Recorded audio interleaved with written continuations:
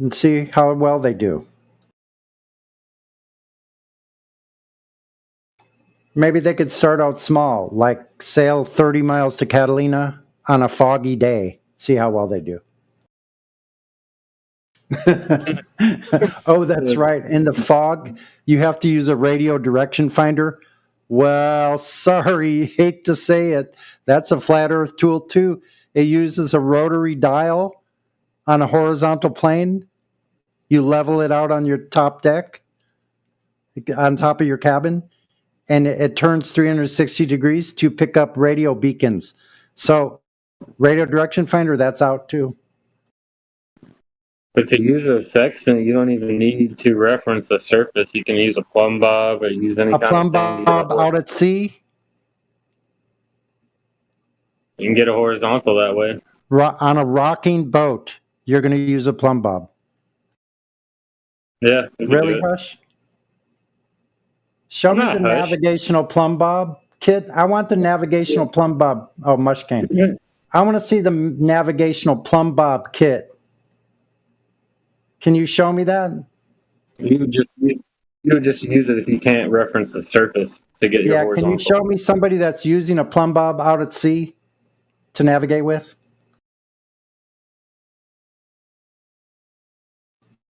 Who's doing that? I want to see the log books of a navigator out at sea using a plumb bob any time in history. Bring me that.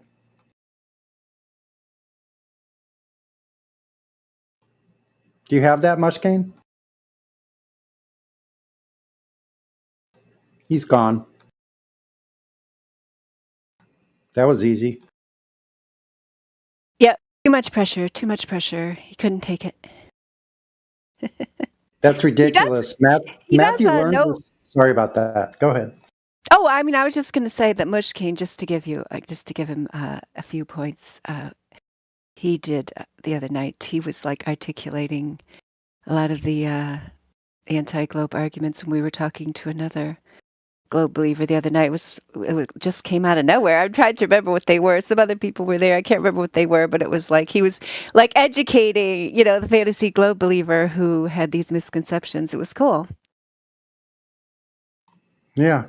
So like Indio and I were talking about this similar topic just a minute ago about using the stars. The Globers think they can use the stars in a telescope to manufacture a bridge. They double down. It's so ridiculous. So yeah, I want to see them navigate without using any of those things. In spite of what Mushcane tried to say, nobody's using a plumb bob out at sea or a theodolite. That's the other thing they try to say. A theodolite at sea. Plumb bob out at sea, it's not crazy rocky.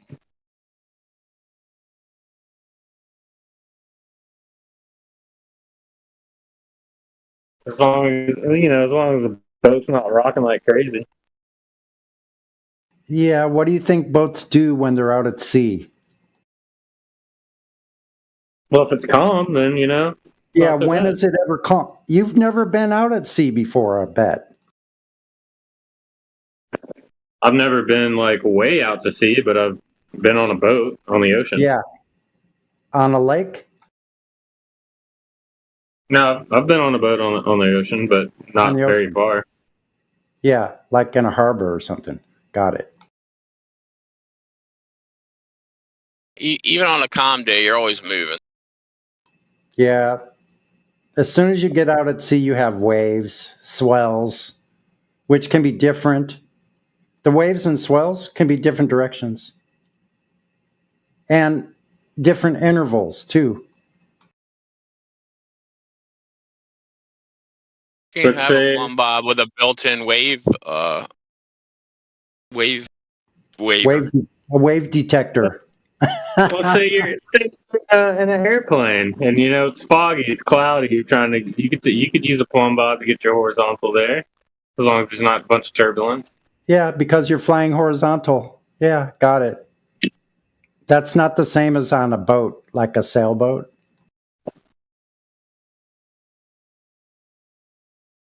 Yeah. Yeah, the Globers, they have to use a sailboat. They can't use a sextant. No one's using a plumb bob to navigate with. Face it, Mushkane. Hey, No Sonny, one's- you know how we were talking about Catalina Island? Been able to see that? Yeah. Yeah. Well, I'm actually on my mom's Discord account right now. I'm sitting with her talking about it. But yeah, it's her own personal experience, man. If she wants to share that with you guys. Yeah, I just had this like massive aha moment, and the only equation that I'm missing from it is the 6 foot, like the approximate height of a person. Just did it. It's 188 feet. Right. Sonny, 6 foot. So what I did, and it's so crazy with Google suppressing so much information. I just simply asked Google at a distance of 29.3 miles, and because I first asked Google how far from Long Beach is Catalina Island. It came up with 29.3 miles. And then I went ahead and I asked Google at a distance of 29.3 miles, how much curvature over the Earth's horizon is there using 8 inches per mile squared?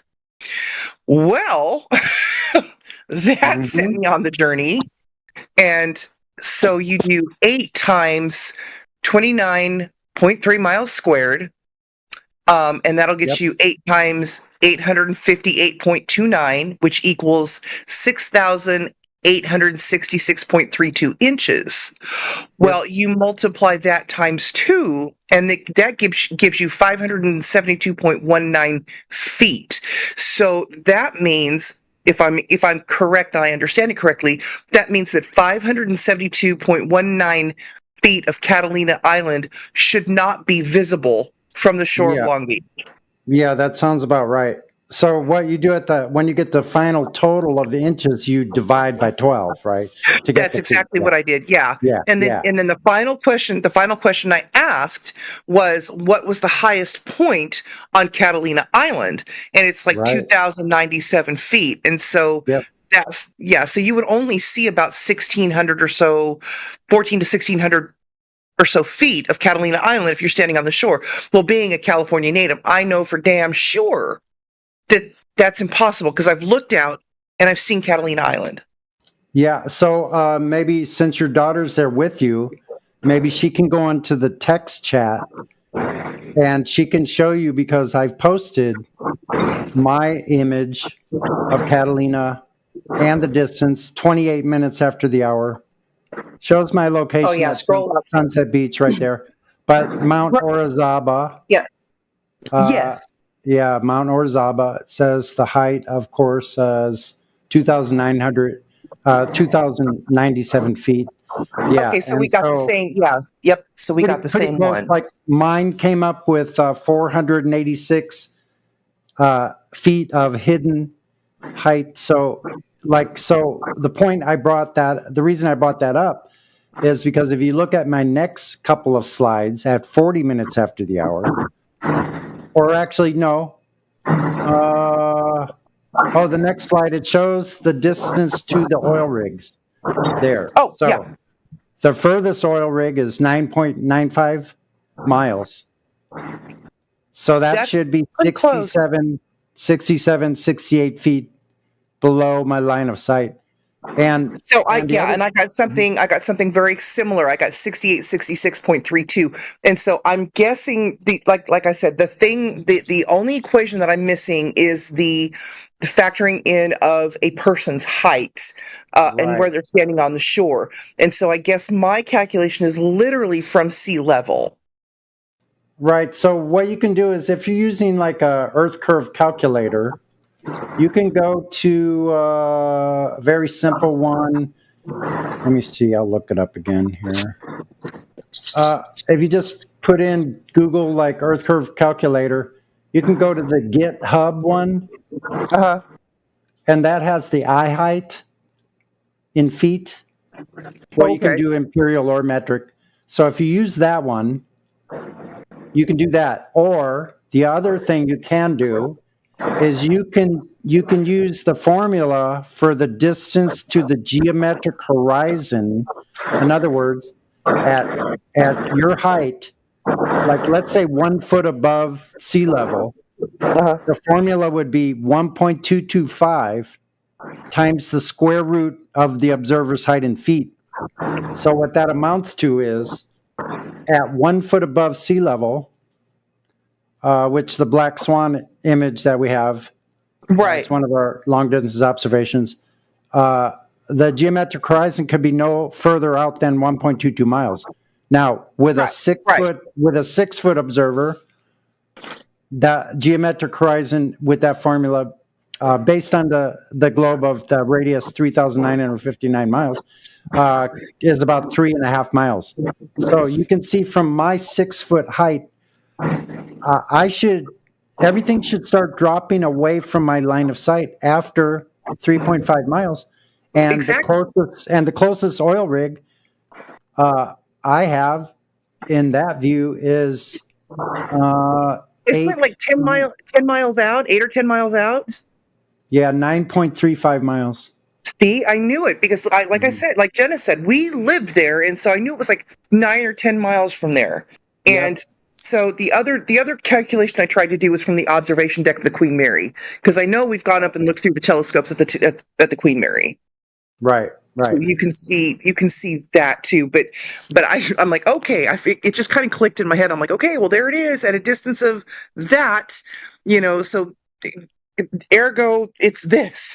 You know what I mean? Yeah. So depending on where you are on the Queen Mary, you could figure about at least 8 feet per deck.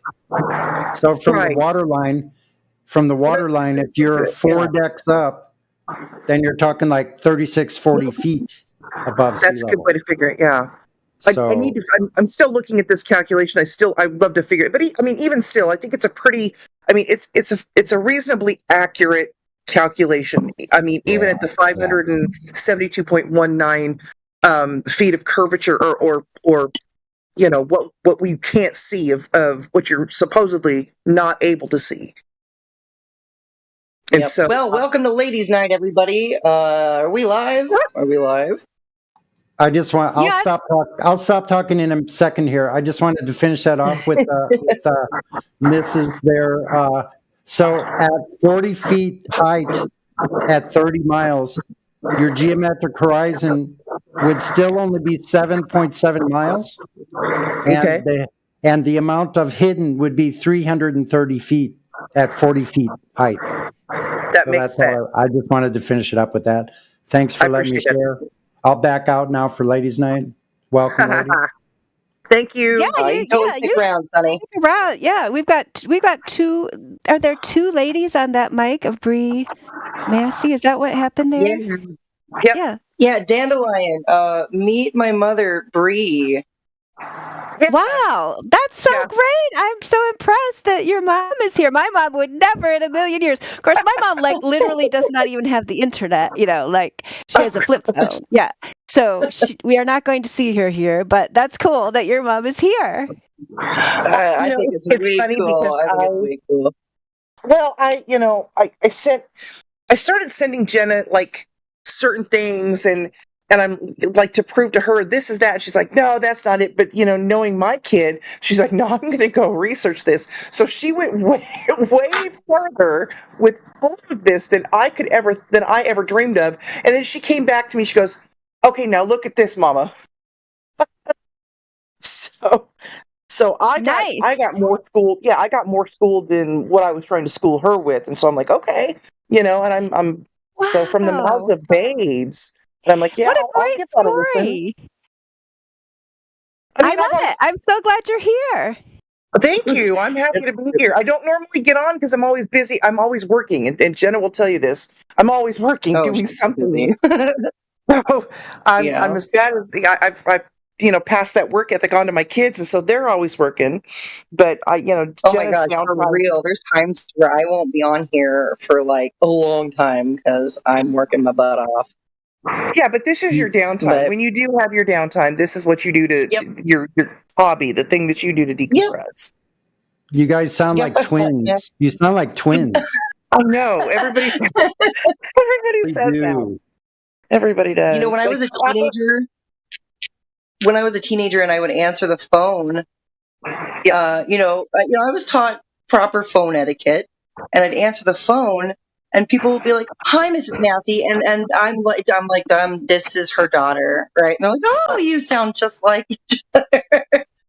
Yeah, we get that all the time.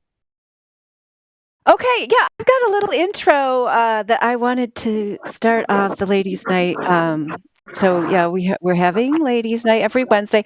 I don't know if Karma is still here with Drace, but this is, I think, the fourth time. So doing it here on the Politics server. We used to have ladies' night back on the 24/7 home server, and last week. Roto Ox was in here, kind of like Sunny is now, and he kind of handed off the baton to us to start ladies' night. So I don't want to. I guess, I mean, I just have to. A lot of you already know. Like, I don't want to be necessarily a person to break the news if you don't already know. But he has passed away over the weekend, and so I wanted to use his voice from last week to introduce Ladies' Night because, he was there and he was kind of cheering us on. And so just a week later, he's no longer with us. So here is Rodox to introduce Ladies' Night. Oh, wow. I was going to pass the paddle. These ladies were about to take turns spanking you. Did you hear that? Was it loud enough? Yes. Okay. Yep. So I'll do it one more time. Pass the paddle. These ladies were about to take turns spanking you. So yeah, and Rotovox, and I just wanted to say, that I didn't know him very well because I took a couple years off, and I guess that's when he kind of joined the Flat Earth community. But he seemed like a really cool guy, and we're going to try to have some kind of event coming up soon where people can share their memories of him because, anytime India is coming. I'm sorry. Did you think that was too racy, India? I wondered about that, but I'm kind of like, okay. I don't know. I think it kind of sets the tone. So anyway, now I forgot what I was saying. I don't know. I'm totally blank. We're going to remember him. We're going to remember him. That's right. So keep updated because, anytime you lose someone in your life, whether they be an internet friend or, a friend or family in any situation, just kind of reminds you, our time here on Earth is limited. So we want to make the most of it. So we really appreciate all the contributions that Rotox gave to the community, and we will continue on with the work in his memory. So, 100%. Yeah. There's actually another clip. I couldn't get it because the soundboard.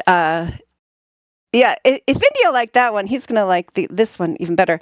Because the soundboard will only let me do a 5 seconds. So I'll see if I can play this one through my mic just a minute. The same tests under the same conditions and get the same results. It's not just sitting in your house and thinking I'm here. No, that's not the scientific method. You're wrong. Tasty. Did you hear the tasty comment? Yeah, I know, because when I was talking, I was getting really agitated with this Glober, and I heard that, I'm like, who said that? I mean, thinking to myself, was that a Glober? Better not have been. And then I looked at it, I'm like, oh, that was Rotox. Okay, that's fine. So anyway, he just was a character, you know what I'm saying? Like, probably Jenna's mom knows that in the old days, men spoke their mind a lot more. Like my dad definitely ran around the house speaking his mind. And I don't know if Rotox was old enough to be my dad, but he kind of reminds me of my dad in some ways, just the way, it's kind of like before political correctness became a thing, that was a different era. So, anyway, before we go on here to see if there's any Fantasy Glow believers that have questions, I just wanted to briefly explain why we have Ladies' Night, because we're kind of been introducing it, and we had a little meeting to decide like what is it we're actually going to do here, what are we trying to accomplish, how can we best accomplish it, and so on. And one reason we want to encourage more ladies to join in the topic of flat Earth is because in humanity and society in general, women are kind of the key holders to social interactions. And yet here on Discord, probably because of the nature of it being a gaming server, there are a lot fewer women than you would see out in the world. So any of these women who are willing to speak up about this topic, we want to be able to give them a night when they can come in and, feel free to speak about their ideas and not feel like they have to like muscle their way in, with all these guys who are often in here with the testosterone bouncing back and forth, and maybe just try to have a kinder, gentler evening of talking about the fantasy globe and why people believe in it. So anyway, that's kind of the philosophy behind it, I guess I would say. So Salt Lake Stacy's here. Oh my goodness, I'm so glad you're here. Hello, Salt Lake Stacy. Hello, I am at work, but I'm gonna quickly do a driving errand, so I'll be able to talk for a little bit. Okay, because totally. Like one of the things, because that's why I messaged you after you came in Saturday night and you were talking about your new observation video you made, which was really well put together, like very impressive. Like I was patting myself on the back because I figured out how to put a 5-second sound clip on the soundboard. That took me like 2 hours, but you're making this amazing video and going out there and doing measurements, and so we definitely want to give you some kudos. So yeah, if you could tell us, like, either message me or put it in the chat when you're at a place where you could like maybe show, we could put your video in the chat and then you could maybe talk some more about it and just different work that you've done, because I saw you also did this whole Flat Earth 101 presentation. So, we would love to hear more about that when you're at a place where you feel like you can talk more. Yeah, I'll talk as I drive because it's the only chance I'll actually get to be on a Discord server while I'm at work. Oh, okay. So this is a good time. This is a good time. Is that what you're saying? Yeah, I'm saying. Okay, cool. I thought I'd run this errand and it will give me the excuse to actually join in. Good. Well, then this is the time to do it then. I'll find your video and I'll put it in the chat and then maybe you could talk some more about it. Yeah, it's youtube.com/@SaltLakeStacy, and that takes you to my channel. Yeah, so I've had this fascination with salt lakes, sometimes called mud flats. So basically an empty riverbed, and in Australia, because we're quite deserty, we have quite a few of them. And so I've done a few errands and looked around different salt lakes. And my favorite one is Lake Grace. Lake Grace is 14 kilometers long, and so I sort of try and do a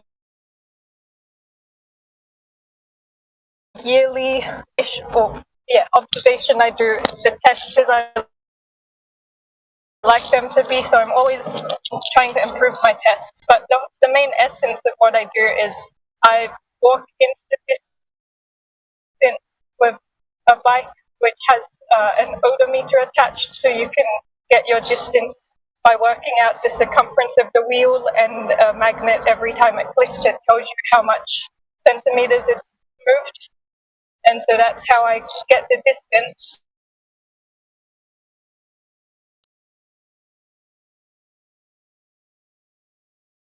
And then I just walk in is at half a meter high.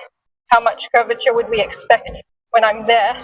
And so it's sort of not really reverse engineering, but it's just assuming the globe's theory of geometry and then testing it and seeing if the curvature is correct. In the end, it's sort of irrelevant because you can just say refraction is why ever it results the way it results. But I don't know. I think it's just a nice. It's sort of like a party trick. You go up to someone and you say, "Hey, if you look at this picture of the horizon and you can't see me, have I disappeared because of curvature?" And then I can just educate people and say, "No, it's got nothing to do with curvature. It's just perspective and our limits of vision." So that's the basics of why I do what I do with the observations I make. Nice. I like how you use the odometer, yeah, on the bike. That was one of the parts I liked the most about the video because sometimes people will come in here and they'll be like, "Well, how did you know those oil rigs are really that distance?" It's kind of like, but and I'll say to them, "Well, you don't have to believe the established maps, Google, Earth, all that. Go take a boat out there if you're that concerned about it. Have your boat and do an odometer or whatever. Like you can measure distances, but most people just don't even care enough to do that. So I thought that was cool the way you did that. That was a good idea. Yeah, it was interesting. My friend had a drone, and when he took the drone to me, I was 3 kilometers away, and his drone said he was only 2 kilometers away. But then the bike odometer was definitely 3 kilometers, and when I got back, it was 6 kilometers. So the drone was actually incorrect with its yes data. Nice. Yeah. What about? Can you tell us also about the Flat Earth 101? Like, that was some kind of gathering that you had out there where you live? Yeah, I tried to get a few people who I've just bumped into here and there who are interested in the flat Earth, and I thought I'd just make a summer solstice gathering to unite some people and as a networking thing. I guess like Karen B has like the Flattoberfest. Oh no, I have met a roadblock.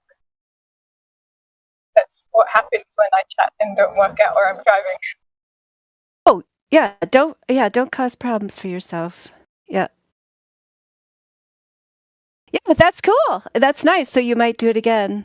Are you thinking about doing it every year or was it just a one-time thing? Well, I'd like to do it every year, but this year was very hectic for me. I barely got the chance to do my Salt Lake test, which I sort of just scrambled and just did it because I knew if I didn't get around to doing it, I wouldn't do it. But there's been a lot going on this year. My sister, I have a twin sister and she's very sick, so a lot of family matters instead. And so I just like the idea of educating people, not trying to convince people that the earth is flat, but just the lack of education and awareness people have on perspective. If you go to the ocean, you'll see a miraging or mirroring, and that's the thing which causes things to disappear on a clear day. And it's the same as if you go into a salt lake. And it's just some basic things in nature, and then you just ask someone, why do things disappear? And they just parrot and say, because the Earth's a globe. But it's not true.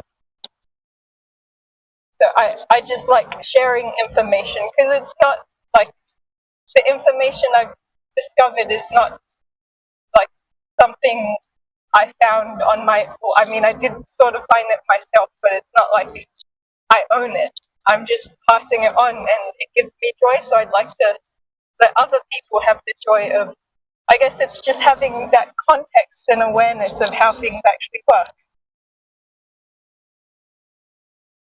Appreciate you seem like extremely like level-headed and calm, which I sometimes can be, but you're definitely better at that than me. So I applaud you for that.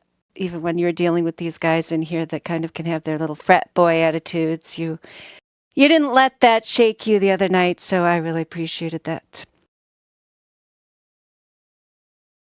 So how did you originally get into the whole, how long ago did you get into the whole flat earth concept and like what made you realize it? I think in 2019 I was in high school, and one of my teachers was a conspiracy. He wasn't my teacher, but he was a substitute teacher, and he was a conspiracy theorist. And what he was saying was really odd, but at the same time, he was actually saying things with substance. So I thought, well, he's convinced. He's not a fool, but he's just really convinced himself, and it just sparked a bit of curiosity. But it took 6 months or a long amount of time before I actually revisited some of the things he said and thought, well, maybe I will think about it.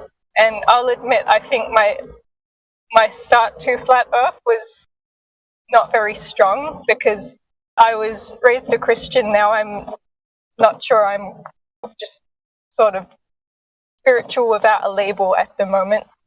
So I sort of just jumped into a very cultish, it is flat because the Bible says so. So I'm not proud of my beginnings of it because it was a form of indoctrination rather than actually testing for myself. And that's not to disregard like people who believe the Bible and stuff. That's fair. I just don't think using that as your solid basis to what the Earth is the most logical approach. So I eventually came out of that because as I got more into Flat Earth servers, I learned more about logic, and that my entering into it was quite illogical. And so I guess I feel bad for having been so illogical, and I sometimes beat myself up for it. And I'm just trying to refine my view so that I'm as fair and reasonable. And also, I think if you have a good approach to how you like come up with things, then it helps your case when you're talking to other people. Because if you're a flat earther who talks to an atheist, then you're like, yeah, it's flat because the Bible says so. That holds no ground for them. Whereas even if you do believe the Bible, but you just say, yeah, it's flat because I did measurements and there's no curvature which accounts for the distance I walk, then that holds more value because it's based in physical proof rather than a spiritual thing, which not everyone. So I think my main thing is I try and meet people where they're at. Like I don't believe in curvature, but I still use curvature as the means of trying to reach the level that other people are at, to give them that grace and mercy, because that's just a fair way of conversing with people, in my opinion.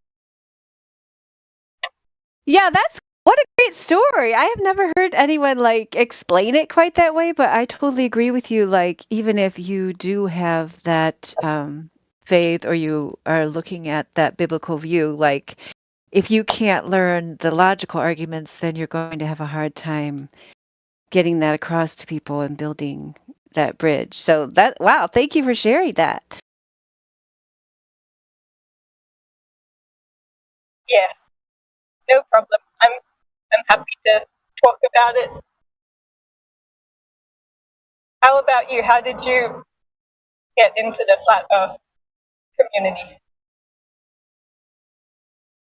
Well, the community, I mean, I got into the community is different than how I got into the flat earth, but yeah. It's a long story.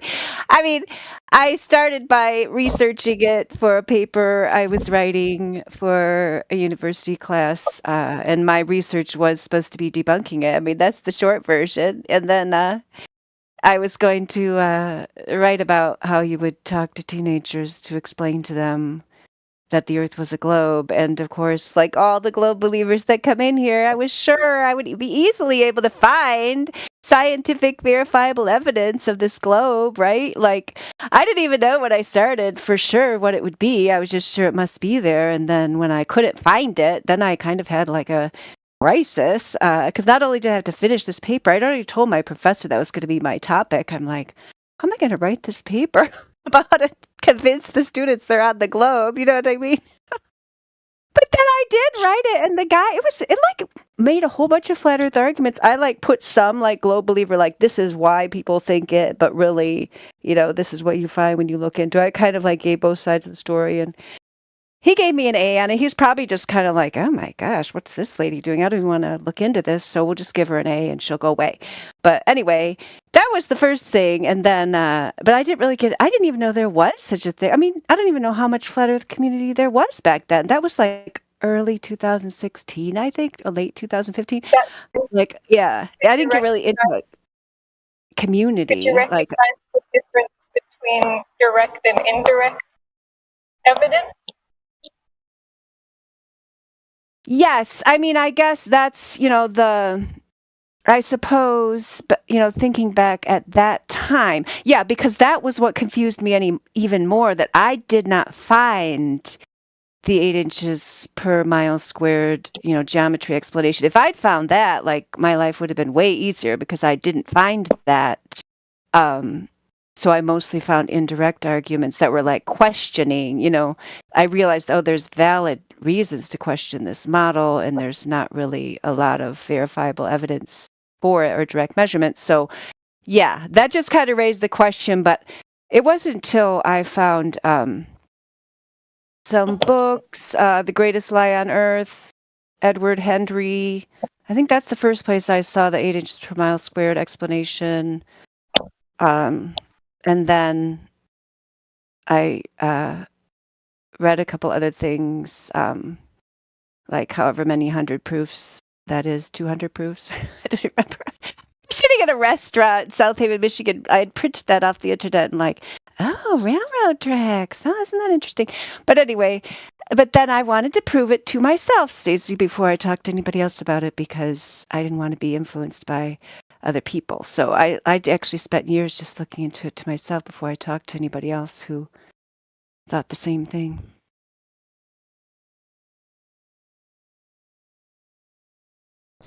Yeah, I think I share that same thing of wanting to prove it right for yourself before sharing it with others. I'll admit with my family, I was very illogical and blunt, and I'm like, it's flat, to the point, like, they didn't, you sort of just make a fool out of yourself. But then I sort of learned, no, I need to be more careful, refine myself, hold my tongue, and actually work out or have the evidence I've done for my own self, that if I do share it with others, then when they retort, oh yeah, well, what have you done? You've just been on the internet looking at things. Then I can say, no, I've actually gone out and done my measurements, and I've used infrared, and I've used normal visible light, and all of this stuff, so that they can actually see I actually have some weight to my words. Yes. Right. Yes. And then I learned, over time, because I was also trying to present it to my family. And that was after I kind of went on Discord and learned how to present the arguments. And then I realized, that's not necessarily going to work. You know what I mean? Like with some people, my husband at the time, who's now my ex-husband, was going to put me in the mental hospital. You know what I mean? Even though I could sit here and explain all the logic, but some people, they're just recalcitrant globe believers, and they're afraid of anything that goes outside the mainstream. So, yeah, you just and then after I explained it to all of them, and some of them understood it more than others. Like some of my children understood it better. But the other ones just kind of like, oh yeah, now she's thinking that crazy thing. So whatever. We always knew she was out there and whatever, you can't convince everyone.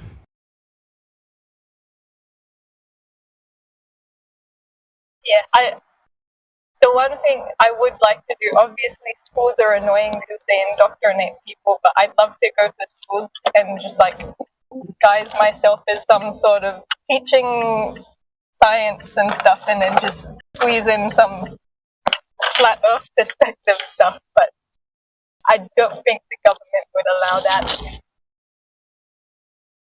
I mean, you have to put it in, I have some experience with that. You have to put it, you have to, the way I deal with it, which is maybe how your teacher dealt with it, that you said originally exposed you to alternative ideas, you can say things like, well, here's the current model, of the moon or whatever, or, of how eclipses work. But actually, there's a lot of questions about this, such as the solennial eclipse. And this is the model that's widely accepted, but scientists are beginning to question this model because it actually doesn't explain all the phenomena. You know what I'm saying? Like, you put little things in there, and then they might realize, like you did about your teacher, that you're a person of integrity who's not just going to push a story on them and is also going to encourage them to keep asking questions, keep learning, and question these models, but still learn them, because if they're going to take their little standardized tests, and go to college and do all the things, it's fine to learn the little fairy tale model, just like, you read, I'm trying to think, what do you read that's, novels in school, like Fahrenheit 451, you read that and it's a story, it's not history, and so same thing with the science stories. You can read The Wizard of Oz and realize it's an allegory, and you can learn about the Fantasy Globe model and realize it's a fairy tale, and then you can regurgitate it and you can move on to actually try to embrace reality. Yeah, and in the end, I'm not someone who divides myself between people who believe in the globe and don't. There are those people who are like, oh, people believe in the globe, they're stupid, they're delusional, and also the other way around. But I think it's a beautiful truth, but it's not something I value over just enjoying talking to people and allowing for people having different perspectives. So I think that's a mature response that I believe lots of people in this community have, but it's sometimes people think you just don't want to talk to them if they're a globe earther, but it's nothing like that. I know, yeah, and maybe I don't know, maybe when people are new to it, there's more of this us versus them kind of mentality. I have to go on a crusade and convert everyone. I mean, some people are like that, some people are never like that, but I think, yeah, some people, for whatever reason, the stage of life that they're in, their just ability to think outside the programming in general, their lack of security in being able to live their own life and wanting to always rely on that authority figure and so on, they're just not ready to get it. So but that doesn't mean you have to exclude them from your life. You know what I mean? Because they might have a lot of other amazing qualities that, just because the earth is flat doesn't mean that you're a wonderful person who's fun to be around either, So, there's definitely, flat earth is not a virtue. Yeah. Which means that believing in the globe is not sin, or whatever you want to call it. It's just, it is a delusion. It's a result of propaganda and all those things. But those people themselves are just, a victim of this mentality that they were born into. So it doesn't necessarily mean that they're terrible people. I mean, some of the people who come in here pushing the globe are terrible people. They're deceptive. They use deceptive techniques. They're anti-flat earthers. They're just mean people. But, your typical garden variety globe believer is not like that. I don't know about that. I mean, I think I get it from both sides, like you were saying. It's and I think at least what I've experienced is that when you become awake, as it were, you want people, it's like, oh my gosh, no, you don't understand. You tell these people, it's like, no, you don't understand. We've got it wrong. We've been told wrong. We've been taught wrong. We've been indoctrinated. And then the cognitive dissonance is crazy strong with these people. Like, no, it's a globe. This is what we have. We've done all those scientific models and the sun and the blah, blah, blah, blah, blah. And so, when you have that awakening, such as I have had as a result of, because Jenna being my daughter and here, it's like, here's some information. Because I kind of poo-pooed it too. I'm like, this is so crazy. Look at this. And then she ran with it. She goes, no, Mom, I think they're right. This is a flat surface that we live on. And so, I was obviously more open up. I mean, when my kids speak, and that's always how it's been. When my kids speak, I try to listen to them, the best they can, rather than shutting them down. But I think overall, we get into that situation where, it's indoctrination, and then that, like I said, cognitive dissonance sets in, and then you're like, it's really hard to talk to some people because it just breaks your brain. I'll be honest, and I'm there too. I'm like, how can you not, after I've given you the equation, and how can you keep on keeping on when I've given you the equation for the flatness, and you're still gonna cheer for globe? Yeah. It happens. Yeah, it happens day in and day out in here, Mother. And I mean, we've had Globers come in here and say the craziest thing. We've got someone who's come in here. His name is Donald C. And I'm not even kidding you. He said, if conditions are perfect, you can see the back of your head with a telescope. That is literally physically impossible. Yes. Yeah. But that's how they logic. That's just how, I don't know. It's terrible reasoning. It's terrible logic. And these people just aren't that's really giving in them touch too much with credit reality. to actually act like they actually went out to the sunset and like looked at.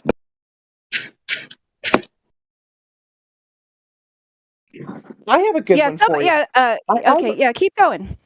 So I have a good one for you. So go out and this is really what's going to be hard for everybody. Not everybody can do this, but to put on a welding helmet and look into the sun. Look at where the sun is, quote unquote, setting in the quote unquote horizon. It ain't setting. It's just getting smaller, which means if it's getting smaller, it's just getting farther away. It's going away. Yep.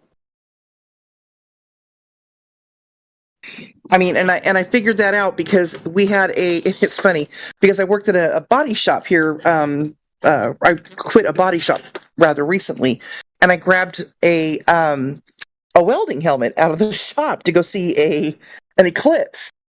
And it was right about closing time at the right time of year, and I'm like, look at that. It's not going over the horizon. It's literally just getting farther away.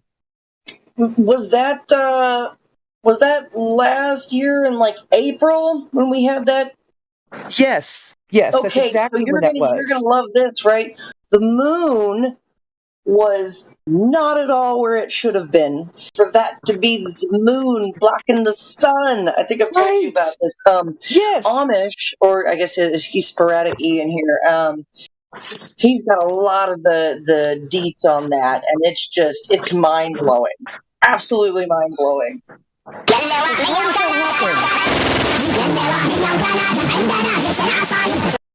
That's the sound of a triggered Baltard, and that's the best they've got, ladies and gentlemen.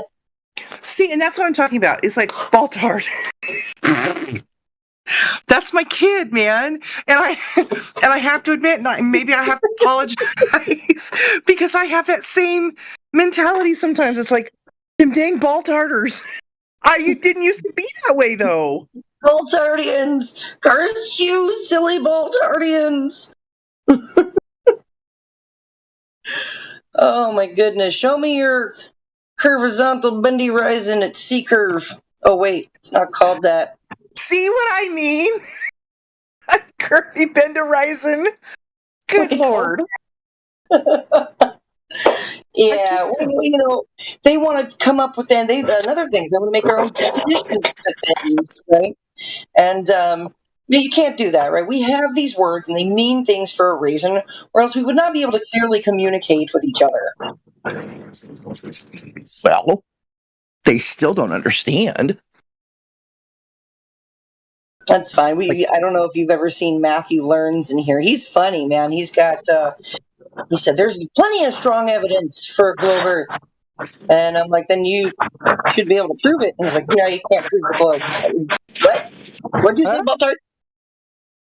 Yeah. Well, see, that's what I'm saying. Okay, so, and I don't know about your quote unquote garden variety flat earther.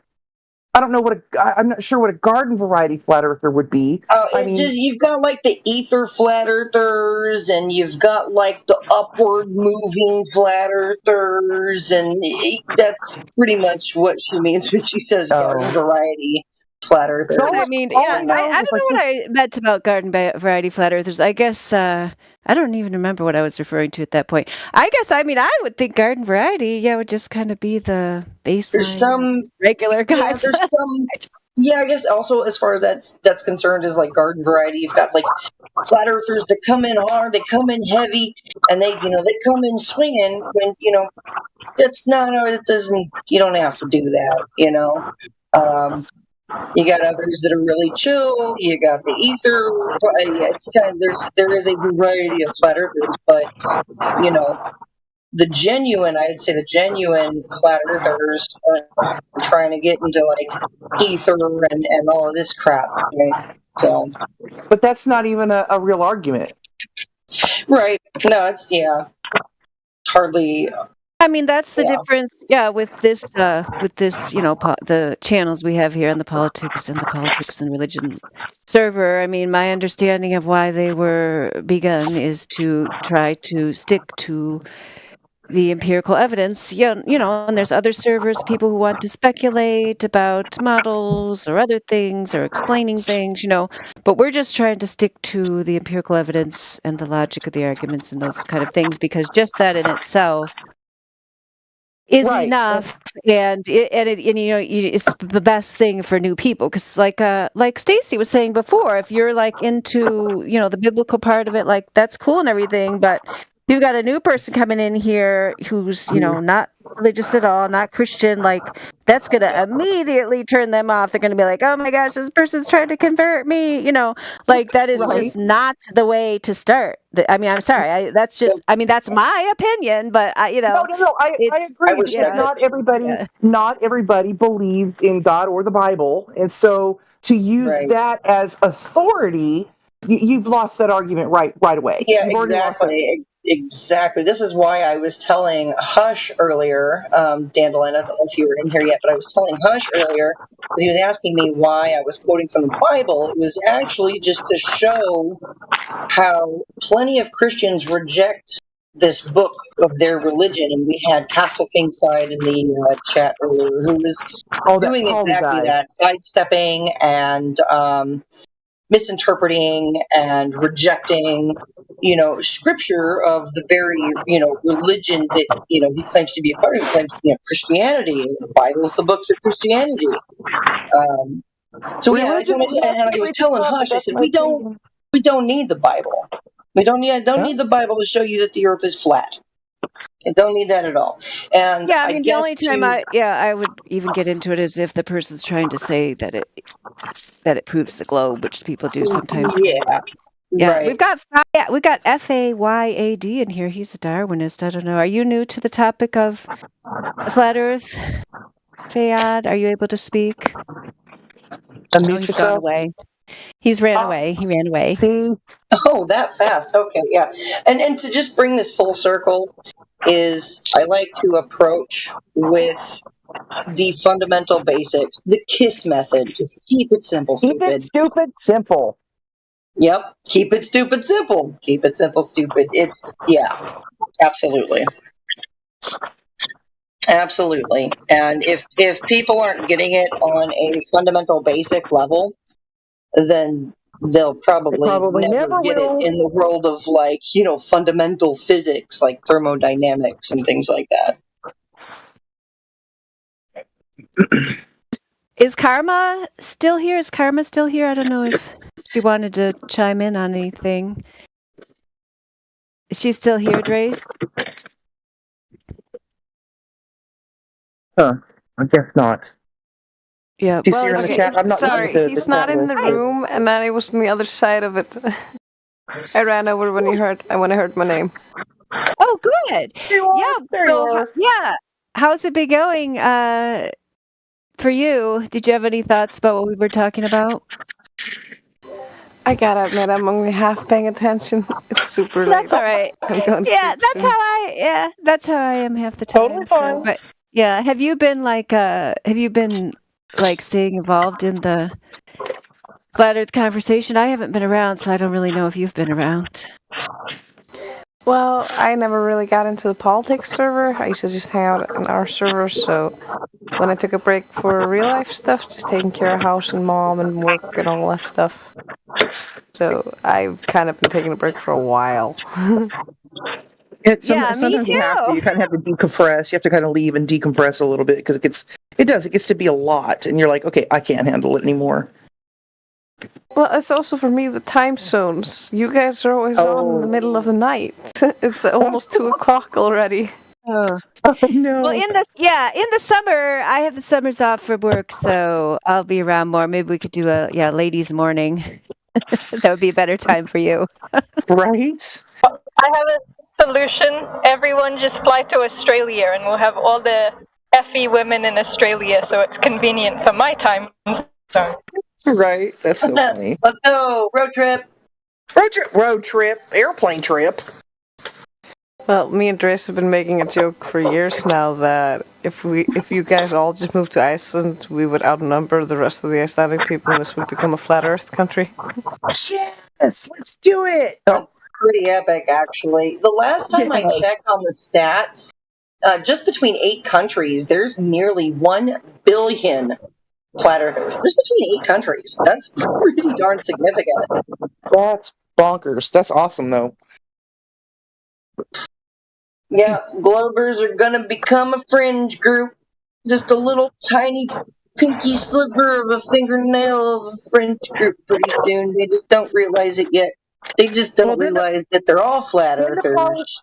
But then the powers that be are going to hit the reset button, and then we're going to forget everything. Yeah, we'll save that for Speculation Sunday. Got it. Yeah, I mean, there's definitely a paradigm shift going on. I sometimes try to explain that to people who are globe believers who seem like they're at least willing to look at the evidence, especially young people, because they're more likely to see a large paradigm shift in their lifetime that, if they heck yeah. They can choose to get ahead of it, they can choose to really understand it and then be leaders in the vanguard of explaining this to other people, or they can, do what people always do when there's new revolutionary ideas that threaten the power base and status quo and just, continue to make fun of it like a low intelligence person would do. So, it's up to them which way they want to go. And well, if you had told me 35, 40 years ago that I was going to believe that the earth was flat, I mean, that obviously as a young person, I would have just laughed you out of there. I would have called you names and told you, no, you're stupid. Something like that. I really would have, I would have said something like that. Gotten sassy. But now it's like, it just, like I was telling the other guy, I don't know his name, Jenna knows his name, but the Catalina observation. That was Sonny you were talking to, because he Sonny, talks right. about that observation. Yeah. And that was, that was the revelation I had when it really finally stuck in my head. That no, wait a minute, I can see Catalina when in my head, I'm like, oh my gosh, yeah, I can totally see Catalina standing on the shore of Long Beach, California. So when I asked Google the question of how far is Catalina from Long Beach, it told me in miles, 29.3. And and so call it 30 miles, give or take. And, and then that's when you do all of the calculation, and booyah, it's there. So, had anybody told me years ago that I was going to be a flirter, I remember when I first ever heard about flat Earth, somebody brought it up to me, and I laughed. I think I sent it to you. I don't know if it was you. I don't know who it was. No, I don't think it was you. But I laughed it off, and I was like, that's freaking stupid. I could swear I sent it to you. I don't know. It was something, I don't know. I just remember just making up stupid stories to try to validate my belief that Earth was a globe. But that's what we do, because our cognitive dissonance, our brains don't want us to. It's hard to shift that paradigm. It really is. So, but that's okay. Yeah, I think that's, the way I said it was maybe disparaging that someone would have that attitude, but I remember, thinking, before I researched that paper, I remember, thinking when you just hear about it, like in the media and the popular culture, just thinking, oh, they must be just kind of stuck in the dark ages. They must just be like retro, like denying progress. That's because I hadn't looked into it at all. So I just assumed like, that they just preferred to stay in the past, kind of like the Amish, but even further back. I don't know. Like was my attitude toward it because I knew nothing about it. And then as soon as I started looking into it, I'm like, oh no, like these people have real arguments. And so see, I respect someone because we do have people in here who aren't willing to like really make up their minds about it. But once they see that like there's more to it and there's real arguments about it, like they stop making fun of it. They realize, oh, this isn't just a joke. Like there's really something going on here. So I respect those people, even if they're kind of going to stay on the fence or not really willing to follow the evidence all the way. If at least a person is mature and thoughtful enough and intelligent enough to realize this isn't really a joke. Like there's stuff I don't understand here. So, just making fun of something that you don't understand is really a poor strategy and just makes that person look foolish, And I had a science teacher who finished her job as being a science teacher, and she gave me all of her like primary school textbooks and stuff. And I scoured through all of them looking for what sort of evidence do they give for kids to believe there's a globe. And it's just, there's no evidence. It's just, it is a globe. Here's a picture. And then the only one piece of evidence they did give was in one of the books that talked about a Lapland expedition in Finland, where they used like the arc measurements of the sun and used that to like, I guess, triangulate distance compared to the equator, where they decided that therefore it's a globe because it's bigger in the equator and smaller at the poles. But that was like one sentence and the only thing I found in a heap of different children's textbooks. Yeah, I'm impressed that you even found anything because I don't even think I've seen anything, claiming any kind of study. Yeah, it's just shown as given. And yeah, because when I used to homeschool my children, and so I would go through the books. Like I sometimes try to get like older books because they often didn't focus as much on the globe. But some of the stuff that was geography books and so on, they just put a picture of the globe on page 1. You just get rid of that, and the rest of it's just about flat maps, directions, things like that. Because there's no substance to it. Because as we know here, they have no substance. They have nothing. Yeah, they just have cartoon. So yeah, that's why we're going up against these people who can't even defend their model because they never were taught because there's nothing to teach. Yeah, so if the government's annoyed I'm a flat earther, I'll just say improve your education system. Give me actual evidence. That's right. Yeah, you guys didn't give me any evidence, so I just assumed it was flat. I kept waiting. Or maybe indoctrinate me a bit better. Yeah, that's right. Yeah, I mean, that's the thing, because I saw, this picture of somebody, questionable personality, that was putting out some kind of flat earth thing for children with this ridiculous cartoon model of flat earth on the cover. I'm like, whoa. I saw that, at the home server. And then somebody else was like calling that person out. Like, that is just a bunch of nonsense. Because, it's fine to you could have a curriculum, but your curriculum is just going to be reality. It's just going to be teaching stuff without superimposing the globe on it. Like, it's not like you have to, you could have like a class or a section on how to explain the geometry of the flat earth to a new person. Like that would be one thing. And then once you do that, what else is there to say? Everything else is just exploring the world as it actually presents itself. Well, you can always do the simple calculation like I did, I suppose, since it's a short distance, and you do the observation from Catalina Island at 29.3 miles, and then you use the the globe Earth model of 8 inches per mile squared to figure out how much curvature there should be over the horizon from the shore of Long Beach to Catalina. Well, what I got was minus the calculation for the height of a person. It's roughly 500 or so feet, like Sonny was saying. He got 480 and I got 472, so we're in the right ballpark. And so if you were to give that calculation, you just give them that and say, listen, go stand on the shore of Long Beach, California, on the shore.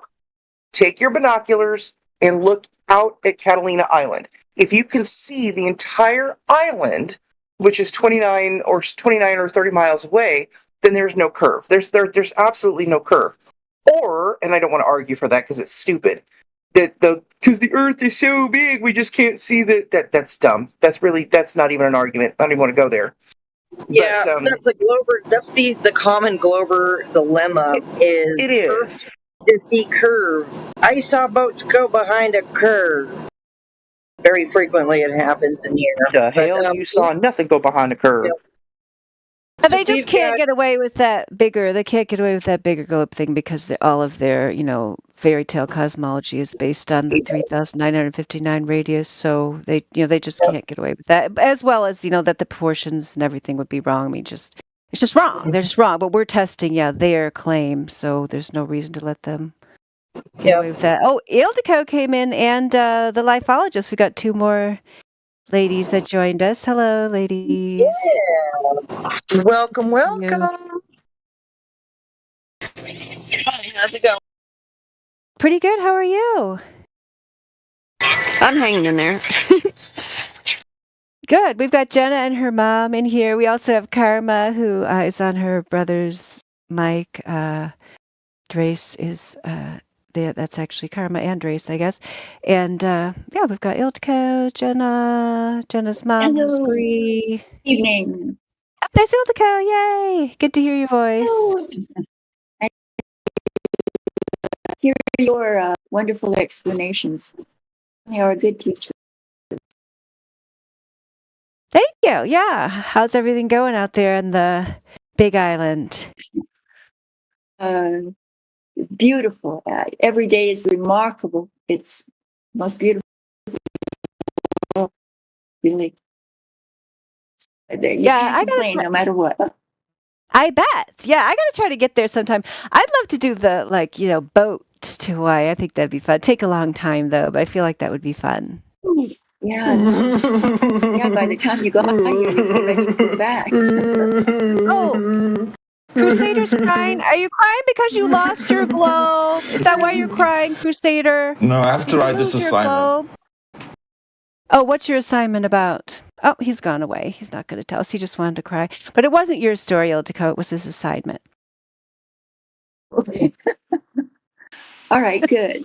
So just working hard and enjoying this beautiful place, and you're sort of the. I love listening to you. I'm glad you're back.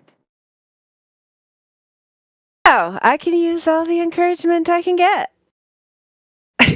I'll make a soundbite of Ildiko saying, "I'm glad you're back." I could just play it to myself over and over. I'm just kidding. You know I need encouragement. And you're a very good encourager. Leo's here. I don't know if he's a globe believer. What were you going to say, Ildiko?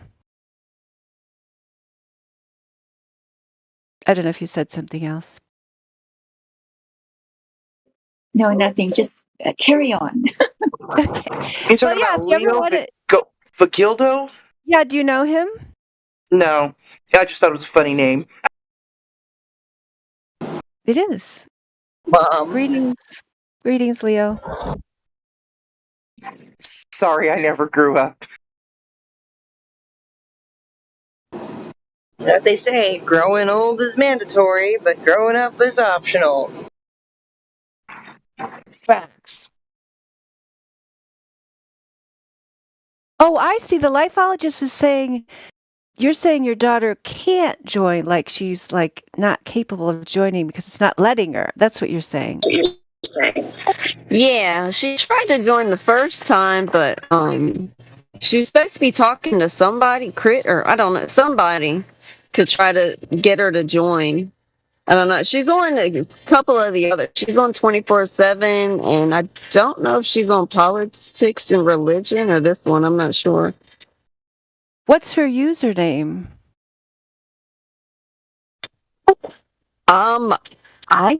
It's in Japanese because she likes anime. So I'm not. I could tag her. I don't know how to pronounce her name though, but it's like Natalie something. I can't even remember. Maybe if you tag her in the chat there, then somebody would be able to figure out how to make it work. Because these channels I don't know that much about. Yeah, I think Aether Gris knew, but I don't even know if he tried getting her in yet. I'm not sure. Yeah, we'd love to talk to her. That'd be great. Yeah, you've got quite a family affair going on there. I just want to say good night because it's really late and we're going to sleep. But it was really nice hearing you guys again. You too, Karma. It means so much to me that you were here. We got to talk. Hopefully we'll get to talk again. Yeah, I'll try to drop by sometime soon. Bye. Okay, bye. Good hearing you, Karma. I've almost got Jenna's brother Ian on board with Flat Earth. Almost. Not quite. He's not quite there yet, but he's getting it. Little bit by little bit. Yeah, good. I told him earlier. Yeah, baby brother is really mathematically minded, so he has got to see the math and understand that there is an absolute lack of drop over distance. There's nothing else happening. There's nothing else that can dismiss why or how we are seeing too far other than a complete lack of curvature. But he has to see the math. And once it sinks in, I'm pretty sure he'll finally get it. He'll start to accept this because holy crap, this is objective reality. And it's 2025. And it's time for people to wake up. There are a lot of sleepwalkers out there. And I don't want anyone in my family to be a sleepwalker. Yeah, tell that to your Uncle Tyson. Yeah, I know.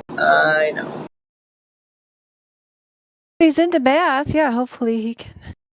Get with the calculations there.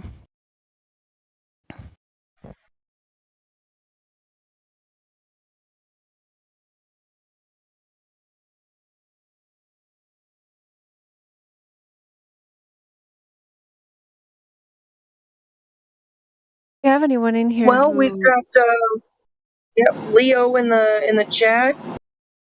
Oh, Leo's still here. Did Hello, he make Leo. a comment? Welcome. Hello.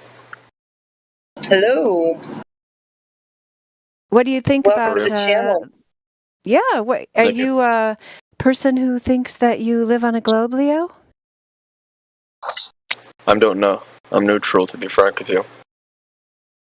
Neutral's a good place to be. Yeah, because it's a thing that has been claimed, but that's what we were just talking about. When you investigate it, you find that there's nothing to back up this claim of the globe. So, what's led you to be neutral? I've heard both sides, and I don't quite know, to be frank with you. I used to think it was a globe, but I've become neutral so far. So you know what's left to do then, right? All that's left to do is to go see for yourself. That's it. That's a good idea. Make an observation yourself. What kind of evidence have you heard, that pushed you over to being neutral from the globe? Just convincing evidence, I guess. Being on this channel for over a bit. That's what's the thing that sticks out to you the most? I would say the the footage of, I don't know if it's a camera high up into the sky or something, but they essentially try to show that there is no curve over the horizon or something. Like the globers can't necessarily show the curve, and I don't know, that's led me to become neutral, I guess. And that's really all it takes, right? Is for you to find that there's a complete lack of curvature where there should be, and that's it. It's game over. We've gone out, we've observed, we've tested, we've measured, and I've put my phone in the sand at about 5 inches above the water, and I'm seeing clear across the lake to the bridge on the other side, and I shouldn't be able to see that. There should be so much earth curve in the way, it should actually be blocking the bridge in my view. So, even over small distances, that curvature's not there, and it becomes more and more clear that it's not there over even longer distances. So, where do we go now? What now?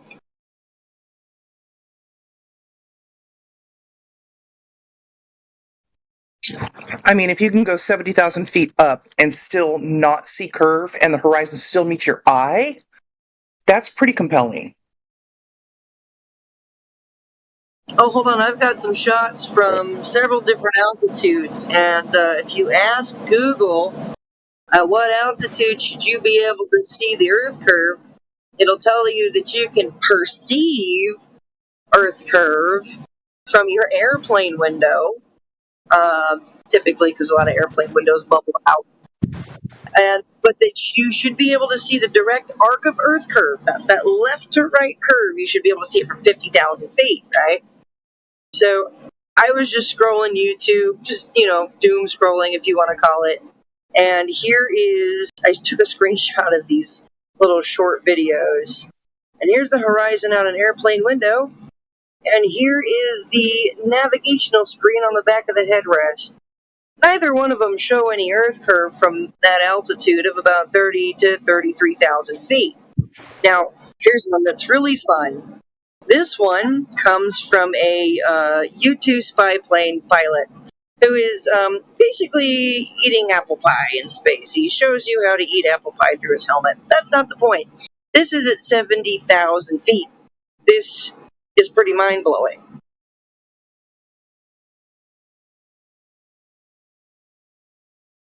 So, Leo, I don't know if you can see the chat, my friend.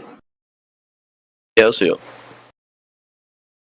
So, the horizon is completely flat at 70,000 feet, when, according to Google and the Globe Earth narrative, we should have been seeing direct left to right arc of Earth curve at 50,000 feet.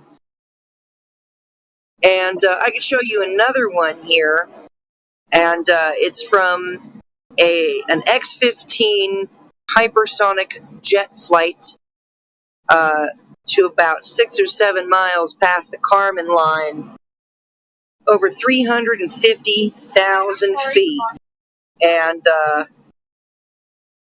there's still absolutely no left to right Earth curve, direct arc of Earth curve present. If Earth were curving at a certain altitude, we should be able to see that arc of Earth curve. We should be able to see the horizon bending down and away, left to right and forwards to backwards, but we don't see it. So, that's pretty damning for the globe, if you ask me. I find it pretty lazy how people are just like, they say, oh yeah, if you look out the window of the aeroplane, you'll see Earth curve. But even if you did see curve, how are you verifying whether it's the amount it's meant to be? And how are you verifying what your furthest distance left to your furthest distance right is to the horizon? You have no markers which can affirm the distances, so it's a really lazy claim to make.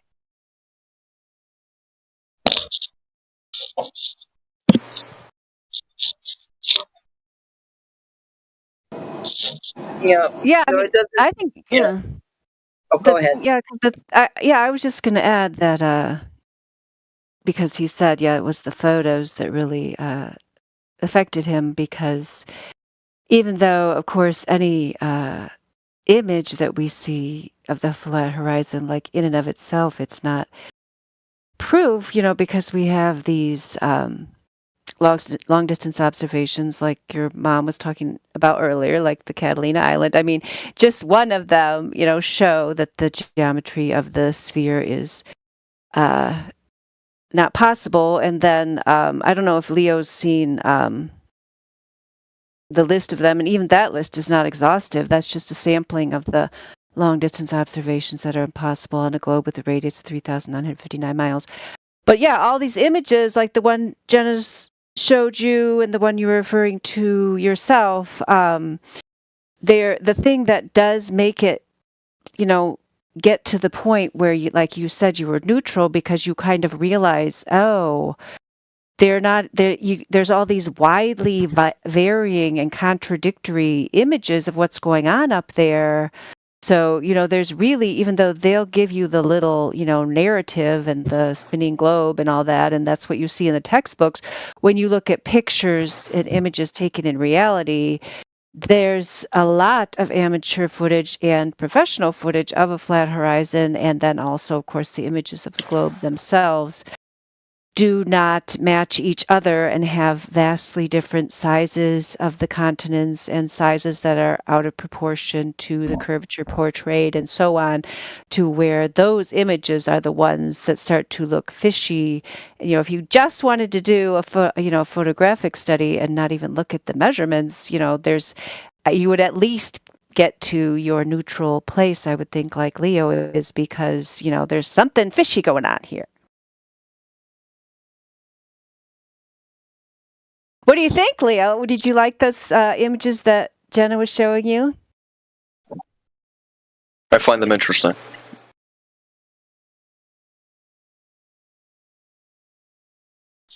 Yeah, so if you click on, I tabbed you in the observations. If you click on that and open that up, you'll see a whole bunch of different ones. And like Jenna told you earlier, if there's one of those that are near you, but it doesn't even have to be, like I think the Catalina Island one is on there, but it doesn't even have to be one of those, because you can just, find the distance to something, like for example, and there is like an aha moment when you see it for yourself, because back when I was first looking into this, I remember, now I wish I knew where the video was, because it was a lighthouse. Now I can't remember which one it was, but it was somebody, just going out in the field like Salt Lake Stacy does, and doing their own observations and tests. And they were so excited when they showed on the map how far this lighthouse was. They looked at the Earth curve calculator, which is what is given to us by the mainstream globe model, the official prediction of how much curve there should be. They zoomed in on the lighthouse with their, I think it was the Nikon P1000, and they were just like, I shouldn't see that. They were just like so excited and full of joy, because even after you like intellectually kind of convince yourself of it, like once you actually see it for yourself, I don't know, it's just like a whole body thing, mind. It's like, oh yeah, this is where I live. This is our world. This is reality, and just kind of ground you in, being just kind of more certain, which is a nicer place to be than being on the fence, in my opinion. It's like a whole new world. And it really is, and it's the real world.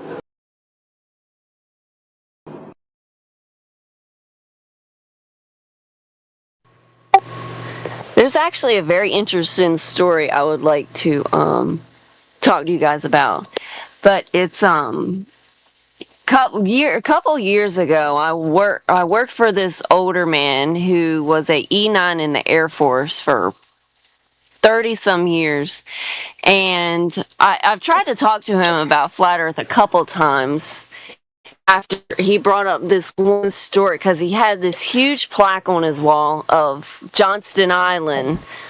When he was there, it was a bomb. It was a bomb that the U.S. military blew up. They bombed the island, and it got us on the subject because I was dyeing his hair one day, and I noticed his eyebrows were gone, and he had wanted them painted, like with the hair dye, and I was like, what in the world happened to your eyebrows? Why are they gone? And so that's when he brought up the story about Johnston Island, how they were 22 miles away. They were on a Navy boat, and they were 22 miles away from the bombing when they did that. And when the bomb went off, it singed his eyebrows off. And amongst some other things, he lost hair. He developed some health issues as well from this. And he told me that from 22 miles away, he was talking about these military binoculars that they had, that they all had them, and they were watching as the bombing happened, that they could see the 22 miles away. That's when I first brought up flat Earth, and it's because the first thing I asked, because I was already a flat earther back then, but I brought that up to him, and he just didn't respond at all. He just gave me a look, and then he immediately changed the subject to, I was a guinea pig. I was never meant to go to Johnston Island. He said I was supposed to do a speech. I was supposed to do a speech about Roswell, and they turned him down and sent him off to Johnston Island. I just thought I wanted to share. That was like the craziest story I've ever heard, and it made me think of that because you were talking about the islands and then the curvature, because I know a lot of people have said, oh, that you can start seeing the curvature from like 3 miles away and stuff like that. And to see a bomb 22 miles away with binoculars and it not being curved, not seeing a curve at all, that's pretty interesting. It's a great story. I love those kind of stories that are like a little bit different, than like the typical, people who are like going out there to measure it, but like the life experience of someone and then realizing that wouldn't have been possible on the Globe of Dimensions claimed. That is a really good story. Do you think so long ago? Yeah. Do you think that when you said that, then did he like realize the significance of it, or do you think he really didn't? I think he really knew about flat. I honestly think he knows that it's flat, and he was just holding back so much. Like he told me so much information that I never knew about.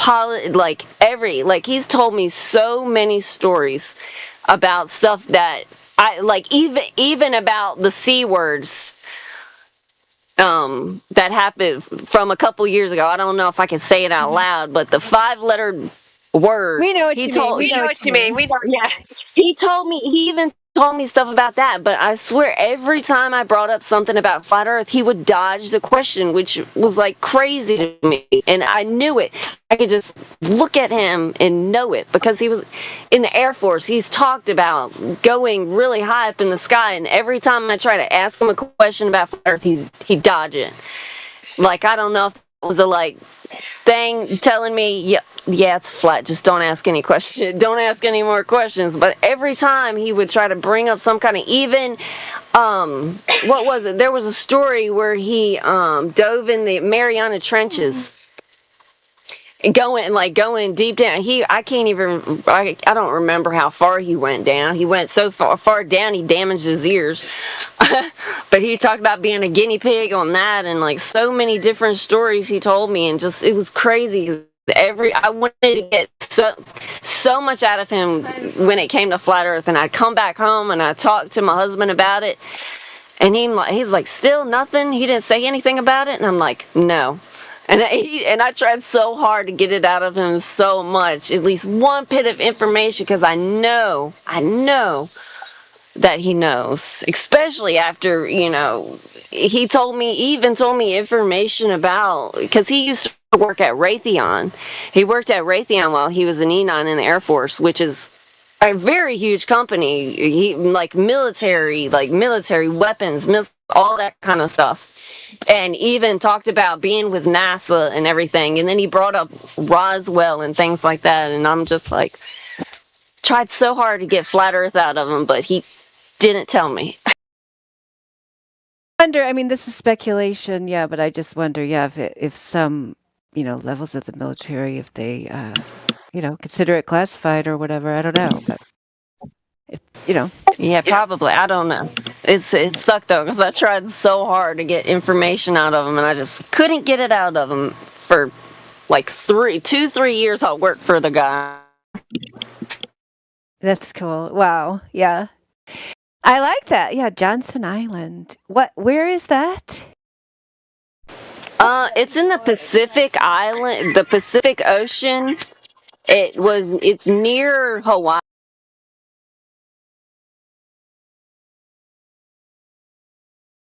Now I gotta look it up because I forgot. All I know is it was in the Pacific Island or the Pacific Ocean near Hawaii.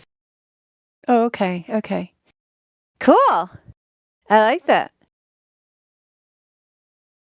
Yeah, they're telling me if we had your daughter's ID, or even I think if you gave us the username, then if we got the ID, then we could figure out how to get her in there. It has to do with like being at a certain rank on the politics server, which I think comes from like sending messages and stuff.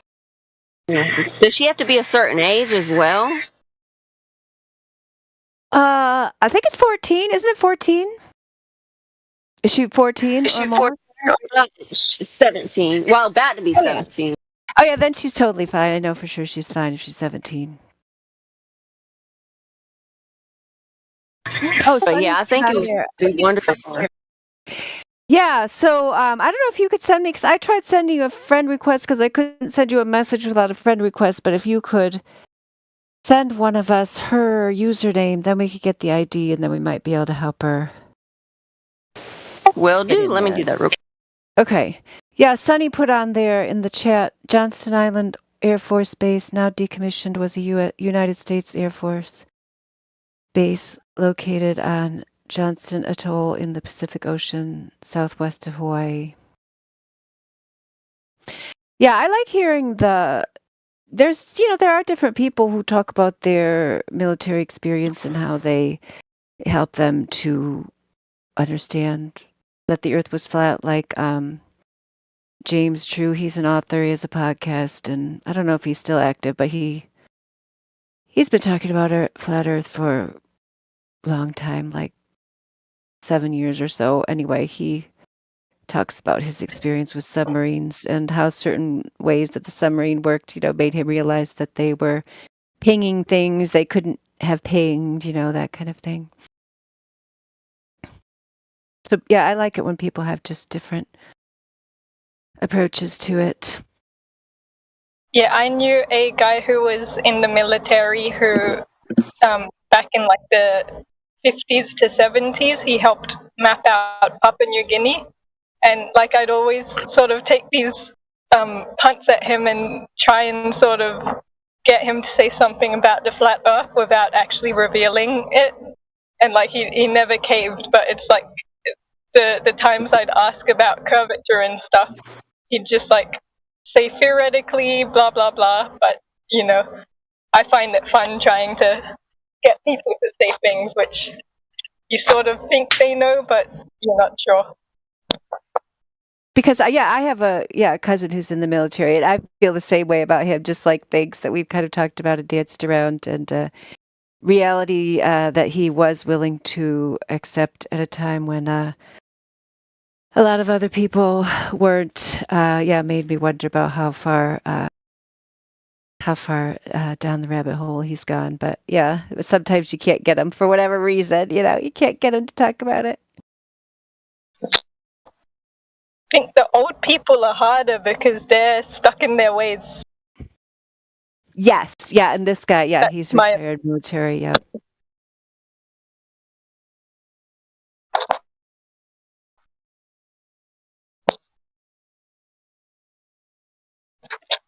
Anyway, I'll have to get back to work now, but it was nice to chime in, and you ladies have a lovely night. Yeah, too. Thank you. You too. Yeah, and explain those things. We're planning to do this every Wednesday at the same time, so do you have to work every Wednesday? Yes. Oh, So that's too bad. if I have car errands, I might be able to squeeze in, or a 15-minute smoker. Well, don't Okay, work too yeah. hard. Good advice. Or maybe we could try to do one like we were talking about with Karma, like do one like that's more European and other time zone friendly, that maybe you'd be able to go to something, we don't always have to do it at the same time or at the same place.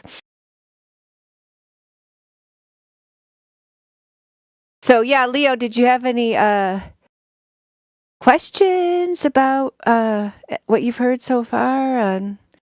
I bet you've got questions. This is that's the whole reason we're having ladies' night, is because it's like less aggressive atmosphere than it sometimes is. So if you've got a question, I feel like this is the time. Do you have any questions? Yeah, just a simple question. If the Earth is flat, then when I look at the sky, why does it look like it's going down as well?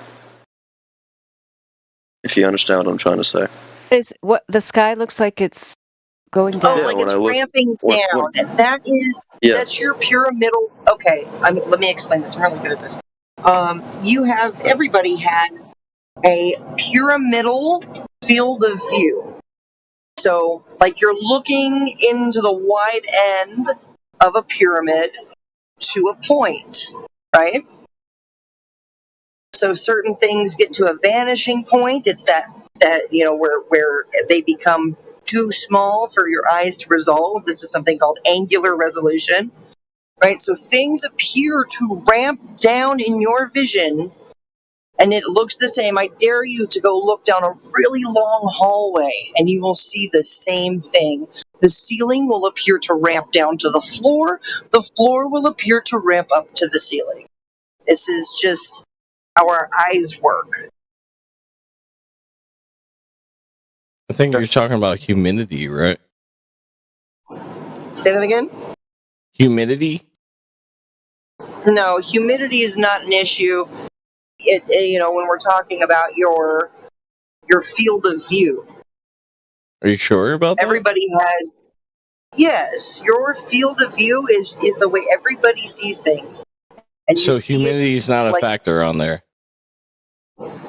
It's non sequitur to what you asked to what I'm addressing. I'm sorry, I just got here. Yeah. Yeah, it's all right. I'm just letting you know it's not related at this very moment. So right. You're saying a long hallway, right? Right. So if you are looking down a really long corridor, a really long hallway, the ceiling is going to appear to ramp down in your vision, and the floor is going to appear to ramp up. The two are going to appear to meet. The walls on the sides are going to appear to also meet. The left wall and the right wall are also going without humidity or nothing.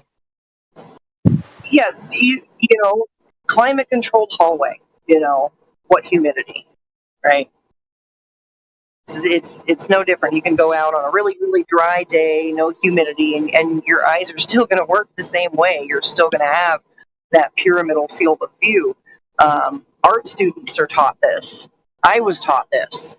I attended many art classes through middle school and high school. So, they teach you your perspective, your field of view, your vanishing points, right? At the point of where this how long is this hallway? Make it as long as you need it to. It could be 10 feet, it could be 20 feet, it can be 30 feet, it could be 100 feet. When does the ceiling reach the floor? Oh, I don't know. I'd say I start to notice it within about 10 feet from my vision. Sitting outside, looking down a long corridor right now, and the ceiling or the awning appears to be ramping down, and the sidewalk appears to be ramping up. That might be glasses. I'm not gonna lie. She doesn't wear glasses. No. So what she's trying to I don't need glasses. Right. So what she's trying to explain is if you take for instance if you have put your face in a long box, square box. Okay. You are going to notice, and it will appear that the end of the box is going to look smaller in your perception than it actually is. And that is what she's talking about, is that pyramidal field of view. Okay. And so, That's Yeah, kind of hard to not your imagine. perception. I gotta make a correction real quick. Not your perception, but your perspective. Perspective, Right, excuse me. right. Yes, correct. Okay, so let me 10 feet? post something here for you, so you can get a visual. Because I know for me, I'm a visual learner. I'm an auditory learner. I'm very with you, yeah, hands-on, yeah. and So I got you. Hold on. Let's see here. All right.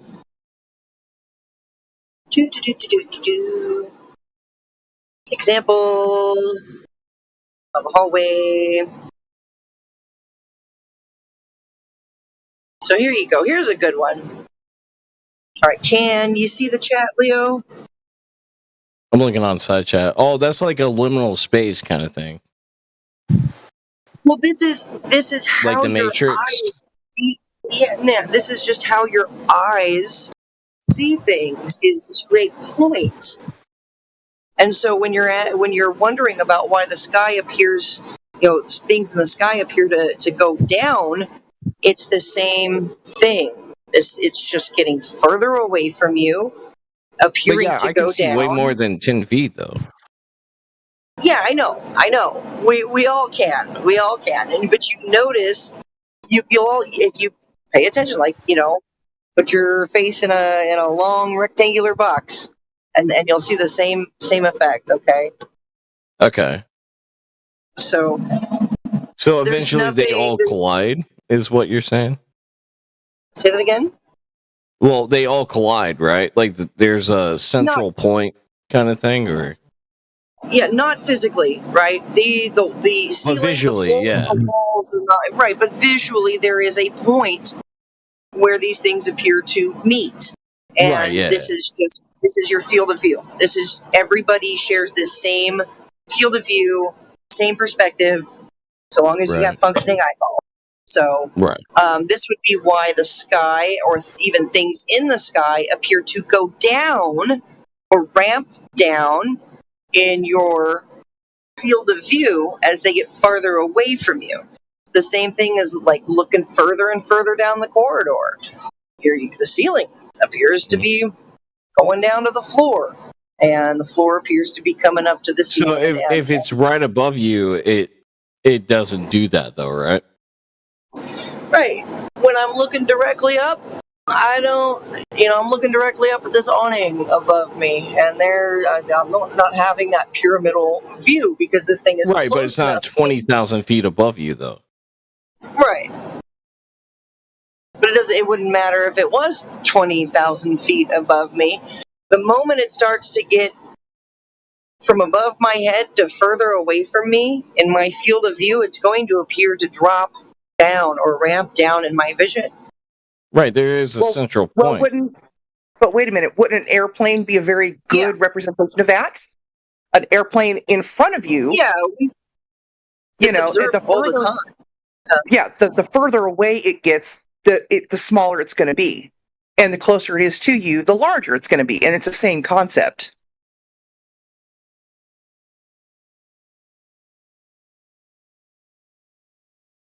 Sounds right.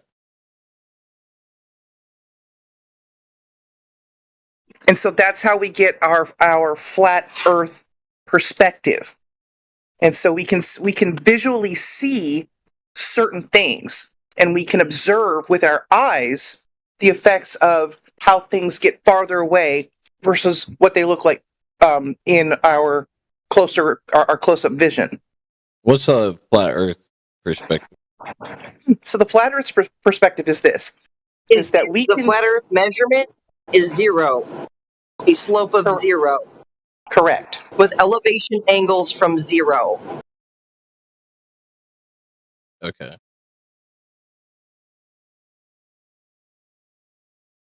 These are all really great. These are all really great questions, by the way. I really appreciate them. They're amazing.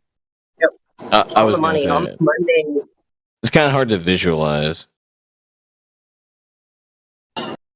And you know what? I can absolutely understand that, and I can, no pun intended, I can level with that. It's hard to visualize, maybe a flat Earth, or people have different ideas of a flat Earth in their head, right? But where we're coming from, we don't know how big this Earth is, my guy. No freaking clue. No clue. But we know But we that know it's flat. people We know from that all over the earth, right? Say that again? We know people from all over the earth, though, right? Yeah, we've got flat Earth Australians up in this chat. I think Timbo's up in here right now, and Timbo and I, you guys are gonna love this. I was in Ohio. I'd say it was around 5:45, 6 p.m. ish, and I was like, "Oh, look at the moon, right? I can see the moon right now in the sky with the sun at the same time, y'all."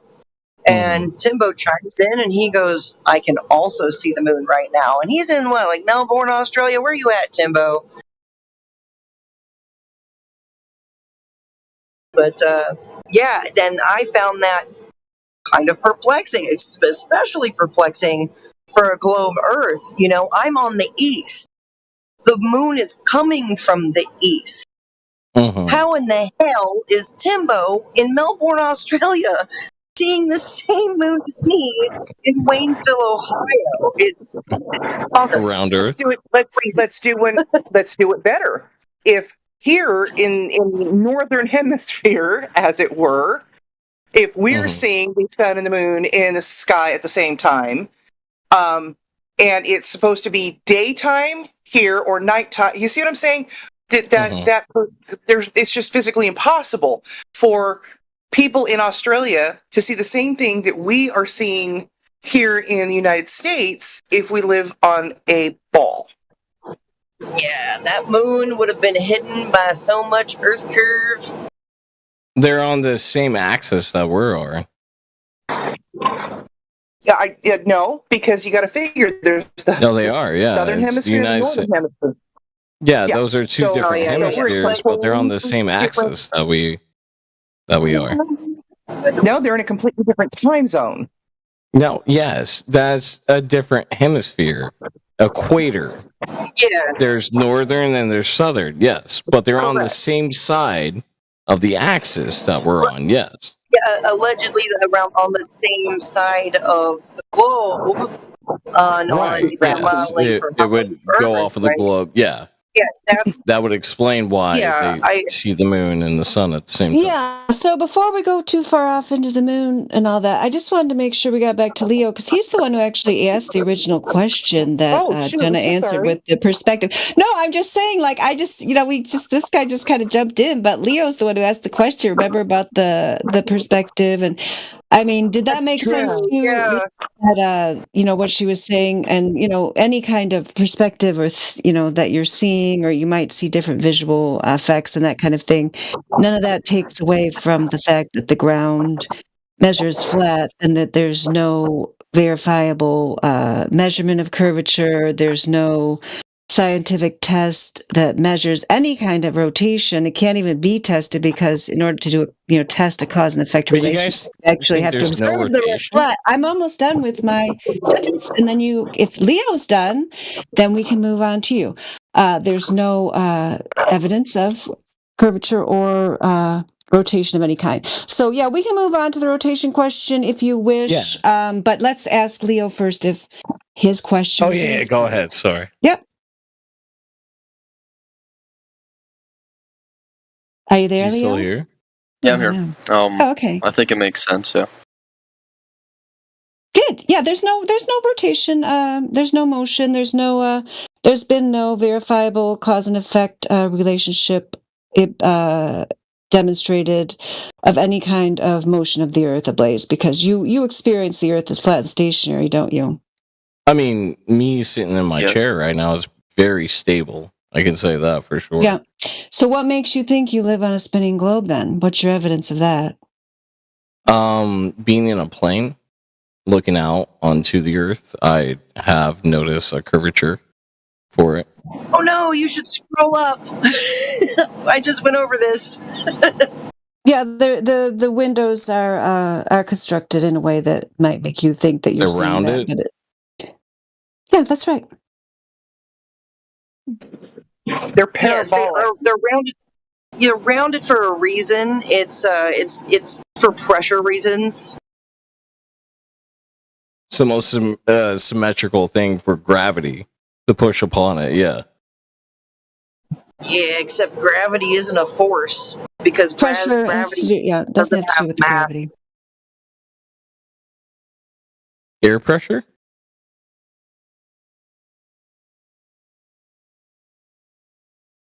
Yeah, I'll get you some information about it, Blaze, if you're interested. But yeah, it has nothing to do with gravity. I am. Yeah. There's Very. no, like Jenna said, there's no, just as we discussed with the rotation, there's no scientific evidence of mass gravity having any effect on anything on the Earth, including an airplane. I got you on that. My one question I always ask all the time, and I've Alpha used to whoop my ass all the time, every time I come in and ask these questions and everything like that. Still love the guy. If you tell him a Blaze came in, he would, oh, Blaze gave it, yeah.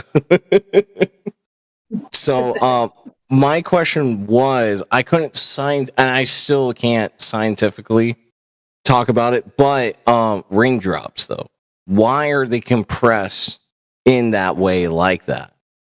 Why are raindrops in the shape of what they are if there is a flat earth and everything? I mean, that's kind of irrelevant because when you fill a bucket with enough drops, the water's gonna be It's level. all flat, right? Yeah, no, I'm with you on that. Well, one drop on its own. It's something. It's called the meniscus, right? It's water tension, and that's all it is as it's moving through the air. Water is, call it magnetic. It's been described as magnetic to itself, and as these raindrops fall, these conglomerates are We're talking in free fall. magnetized. Huh? We're talking raindrops by themselves, not with a pool of water around them or anything like that. The One. raindrops. Never actually put that. The raindrops form that way when they're falling, right? But they'll fill a pond, make a puddle, and it's mirror But that's flat. when they, mix with other molecules of rain droplets and everything. Yes. Yeah, so I mean, it's irrelevant to the fact that these large bodies of water, you get plenty of raindrops in a container because you kind of need a container. You're gonna have puddle water. Just the Earth itself, yeah. And like I said, the flat Earth measurement is the flat Earth. Like I said, the flat Earth measurement is a slope of 0. All elevations, depressions. I won't lie. I don't understand what that means. What scientifically, what does that mean? Well, it's not a scientific issue. It's more like a geometric issue. What's that mean? A slope of 0, there's no incline? Okay, so here's the thing, right? Is I need a triangle. Let me start by just saying I'm going to need a triangle to get an elevation angle of something. I am going to derive that elevation angle off of sea level from horizontal. I need the horizontal to be established first in order to get my vertical angle. Right. What's the horizontal? What's that? Horizontal would be it would be 90 degrees to vertical. Oh, yeah, because that's the opposite of a flat. Yeah. Okay.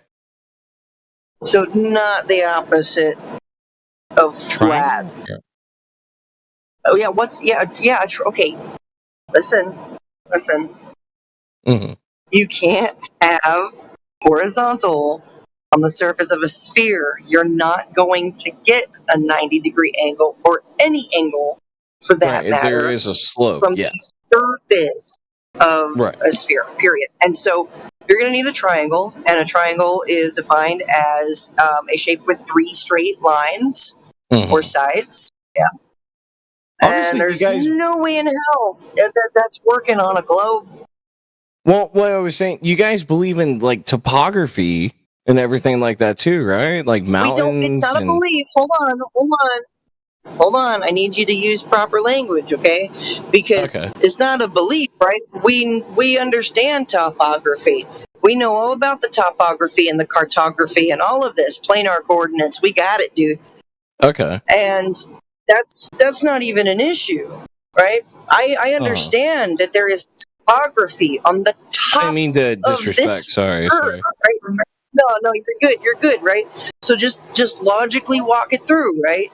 Is that yeah, it makes sense that there would be topography on the top of this earth, right? Right. You can't really have like a top of earth like on a ball. You don't have a top or bottom on a ball, really. They just want to make a ball and establish this point is the top and this point is the bottom. Well, I There's kind no of up and down. visualize it as like a cut, right? Like you think this is this, and it's like you can peel an orange, right, and make it flat, right? You could do that. Do what? Yeah, you can peel an orange and make it flat on its skin. You peel its skin, even though it is round, and you just keep peeling it. It's gonna be flat, right? Nope. I'd No? still be able to measure the curvature of the orange. Oh, you can tell if the topography had a roundation or something like that to it. Right, that's the whole thing about it, is I shouldn't be seeing this mountain from this mountain.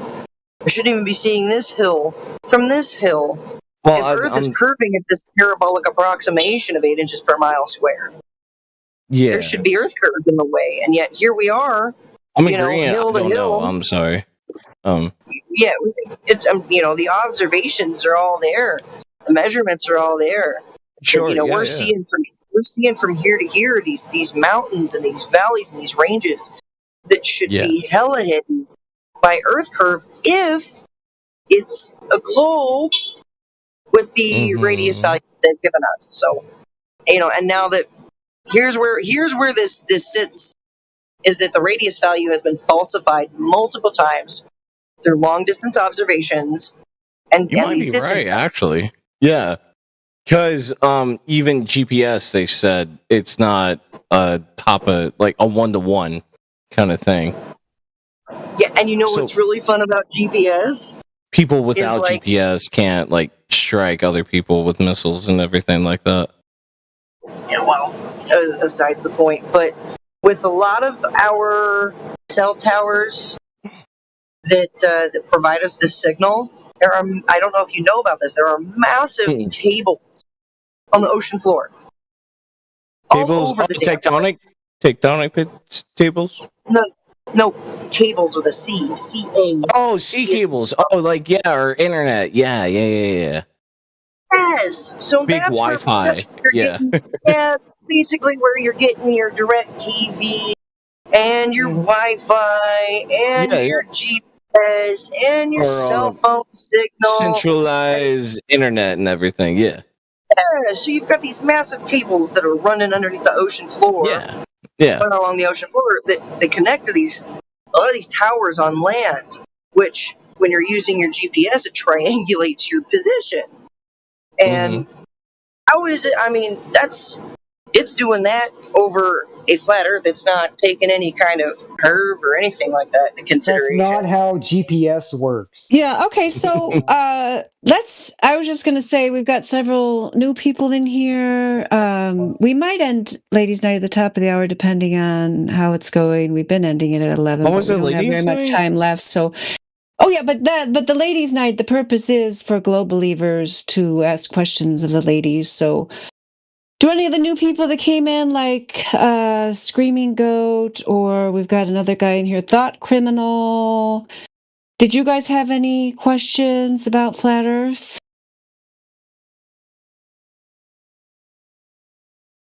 What do you want? What would be your first new question? guy. You know okay. who I am.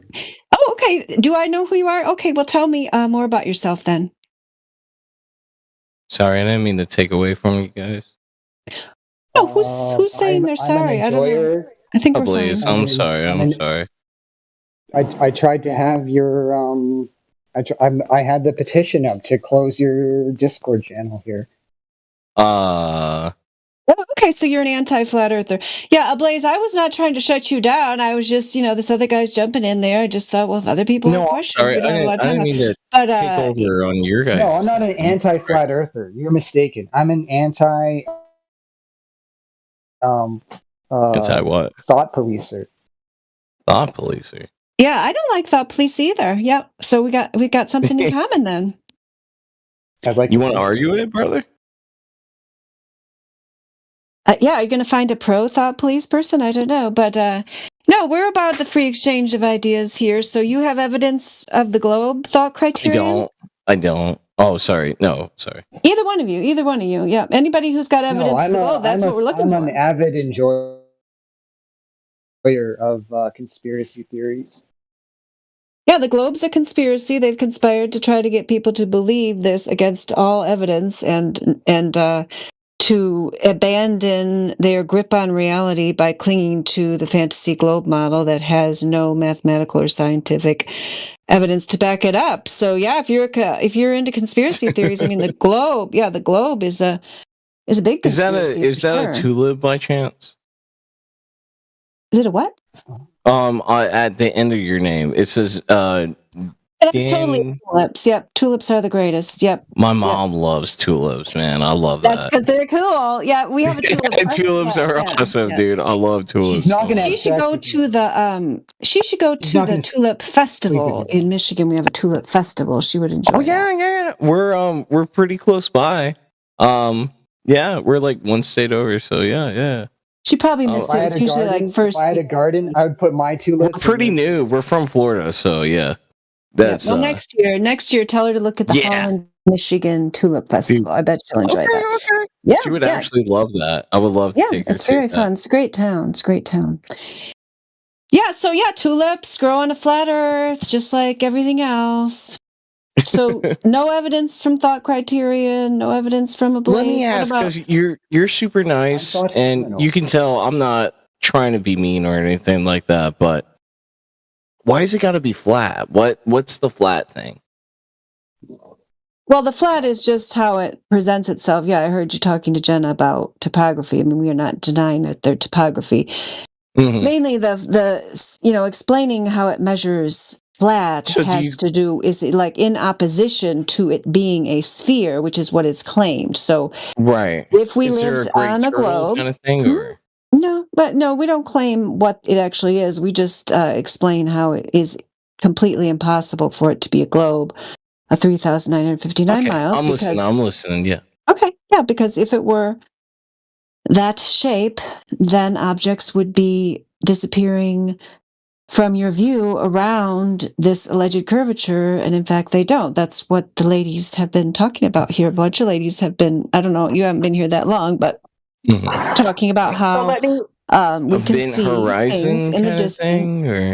Okay, well let me share my experience. You don't even know what you're saying. Event horizon? No, we're talking about that's the point of no return. We're talking about reality here. We're talking about what you actually observe on the Earth where you live. Bree wants to share you can observe. Okay, guys. So, Mr. Thought, please. Listen, Bree is going to speak now. Yes. So I have a visual reference from. Okay, I lived in California all my life before I moved to Oklahoma 20 years ago. I lived in Long Beach. Now this is where it finally clicked for me. And I actually have a whiteboard here in my room, and I actually wrote down the math. Okay. And I'm telling you right now, from the shore of Long Beach, California, and you can ask Google this because Google's the one that gave me the answer. I asked Google, how far is it from Long Beach, California to Catalina Island? And it gave me 29.3 miles. Well, Catalina Island. It's Florida? No. In California. Long Beach, California to Catalina. Oh, okay. Yeah. So I did all of these measurements and it finally clicked in my head. So if Catalina Island is nearly 30 miles from my field of view, using the Earth calculation, I would not be able to see the entire island, top to bottom. Mount Everest. All right, so were you able to see Yes. the Yes. entire island? I'm able to see the entire blinking thing. I can look out with my binoculars, and I can see or a telescope rather, and I can see the island. I can see the harbor with the boats, and I can see the lights on the shore. So Based on I'm the math telling you, from Google. huh? You said based on the math from Google. Based on the map. So here's the equation, and I'll put it in the chat. I'll put it here in the chat. Yeah, she's only saying that's how she verified the distance. If you would like to fly out to California and verify it yourself, you could do that, Mr. Thought. But you can do this with any point of reference. Is the point? You can do this with any point of reference. So where are you currently? Where are you currently at? Where are you located? Where are you located? I'll fly out any fertile virgin to anywhere. What region are you? A Western, East Coast? I mean, I have to say if you don't want, but general region. Yeah, Utah is pretty close, man. Yeah, Utah. Okay, Utah, great. You can get away with that, yeah. I'm Utahian. Yeah, you can definitely. I mean, so if you want to go from Utah to California, that's a hop, skip, and a jump. You know, you take an Reno, 8 dude, hour. I love Reno. But you can take an 8 or 10 hour drive from Utah to California, get to the shore, and you can observe Catalina Island. Okay. Mm-hmm. Now the math is this: using 8 inches per mile squared, which is the globe equation, 8 inches per mile squared. Okay. I asked Google at a distance of 29.3 miles, how much curvature over the Earth's horizon is there using 8 inches per mile squared. Well, and it gave me the equation. So I did 8 times 29.3 miles squared, and that gave me 8 times 858.29 miles, or 8.29 miles, and that actually came out to be 6,866 inches. Now, dividing that 6,866.32 inches, I came up with 572.19 feet of curvature over the horizon. That's how far below the horizon Catalina Island should be. I should not be able to see more than I should not be able to see all of Catalina Island, and the highest point on Catalina Island is 2,097 feet. So normal human depth. Yeah. So if there was so with that math, that easily disprove curve. Bingo. Yeah. I mean, and I love the salt flats. That's been the theme here of these last couple hours with Ladies Night. We're gonna wrap it up here at the top of the hour. Of course, you guys can still stick around, but we're just gonna end the official event. But I think it's been great. So much. Oh yeah, we love you That's too. amazing. We love you enough to try it out. We appreciate it. Is there like we love you enough to try to pull you off of your fantasy globe where you're kicking and screaming with your fingernails clutched in there. I love my globe. Please don't take it away. Please don't. I love it so much. But we care enough for the tough love to take you off your fantasy globe so you can start facing reality as the flat stationary plane, which it actually is. We'll be here for you every Wednesday night at the same time. With our ladies here tonight. I mean, I don't know if I want to start naming people because I might forget someone, but I don't think I will. I mean, we had Jenna and her mom, which I got to meet her today, which was great, Bree, and then we had Salt Lake Stacy who came in and she talked about her observations and tests that she's done in the field. If you would like to make a comment, you could wait till I'm done, couldn't you? Or did your mom ever teach you not to interrupt a lady? Did your mom ever teach you that? Did you even call your mom on Mother's Day or send her a card? Yeah. Okay, well, I'll forgive you then. I took her out to Texas Roadhouse. Oh, nice. Did she get a steak? Yeah, of course I bought her a steak. You weren't like, oh yeah, why don't you just get the Caesar sweet rolls and everything like that too. Yeah. Okay, well, we'll forgive you then. Yeah. Okay, so we had Salt Lake Stacy, which was amazing, and we put her channel there in the chat. If anybody didn't see it, I'll try to remember to put it in there again. We had Ildiko, we had Karma, who I haven't talked to in like a couple of years. in here from Iceland, and we had the lifologist who came in and told us this great story about the island, Johnston Island. That was really great. And we were trying to get your daughter. I think we're still working on getting your daughter, lifologist. So yeah, That's awesome. She'll be happy. good, because I know people are on the case there. They're working on it. So yeah, if she can come in, even if ladies' night's over, or even if she can come next week, I would totally love to meet her and talk to her. That would be so great.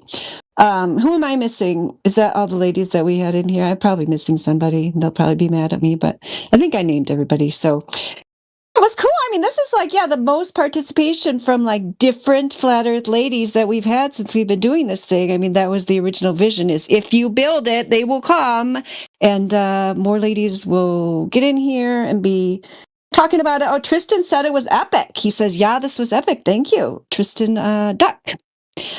And so, yeah, thanks everybody for being here. And it's 24/7 here, so the programming, the Getting You Off the Globe program will continue on, and ladies will still be here, and we'll be back here next Wednesday.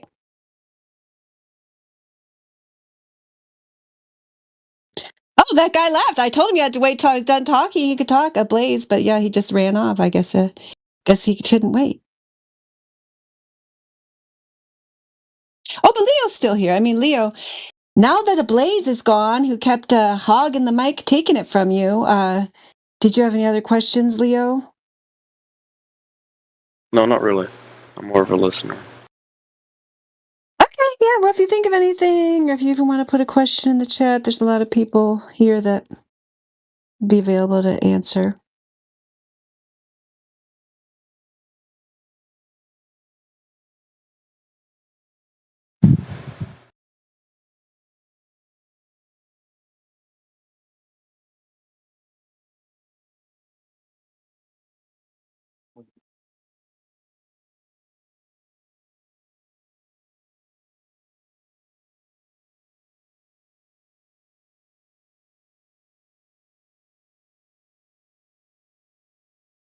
Goose is here. Goose didn't really speak up, did you, during Ladies' Night? Did you have any questions, Goose?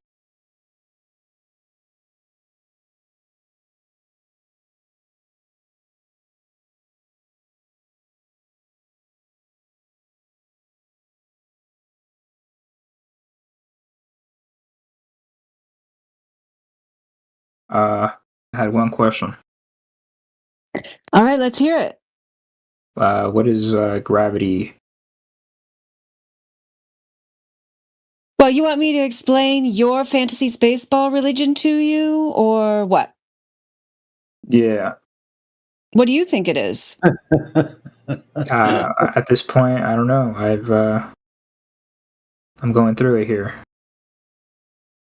Good. Yep, because according to your pseudoscientific priests, mass attracting mass, gravity was discarded with the advent of the Einsteinian era of special relativity and so on, and scientists are coming for Einstein now. I can find you the NBC News article if you're interested about that, but the point of all that is they don't have any verifiable scientific proof of the mass attracting mass gravity. They've discarded that. They don't even claim that anymore, and obviously they don't have any verifiable scientific proof of any curvature of a space-time or any of that theoretical nonsense. So they're moving on to come up with more stories. It's kind of like I got a cult leader, and maybe some of his members are starting to question, why does he have a Mercedes, but we have to ride our bicycles? He'll come up with another story, and then if they start to question that story, they'll come up with another one. So the more you question gravity, the more you'll realize there's nothing to it. They're just the Wizard of Oz with smoke and mirrors, and you can go over there, send your dog over there to pull the curtain off and expose that it's just a little old man, doesn't know what the hell he's talking about, making up stories and hope nobody notices. So, in other words, there's no verifiable proof of gravity, no reason to even be concerned about it. All phenomena on Earth can be explained without it.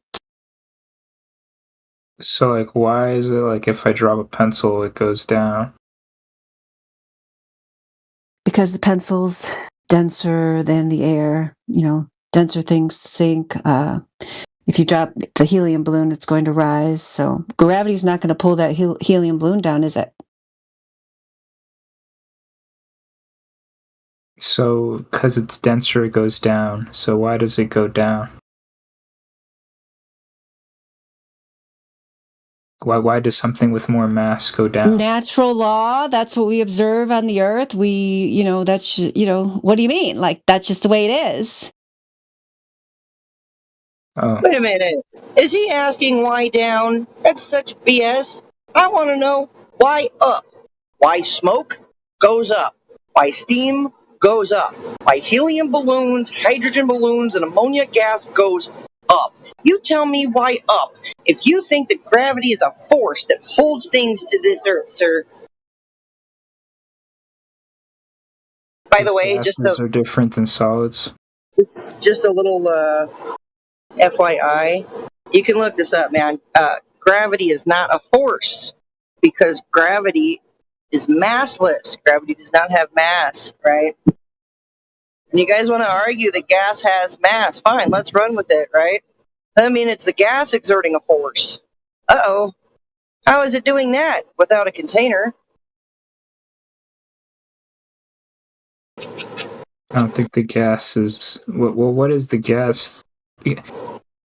Oh man. For you, the gas moves in all directions and expands to fill the available volume of space within its container. So there goes your outer space belief. Yeah, you cooked me. What direction does water vapor go?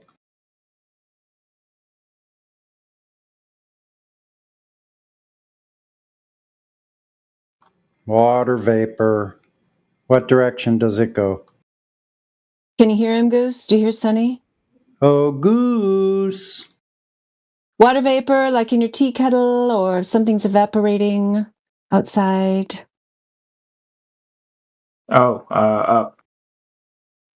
Yep. Where's gravity then?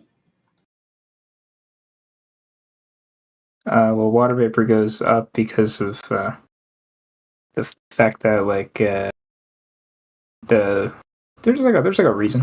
I gotta look it up. Yeah. Is water vapor heavier than the air surrounding it or lighter? 1 second. I gotta Google it.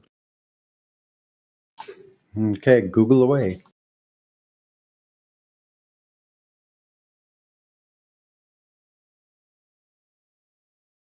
It's less dense. Easy Google search. Yeah, so then it goes up and then it cools off and it rains. Then it goes Yeah. down. There you go. You got it. Yeah. So when it's going up, where's gravity? I don't think gravity would apply there, brother. Yeah, because even though it's water vapor, it's still heavier than the surrounding air. Like, I think that the gas itself is like, dude, there's probably so much science and shit. I feel like you could look it up, man. Why I gotta look it up? No problem. If you're new to the topic, we understand.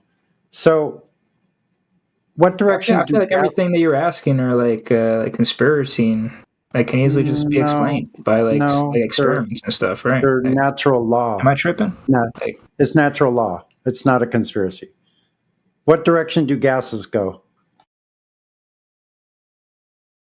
I don't think there's like one direction, right? It's like a pressure thing. Yeah, so they go omnidirectionally, right? They go in all directions to try to seek equilibrium, right?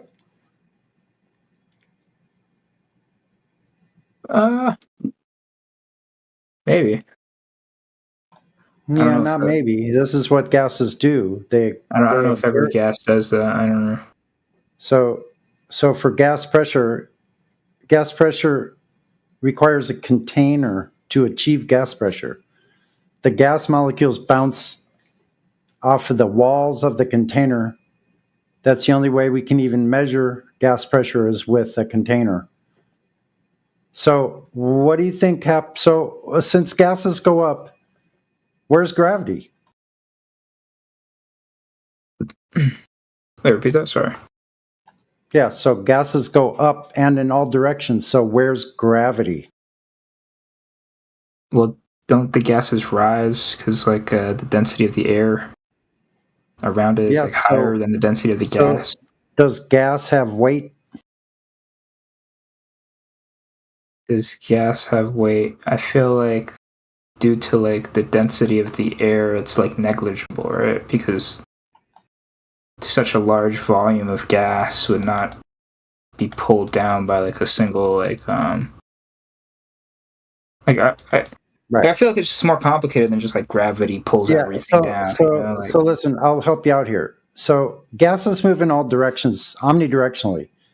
Now, some gases will go down to the floor until they achieve the same temperature as the room. Then they'll equilibrate until they get to that temperature of the surrounding medium. Then they will expand in all directions. So what do you think happens to gases in a vacuum chamber?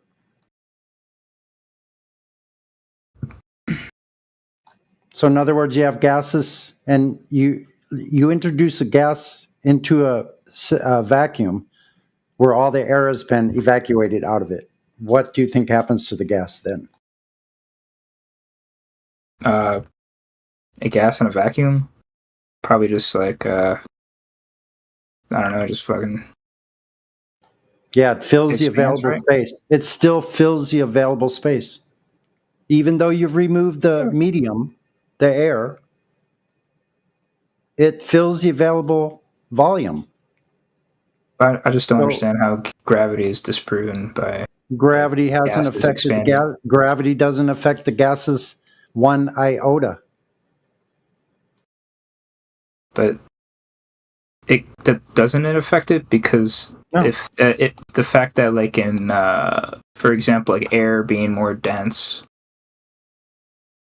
due to like the effect of gravity on it, and a gas rising through that air would prove gravity, no? No. So I'll help you out here. So then why do gases rise through air?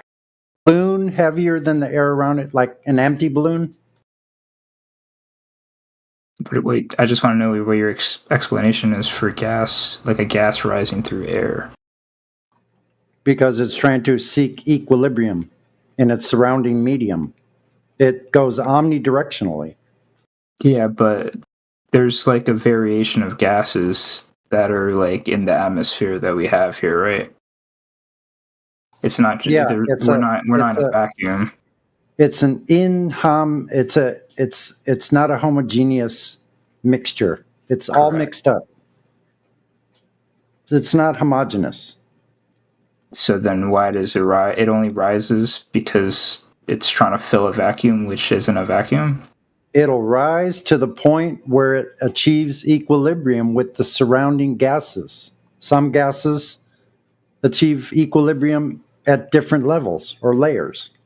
And the fact that it goes through a gas that's more dense has nothing to do with it. It's just that it's trying to merge with everything around it, is what you're saying. Yeah, it's being in the atmo, it's being mixed up constantly by the winds. So it's an inhomogeneous mixture. And gases are not bonded. You think that more dense gases are pulled towards the Earth with a greater force than less dense gases? No, that's the problem. They're not. And so I wanted to bring up the point about an empty balloon. So if you drop an empty balloon, we obviously know gases that are proven to have like a higher density at the bottom of the Earth. Yeah, until they achieve equilibrium, until they achieve the temperature. So that's the difference. Like butane or propane will go down to the bottom of a hull of a boat and stay there until they reach the temperature of the surrounding medium. Then they'll disperse. About just the atmosphere of the Earth. No, they'll disperse when they reach the temperature. So I want to bring up this point about it. Let's say you have an empty balloon, right? And you drop it. It goes down, right? Sorry, I was reading something. So no problem. And if you have an empty balloon, like like a child's balloon that, you know, they fill up with helium, but if you have an empty one, you drop it, it'll go to the floor, right? Yeah. Yeah, because it's heavier than the medium around it, right?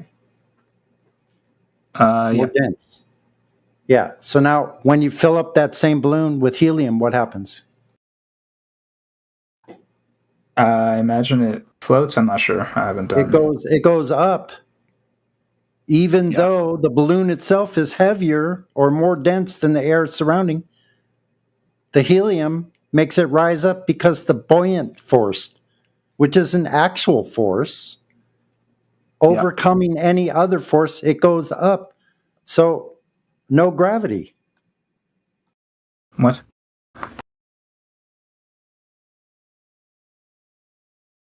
But I just can't comprehend why no gravity in that situation. Well, I told you a couple of different circumstances, like gas in a vacuum chamber. You're kind of proving why there is gravity, no? Because the density, the density of the air, which is trying to keep something of like a gas of lower density from. Sorry, I'm trying to think it out. But like the helium itself has a lower density than the air, right? So that's why it would like theoretically rise compared to, I don't know, like a lower density gas. So yeah, that's because the buoyant force. So the buoyant force overcame anything else. So gravity is not an effect. Otherwise, if gravity was an effect, when you remove the medium from a vacuum chamber, the gases should go down. But wouldn't the buoyant force overcome the force due to gravity? No. No, not in a vacuum chamber. No, I'm talking about just in the atmosphere. You've removed the medium.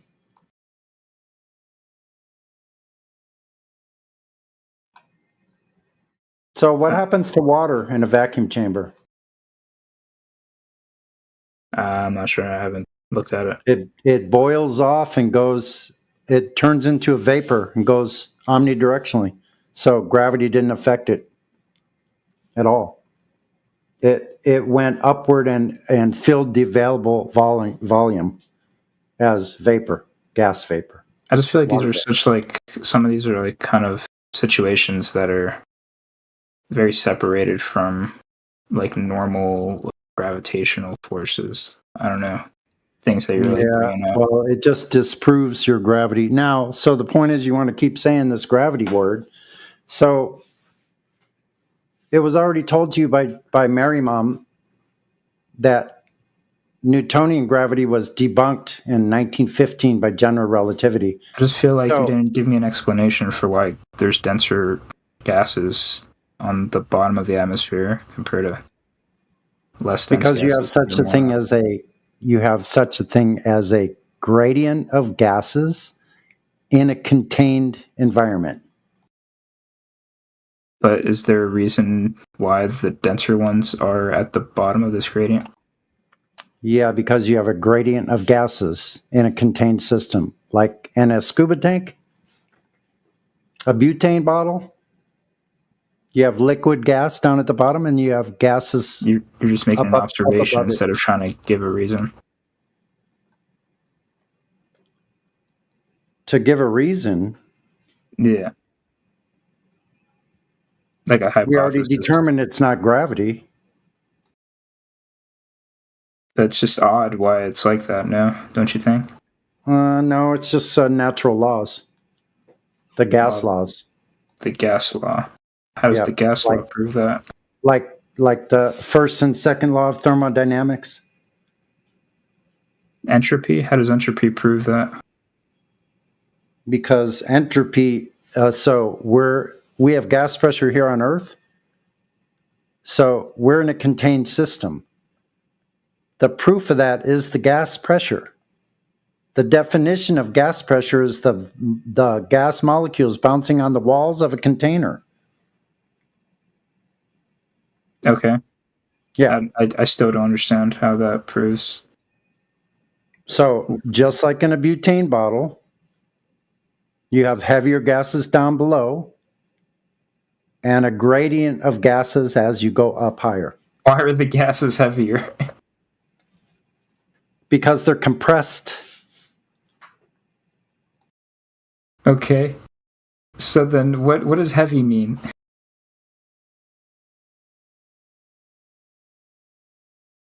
What does heavy mean? Yes. Denser, more denser, like water is more dense than air, so it goes down. Why does it go down? See, you're asking these same questions. It's just the way it is. Because it doesn't you're just saying so, things. Listen, whatever intelligence made this place, the creator, that's the way it was made. It was created that way. Things So just you're be going asking down. questions that only God knows. Why do things go down? Well, not everything goes down. But the things that are more dense go down. You're asking, why do they go down? That's just the way it is. That's Don't the you way think this place maybe works. there's like a force? Like a Okay, tricky. what kind of force? Don't Okay, you think what there's kind of like a force? tricky hypothesis that could explain it all? What kind of force are you talking about? The one that's due to the G word. So gravity. Okay, so No, it's not. A but tricky hypothesis. What the fuck is that? not a gravity hypothesis. is not Actually, a I guess it's not a hypothesis, but a law. Sorry. yeah, so you're going with general relativity, right? No, The new hotness. I'm not going with that one. I'm going with the Newton guy. Okay, you want to go with Newton? Okay, great. I want you to find the experiment that Newton performed with mass attracting mass, including the valid hypothesis that would have an independent variable and a dependent variable. The independent variable would be the one that Newton manipulated to show a cause and effect. Dude, I feel like there's nothing I could say because you don't want to seek an answer. No, You want to it's stay. just because- You want no, to. No, listen. your headspace wants to stay in. That's just how it is. Everything goes down. No, you are making claims. I'm asking you to validate those claims you're making. The claim of gravity, brother. Yeah.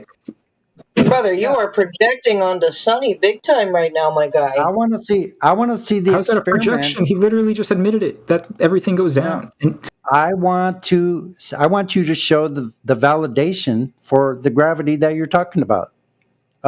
An experiment, scientific experiment. dude, I don't like. I'm not the only human that's thought of this. I think. You're not. I think there's hundreds of thousands of experiments that you can look at yourself, man. I've like, why do I have to prove gravity, bro? Because you're claiming it.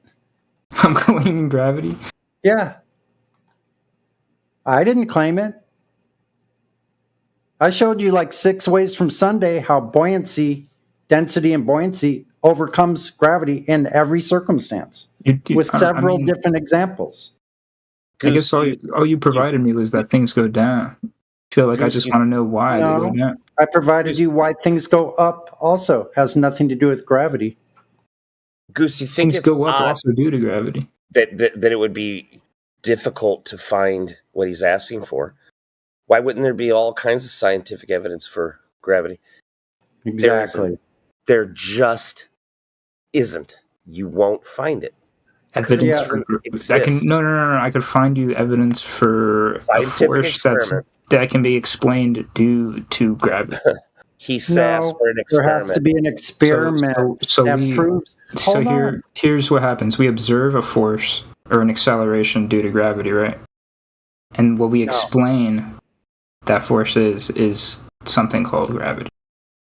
Yeah, through an experiment would be the only way to show there's a cause and effect relationship between the thing falling down and a force that you're There's claiming. probably like a plethora of different types of You would think scientists that are way smarter. Yeah, than me we've that talked to them all in here, PhDs, astronomers, cosmologists, engineers.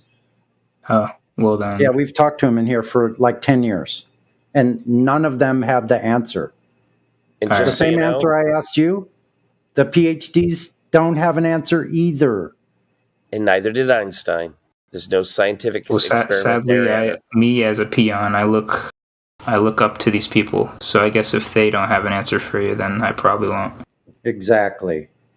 So I would suggest either you find validation for your fairy tale gravity, because that's what it is, or just stop using the word because you don't understand the implications or what it is, and you can't show that it has an effect on anything because you can't find an experiment that proves that it has a cause and effect. And that's only Newtonian. There's no experiment. Newton never did an experiment in his entire life. Neither did Einstein. So we could go to general relativity, and I would ask you the same thing. Show me a valid hypothesis with an independent variable and a dependent variable, a valid scientific hypothesis that's needed to do an experiment for general relativity, and you'd be in the same boat. Because Einstein never did any scientific experiments. Do you know what kind of experiment Einstein did? Dropped an apple. No, Einstein, not Newton. Oh, my fault. Yeah, noon. Dropped that. Yeah, Einstein. What type of experiment did he do? Not sure. Thought experiments.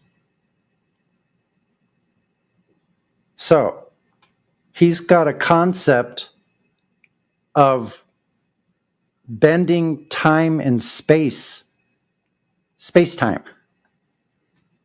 Word. So is time physical? Or is it a concept? Dude, I have not taken these classes, man. I can't. I'm not gonna debate you on these. Okay, we know that a clock tells time, right? But is time itself something that's physical? Can you touch it? Sure, man. No, you can't. So also space, length, width, and height, space, is that physical? Or is that also a concept?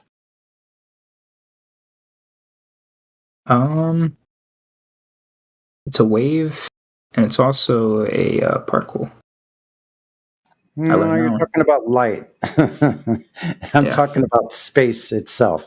Like what we know as space is length, width, and height, right? Yeah, but I think it's like all like binding together. It's empty space until you fill the space with something that's just a concept. Length, width, and height isn't physical. It's just a man-made conception to like be able to measure things that you put into a certain amount of space.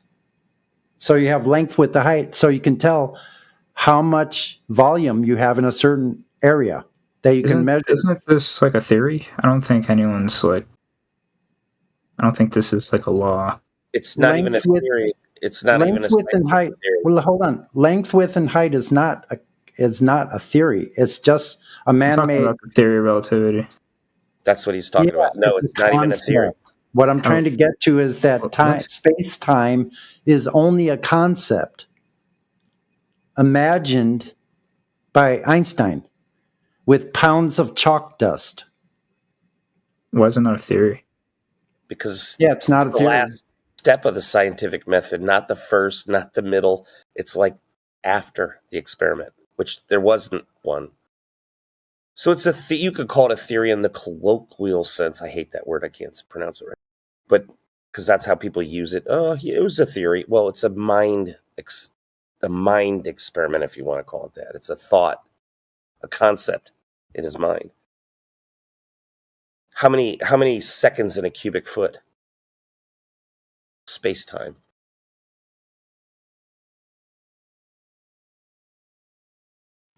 Yeah. So the point I was trying to make is that since time and space are not physical, you can't bend and warp them. So the thing you're talking about, gravity, is like you're trying to show that you can bend and warp and manipulate a concept. That's all it is. I was doing some research. It looks like his theory has been tested a bit. Yeah, we need the experiment. Michelson-Morley experiment. Michelson-Morley proved that the ether was moving and not the Earth. That the sky If you was. give me like 10 minutes, I could probably give you like 50 articles or something that you can parse through if you want. Yeah, Michelson-Morley. Yeah, that was a test about light. That's not an experiment of gravity. Michelson-Morley, they were trying to prove with light interferometers back in the early 1900s or late 1800s. They were trying to prove that Earth was in motion, and they failed. There's a Michelson-Morley, Michelson-Gale. There's a couple other ones that Michelson did with some other people. There's the Sagnac effect. That's another test similar. Those have nothing to do with gravity. So with gravity, you would have to show that someone was able to manipulate something. How are you going to manipulate something if the concept itself is only if it's just a concept? Demonstrates the consistency of the speed of light regardless of the observer's motion. Oh yeah, I remember this. So nothing to do with gravity. It has to do with light and motion. I think it's like an intertwined thing. I don't think it's So like I'll tell you though, you're on the right track because Michelson-Morley and Michelson-Gale and those experiments having to do with light, that's a really deep dive. That's a deep rabbit hole. I would suggest you do look at that. Investigate that. It's a rabbit hole. I think you'll find it very interesting. Are you able to interesting. explain in your own words what Einstein was onto with the theory of relativity? Like what it really is? I just want to see if you've done a deep dive here to try to inform yourself. On what? On Einstein's theory? Correct. Yeah, I know enough about it that I've done enough research that I know there was no experiment done that showed it had a cause and effect or that it was a thing at all. I know that much. What? That it was a thing at all? Yeah. Okay. That it has any effect on anything in our world. So do you think that the people studying this are just studying like nothing? No, they're studying hypotheticals, concepts. That's why they call it that's why they call it theoretical physics. Okay. Yeah. It's hypothetical. Most of it's just made up. Just like Einstein was doing with his thought experiments. Oh yeah, I was going to find him that NBC News article. I got to find that. I didn't forget. So Give do me you a think minute. it's bad that scientists okay, so let's take it back a little bit. So your observation of that things just go down, do you think that it's probably good for us to find reasoning for why things go down? Well, here would be a good start. And this is what the topic of this server is. It'd be a good start because to look at the Earth itself, for one. So when we look at Earth, we experience Earth and we measure Earth to be flat, horizontal. The horizon is not curved. So Earth would have to be a ball for any of this heliocentric model to be true. Earth would first, foundationally, would have to be a sphere. So we can just look at Earth and the metrics that they gave us on the size that it's supposed to be would have repercussions at the surface, consequences of drop over distance on the surface. So we can just look over water and see if that's true, which is what we've done. Earth isn't curving at all. So then why have very smart scientists just been doing calculations on something that isn't true? calculations aren't measurements. And I would ask you, which one of those are experts in measuring the surface of Earth? So they're doing like some pretty complex stuff regarding like waves and Fourier transform, all that shit, and they just messed up because they couldn't measure. No, they're using hypothetical. They're using theoretical. They're using theoretical ideas. Calculations are not the same as measurements.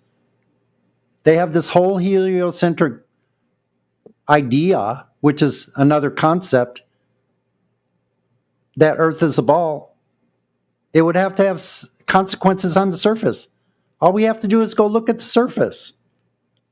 So if they went and measured it, then yeah, now we're talking. Now their equations are valid. No one's ever measured. No one's ever measured curvature on Earth in all of human history. What if someone measured it? Find me who measured it and what method was used. But what if someone did? Yeah, no one did. I'm asking, like, what would you, would that, what if would they that be did? good? We've been looking for 10 years for somebody that can bring us who measured it and what method was used, and no one has brought us anything. But I just want to know, like, what would suffice, though? Like, yeah, what would suffice is, like, let's say a long distance observation of, let's say, 30 miles, like I've done looking at Catalina, and show that there's 486 feet of vertical drop below my line of sight in 30 miles. So 30 miles of curvature. Yeah, I would need to see almost 500 feet of vertical drop of curvature. But we have views, we have long distance observations of 10 miles. There should be 68 feet of vertical drop. We have a horizon at 10 miles with a camera 1 foot above sea level. And we see a horizon beyond 10 miles. Way beyond. Do you know how just the view of the horizon at 10 miles over water would make Earth's radius 264,000 miles? That's the radius. That would be a 500,000 mile diameter, twice the distance that the moon is supposed to be. That's only in a view of 10 miles over water. And I was telling you about my observation of 30 miles. Magnitudes 3 times magnitudes more than the 10 mile. Gotcha. That would make Earth's radius a view of 30 miles at 6 foot above the water. 30 mile observation would make Earth millions of miles in diameter, multiple millions of miles in diameter.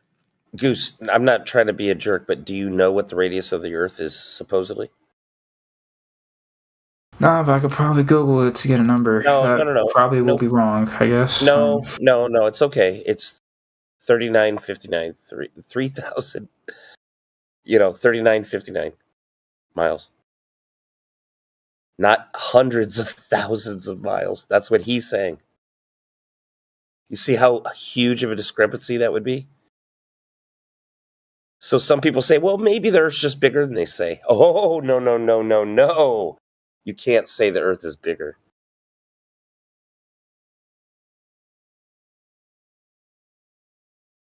I feel like 4,000 miles seems pretty solid, right? That's what they claim. But if you listen to what he just said, observation at 10 miles with the horizon way beyond it, it should be, that would make it, what did you say, Sonny? The radius of the Earth would be like 200-some thousand miles. 264,000. The radius, That's not 3959, man. Gotcha. Well, yeah, you guys just heard it. So we see way too far for it to be a globe. And we also have more long-distance observations of Guinness World Book record holders of the longest photography on Earth. And they've taken photographs. These are not flat earthers. They're just photographers trying to win these records of the longest photograph. They've photographed the Alps from 275 miles away in infrared. 275 miles. There should be like 3 miles of drop.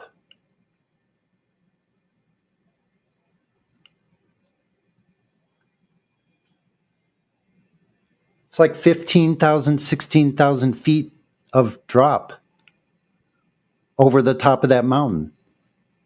And we know the mountain isn't 16,000 feet.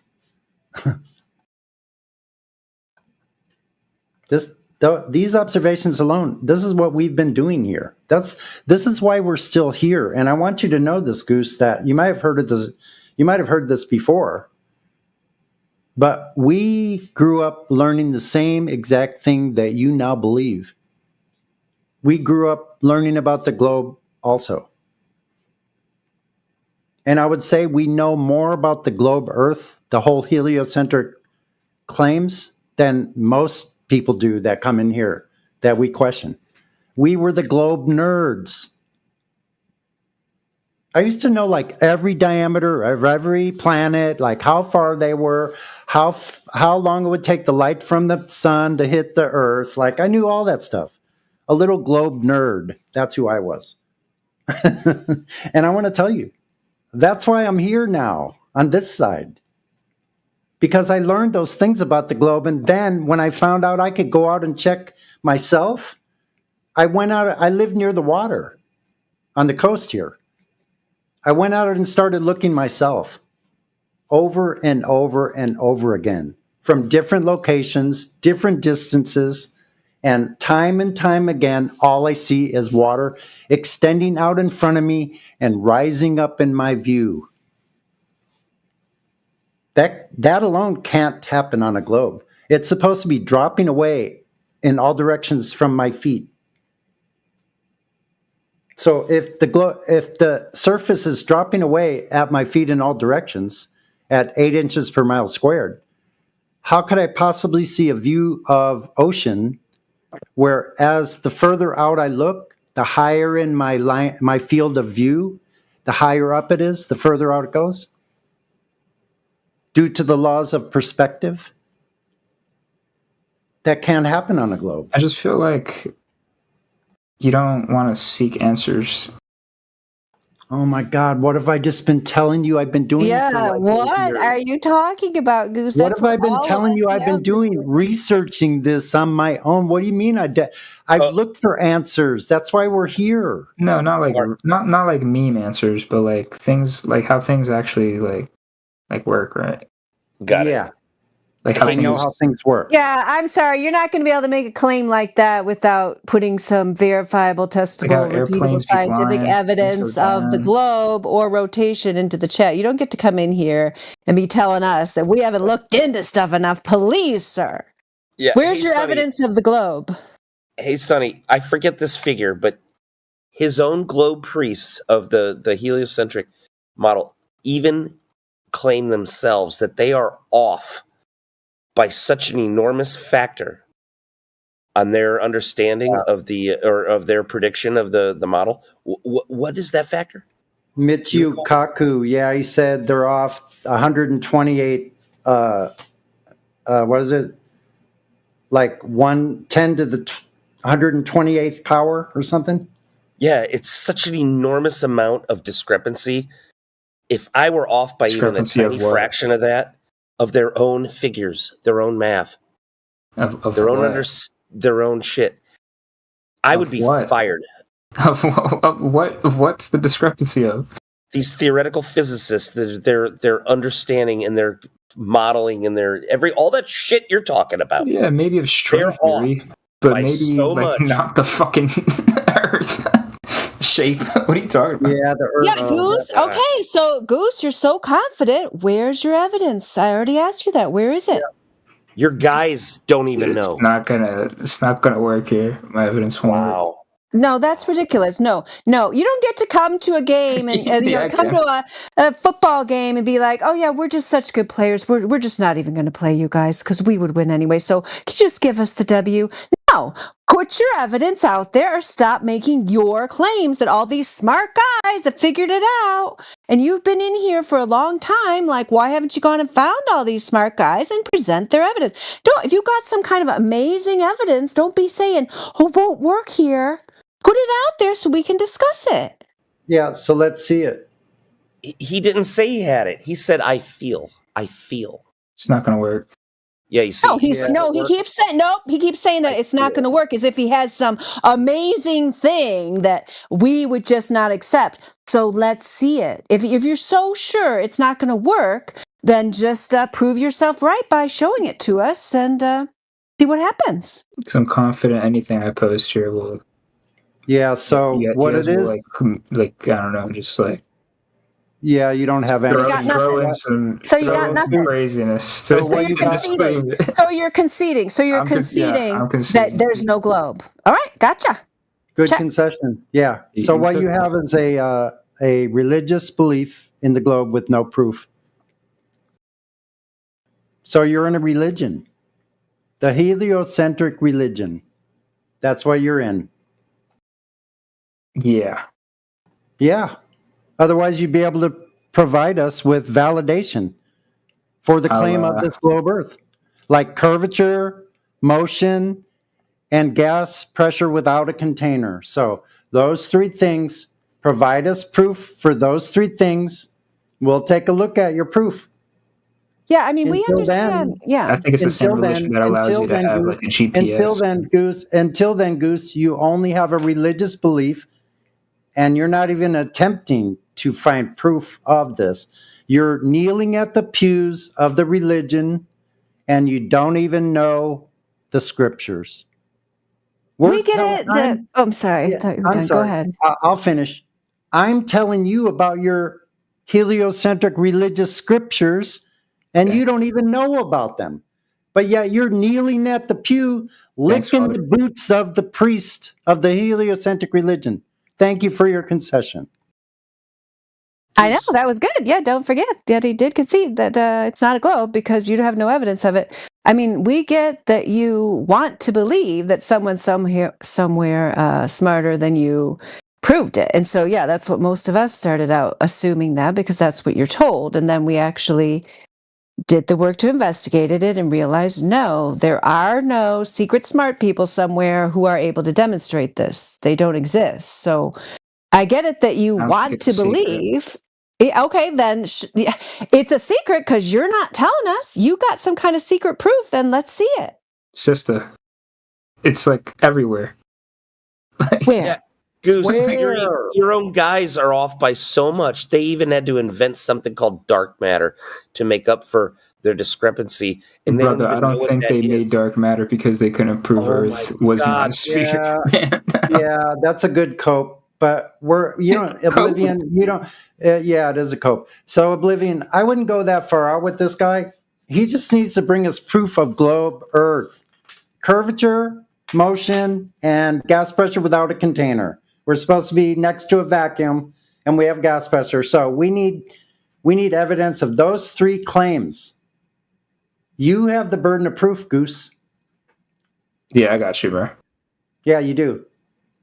Otherwise, you're just another religious zealot. We talk to them every single day here. They have no more proof than you do, but they insist it's a globe still, just like Mary Mom was saying. They insist that some smart guy somewhere has the information because they have complex calculations and all kinds of other happy horse shit, just like you do, but no actual proof or evidence of this globe Earth. What are these calculations? The ones you were talking about. So do people just like sit in a classroom and do nothing? They're just there you go again. I don't know what they do. It doesn't matter. Are they measuring the Earth's curvature? Do they just send rockets up into nothing? Yeah. Are they? They're sending rockets where? You don't know where they're going? Yeah. Yeah, you don't. Same logic of, is something behind that tree? If I'm not looking at it? Yeah. Yeah, if it was a globe and they were sending rockets out to this place called space, the vacuum of space, then Earth would have to be a ball. So bring us the measurement of curvature. I got you. To I'll tell the validate guys the on the claim ISS of the ball to Earth. go measure it To for me. validate the claim of the ball Earth, we need measurement of curvature, direct measurement of curvature. Bring it to us right now. I'll hit up my contacts. Bring the measurement of Earth curvature right fucking now.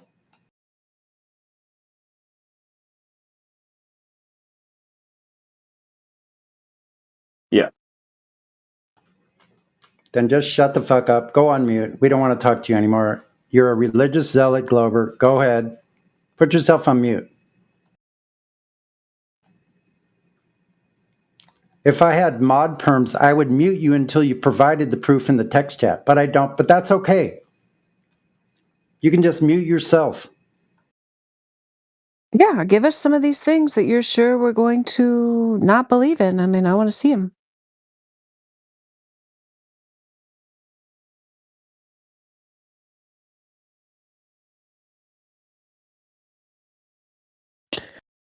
Tristan, if you want to, I don't know what is Tristan's deal there. I don't know what that link is, but if you have something to say, Tristan, feel free to come on the mic. It's easier to talk about it there than it is in the chat. Are you there, Tristan? I've consulted with ChatGPT on some globe proof here. All right, let's hear it. Give me 1 second.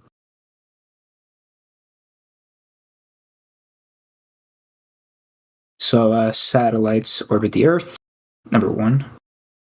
Lunar eclipses, number 2. Airplane flight paths. Good luck with the flight paths. Time zones and sunrises. That's a pretty solid one, I think. None of those are solid. I don't know if Banhammer wants to talk about the flight pass. I already know the ships disappear bottom first. You guys are gonna definitely. You guys got some bullshit for that. Photos from space. That's fake. What else? Gravity. Nope, fake. Yeah, I guess I have nothing, guys. Wise choice.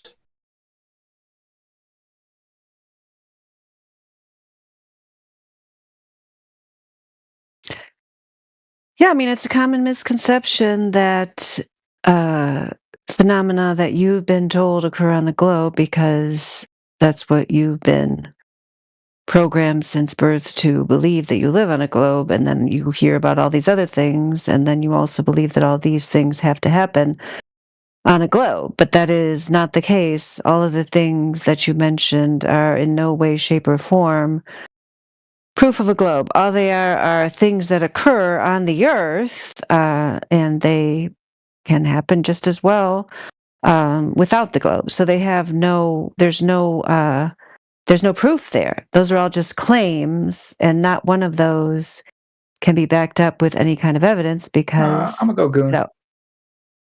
Oh, he ran away. Okay. Well, at least he gave us his little list there. At least he tried. You tried. What did he say earlier about the evidence that what you were providing after Sonny was talking to him, I think it was? He said something about that's not the truths. I think what he meant to translate was that's not the information that he wanted to hear. Yeah. I mean, he's pretty clear that he doesn't know what he's talking about. He just wants it to be a globe, so he's just going to keep saying that. It's interesting when they stop spurging out, when you actually do get one that does want to sit down and talk and not just flap their gums about why they're into this. And then you find out that they're school teachers that are mathematicians, or they're working for some aero engineering place, and if his mates found out, they give him a stern talking to. It is very interesting when you find out that they're in positions in society that they would be stoned to death if it ever gets revealed that they said that they were flat earthers. So a lot of them will come in here and just harass us, even though they want to be a part of the club. Yeah, I mean that's kind of like a perception. Yeah, even though it's really like verging on the level of paranoia, right? Because who actually really cares if you come into a Discord server in the middle of the night and talk about flat Earth? I mean, who even would even notice? You know what I mean? Like, I don't know. But yeah, I hear you. They think that, yeah, because I had somebody the other day tell me they couldn't even join the 24/7 flat Earth server. They weren't a flat earther, as if like someone's sitting there and caring if you join some random server on Discord, but I think it's just so drummed into people that just, can't go outside these norms of, acceptable thought. And if you do, somebody might find out and get mad at you or make fun of you. And that would be just too scary. Oh no, someone would point at you and laugh. Yeah, exactly. There is a difference between an anti-flat earther and someone who just wants to talk. Wouldn't you agree? Yes, 100%. Now, you get someone like him in here, and you guys talk to him, I don't know how long, but it's like he has this, what do you call it? Like you're talking to a brick wall. He says something, you prove him wrong and back it up, and then challenge him to back up what he said he can't ever. And then there's some cognitive dissonance there, which is healthy.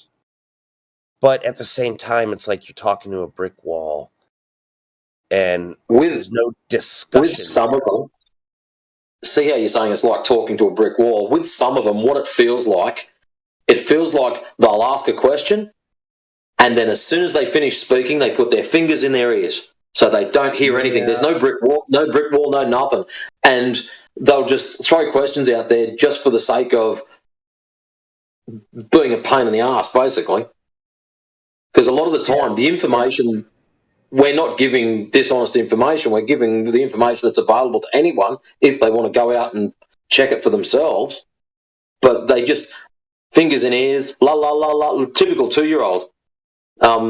Yeah, if you don't want to hear the answer, don't ask the question. It's not really that hard to work out. But anyways. Yeah, so Mary Mom was right. That guy was pretty audacious. So, I mean, think of how many different topics I was talking to him about. Like about 6 different topics of gases, how gases behave, buoyancy and density, the water cycle, then long distance observations. We talked about gravity for quite a while, and he had no proof of gravity. The infrared photography of Mount Kanahu at 275 miles in infrared, like all these different things. And then he has the nerve to say, "You're just not looking for answers." Yeah. Holy crap. Yeah, we're not looking for the answers that he wants to listen to. That's what that was. I mean, that was a major projection. That's why as soon as he said that, I started asking for his evidence, and that's why it went the way it went. So I appreciate you stepping in right then, because I was still going to try to be just, patient with him. And I think I did pretty well. Like, I wasn't letting him get to me. Like, he pretty much pretty rare for you to flip your lid. But at the end there, I was just like done with it, man. Like, it is interesting too that I've noticed different people can say exactly the same thing. I can talk to someone and it's, I don't want to talk with this guy. He always sounds aggressive, like he's going to jump through the screen and attack us. And yet CB can get on there and he'll get the message across. And then the next day, it'll be someone different. CB will get on there. Oh, this young kid's nothing but a smart ass. I want to talk to someone that's older. That's right. And they'll get along with I me. know. Yeah, I hear you. That's why it's so great. We have so many different personalities and people with different backgrounds from different countries. Yeah, that's why when I just looked over in politics and religion and saw that Allison was in there, I'm like, I'm not going in there because she does not want to talk to me. Maybe somebody else can get through to her. Yeah, because she does not like me. She's one of those, women who just, I don't know what it is, who are like very testy about other women. I don't know. It was very weird when I tried to talk to her. So I'm just not going to try anymore. Like, there's no point. Say the B word. Yeah, I was just in there not long ago listening to her, and I just had to get the hell out of there because I would just open my mouth and it wouldn't be good. Yeah, I did open my mouth. Yeah, the other night with her, and like, I don't want to do it again because to really, get after somebody, like, I have to care about them and think like that they have some kind of like hope in them that you might be able to shake them into reality. And like, I don't got any hope left, so I'm not wasting my breath. I don't need that aggravation. There's a guy named Yuri Bezmenov, and long story short, he made the explanation that when people are brainwashed like her, you can give her all the evidence and all the proof, everything in the world, lay it out in front of them in the best fashion, and they are irreparably changed. There's nothing you could do. And she's in there just to entertain herself. Morpheus was right. Go and watch The Matrix again. Most people are so inert, so hopelessly dependent on the system that they will fight for its very existence. Yeah, even when it goes against their own best interests, that's definitely true. Yep. It's crazy. Anyways, guys, that's my lunch break. You all have a good day, and I'll catch you later on. See you. Yeah. Good to hear from you. Yeah, he sounds so energetic because he's over there. It's daytime. I'm like winding down here. Yeah, I'm tired. I'm gonna log off myself, but it's been a lot of fun. Thanks for your support, everyone. Appreciate it. Yep, have a good night. Yeah, I'm gonna get to bed early. Good job, Mary Mom. I listened to most of the ladies' night, and I would say it was very successful. It sounded great. Thanks. Yeah, I enjoyed it. Yeah, we had like a lot of new ladies, so hopefully they'll come back and it'll keep growing, and that's the idea. Yeah, sounds good. You all have a good night. Take care. You too. Good night.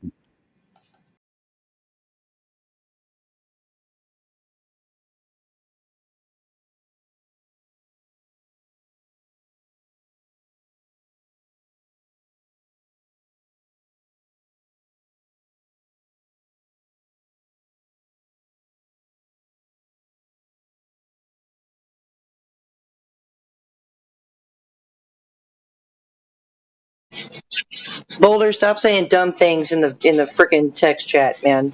Yeah, I saw you've been in there. He's asking for measurements. You've been in there giving it to him. I mean, this guy's been around for like, I don't know, 4 or 5 years, kind of like absurd at this point. You know what I'm saying? It's like he's just being cantankerous. Yeah. He's a denialist clown. An absolute freaking honking denialist clown shoe mother. You know? So yeah, measure zero, man. I mean, all the way across the bay, and the distances just keep increasing. I gave an example of that distance increasing, and the measurement is a slope of 0. I'm trying to measure for slope, and my results are 0. That is, in fact, a measurement. I'm sorry you don't like it, Boulder. You just go cry, okay? Go cry.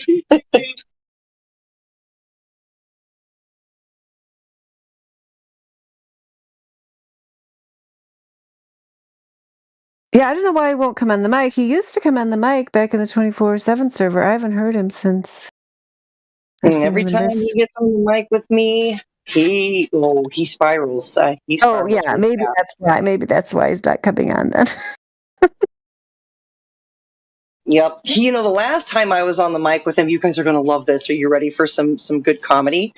I told him to give me an example of gas pressure without a container, and he tells me air under airplane wings.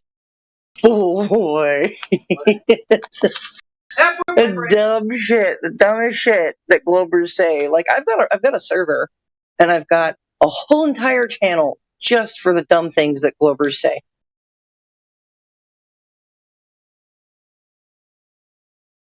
And actually, I think that Roland My Boulder might have actually made it into my Glober Hall of Shame.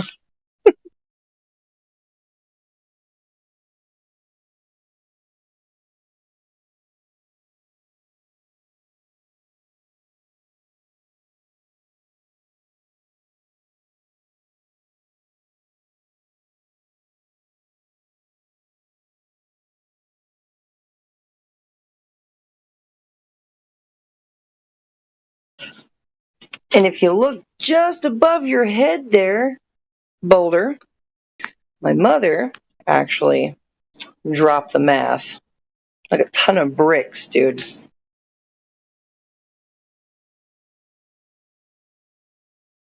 Yeah, I saw she had something in there. I hope he looked at that. Yeah.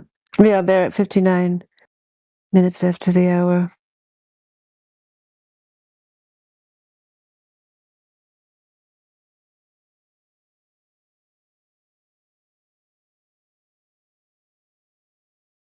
Tristan says hi, Jenna's mom. Yeah, Tristan, that was my mama in here earlier.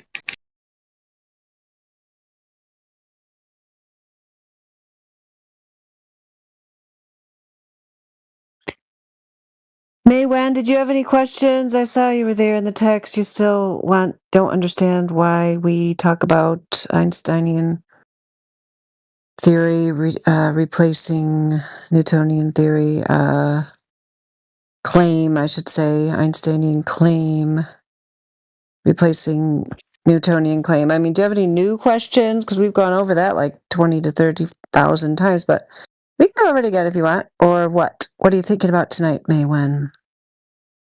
I mean, I just thought if it does replace the Newtonian theory, then I mean, it also proves gravity.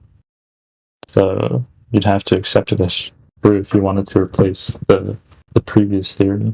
Nope. Okay. I'll try to explain it in voice. Maybe that will be better than explaining in text. The reason I posted that article for Goose, well, there's many reasons, but one reason, I mean, the main reason when that article came out, which I think was in like 2019 or something, was because it says right in that article, that's the headline, Einstein proved Newton was wrong. Now scientists are coming for Einstein. So the purpose of the article is not to say, theory of general relativity or special relativity, disprove Newtonian gravity. No, that is not the purpose of the article. The purpose of the article is to show that people who come in here, because the American educational system, usually that's what it is, people that come in here, has done them a disservice in allowing them to still think mass attracting mass, gravity, is accepted even within the pseudoscientific framework that dominates modern society and the modern educational system. Because for whatever reason, even though they've discarded it because they know it's not demonstrable on Earth, they are still teaching it in the schools. So these teenagers come in here and think they've got some kind of gotcha moment when they come in here with mass attracting mass gravity. So the reason why myself and many others explain to them that mainstream science, so-called mainstream science, which I would call mainstream pseudoscience, has discarded that type of mass attracting mass gravity long ago, has replaced it with the claims of Einstein. And the NBC News article says now they're questioning that, which of course they have to, because anytime enough people are challenging them and asking them for their verifiable, testable, repeatable evidence, and they have none, they have to keep ahead of the fairy tale train and come up with a new fairy tale to pull the wool over their eyes and keep people like Goose thinking that some smart scientist somewhere's got it all figured out and all I have to do is say that and everything will be fine. So the purpose is not to cheerlead for Einstein. To the contrary, most people here, including myself, do not take Einstein seriously. There's many mainstream books that don't take him seriously. I can find you some if you want. That's the purpose of the article. One's been discarded. Now the other one's being discarded. They'll come up with another nonsense thing that has nothing to do with reality, that's all theoretical, that can never be scientifically tested, verified, or repeated by any actual cause and effect relationship. And you guys will still be cheerleading for them, even though they've failed again and again and again.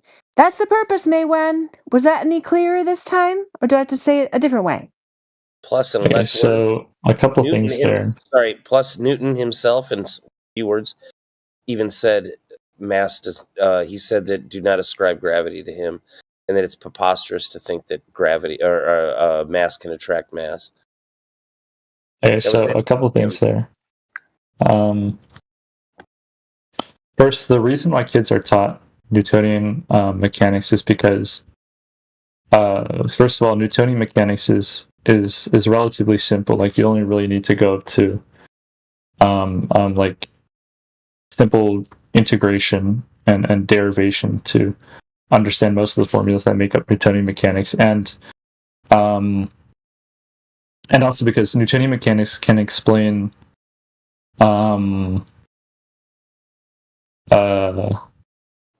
systems of matter, like the most relevant systems of matter pretty well. So like it can explain why like things accelerate downwards at this specific number 9.81, right? And it can also explain pretty well and to a degree of certainty,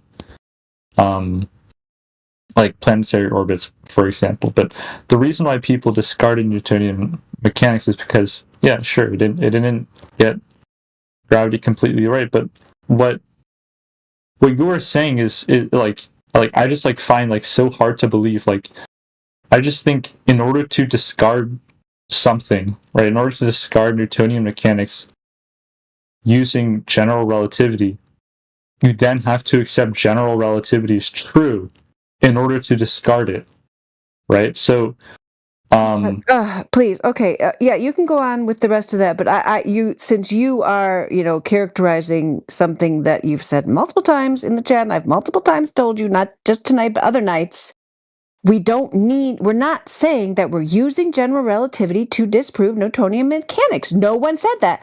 We don't have to disprove something that's never been demonstrably proven in the first place. There's no demonstration of it. There's no test of it. There's no observation of it. We don't have to disprove something that's entirely theoretical and has never been proven in the first place. We're not trying to disprove it. We don't have to. I just told you that in the chat. Did you not read where I said, I don't need to disprove Bigfoot until somebody comes up with a verifiable sighting of him or a proof of him? Give me a body of a Bigfoot. Give me a body of a rainbow unicorn. There's no observation of it. There's no test of it. There's no demonstration of either form of gravity. We're not trying to disprove it. And we are definitely not saying that Einstein's theory disproves Newtonian. We're not saying that. You don't need to disprove it when it's never been shown to be true in the first place. Okay, good. So it would be really nice if you could stop using general relativity as an argument against gravity and instead rely on gravity's never been proven. Like, that would be much better. Instead of using general relativity, you should use gravity's never been proven. Sure. Okay. Lots of people do that. Sorry if you don't like my particular argumentation style. There's lots of other flavors here. You can always tune out when I'm here if you don't like what I say. I'm not going to change it for you. I mean, a lot of other people use it, like Quantum Eraser. Yeah, Newton even said it was bullshit, and don't ascribe gravity to him, and that mass cannot attract mass. Okay? So you were saying, well, we could think of it like this, and we could think of it like that. It's useful and very useful. Yeah, you could think of it as though it's real. But what's the cause? It's not real. The cause is the mystery. What? Sorry, I was typing in chat. If it's not mass attracting mass, if it's not mass attracting mass, exactly like Newton said it wasn't, then what is the cause? Right, so the reason why you're saying it's not mass attracting mass is because you're using Einsteinian mechanics to prove that. Newton himself said it. And do not ascribe gravity to him because mass cannot attract mass. It would require a force. Okay, so that's I didn't know Newton said gravity was bullshit. No, he said mass cannot attract mass, and it's preposterous to think it is so. It would require a force. Okay, well then Newton was ahead of his time. Gravity to me. This is the third or fourth or fifth time I've said it. That's great. Like, so what the flat earthers are trying to get at is mass doesn't attract mass. Good, but But in doing so, like Newton never said gravity doesn't exist, did he? Like he still thinks gravity exists. Like maybe it's not that particular mechanics, but then what you're doing by trying to disprove his mechanics is then you're inherently accepting this other way of viewing gravity. It proves gravity exists, but it's a different way of viewing it. Like I think we just fundamentally disagree here. No, they use. We're discarding both of them. Hostile witness. It's right, you should be on board with the, like everyone says, the new hotness, and that's Einstein. What? That's Einstein. We're discarding both of them. We're discarding both of them. We're discarding both of them. Right. But if you want to discard the first one by using the second one, like that, you just can't do that. It's impossible. No, we agree. Okay, yeah, we agree on that point. We shouldn't discard the first one by replacing with the second one. Agreed. We aren't doing that. No, Your pseudoscientific priests are doing that. We're using that as a demonstration for you within your paradigm. Because a lot of times when you're trying to explain to someone a concept, you sometimes use their paradigm to show them the inconsistencies within it, to try to give them an aha moment that the thing that they had so much faith in might not be as reliable as they think. So no one here, I have never, ever, ever, ever, ever heard anyone here who on the flat earth side say that they think that Einstein's theory disproves Newton. No, that's what your priests say. That's what your globe priests say. We don't say that.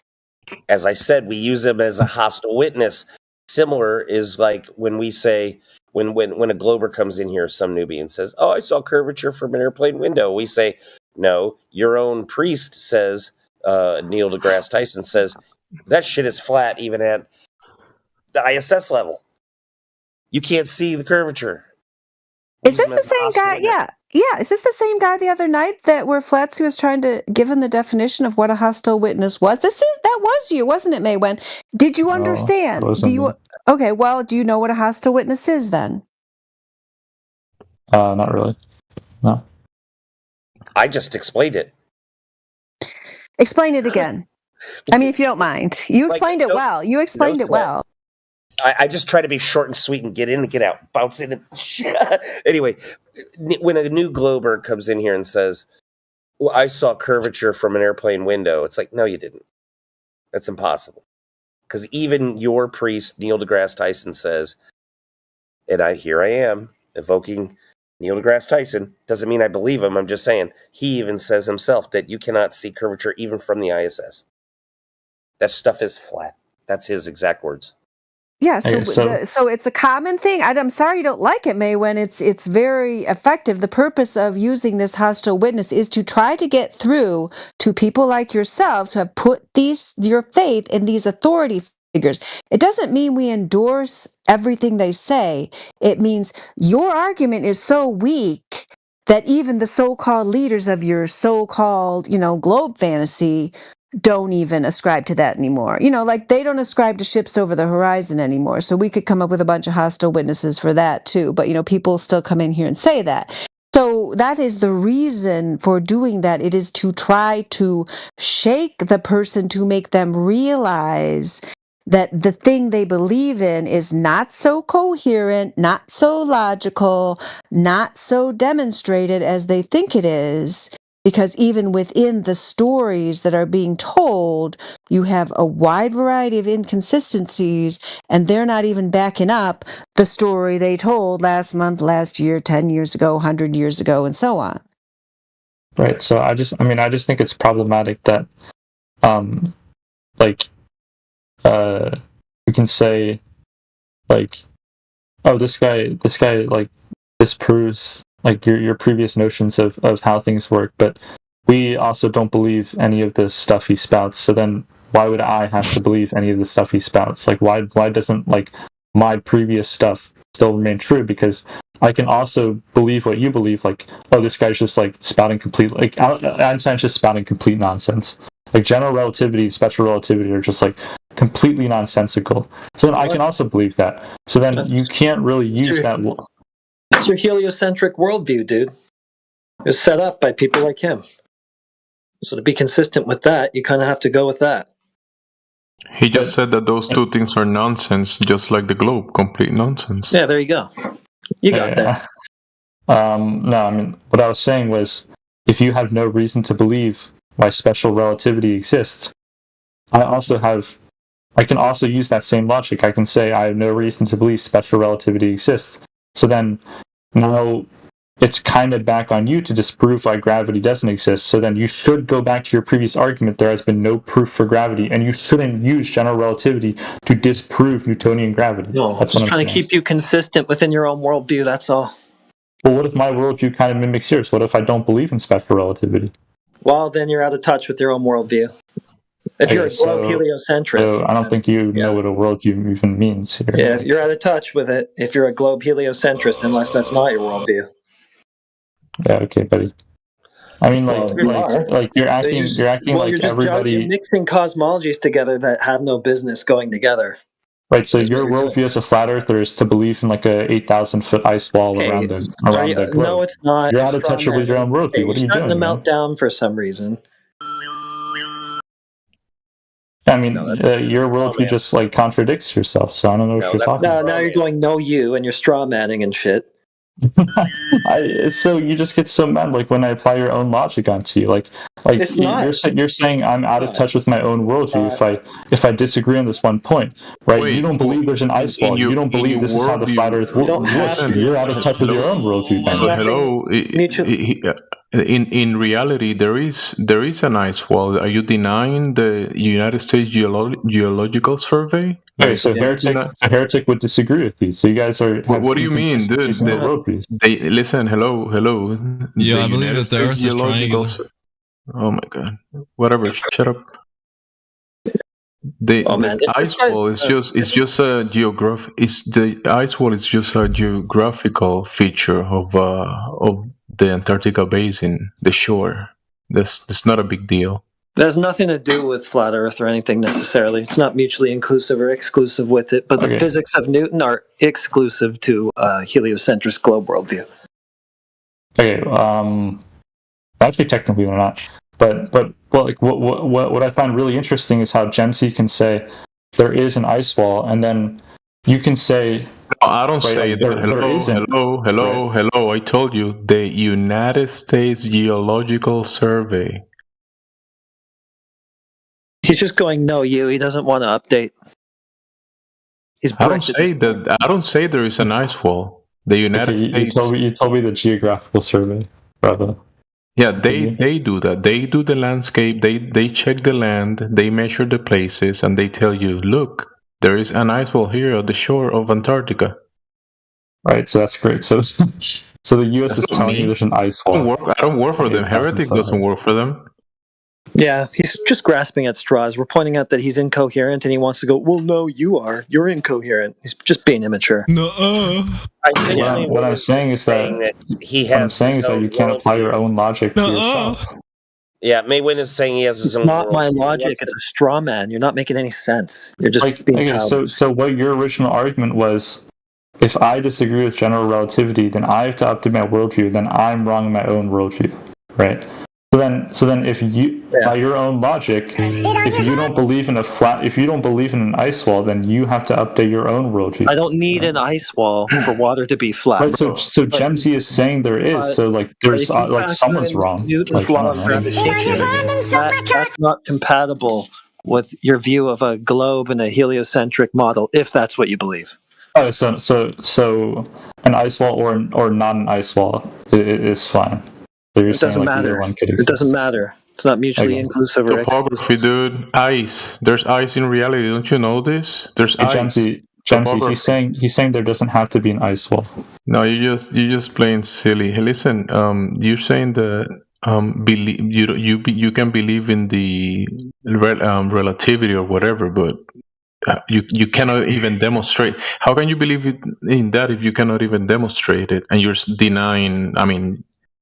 Actually, there are demonstrations, but I just don't know enough about them to be able to explain. You don't know about it, but you believe there is something like that, but it's nowhere to be found. I'm just saying, apparently there are demonstrations. Where? Can you show it? Yeah, I can't explain it to you, because I don't know enough about like black holes and general relativity to explain to you how exactly these demonstrations work and demonstrations. That's just someone's assertion of places they've never been to and they cannot demonstrate or see. Okay, so that's a different. I'll concede that like I don't understand this well because it's honestly pretty complex and it's not something. Like that's why students use Newtonian mechanics. You're accepting a cartoon or Narnia or an anime as reality because someone wrote it somewhere. You're saying that there is Aslan. You're saying you read that in Narnia book there is Aslan the talking lion. Therefore, it's true because it's on a book. And you also saw it on the TV. Okay, so that's actually a straw man. But, okay.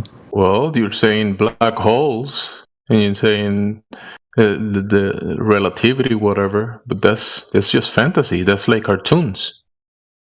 Okay. Well, what I'm saying is like apparently there is evidence of these things, right? So, but you don't know about it. You never seen it. You cannot find it. You never seen this. You just read it somewhere, just like Narnia.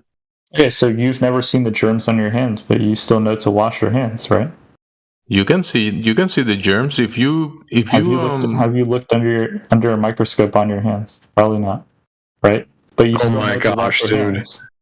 You can actually make cultures of them. You can make cultures of them. You know this, right? I can observe a black hole, like I just haven't. Is this your standard of evidence now? You don't see something there. It's kind of strong for you to assert that there aren't black holes because you haven't observed them yet. Yeah, but to be honest, you haven't done the pinnacle of research. No, into it's not astronomy. that. Also assert that there aren't three-toed leprechauns because you don't see them. Yeah, it's not about that. It's that that's a straw man. you're completely accepting a nonsensical worldview of a globe spinning in a vacuum of space, impossibility, and then you add in other fantasies to it, and you're stacking fantasies on top of fantasies, and you're saying, "Look, I believe in the first fantasy. Therefore, the last one is true as well." And that's fine. I mean, you can. I don't know why you lead with "I don't see it," though. Why wouldn't you come with the evidence? Not seeing something isn't evidence for it. That doesn't help. Most things you don't see because they're not real, like three-toed invisible gnomes. Okay, well, you don't really see many things in your life, but you still accept them. Okay, but there's probably evidence for them. So leading with "I don't see it" is not strong. That's not a strong point for you. Right. So I don't have to see something for there to be evidence for it. Is that all you got? I don't see it. What? No, I don't have to there can be evidence of something, but I can also not. Yeah, but you're not talking about it. You're just telling me that you don't see it. You're just talking about the lack of evidence. What exactly are you talking about? You're saying that the lack of the evidence is the evidence. What? What did I say? Maywen, are you under the impression that we think that not just because you individually hasn't seen this, that it's not real? Nobody has seen a black hole. A black hole, for instance. Nobody's seen a black hole. Nobody. I thought people got telescopic imaging of a black hole, but no. If you see an area where there aren't stars, and then you go, that's a black hole. Did you know that a black hole is like an imploding star that has a gravitational well, which, by the way, is space and time, two concepts molded together? It's totally illusionary. It doesn't exist. It's not material. It's abstract. And that is sucking all the light from the other stars into it. You think anybody has actually seen that? No. They saw a place where there should be stars, there's no stars, or they think there should be. And they call that a black hole. And you think it has something to do with gravity. Yeah, so I don't really... Just Google it. Just Google it. Black holes, can a black hole be seen? It'll say no. Okay, so I don't really trust you to represent the position of black holes, Google extremely it. Oh my gosh. as much as an astronomist, because I don't know, for all I know, you're just a dude on Discord just misconstruing. That's why he said Google it. Yeah, if you want to take 1 minute to Google it, we can talk about something else. That's fine, but I mean, I would honestly prefer to ask an astronomer. No, black holes themselves cannot be seen directly because they do not. That's the stupidest thing to ask an astronomer. You can ask Google and get the same answer, dipshit. Yeah, I mean that's fine, but like Yeah, what Google. I'm Yeah, saying is just this Google. guy isn't Ask an like the most astronomer. trustworthy source Okay, to that's describe why we just astronomy said today. astronomer. Google astronomers' description of black holes. I mean, come on, guy. I'm getting worried about you here. I just read it. No, black holes themselves cannot be seen directly because they do not emit light or reflect light. It's very simple. Can a black hole be seen? Same with Okay, Wi-Fi. so right now I just searched up. Oh, I think How can we Matthew see learns. black Oh, holes? Matthew learns. I'm sorry. Excuse me. You can go on with your reading in just a minute. But when he's done reading, Matthew learns. He didn't understand earlier what a hostile witness was, so maybe you'd be able to demonstrate it for him on this point. But go ahead and do your reading, Maywen. Okay, so what I just searched up was how can we see black holes if light can't escape them, right? So then here I'll get an explanation, I guess, and I'm sure there is a good explanation. But what you guys are doing is simply just stopping at the first step, right? So black holes can't have light escape, and then you're like, oh, my research is done. Then I can conclude we can't observe black holes whatsoever. But then I guess what you guys do then is purposely ignore any possible explanation that comes up, and I think that's just like really disingenuous. You guys reversing the burden don't interact with the other side. and you have the obligation to back up the claim that you make. So instead of saying there is no evidence, but since you guys can't refute the fact that there is evidence, even though there isn't any, then I guess I win. No, you have to provide evidence for your claim. That's never what I said. But okay. That's exactly what you said. That's never what I said. You don't That's actually never know what a black hole is. You can't see them, right? You don't know. Let me ask you a question. Do you think concepts can have a effect on the material world? Just concepts themselves. I don't know. You don't know? Okay, how much effect do you think the number two, again, it's definitely abstract. Can the number 2 affect anything in reality? Yeah. Okay, how? Only two times. I mean, the fact that you just said 2 affects how we think about counts and stuff like that.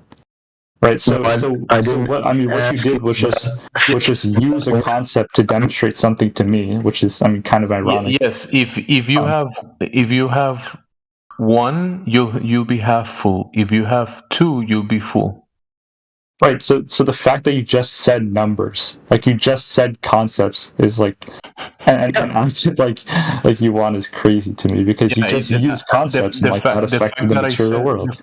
The fact that I said numbers, I affect physicality with saying the numbers. I say 2, and instead of seeing 1 apple, now I see 2 apples because I say 2 and I imagine it.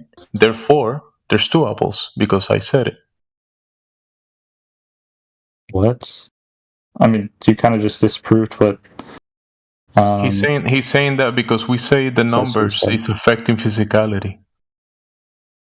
So what? So it's having an explain what affecting physicality means then. Well, you're saying the concept is the warping and bending. Explain what affecting physicality means. Well, like when you grab something with your hands and bend it, right? Or you grab on the hands of the clock and move them, and you affect that stuff physically. When you like fix a car, or maybe do grass work, or maybe make a family. You're affecting reality. You're doing things in reality. Okay, that's great. Yeah, the real stuff. Making a family. Even when you drink water, you drink it, or when you add heat to the water, right? Yeah, you're affecting it, doing the real thing. But saying number 2 or saying warping and bending of space-time, that doesn't affect physicality, does it? I mean, I'd say warping and bending of space-time is the very essence of physicality itself. Like number 2 concepts like space and time, 2 concepts, you're saying that affects what? Right. So I mean, I could also say making a family is a concept. Right? Okay, you said space and time. Space time. What does that affect in physicality? I mean, physicality is space and time. What are you talking about? Oh, you're saying that is affecting something. The two concepts, the two words on the piece of paper. Well, I'm saying physicality is space and time. So no, this you saying the words because that's what it is. You don't have any demonstration for those things. You just read it on a book, and then you say with your words, and you're saying that's doing what?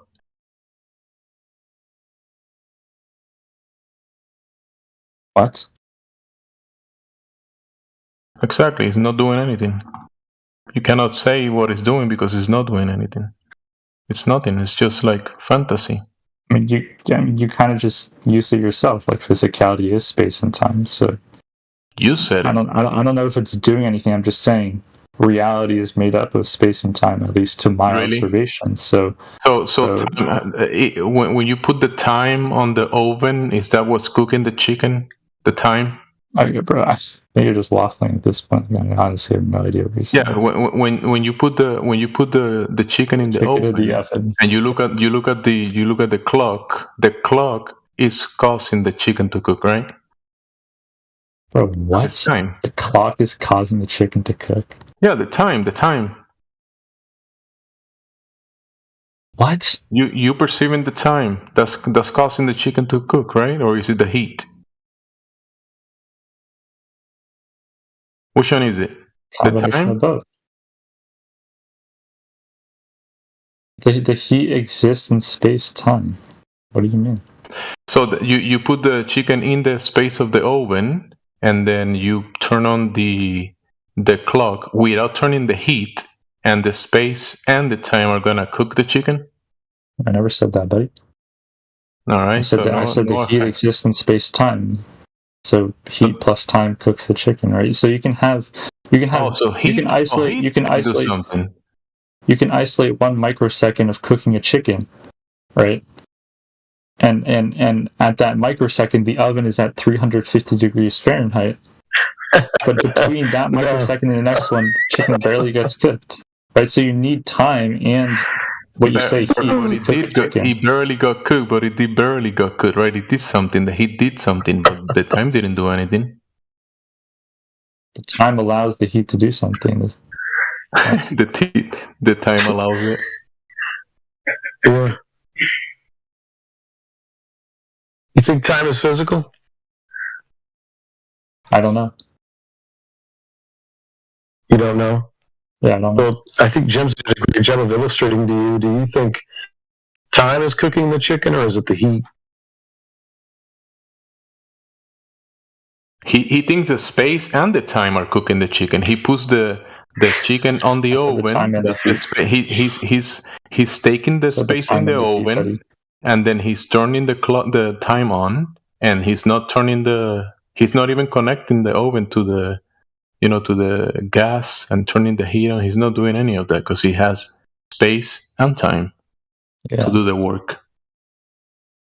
It's actually a perfect representation of what I said. Oh my God. Yeah, you cook chicken without construing with space and anything time. at all. Or strong. Okay, so what is it? Okay, you don't cook chickens with space and time. What else? What do you do with space and time? Go ahead. What do I do with space and time? I don't know. What do you mean?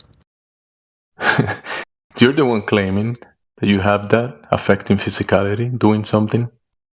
So do you think it's only heat cooking the chicken?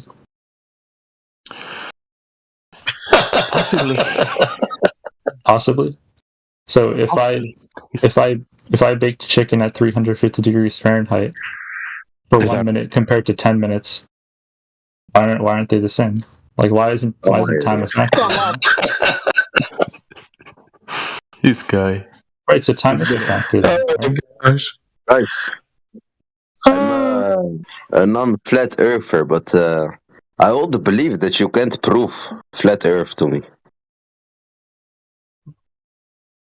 Hey, so Gemsy, you do admit that time does have a factor, right? He don't love time as a factor. Did Yeah, someone it's new? Did the someone new has factor a in cooking question? Because chicken. I think this Yeah, server I played his wasn't cards sure who. today. Yeah, who was that? Who was that that said something about flat Earth? Was that Mansoor or Lion? Mansoor or Lion? dude. Oh, is that Mansoor again? Who was that was just I don't talking? even, from the time I joined the VC, I never speak like once. no. When I came in here the last time, I was told that I should wait for a book to come out, and then I asked what the title of the book was, and nobody Yeah, told me. it's not out, so just keep waiting. Yeah, you don't You're have to gonna wait for the book. You don't have to wait, dear. Is that Lion saying that? Yes, I just want to know, like, what is a good evidence, like a good documentary, a good literature, anything that I can read about flat Earth that is convincing to you guys who are already flat earthers. Oh, that's a great question. I mean, I have an actual book, like a paper book recommendation. I mean, that was one of the first things I read. I could send you a link to that.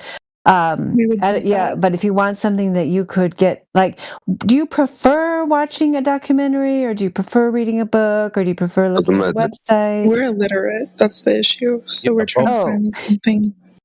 Both is good. No, for me, both is actually good. Yeah, I mean, we can give you more than one thing. I see, like, I don't know. Does anybody else, like, what would you think of, like, for a documentary? Because I haven't looked at a lot of documentaries recently. Like, what do you think is a good beginning documentary? Does anybody have something like that that's in here? Flat Earth people. I know. Oh yeah, Eric Dubé 200 Proofs. That's recommended by Platter. I'll give you the book, and then I mean. The thing of it is, I mean, I know that there was one that came out. I don't know if that was 2021, something like that. That was a lot of people were recommending. I think I watched it back then, but now I can't remember what it was called. But, basically the main. I found it. What was it? What'd you find? Rick Dubé, 200 Proofs. I found it. It's a 2-hour, 17 minutes video on YouTube. It's about a year old. Year? No, it's like 10 years. No, sorry, 8 years. 8 years. Sorry, I found two. One was 1 year posted a year ago, and one was posted 8 years ago. My bad. Yeah, he lost his original channel. He had to reboot a couple times. Oh, I see. Yep. Cool, man. 3 or 4 channels. Basically, we're very stupid. So, like, can you guys give us a brief summary of what hey, lady, when you say we, do you mean like you and I? Yeah, she does. I think you two are you two know each other, Optimistic and Lion? I've never met her.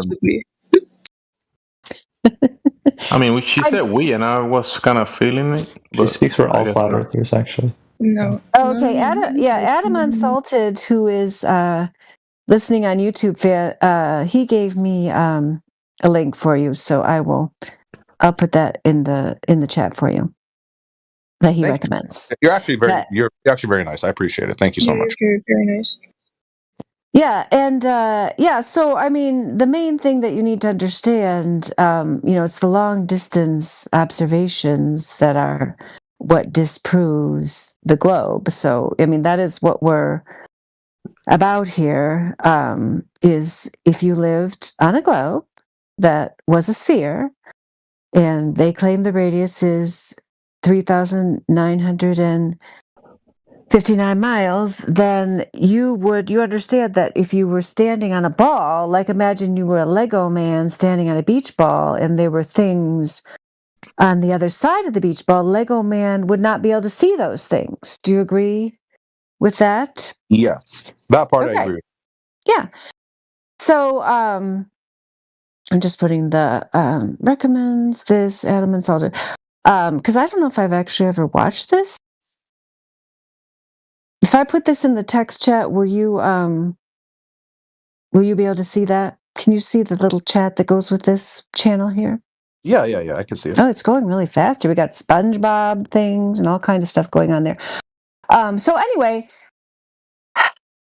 you should be able to observe the effects of curvature. So because of this, these claims of this globe geometry would mean that objects would drop off in the distance at a rate that we can calculate and measure, which is the rate of 8 inches per mile squared, so that might not A lot of seem yep like. for nothing. Huh? Huh? Did you say something? Yeah, I said there's a lot of yep for nothing.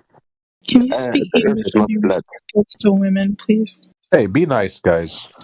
Okay, so anyway, Very respectful to yeah, just woman, trying to just give not you a to short flat version here because you told me last time you came in. I can imagine who the person was that told you had to wait for a book to come out, but indeed you do not because there's been When like did I 10 say weeks. that?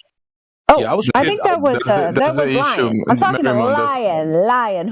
I don't know Yeah. who's interrupting, but I'm talking to Lion and his Yeah, friend that's not his Because the friend. thing is, Lion. that guy asked the question. I just wanted. The thing I is just wanted. that No, I just wanted to be the hello, original lion. dude. There are other lions, and anybody who claims to be a lion aside from me is a liar and a fraud. Carry on. Sorry. Yeah, I'm a fan of you, Lion. I already am. Because you're willing to have a serious conversation. So anyway, 1 mile there'd only be 8 inches. You're like, oh my gosh, what's going on here? Only 8 inches. Like I wouldn't see that, right? But then you get to 3 miles, 72 inches. Then you get to 10 feet, 800 inches. Then you get up to 10 miles. You've got 66 feet. You get up to 20 miles is 266 feet because the rate is increasing exponentially. So at 20 miles, objects would be concealed behind 266 feet of drop, which is a lot. Oh. Yeah, and yet we see things that we should not see if we lived on this globe. We can see things at that distance. And we have many observations. I'll give you a link to a sampling of the observations, but we have many observations where we're seeing things that we would not see if we lived on a globe of those dimensions. Does that make sense? Yes. So basically, the level of curvature is not proportional to what it would have to be if it were actually a globe. Yeah, that's right. There's no curvature found, measured, seen anywhere. We've been asking now here, in the Discord, that's not even counting things that have happened before, for 10 years, give us any verifiable measurement of curvature, give us any cause and effect, scientific testable evidence of rotation of any kind, and it's not been produced. I mean, I know people assume, they think that this has been proven and shown, but indeed it has not. I have one question. Oh yeah, go for it. Okay, so I would love to believe flat Earth, right? But my only concern is, for example, if I'm flight wise, right? If I go east and I just keep on going east, I would end up right back where I am. So what is your guys? Do you guys think the plane is just going a circle, or? Yeah, you don't need a sphere to do circumnavigation. I mean, you can start out in your kitchen, walk to your living room, walk through your dining room, end up back in your kitchen. You didn't need a sphere for that. Okay, thank you. Yep, so I'll link you to these observations. Our friend Indio put these together, and let's see, at Lion. There you are. Very beautiful picture of a lion. I saw a lion at the zoo just last weekend, a lion and a lioness. No. For the lady, yes, you can go around the kitchen making sandwiches, and that doesn't mean you're on a globe. Jamsy, don't even get me started on that one. Don't even get me started tonight. You don't want to mess with me. Wait, that's very, very rude. You can actually do that. Thank you. Oh, optimistic, please stay here and tell them how incredibly rude and obnoxious that is. Tell them. It is, it's hard being a Discord mod, bro. I'm not gonna lie. Wait. I'm joking. You can actually do that in the kitchen. Yeah, you can too, Gemsy. Go make me a sandwich, Gemsy. So I want ham and cheese. But I ate it already. Hey, listen. Too bad then, you're fired. Okay, Lion. Yes, Lion. I just want him to make sure that my sandwich is flat when he makes it for me. Thank you very much. It is. Of course it is. It's flat sandwich on a flat earth, Lion. And lions live on a flat earth. You better believe it that lions know they live on a flat earth. When they're out there chasing their prey, they aren't calculating any curvature. You can also make a sandwich that is flat and round. You're damn right they are. Yeah. So what's See your my reaction profile to what we picture? said about? Oh yeah. Look at that. Jenna's got it. That's a lioness, Yes, right? ma'am. Nice. I am Yes. a lioness Beautiful. on these planes. Love it. Love it. Yeah. So what do you think about that, lion or optimistic? I think that makes perfect sense. How do I? I'm gonna watch that full video first, and then I'm gonna see if there's any reading material. But I want to take what you said in good faith, and I want to assume that you have done plenty of research in order to come to this conclusion, You because betcha. the alternative is to believe that the Earth is round, and quite frankly, I feel like we've just taken it on faith. You have. You have. Yeah. Well, what's the evidence? Pictures, videos, like water. Real? Are they not real? I'm not sure yet. Lights. I feel like we've been lied to. Yeah, like Can why is someone just please lied. tell him? He said the alternative is to believe it's round, but round and flat are not mutually exclusive. You can have round tables, CDs, coins, pizzas. You can have round and flat bread. Actually, that was going to lead me to the next question. So when we say flat, right? Yeah. A lot of people literally don't think about this. They only think of the flat from the 2D, not from the different views. So would it be like a circle that is flat, No, like a coin? The circle will be the flatness will be an aspect of a surface, because that's where everybody's standing on the surface of the Earth, and when you travel across it, even if it's on a airship across, or in a vehicle or a vessel, or in the water, it's a horizontal frame of reference that lacks the curvature that necessitates to be a globe. So there is no curvature, and we have topography. We go up and down in elevation, but when you put it to the big scale across the world, across thousands of miles, people describe it as flat. Like, you go to Florida, they say Florida is flatter than a pancake, right? Yeah. Kansas. Kansas is flatter than a pancake. You go to Bolivia, the salt flat, that's flatness all Yeah, around. that's my country. You go to any lake, you go to any huge lake, the lake is completely flat, no curvature. So when you go to a seashore and you look across the water, you might see some waves, but you can see for many, many miles, and it's flatness across. So it's a description, an aspect. It's not a shape. Yeah, but the let's say you zoomed out all the way, and then we looked at the Earth, would it be a circular flat? Like, would it be like a coin?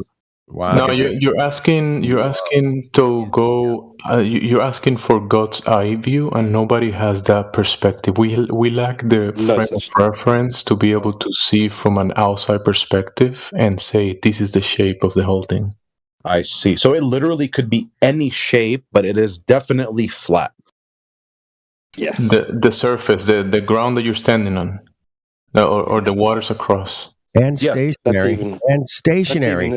Forget that That's part. even assuming that it's an isolated object. Right. All right. Cool. Stationary. Gotcha. So there's no movement. The ground that you're standing on is not moving.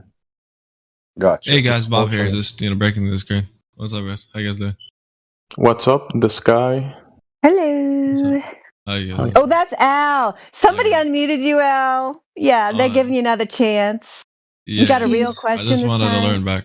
Yeah. You want to learn? Yep. What do you want to learn about? You I think wanna you live on a understand- globe? Oh, yeah, Okay, yeah, cool. I think, yeah. Nice. I just want to Yeah, learn. well. Like, could the world be triangular? Like, could the world be other than flat? Nope. Is that possible?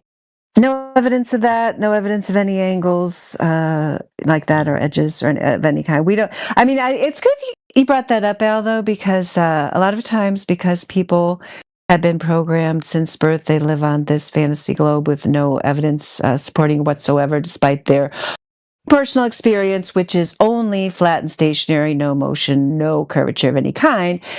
they start to make up these weird other things. They're like, oh, if it's not a globe, it has to be this, it has to be a triangle, it has to be a disc, it has to be this thing, that thing. No, we don't claim any of those things. Those are cartoon memes, jokes. You had your hot dog Earth earlier. Hopefully we cured you of that. No, there's no other shape flying in space. We don't think we're flying in space at all. In fact, we can demonstrate to you that the fantasy realm of outer space as a near vacuum or vacuum also does not exist. So we're just here.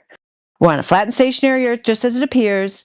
The stars, the moon, the sun move just as they appear to do. I see what you're saying. So You're we saying, accept like, reality the way it is. I see what you're saying. You're basically So saying you don't like see the what Earth. she's saying, you hear what she's saying.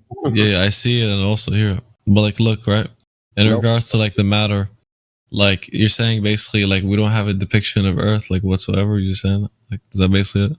But the Earth Why do is we flat. need? Why do we need a depiction? Like the Earth is the place we live. Like we can't go outside of it and look back at it. That's all just a fantasy, science fiction, bad science fiction. NASA science fiction. I mean, haven't you noticed that NASA science fiction is like what a middle school kid would do for animation? Like it's really bad. It's not even as good as Hollywood, and yet they get more money per day. They have a bigger Does space budget. exist? Like if I were to ask you, like, does space exist outside of like Earth, or like does that even not exist? Like, how does that work? That will be a violation of the second law of thermodynamics because you're breathing air and the pressure requires containment. Oh, okay. So there's space, like you're saying, like there's space. There is the space that we are in. Yeah. Okay. This place here, but if you asking about outer space, like in the cartoon globe, belief. That's a Bro, Hollywood. That's a presupposition, bro. I'm not saying like this. Excuse me. Now listen, bro. When you're asking about space, you're asking, is there Narnia out there, right? No. The fantasy invention of space cannot be there because you're breathing air and you are in a contained environment. Oh, okay. So since I'm breathing air, yeah, you are, right? Since I'm breathing air, then there has to be a vacuum in which I live in. No, if there was a vacuum next to this high pressure system, you wouldn't be able to breathe air, right? Because the pressure of gas will evacuate violently towards that available volume, and you wouldn't be able to expand your lungs and breathe. I see what you're saying. But because there is we are in a contained environment, the gas pressure is available for you to expand your lungs and breathe. Oh, okay. Can you have like a framework in which like space is like contained? Like, would that work? Like the vacuum? Yeah, the space you're in is contained. That is the framework. Exactly. Oh, okay. So if that's the case, then is space reality. 3D or 2D? What was that? Is space 3D or 2D? Well, if you're watching it with 3D glasses in the TV. Jamsy. How does eclipse? How does lunar eclipse work? That is an observed phenomena that happens in cycles, but the cause of that effect is an unknown because you will have to go to the celestials above or the heavens above to be able to determine the mechanism that causes the phenomenon. No, because C. Tyson doesn't believe in the flat Earth theory. Listen, buddy, if you speak again. Oh. I got another question. That's fine. To the end of the line, I got another question. Okay, what is it? No, listen, hello, no. The lady that asked the question, because this guy's been LARPing for a little bit. The lady has lady. Damn, You bro, heard like, it's I. She can speak for The herself. lady has the floor. Which lady, bro? Hold on. Bro, you listen. This guy's he was muted before for LARPing, and now he's doing the same thing again. Are we talking about optimistics? Is that who we're trying to talk to? This guy talking right now. That guy talking right now. Yep. Let Jamsy cook, man. Jamsy's cooking. No, I'm just answering the question for the lady. She asked about the eclipse. Listen. Yeah. You heard what I said. It's an observed phenomena, but what is causing it? It cannot be determined, or science because we cannot go up there to determine the cause of the effect that we're observing. Oh, that makes so much sense. It's the same as You won't gravity. mock me. Same as Thank you. gravity. Gravity, you can observe it, but do you know the cause of gravity? Nobody does. Not even Neil deGrasse Tyson knows the cause of gravity. Nobody. So keep that in mind. You guys are very smart. Thank you. You guys are smart, man. Yeah, I was gonna ask just another question. Please don't. Be nice, if the Earth, can we please be nice, guys? Go If ahead. the Earth is like flat, then like in this case, right? Like let's just say, okay, 100%, Earth is flat, right?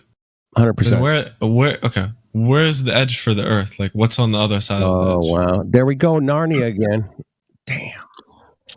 Dude, we I already told you we don't claim an edge, we don't claim a shape. Yep, I already told you that. Remember? So Earth doesn't have a shape. What do you mean? Have you ever been to the seashore? You walk across the earth and you reach water. The shoreline. The shoreline is the edge. Does anybody disagree with shorelines or edges? Anybody? Wait, does the Earth have an edge or not have an edge? I'm checking. As a shoreline. What's Earth? I live near the shore. I have a shoreline. Okay. That clarifies it. Okay. Gosh, for a minute there, I was thinking it must be like Friday or Saturday night. It's like still wild in here, but it's only Wednesday. I got to get through 2 more days of the week. Yeah, we gotta entertain the trolls a little bit. Right? Does gravity exist for you guys, or gravity doesn't exist? Like in the case, What's gravity? How does that work? What is it? When you ask gravity, do you mean like a word in your mind? Was I not clear? What the hell happened? I mean, it's in the definition, gravity. When you say gravity, what do you mean? Like the effect of gravity, because we really don't see the cause of gravity. We just see the effect. What is it? Can you describe it? Things go down. Go boom. I'm pretty sure it's like an interaction between like two objects and how like they pull on each other or like they push. Maybe that's like when you go to the store. Like you mean when you go to the store and you see the massive lady, you feel attracted to her. That would be magnetism. That wouldn't be like that'd be magnetism. Yeah. No, there's different things. Yeah. You get a Mongo. He just said though, hey Flat Earth dude, he just said that we don't know the cause, but we see. He did. I heard that. Yes. Good. Yeah, you don't know the awesome. Cause. We do not know the cause. There's okay, that's no fine. cause. That's good. That's fine. There's no cause. There's no cause for what? But it says maybe if you look in the side chat, it says that how does not know the cause until there's no cause? Golly, everybody's speaking at the same time. What the hell? Easy up. Look, Just say gravity pulls you toward the ground is all objects with mass like our man, Earth. holy crap, dude. You don't hear me talking? You not hear me? Okay, I'm just gonna mute you, bro. Wait, I'm sorry for them. They're a little slow. It's all right. This is so. He said we don't know the cause, but he thinks it's just two objects interacting with each other or something like that. I think they drank too much of that Kool-Aid. You know what I'm saying? Maybe, yeah. Yeah, I think so. I can't get them under control. I think he's on a good point, man. Let him cook. Yeah, thank you, bro. Let's cook this one, man. Let's go. I was gonna say like on the matter, right? Like why? Like okay, that wasn't your cue to speak. That wasn't your cue to speak. That was Elbow was speaking. Oh, Elbow. Who's Elbow? I thought it was. He was. He said it was. You thought you was cooking? You thought you was cooking? Elbow, you was cooking. Come on, bro. He done lost. He done lost it, man. He done lost. Okay, let's have like one conversation happen between two people for like at least 2 minutes. No, that's impossible. That's impossible. It's thank you, ma'am. Thank you. Who is trying to talk to Al? Who is trying to talk to Al? Yes, nobody. Flat Earth dude. Nobody talks to him. I'm messing everything up. I get it. I'll be. Yeah. So you said that you don't know the cost of it, but you think it's two objects interacting with each other. Is that what you said? I think so. That's what gravity is like. There's like a bigger thing and like a smaller thing, and that's how gravity is created. Right. What is a bigger thing and a smaller thing doing? They're interacting with each other. How do we? By means of what? How do we? By getting closer or further. They get closer or further from each other? How? Isn't that how gravity works? This is no. That's not how it works, bro. You're talking about Newton, and he said that's bullshit. You were here. You listened to that. You already heard this. Oh, that language. No, I literally just came in the call. By the way, I'm just asking questions. Please. So like, You were here. You were too busy. No, he was here when you, Oblivion, were totally right. He was in here when he first came in. He was like making weird sounds on the mic, doing he kind of never all left. kind of crazy stuff. Yeah, then that's a lot I of muted. accusations. Yeah. Oh, yeah, you betcha. And then I muted you, and now you're back. You're trying to have a serious conversation, so that's fine. But yeah, he was here before. You're right. I'm sorry. Can you? Yeah, He doesn't understand like etiquette much. Well, Yeah, I think he just got lost it. Welcome to Discord I 2025. probably done lost it. Yeah. Thank you. And it happens. You'll I know probably. You'll be all right. So like, okay, general question, right? Because I actually want to get to know this, like on this matter.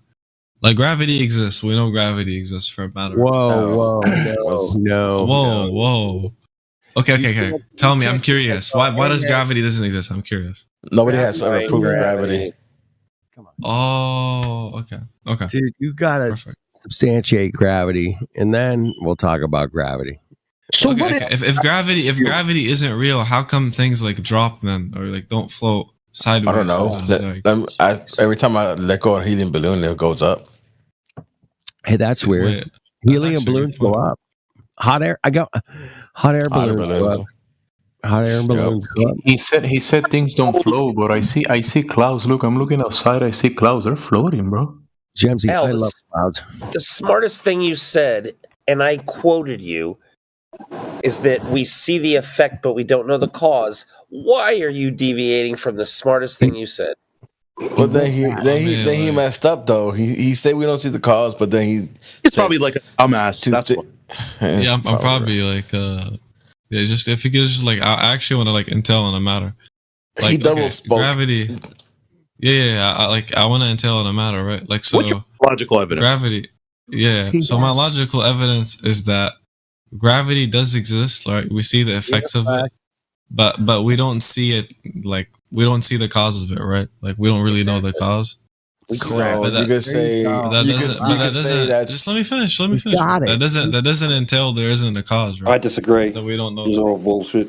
There's no such thing as gravity. We do not see the effects of gravity. Nope. We don't see effects of gravity. Nope. So damn. So is helium anti-gravity? Okay, we see an effect. If there's anti-gravity, there's gravity. Hold on, fighters, dude. Hold on. Is helium anti-gravity, dude?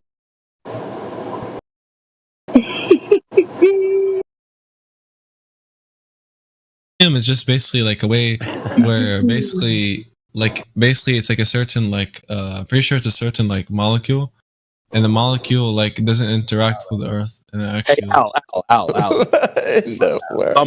Are you saying, dude? Wait, what? Why does helium go up?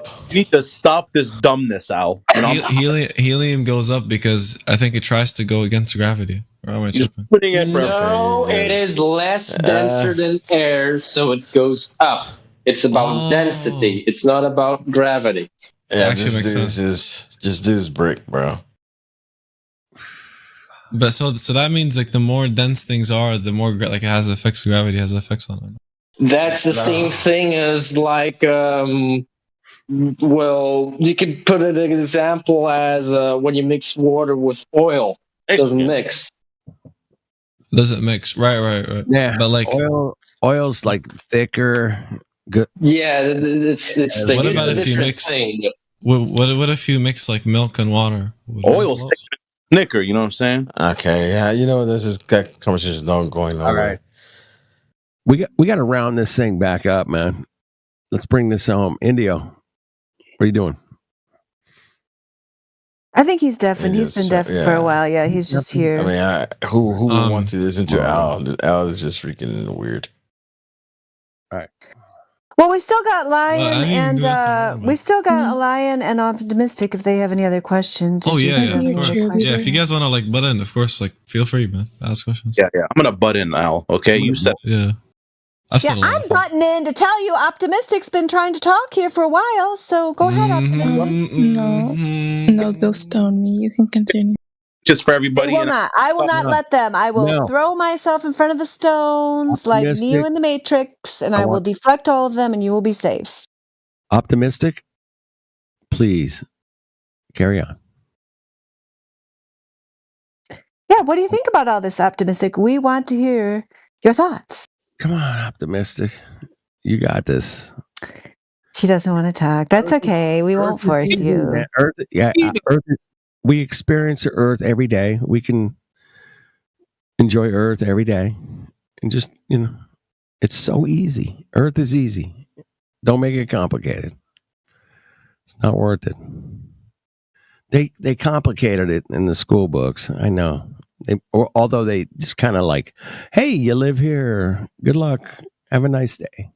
Yeah, Lion, I do. you have any really, questions, Lion? Yeah. Oh, you're Lion? Yeah, we'll go back to Lion. That's a good idea. Lion had some good questions earlier. What do you think, Lion, about what we talked about the long distance observations, the geometry of the sphere, which is disproven? What did you think about any of that? Okay. I can't disagree with anything you guys say. Yeah, you can. Shut up. No, I can't disagree. I literally cannot, because I don't have enough evidence to say otherwise. Oh, appreciate your honesty. I'm not right. So what I'm going to say is, what do we tell people who, okay, like with the whole Newton thing, right? 9.8 meters squared, speed of the so-called gravity, right? Yeah. If someone was to hold a rock up and then drop it on the ground, and then it was to fall, how do we combat that with a different argument? It's not in contention, dude. That's the effect. The cause is what's disputed, not the effect, which is what you just described. What is the Stick with the cause? Stick with the cause. What's the cause? Explain. Let them explain the cause. Yeah. I just wanted to point out real quick that if you go look it up, right, and I've already done it, you'll find that gravity is not a force, and what you get after that is because it has no mass, right? So gravity is this massless thing. It's a concept. It's not a thing. It's not a force. It's not what's holding you in your seat. You can think of it as a force, but it's not a force. I love that. Right. Shout out to George. God rest his soul. What's gonna really bog your mind, Lion, is would it have fell if you wouldn't have picked it up and dropped it? Oh, isn't that called potential energy or something like that? So what is the reason why we as people are not floating? Oh, Why would you? Why would We're you not float? floating. Okay. It's real simple, right? Hold on. Let me ask him a question, because I just asked him again. Why Because you're would not you a float, cloud. Lion? Like, why are we not like the helium and the clouds that are floating? Why would you float? Because helium floats. Okay, are you as dense as helium? No. So are you denser than helium? Yes, I would think so. Are you denser than the medium that you live in, which is air or oxygen and all kinds of? Yes. Right. So if you were less dense in the air, you would definitely float. But since you're not, you go to wherever your equilibrium is at. Gas has the wonderful ability to just expand into free available space, available volume. Nothing stops it until it collides with another piece of matter. So, yeah, you're not gas. Can you guys You're not gas. unmute Al, please? I think he's got important question. Well, I'm still talking to Lion. Oh, yeah, Burn, man, you're the densest of all. Anyways, yeah, Rocks I think rocks are dense. I don't know. Prove me wrong. Can I ask you a question? Where do you guys have this VT up 24/7? Like, do you guys not have a life? Do y'all not interrupt. Wait. Who's this Mongo, bro? Where the fuck did that come from? I'm just concerned for your mental health and you won't be lost it. Get a lost. Get the hell out of here, man. Talking about gravity. Shut up. Yo, Lion. free the homie. Go ahead, Lion. I'm sorry.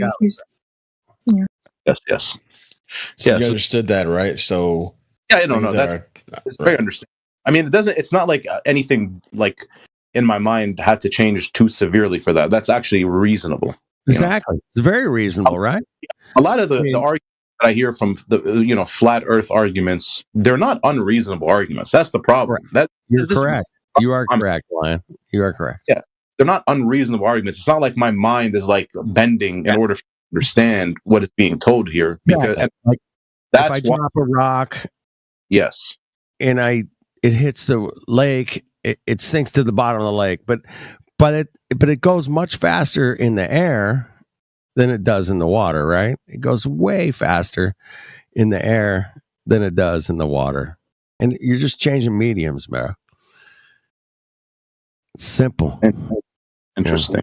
An interesting way to look at it. You know, it just, again, it doesn't really, you know, it's not unreasonable. Yeah, it's very reasonable because you can check it out yourself. It's something we can all check out. I love checking out things myself. You know, I don't know about you.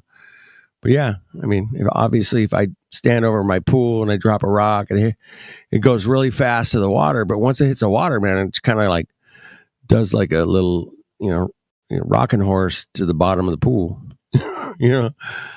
Different mediums act upon rocks differently. Yeah, that's all. Simple, man. I don't want it's too simple. That's what makes people like go, wait a minute, it's got to be more complicated than that. No, it's not. It's not more complicated than that. You just think of it in your own objective reality, what you can test for yourself. Don't believe any of us. Don't believe me. Does a rock fall faster in the air than it does in water? Yeah. Well, fuck yeah, it does. That's a fact. You can check it out. Objective reality or empiricism. Empirically proven. People with flat earth arguments is that they want everything to be objectively something that you can observable. Exactly. Yeah, that's what we do, bro. For sure. We want to test it. We want to observe it, and we can definitely, figure out what it is, what's going on. Interesting. That's what we do, bro.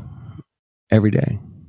And there's, a lot of people dedicated to this server and many others that just come out here and talk to people because we're not crazy, man. We're just like saying, hey, man, what is up with your explanation for gravity? Oh, it's mass attracting mass or time. Why space, is this an unreasonable request? It's not unreasonable, bro. Observable. All right. Okay. Observable, bro. We have a 3959 radius. Oh, we there have should be curvature. Radius. This should match the proposed curvature of the Earth. Yep. I mean, dude, they gave us the number. They gave us the numbers, Oblivion. Yeah. They gave us the numbers. We didn't ask for the numbers. No. Yeah. Here's the numbers. Let's go. So is it an unreasonable thing to question the numbers? See this curvature? Question the numbers? Why don't we see it? Does anyone want to field another question from Al? Al would like to ask another serious question. I feel like I've already hogged the mic for too long. I feel like no, Al. Okay. Come on, Al. Yeah. Oh, that was Lion. I think that was Lion just speaking. Hey guys, Al, just breaking through the screen. How you guys doing? Yeah. What's up, man? What's up? Yeah, I got a question. Like when planes are flying, like for example, let's just say like if you're flying a plane, does flight actually exist, or is that like a illusion? Like how does that work? You are sent from God. Planes flying over Earth. Oh my God, I know a bunch of people that fly planes and build planes. Oh my God, planes are amazing. Now that you mentioned this, actually planes are amazing. They do fly. Amazing. They do exist. They are real. They're a wonderful piece of engineering in human progress. Oh my God, the greatest. And I can see another argument. For flat Earth right there. For example, if you live in a globe, you have something called a curvature, right? And when you fly, curvature, exactly. That's what I was thinking. Well, I mean, you should experience curvature. I can Don't fly. forget Yeah. about- Wait. You got curvature. Let's hold on. Can we let Corvo speak here? Can we let him Let's speak, at least guys? hear- Thank you. Yeah, let's at least hear what he has to say. Like, let Thank him you, at guys. least speak for 1 minute without just chiming in. It's impossible to hear when everybody's chiming in. Go ahead, Corvo. All right, thank you very much. Well, when you have curvature, you have degrees of inclination. When you have degrees of inclination, you have to make adjustments. How do you make those adjustments? By altering the angle of attack, that is the pitch of the plane, the angle that the nose is pointing, and that makes your plane level off at certain altitudes or correct its even its course and other things, right? But when you live in a globe where you have those type of inclinations, you should have if you live in a globe, if you do believe that, right? You should have those type of inclinations. Nowadays, planes use automatic gyroscopes who adjust the pitch of the plane, that means the angle of attack, automatically through computers and stuff, and that's recorded on the flight data recorder. For example, if there's some miscalibrations, if the pilots put some little erroneous inputs, that computer helps out to level off the plane for a better and smoother flight experience. But if you have curvature, for example, in a long haul flight from London to Australia, for example, right? Those typical Emirates flights. Or to Singapore, anything you want that's a little bit, that you can experience the supposed curvature. You should have a differentiation in angle of attack. Why? Because you're else just going into the atmosphere or just flying away. Because you have to correct that angle of attack, the nose pitch of the plane, so that you can keep in course and you can keep your normal altitude. So if there's an angle, I see what you're saying. So you're saying, okay, so there is an angle to the plane, right? So they do adjust for Hold on, Al. You need to be more patient. I think he was I didn't hear an end there. You need to. You are still wrapping up, right, Corvo? You're still explaining your point. Yeah. Let him finish his point, please, before you respond. Hold on. So, in the majority of long haul flights who have had some kind of accident or some kind of maintenance issue, first thing they check, right, is the black boxes and the flight data recorders that hold all that information. And in long haul flights, you can check it. You can check it in the FAA. You can check it in the European. I don't know what European agency was the equivalent for the FAA, but yeah, you can check. It's public information. And those flight data recorders on these long haul flights do not report a single pitch variation that would coincide with a globe. This means that either we are living in a flat Earth or we are living in a flat Earth. Yeah, and so just to back that up before you respond, Al, I'll put it in there again. I already put it in there one time. This is our friend Quantum Eraser. I just heard him talk about this the other night. It's a beautiful thing there. If you can look at 20 minutes after the hour, this is just backing up what Corvo just told you. So this is black box data. You can see there the blue square that's highlighting. In 2 hours of flight, the pitch data, you can see the horizontal line, and then you see the kind of yellowish orange line showing pitch data where flat. they just went Right. flat. Yep. Right. So there you go. What's your response to that, Al? Well, I mean, I'm curious. Is that like a chart of wavelengths, or like what would that be? Like, what's that chart? Like you just had me. Like, what is that? No, What's it is that entail? compared to the altitude of the plane with the sea level. And when you compare sea level is flat. No matter where in Earth, it's the same. The value of sea level. That's why it's used as an international measuring system. It's true. That's actually so true. I mean, I have no answer. I mean, actually, I'd say otherwise. I have no response. Yeah, you should be shocked. You should be shocked because you kinda might shocked, be Mr. Al who came in here all jokey, like this is such a joke. No, we're totally serious. Yeah, the pilots are not making any corrections for curvature because it's not there. because you never experienced a globe. You see the Earth as flat and stationary, and that's how it is.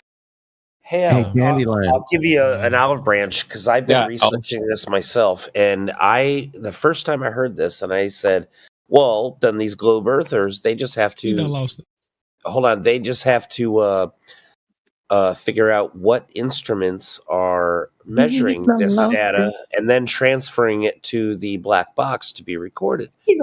And in what I've searched, they say they're magnetometers, accelerometers, and gyroscopes, or all of the above, or whatever. LiDAR. So I don't know. So it's like, well, what instruments are being used to measure this, and how do they function? And that is the data that is being recorded.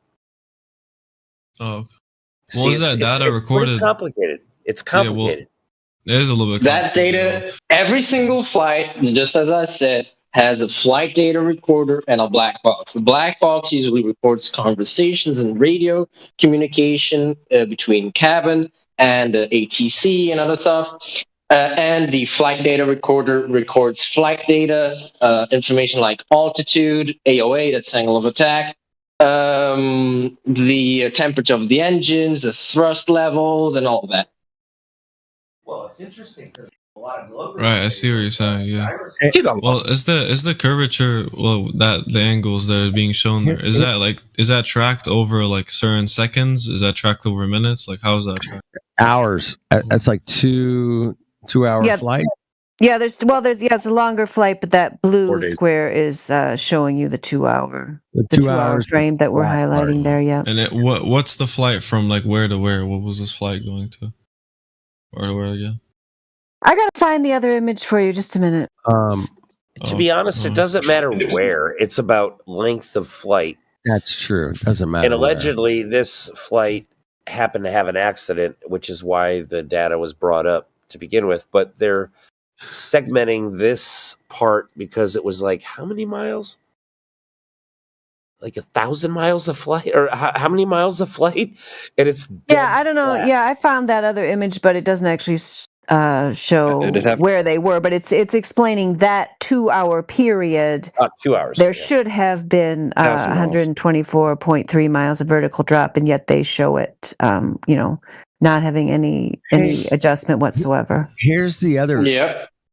Can I just add a little caveat into airline flights? Is that no pilot ever has accounted for the spin of the Earth.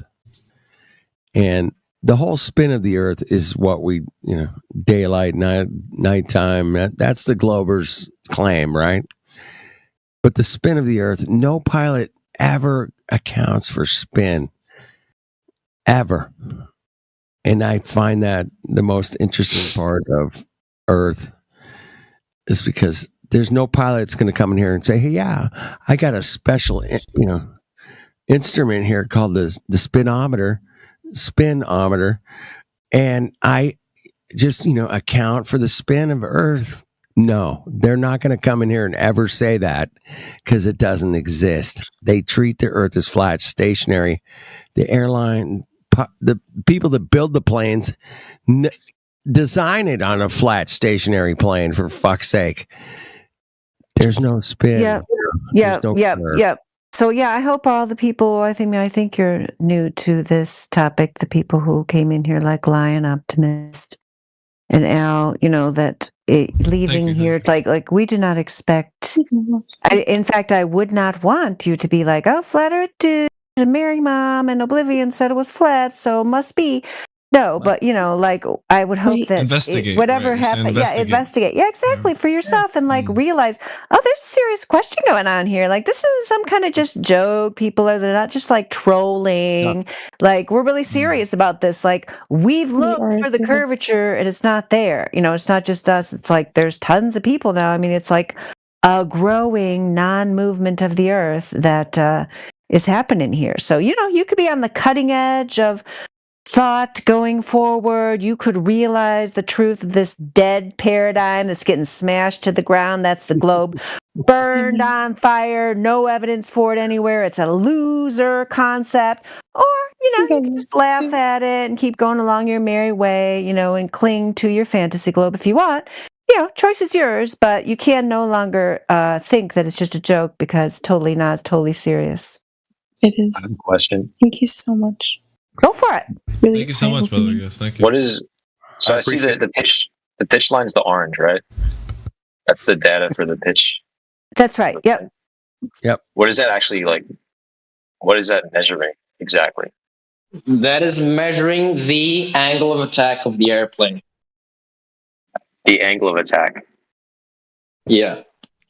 So like whether or not it's like if the nose is pitching up or down. Yes, and that it would be necessary for the nose to make certain corrections to keep course and altitude, and not because usually when you are on these long haul flights, you go in something called cruising altitude. So you have I think it's a less denser air. Yeah, it's a less denser air, and it lets you travel more smoothly and faster through the air, because like cold air is I don't know the specifics about that one, but it's better. They have a lot of systems for that, but yeah, it basically means that if you do not correct it, you will gain altitude, and if you gain altitude, then at some point you will be starting to hear an alarm called an altitude alarm too high. Because the planes are not made to go, 60,000 feet up in the air. No, they're made for 35,000, 40,000. And if you do not correct the pitch of that means the angle of attack of the airplane, and there is a curvature, and you're doing nothing about it, there will be a point that you will start to lose speed, and you will eventually stall. And you will. Correct. You can recover though. Because at that altitude, you can almost always recover. Right, you have to be a good pilot, but you can recover from it. But you will see that there is a problem and that you're gaining altitude, and you don't know why, because it's the curvature of the Earth, right? But in this case, it's not. It's not. It never happens in all of human history, even before 1972 when they had computers. The pilot would just level off and fly flat and stationary, bro, every time. And I've talked to 15 pilots in the last 10 years, and they all, we just fly flat and stationary, bro. That's how we fly our planes. And but if you got a pilot that can come in here and tell me otherwise, please, I'm open. Sometimes you do have to make corrections because there's things called turbulence and storms and those things. You do have some little variations and some little error margins, but it is nothing compared to what you would experience if you wouldn't correct curvature. Or spin. Don't forget the spin, man. That's a whole nother. No, that's a whole other thing, dude. And they just get this whole science stuff that to debunk that, you have to have like this toolkit of everything. Holy. You got to have the globe toolkit from HAL, bro, to debunk airline flights flying over spinning, rotating globe, curvature and spin, bro. I got another question. Ever accounts for that. And if you got a pilot that that does, let me know. That'd be cool. They don't have curve-ometer, bro. They don't have a curve-ometer. What do you say about autopilot? Wouldn't autopilot automatically keep the pitch at the horizontal? Yes, but that will be recorded in the flight data recorder. The autopilot does that.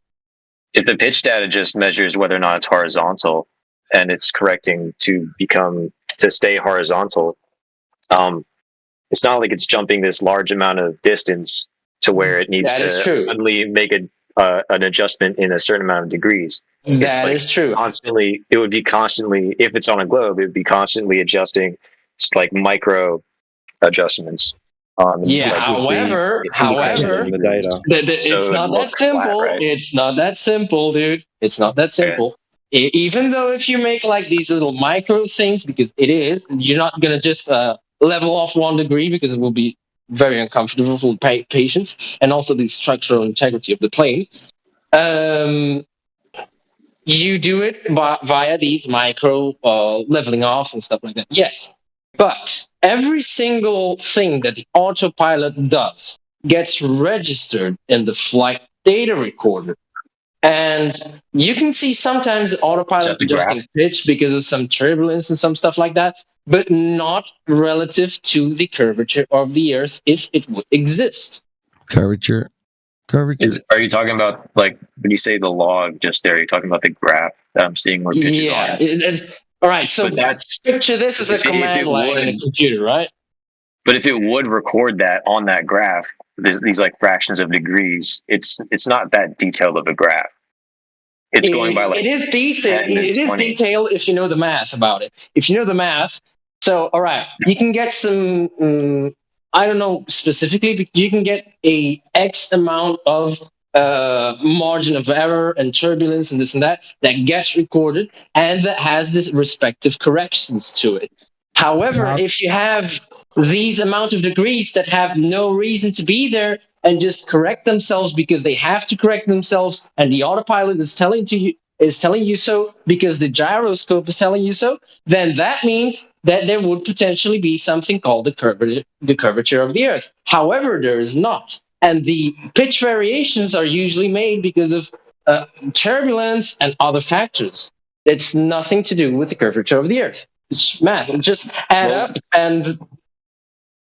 Wouldn't it be consistently keeping it level? Like at a certain point, it's not like you would become like pitched up. It's keeping you level. I just told you, every single micro level, every single thing that the autopilot does gets recorded in the flight data recorder. I'm telling you, I'm looking at the flight data right now, and it's not that detailed. It's not gonna account for like a 0.001 degree adjustment because it's correcting it continuously. It's not pausing for 5 seconds and then adjusting. And even then, I'm not sure if it would be detailed enough to adjust it. So let's see, like from 8 to 9, airspeed. Like how fast is this plane traveling? Which one is that? Let's do some math. I don't know. I'd have to look at that one that you're looking at right now. Ground speed. Okay, it's traveling. It lists ground speed and airspeed. So like 400. It's traveling about like 500 knots from 8:05 to 9:05, right? Let's get that in distance. 500 knots for an hour. How far will we are going? No. Speed 500 miles. Okay. What degree?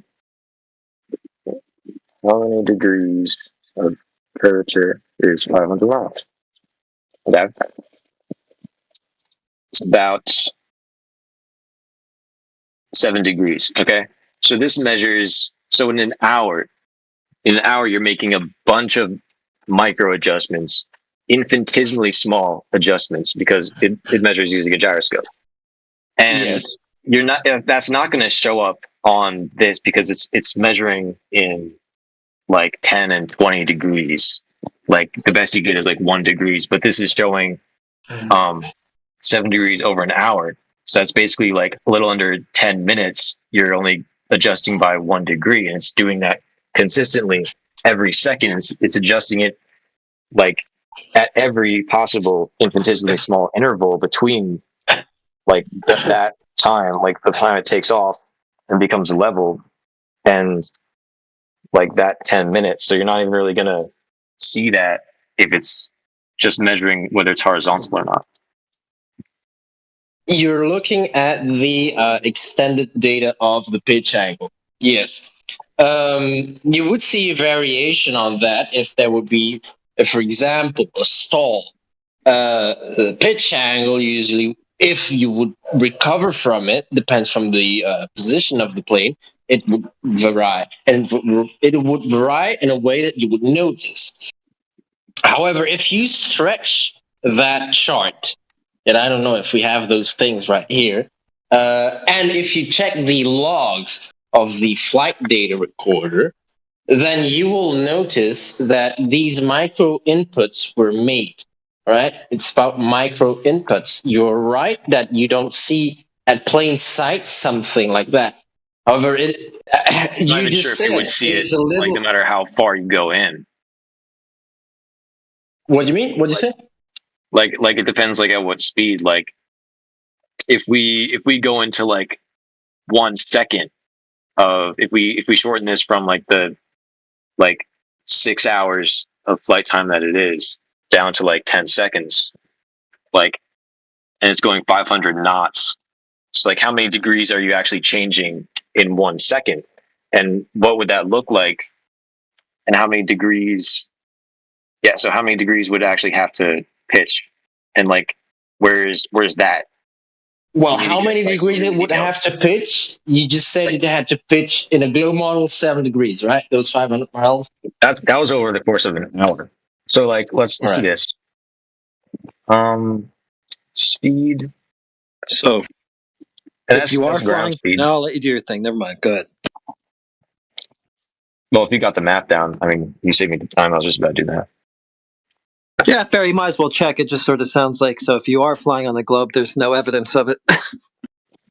500 knots distance traveled. And, well, I'm just asking questions about this graph because it seems to be like a point of data reference to say that it's not a globe. But to me, I mean, that doesn't say anything to do with whether it's a globe or flat. 500 knots distance traveled in 1 second. So what's horizontal? Because you mentioned that before. What is that? Horizontal, I've heard it described as perpendicular to the force of gravity, but where are you? Like, I don't want to get into that since we're already talking about the graph. Horizontal. Get a ruler. That's horizontal. A ruler. How many degrees of curvature would be across? Are you saying horizontal changes every moment that the plane's in flight? That it's that horizontal reference that you're using changes constantly? That it's not parallel with the last horizontal that it referenced? Yeah, that'd be correct. So every moment it has a new horizontal that is no longer parallel with its previous horizontal.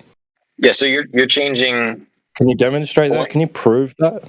Well, I just say we could get into that later, but we're already talking about something different right now. But I think we're getting to the end of it. So over the course of 1 second, this plane is changing by 0.01 degrees. Now, if you can get the data that's detailed enough over the point of like 1 second, and then it's flat. Then we have you can't really say it's making adjustments in this amount of time, these many times. Each plane and each system has a different way to adjust. So that will be also to have to be considered. In that is it not like adjusting constantly in relation to like a gyroscope?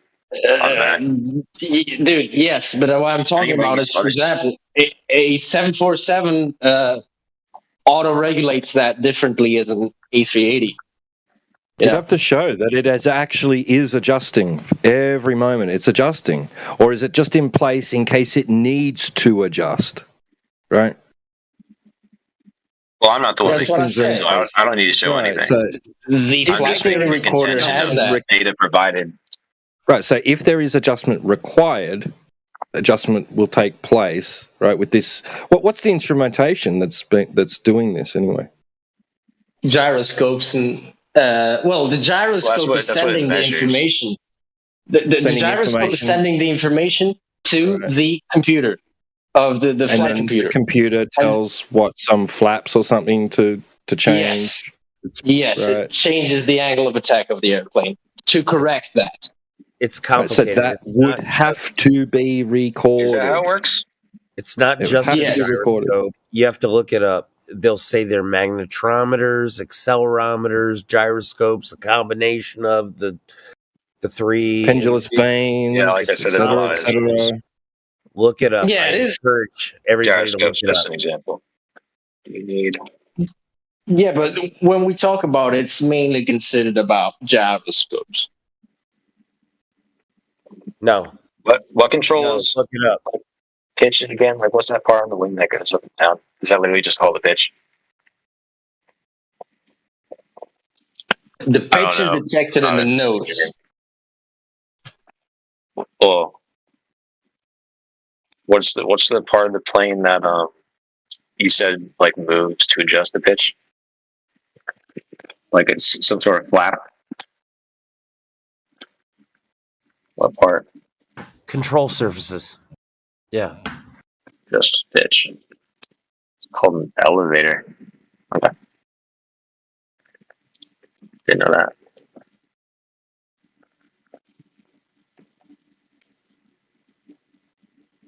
The elevator, that's in the tail, correct?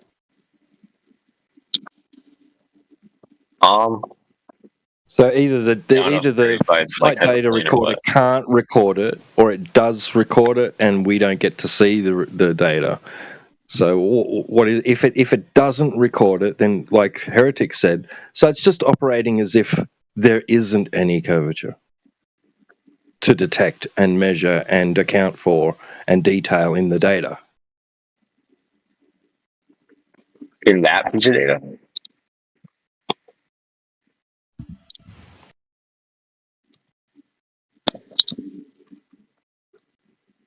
The one that Mary Mom sent. I don't think it says it's not a globe either. In any, so it's just operating as if it's just flat and stationary. Because you're saying any adjustment that it does, that any automatic systems in place would make to account for curvature isn't detected. It isn't recorded. It's so minute and minimal that it wouldn't be recorded. Because the instrumentation isn't sensitive enough to detect the change and record the change. So it's just operating as if it is flat and not moving, right? Yeah, so no matter how far you go into that pitch, like no matter how much of a time span short of a time span you have, it would still be flat. So that's not really saying that the Earth isn't a globe. Oh yeah, it is. Yeah, I don't know what part he's not getting. Yeah, you would just, if you were on your globe, you'd just be going, you should have 124 miles of drop. It's not there. It's just going straight. So if you're going straight on your globe, you'd end up in your fantasy outer space realm, but instead you end up in another place on the flat plane. That's the idea.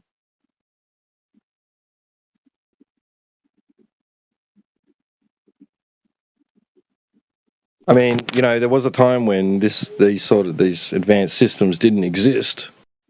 Did we get reports from pilots going back in the day that I had to keep correcting every fucking 5 minutes because of the curvature of the Earth?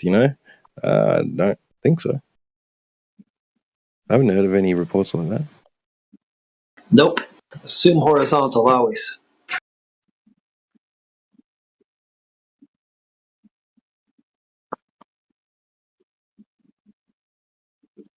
Well, there's clearly no globe evidence, so why does anybody believe in it? Wishful thinking is all I can figure out. Wishful thinking. They just really want to believe, so they click their heels 3 times and say there's no place like globe and talk themselves into it.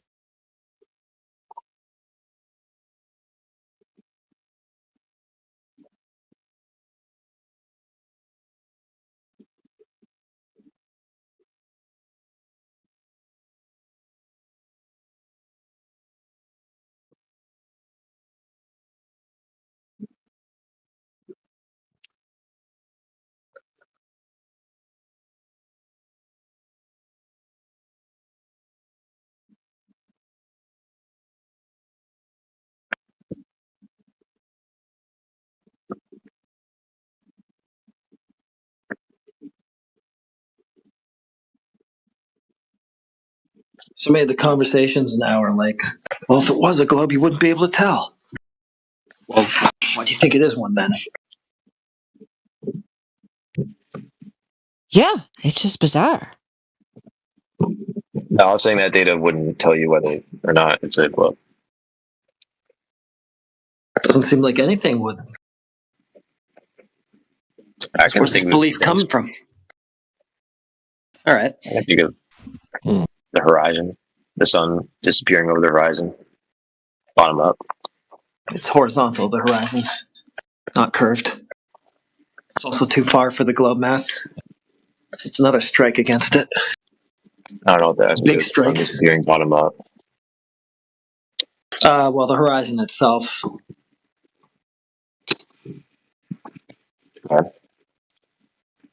Yeah, it disproves the globe. Yeah. So, well, it's horizontal, not curved, and it's also further than the globe math puts it at.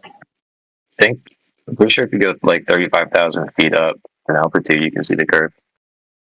Well, then Neil deGrasse Tyson's going to have to go under the bus. Oh, he said a bunch of things that are wrong. So he's wrong. Okay, so he's going under the bus.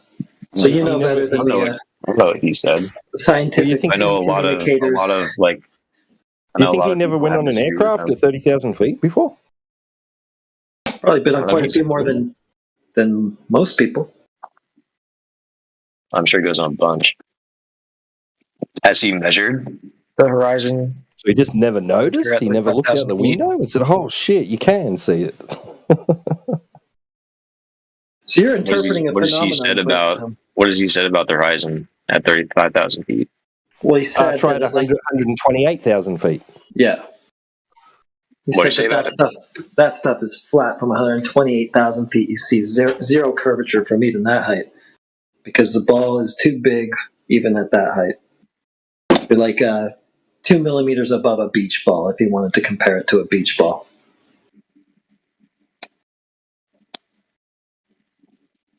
Pretty sure the horizon like curves away from like being horizontal, so it's not horizontal. Okay, where do you see that? In commercial flights. You see that in commercial flights? Yeah, you can find a picture. Might not be exactly 35,000 feet. That's just what I remember. So Neil deGrasse Tyson has no clue what he's looking at. That?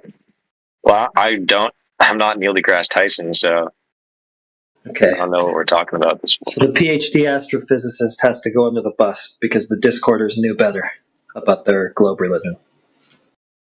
You're going to argue from what Neil deGrasse Tyson says. I mean, well, no, I'm just pointing out that it's you or him, and it sounds like it's going to have to be him, according to you. Well, he says that in one interview, in a couple of interviews actually, he says at various occasions, he says, I don't think, I've done the math and I'm in doubt that you'd even see it at 65 miles high. You know, the altitude that Jeff Bezos gets his rockets to? Yeah. He says, I don't think you'd even see it at that altitude. Well, we got a planetarium director saying you wouldn't even see it from 250 miles. Well, yeah, there you go. Paul Larson, planetarium director. Because even that height, well, the globe at the size it's supposed to be, that's 3% of the surface that you should have within your field of view. Said still not enough to actually notice any visible curvature. So all these guys have to go under the bus if you're claiming you can see it from the measly height of a plane.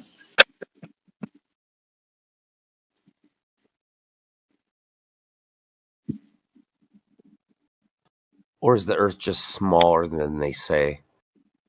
Well, that fucks up everything, too. Whole cosmic distance scale, everything is messed. Yeah, obviously. The latitudes are all screwed. The distances that you think you're traveling, they don't work.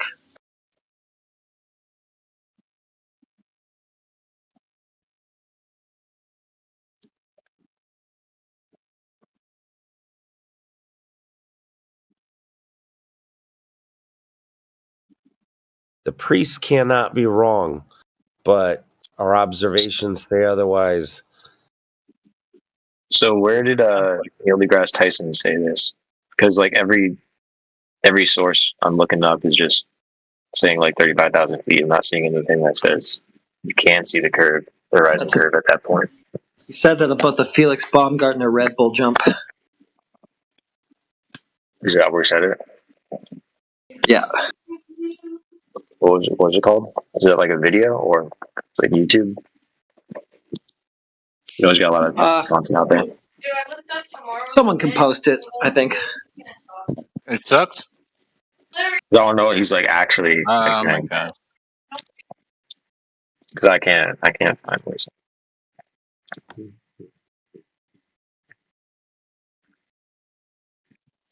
It's a terrible atmosphere. Come on. Probably like everybody in this chat has it saved. Help me out.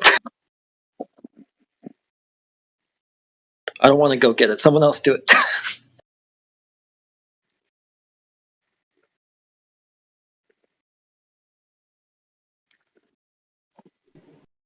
What are we looking for, sorry? That stuff is Scientists flat. saying that the Earth can't be observed, or the horizon can't be observed as curved at 35,000 feet or something. The Red Bull thing, Neil deGrasse. Is it published by Red Bull? Oh no, they sponsored that jump or whatever that guy did. Felix At Baumgartner. 35,000 feet jump? No, 128,000 feet. They called it an edge of space jump. It's not really, but that's what they called it. That sounds cool. Yeah, I got it. It's in the chat. I posted it.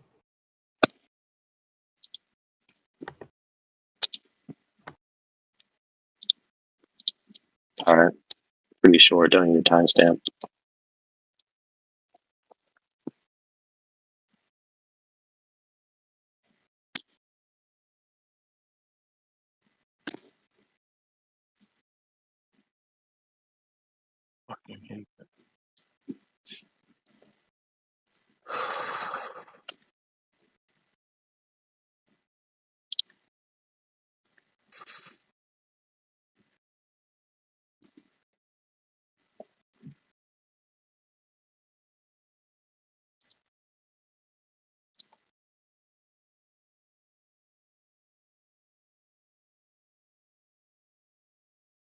It's so weird in that video how the audience just kind of cackling along. Like, I don't know. It's like they don't even know what he's talking about. They're just, he's just such a charlatan. I just can't even, I haven't heard him speak. I haven't watched any of these videos in so long. Just hearing him just makes me ill.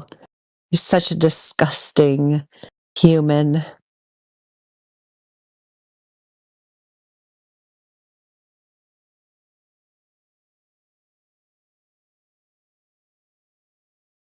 Because he knows he's deceiving people. He is just such a disgusting liar. I can't stand that guy.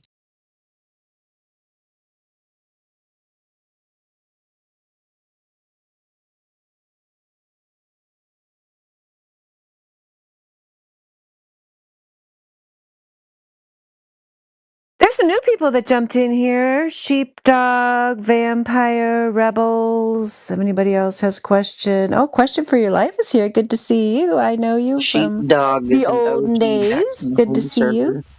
Oh, cool. Sheepdog. I don't know Sheepdog. Yep, Hi, I'm here. Sheepdog. Sheepdog is a dirty Glover. Get him. Oh, you don't want me talking. Oh, I probably do. If you're somebody who says you don't want me talking, then I probably do want you talking. I like the Rebels. What's up, Dandelion? Long time no see. Yeah, good to see you. Yep. Oh, I don't know. We're just here. I mean, we've kind of had an active night in here. It's like Wednesday night. I'm like, whoa, what's going on here? Everybody's all stirred up.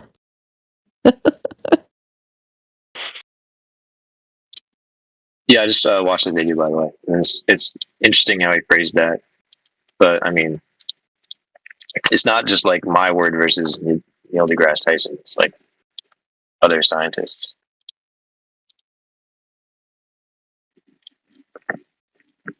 Okay, who else is in the mix?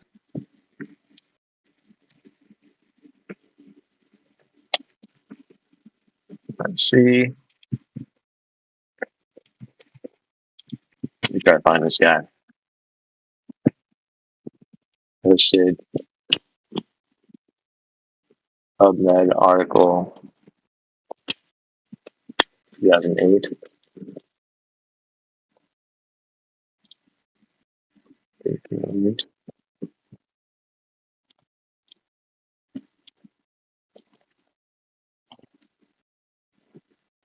I think that's a meteorologist.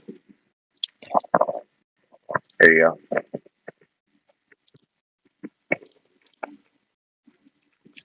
So there's my source versus yours. What does he say? Says that I mean, it's like you can read the abstract, but that the curvature of the horizon can be detected is at or slightly below 35,000 feet, providing that the field of view is wide. That is stupid. Why? Why? Why, honestly? Seriously? You cannot see it. It's never been observed, never been measured. It's apparently not horizontal. Apparently not horizontal. I mean, if it was flat, it should just like keep on going out. It shouldn't have like a noticeable drop off point. It's basically a sharp line.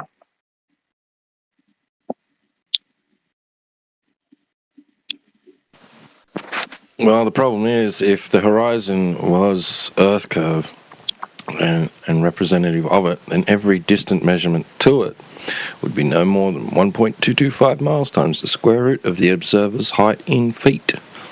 But there are observations where the horizon is observed to be well in excess of the geometrical physical limitations of a sphere Earth with a radius of 3,959 miles. It's an interesting claim.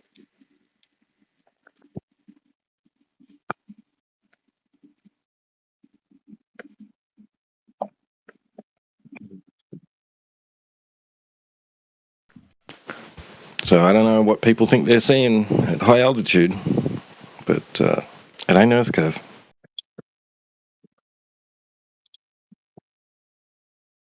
Interesting claim.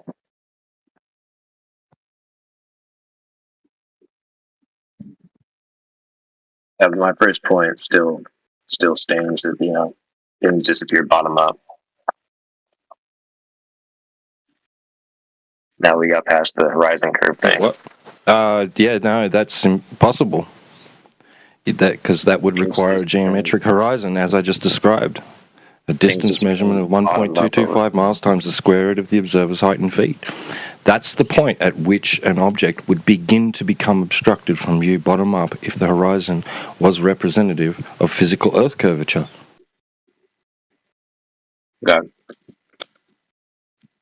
Can you show that?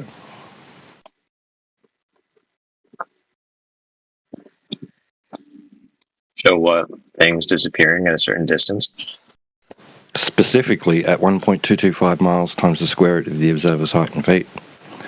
That's the point beyond which an object would begin to become obstructed from view bottom up by Earth curvature, if the horizon was indicative of physical Earth curvature.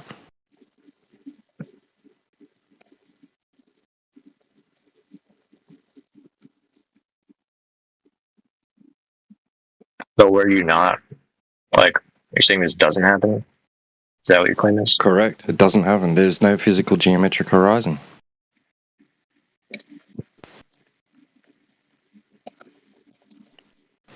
It seems to change around a lot. It seems to move. Seems to be not the effects of Earth curvature, but rather the effects of optical limitations combined with, I guess you could say, weather conditions. Like on a relatively clear day, that is what you see, though. No. Nobody's been able to show that, no. So they just made it up. Made what up? So 1.22 times The square root of the observer height in feet. That would, if based on a sphere Earth with a radius of 3,959 miles, during clear conditions, particularly right. So particularly over the surface of water, right? That would because this isn't what we see. So you understand the math behind it, right? Like generally, but you're saying this isn't what we see. But like, where do we not That's see? not what, Where do we see otherwise? Not what we see. That's right. Not what we see. Where do we see otherwise? Thank you, Moon. Much further. I said, where do we see otherwise? Where do we see? What do we otherwise see? Give you an example.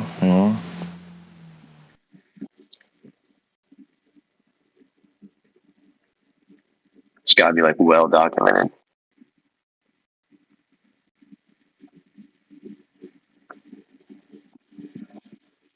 Well, no, it only has to be observed once, outside of the geometric limitations, and that's debunks that idea.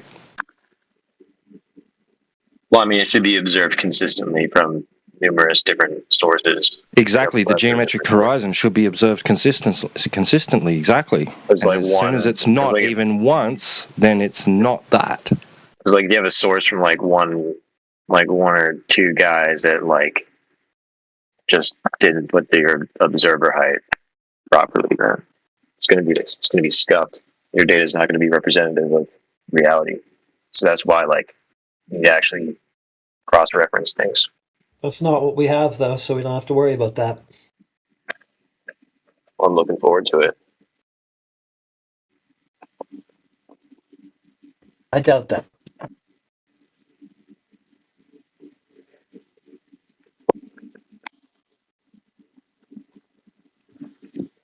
But while we're getting to that, back to the original point, why do things disappear bottom up? They just Not my do. problem. That actually is quite a problem. I mean, maybe not you if you're not like a flat earther. No, it's not my problem. I guess you're not a flat earther then. It's not a problem for flat Earth. It is, because on a flat Earth, things would just get smaller and smaller as they go away. Can you prove that you wouldn't lose sight to the bottom of the thing as it gets further? If it's not obstructed by something, then yeah, you won't lose sight bottom up. If there's no Well, you obstruction. might have a loss of flat angle plane. to it. Sorry? You might have a loss of angle to it and just might not be able to resolve it from the water next to it or in front of it. A loss of angle, so you're saying like you're at an angle in which the water would obstruct the bottom of it? That it falls below the minimum resolvable angle for your perception. And that being dependent on what's in front of it and obstructing it, right? Well, it would just start to merge with everything else that falls below that minimum angle. You wouldn't be able to resolve any difference between it and the next thing. So how far do you need to go out on a flat plane on like calm waters before the shallow little waves start to obstruct the bottom But up? I mean, I don't really know why you're trying to grill us on this, because all we really have to do is take away the geometric horizon that you claim is the cause of that, and then we can just go, okay, well, it's not that then. Have a nice day. I mean, it's like a completely different point. I don't know why I just won't That's what you talk say about is the going on. Right. Well, we were talking about that first one. We're waiting, still waiting for the, I believe. Oh, it's the Black Swan picture. Yes. Clearly terrible atmosphere conditions. Oh, you're missing the point. Super It's long. about the 10 miles, and you horizon. think those are terrible conditions. It's about the horizon. Hey, acid head of eradication or whatever your name is, don't do that again. Don't fill it up with a text wall. I'll just ban you. Acid head of eradication. I love that. Thank you, heretic. Also, it's like super obscured from the bottom up. So wait, On a you're flat familiar plane, with on a this? flat plane, that wouldn't happen. Okay, There's you're like a not good making like sense. 20. There's like a good 20 meters at the bottom of that oil rig. That's Okay. supposedly I guess acid blocked head by doesn't want to tiny stay. waves. Sorry, one second. All right, go ahead. Sorry. So there's like a good like 20 meters or so of the bottom of that oil rig that's blocked by something, apparently. Or you're saying it's merging. And by like what? Oh, that's irrelevant, dude. You're missing the point of the argument. Maybe T-Dub will tell you. Well, you're actually arguing something completely different from what I was talking about. Believe it or not. Yeah, I was just Nothing's hearing just you. going bottom You're up. asking, well, why would this happen if it's not for the curvature? But he's taking away the curvature with that observation.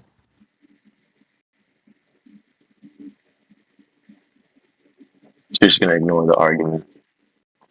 Well, your argument isn't addressing ours. Something else. So the geometric horizon should be at 1.2 miles in that picture.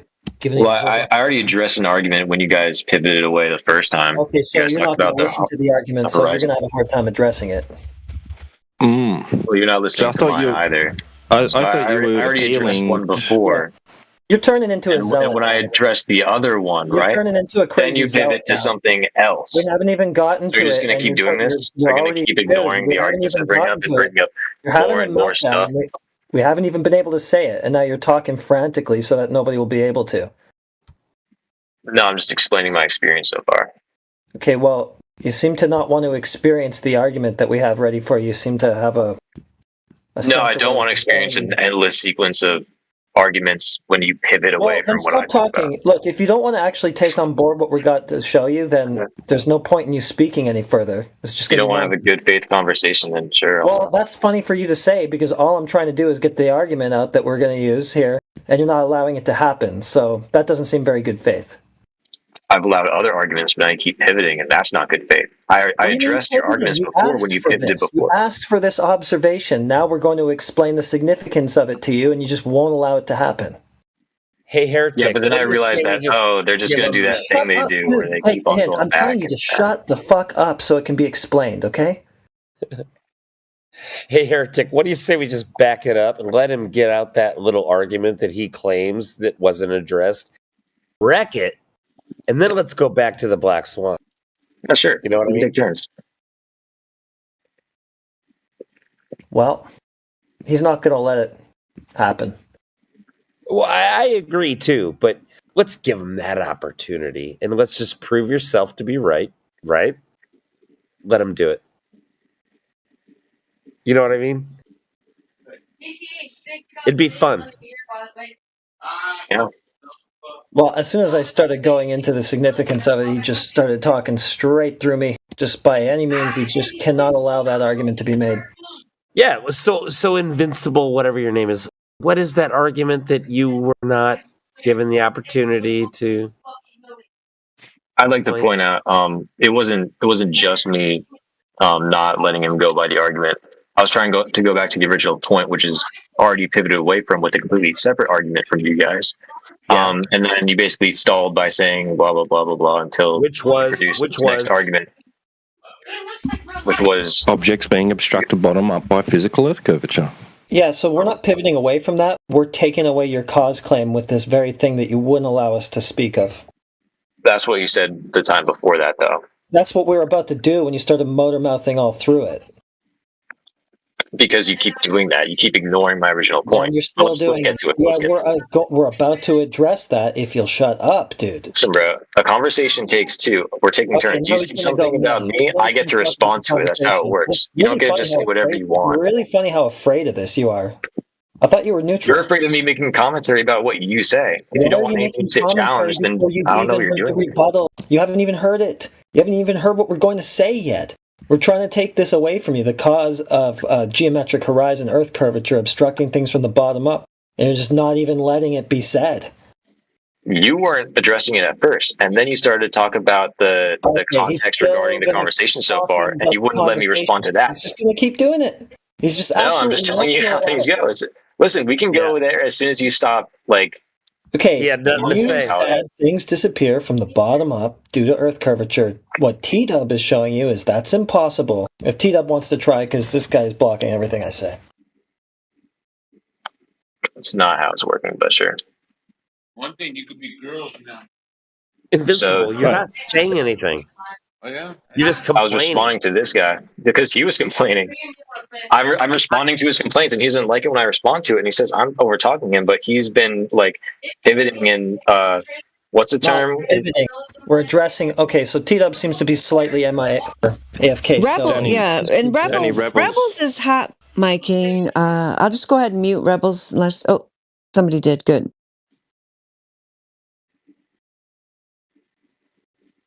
Yeah, so you stand by the claim that objects are obstructed from view bottom up by the physical Earth curvature. Yeah, you can see it happen. Right. So that means that if it's the physical Earth curvature would begin to obstruct things from bottom up at a specific distance based on your height and the radius value of the Earth.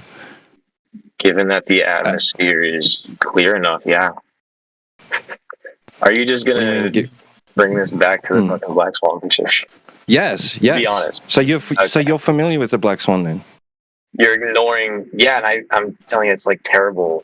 Like there's terrible conditions for action in there. Like I just said, given that the atmospheric conditions are like the conditions are terrible, so you see further. You're really falling apart, dude. That's how light works. So terrible conditions allow you to not see a bottom-up obstruction. Terrible conditions for the consistency of certain formulas, yes. There goes your globe math. Had to throw that out in a hurry. That's the first time for me. Usually they say it's just an expected phenomenon. No, it's not. You just have a post hoc excuse explain away. Fraction's fake, I guess. Yeah, what were you trying to say, Sheep? Okay, then does it post hoc? Whatever. He said refraction. I was just saying that usually the argument is that we see too far because it's a clear day and there's too much refraction. That's usually what the argument is, not terrible conditions. Because it's a clear day and there's too much refraction?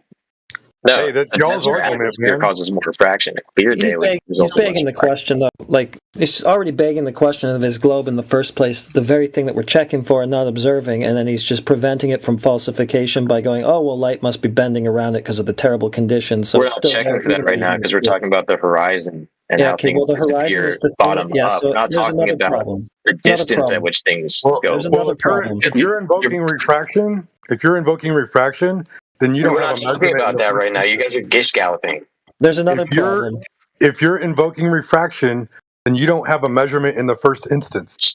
Sleep Dog, I don't know if you've been here, but so far these guys have been gish galloping, and I'm just we're trying not to gish galloping. You are going right now to avoid the actual rebuttal against the actual argument. What is you're the one avoiding the rebuttal right now? So there's another problem. You've said that the rigs when you present like a plethora of arguments. We're not gish galloping. We're addressing the stupid things you say, and you don't seem to want to allow that to happen because you just keep motor mouthing through anybody who does it. So you said that the rigs are appearing to disappear bottom up. Well, that would be a problem for your claim of curvature causing that bottom up obstruction because that would begin at the horizon and the horizon is behind those rigs. So that proves that another phenomenon besides the one you're claiming is what's occurring. Sorry. Now start motor mouthing all through the rebuttal again. Horizon's clearly not behind the rigs. You can see that you need, maybe you're clinically blind or something. That's the atmosphere, brother. No, that's do you know what a horizon is? Can you even define it? It's the apparent line where the land meets the sky. Well, or surface. So in this case, that'd be water. So that's clearly behind the rig. Don't try to say it's not. Yep. It's really fucking low quality, so it could be anything else. But I've never seen something disappearing bottom up with the water behind it, and I'm not gonna allow the Black Swan to be a low res photo because it doesn't really matter. We can go get you the original res, whatever. You can still see where the horizon is. It's behind the furthest rig. Even if it was behind the closer one, that would still be a massive Black Swan total knockout blow to the globe. But it's behind both of them. Clearly, there's no disputing that. It's not clear at all. I don't know what the fuck you're seeing. Okay, well, you've got your blinders up because you've got a religious belief here that's in trouble. Obviously. Well. That's one take, I guess. Well, that's just obviously it. Yes, so. Well, take that image and then draw the horizon. Where's the horizon in that image? Oh, the horizon. Dude, the point is that it's so fucking low res, it's hard to tell. But, the horizon is is Any other context, dude? Is, You're so full of shit. you see the point where you can actually like start to see the oil rigs, like the bottom of the oil rigs. That would be the horizon. No, it's not. It's clearly not. Any other context, you would have no problem. I don't buy it for a second. That is not Any other sky. context, you have any problem admitting any problem admitting where that I went ahead and put the video in the chat. The video's there now. It's not a picture. It's a screenshot from a video. So now what, retard? Yeah, and that is Yes, not still sky. really low res. That is not sky below the oil rigs. I'm sorry, it's just not. Terrible quality. It's good enough quality to see where the horizon is. It's not terrible quality, dude. It's good enough quality to see over 10 miles through 10 miles of air.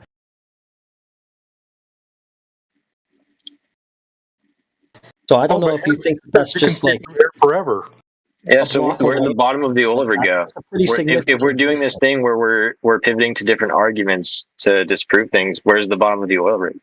If you can see the water behind it, you should be able to see the oil rig. That's not our problem, because if that was it is a problem. No, it's not, and I'll explain why again for a second time now. Because if that was due to curvature, that obstruction would be beginning at where the horizon is. That would be the furthest extent over that curve you could see. But it's not We're not that talking about curvature. Since the horizon is behind the rig, so that's not what's causing the bottom up so-called disappearance, and it's not curvature therefore causing it. Sorry. That's your claim. But No, it's not. We're analyzing. It's We're analyzing your claim that it is, and that's disproved by what I just showed you. A really low res video. Yeah, call it what you want. The horizon's like behind a digital zoom. What rig, appears to be a dude, digital and the zoom. horizon is where the obstruction would begin if it was due to curvature. But instead, it's behind the rig, so it can't be that obscuring the rig. The shit like obscured in like atmosphere is the horizon. Is what you're saying? What? How do you like? I don't even know how I'm supposed to accept that. There's a very clear line. There's the sky, and then there's the water. The line between the sky and the water. It's very, very, very obvious. There's no doubt. Yeah, you're just coping. You're coping, bro. Yeah, I don't know why. You started out okay. It's all falling apart now. Guess you thought your globe was secure when you first came into this, and now you're finding out otherwise. I guess we all just have different standards of evidence. Well, you have none. You're just a fundy zealot for the globe, so yeah, I would say that that's a true statement. Well, I had an argument, and that wasn't You addressed don't. You at have all. hopes and ad hocs and explainaways and excuses. You don't have any arguments. You've got Word salad. invincible ignorance. You just refuse to listen, and you plug your ears when you start getting shut down. You got all that, but you definitely don't have arguments. Well, I'm not the one that had a gish gallop. Nobody gish galloped. We just directly addressed the stupid shit you said while you plugged your ears and talked through it. Chanted. Directly? Is that why you had to go to two different talking points other than the argument that I presented? You didn't present an argument. You made a claim, and we knocked it down with what we showed you. You probably couldn't even repeat it back to us. I made a claim. I reported an observation. You didn't report an observation. We're the ones who brought the observation to you. You just made a claim, and we showed you. What was the observation? The horizon further than 9.4 miles, where geometrically it must have been at 1.2 on a globe. So you don't even remember. Okay, that's great. What are you talking about? I just told you. This guy's cooked. That's not the observation that I reported. That's not what I said. I didn't say you're gish galloping away from the horizon being 1.22 times the observer's height squared. You didn't bring any observation. We did. You just made a claim. You can't even tell me the observation that I made, so I don't know why I would take your word for it. You didn't bring one, dude. You just made a claim. He said that you can't. What was the claim? Explain the observers. Do you remember the claim? Yeah, you said bottom-up disappearance was due to a Okay, curve. that was the observation. No, that wasn't the observation. It being Things due to a disappear curve. No, bottom it up. being due to a curve was not the observation. We proved that it's not that. Things going bottom up instead of getting smaller and smaller and disappearing. That doesn't matter. If that was due to curve, that would be at the geometric distance of the globe geometric horizon. If it's not curved, then it would disappear smaller and smaller. It's not what we see. Okay, irrelevant. We took away your curve because that would be at 1.2. Instead, the horizon is further than 9.4, and it's entirely different argument that we're not getting into right now. That's gish galloping. Yeah, and we're not gish galloping. This is your cope every single time you get dismantled on this. It's actually just the same thing I've said over and over. What is gish galloping? No, it's the same thing I've said repeatedly. What is gish galloping? How can it be gish galloping? It's when I throw a whole bunch of different shit at you all at once to avoid your point. You guys have given multiple different arguments since I brought up that the fact that things disappear over the horizon, bottom up, rather than getting just said smaller the and same smaller. thing over and over. So how can it be gish galloping? If it was the curve obstructing it, it would have. Well, maybe if you'd listen instead of over talking me constantly. Yeah, that's nice. That's rich. Listen, he says as he motor mouths all through the rebuttal for like. I'm sure somebody heard it. Okay, what did I say? What was my rebuttal to that, which you said that it's the curve causing the bottom up? Your rebuttal was, well, the first rebuttal to it was actually a pivot to the horizon being horizontal, right, and not having a curve. That was the first one. Yeah. What else have I said? And then the second time was you talked about stuff surrounding the black swan. Okay, you haven't listened. I've told you 7 times. You said the curvature isn't. You said the curvature isn't what causes things to disappear bottom up. Okay, that would just be a claim in and of itself. So the argument that I gave is what you seem to be missing willfully here. But you couldn't reproduce my argument either. Okay, I did already. And you don't have an argument. You don't have an argument. You have a bare assertion, dude, and we disproved it. Do you need it in like formal like? Okay, you don't. Yes, that would be great if you could actually put it into formal logic. But you haven't done that either. You just have a bare assertion. Yeah, we do. Okay, then I'll say the same thing for you. Your assertion is that the curvature doesn't cause things to disappear bottom up. Okay, if curvature causes things to disappear bottom up, then the horizon must be at 1.2 miles times the square root of the observer height in feet. The horizon is not at 1.2 miles times the square root of the observer height in feet. Therefore, it's not curvature that causes stuff to disappear bottom up. There you go. How do you connect P1 and P2? Well, if it's the geometric horizon of the globe caused by curvature, that's the distance that the globe radius puts it at. Instead, it's much further than that. And here's another one, an even simpler one. If it's curvature causing bottom-up disappearance, then the horizon must be in front of the thing that it's causing to disappear from bottom up. The horizon is not in front of the thing that you say it's causing to disappear from bottom up. Therefore, it's not curvature causing the bottom-up occlusion. There you go. Hey, Heretic, can I ask you a question? This might clarify this with him. Correct me if I'm wrong, but doesn't all forms of refraction have to do with respect to objects with regard to the horizon? Not atmospheric the horizon refraction, itself. Yeah. Not the horizon itself, but objects with regard to the horizon. Yeah. Refraction has to do with objects in respect to the horizon. Yes, not not the horizon itself. So therefore, your whole thing about, well, why does that far oil rig appear to be like missing bottom up? It's like you don't need a horizon for refraction. You don't get it. No, maybe you should elaborate. I just said it. All right. In Heretic, agreed. I'm sorry, I missed it. Or I'll ask you, what form of refraction is causing the rig in the background to appear to be missing bottom up? Because it doesn't matter. The horizon is behind it. It has nothing. Refraction isn't what's causing it to disappear bottom up. You claimed refraction. I heard you say it. That's not. I never said it made it disappear bottom up. Oh my lord! I point out refraction and atmospheric conditions when I first saw the picture and how fucking wobbly the rig in the back was. That's my point. It has any claim you have has nothing to do with the horizon itself. It has to do with the oil rigs. So you're going to sit here and claim refraction and whatnot, and it has to do with what you see in the oil rigs. We're talking about the horizon. Well, we were talking about the horizon. and how things disappeared behind it. But now I guess we're talking about where the horizon should be, which is a completely different talking point, which is why I say you guys are gish galloping, because this is the second argument. And not only that, but you were like, I forget what the term is, but people in politics use it when they don't even make arguments. They just talk to like draw out time. Yeah, that's when what we were supposed to be talking about my original argument. You don't have one. What inference the rule are you observations using? I pointed out. Hey, What man, inference you know, rule did you use? if I can finish a sentence without being interrupted. You that'd be great. didn't bring any observations. You brought claims, empty ones. So that we see things disappearing bottom up, and rather than disappearing by getting smaller and smaller until it's too small to see. Okay, we already. And then when we were about to talk about that, when we agreed to talk about that, until we could actually get into the nitty gritty of like things like where the horizon should be, which I prefaced we could get into, because I was pretty sure that we were just at the end of something else we were talking about.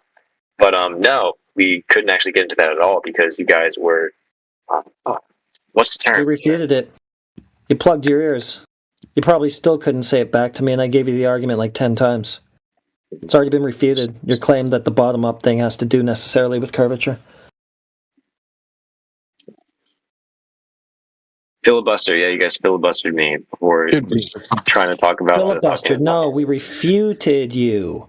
Your bottom up. No. This is not what I'm saying. I understand you provided an argument, and I said that we could get to that after we actually addressed my original talking point. What, your bottom up claim? Because I didn't want to be interrupted twice with a pivot, and that's what you're doing. Your bottom up claim, is that the original thing that you're talking about? Yeah, the bottom. Okay, we refuted that. It's an observation. It's not my claim. No, you didn't refute that. You went to a different talking point and said, no, we didn't go to a different talking point. I refuted that directly. If it's the same talking point, how is it the same talking point? Things disappearing bottom up versus getting smaller on a flat plane as it goes away. Okay. And then where the horizon should be on a globe. How are those two things the same talking point? Because they seem like completely different to me. One has to do with the horizon. Okay. One has to do with how things actually disappear over the horizon. Yeah. Clear difference to me. Is things disappearing over a geometric horizon due to curvature? It must be at that distance, given the geometry and the dimensions of the ball. Also, the other problem, too, is the horizon is actually behind the things that you claim it's obstructing. So now you have to show that something can actually obstruct something else while being behind it. You've been thoroughly dismantled on that point, and you just don't want to face the music. It's a completely different talking point. No, it's you did not explain how they're similar at all. You just explained the second talking point. You're done. You're just fucking retarded, dude. Goodbye. Oh my god. It's not a different talking point at all. This is just stupid. Did we just flash back to 2017, bro? Oh, dude, a child can understand this. He's just like a brick wall. I'm just going to start dragging him around now, since he wants to be like this. Okay, invincible ignorance guy. Can something obstruct something else while being behind that something else? You guys going to stop gish galloping? No, that's a nice chant, but it's not going to save you. So, can something obstruct something else while being behind it as if it were in front of it? Answer. Nope. Or no. You're going to stop gish galloping? Okay, so yeah, me saying the same thing over and over again definitely isn't gish galloping. Your cope isn't working. So, just say it again.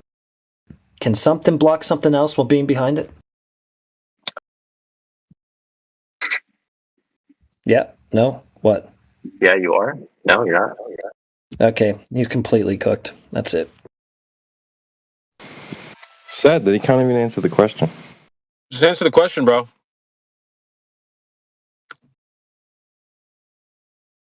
It's not gish galloping when you're tying you down to your own claims. You're being extremely dishonest, dude. Facts. He's been doing this for a while. We spent like half an hour on this, and he just keeps chanting, Gish Gallop. You're pivoting, just mindlessly just chanting these two phrases over and over again. He's been like directly refuted on the shit that he said. Like 7 times by the same argument, and he can't even say it back. All he can do is just devolve into this ridiculous chant. Yeah, see? Okay, what was my refutation? What was my refutation? What did I say? Nothing in relation to do with the talking point. Yeah, he doesn't know. He doesn't know. He has no clue what's been said to him over and over for like half an hour now. It didn't have to do with why things disappear bottom up and not farther and getting Yes, it smaller and did. smaller. It took away your cause claim for it. How? What did I say? There was no cause claim. It's an observation. Yeah, there was a cause claim you made of curvature, and we took that away. Do you remember how? I only did it like 20 times, 10 times maybe. I don't know. Heretic. We can engage with that talking point after we. That's been engaged with. What did I say about that? I've already said it over and over. Tell me. Pivoting is engaging. Prove that you're worth a conversation by proving that you're listening to what's actually being said to you. What did I say to that? You can't say what I said either. Yeah, we can. You say things go bottom up as they move away from you because they're going over a curve. Yeah, we took that away from you. How? Okay, so you don't know what I said then.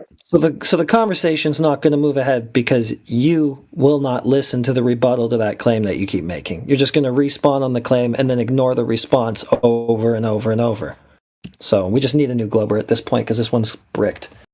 He does seem like he's kind of bricked and repeating himself over and over. Yep. You're blocking the conversation from moving forward. I just joined. I can already tell what's happening. Yeah, he's just blinders up. He just doesn't want to see it.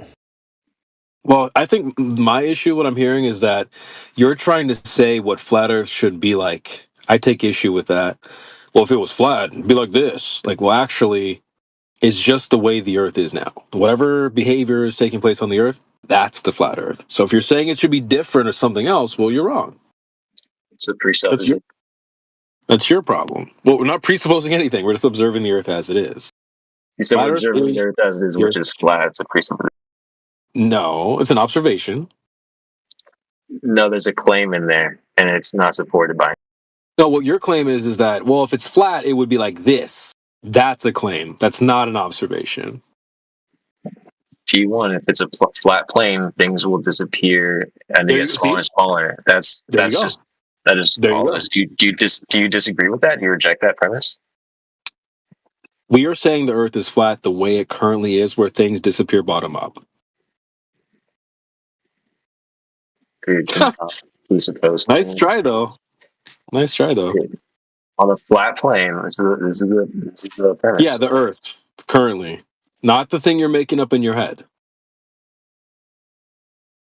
Okay, if you're just going to presuppose that the Earth is flat and therefore anything we see aligns with the flat Earth, then that's just. I don't know how. Does anybody else see this? Let me explain to you. The Earth, the people in here that are flat earthers are that way because of the way the Earth is currently, not the way you're saying it should be. We can use our imaginations to discern whether or not. Why would we do that? I guess you just never played pretend as a kid or something. I don't know. Sad childhood. Why would we need to imagine anything? The Earth. Why would we pretend? It's a very useful tool. It's useful to examine and using cross examination. You can't cross examine if you just have a presupposition that this is the way it is, and anything we see aligns with it, and any premises that are incorrect or. But why would I pretend that the Earth is a ball?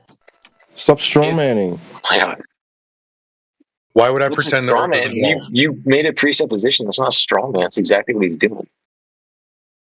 It's not a presupposition. It's an observation, again. But your issue is you're saying, if it was flat, it would be like the way I say. No, an observation is, I see a ladybug. What he's doing is saying, I see a ladybug, and that's because the ladybug unicorn birthed it or some shit. That's a completely different thing. Lord. That's not an observation. He's saying it is this way, and we see these things because the Earth is flat. That's a presupposition. It's different from saying we see these things. What's happening. And you know why? Here's why imagination is important. Because I don't want people laughing at Invincible. If the Earth was flat, what would we see? If we lived on a flat plane, objects as they move away and stay the same altitude would disappear. What do you mean? Why? I didn't even. What are you basing this off of? I didn't make a connection between things. Do you think refraction doesn't happen? Oh shit, dude! What the fuck are you talking about? No, but listen, dude. You're making I'm up gonna a write out my flat Earth in your premise. head. I can't say it without being interrupted. And this is slightly a straw man because you're making up a flat Earth in your head and you're trying to pawn it off on us. We're telling you that we're flat earthers because of the way the Earth is right now, where things disappear bottom up. So when you say, no, you should believe in this other flat Earth that I've created for you where things behave like this, it's textbook straw man, and we're just observing the Earth as it is, flat. Okay, you can disagree with the precept, the premises after I actually give them. Got him. Sorry, I've just already making so many spoken. presuppositions that were just thrust into You're my going to say mind. on a flat Earth, as something moves away from you, it wouldn't appear to vanish from the bottom up. Correct. I already disproved that, but go ahead and prove your conditional anyway. You didn't, though. Yeah, I did, because I took away the curve which you're claiming implicitly through that is necessary for that phenomena to occur. I took that away, so that's already done and dusted, but since you want to be an invincible idiot, go ahead and prove the conditional. You really didn't. That video was so low resolution. Yes, I did. Not us in a rebuttal. Go ahead and prove your conditional. It wasn't not. It was. He won't do it, heretic. This is cute. A judgment on your evidence. I'm You don't know my argument or my evidence or anything because you didn't listen to it. You nut every time I said it, so go ahead and just prove your conditional now. That's already been disproven. Go ahead, I want to see what you can do. Prove my conditional. I'm just going to give the premises. Well, you can said that was a necessity. Basically, you said that there must be a curve because you said if it's flat, then holy shit! Why are we pivoting away from it? Literally everything we try to talk about. Take a shot every time he says pivot. Necessary, dude, in order for something to appear to vanish bottom up as it goes away from you. Because you're saying that cannot happen over a flat surface. Already disproved that, but go ahead and prove that conditional anyway. The necessity of a curve for that phenomena.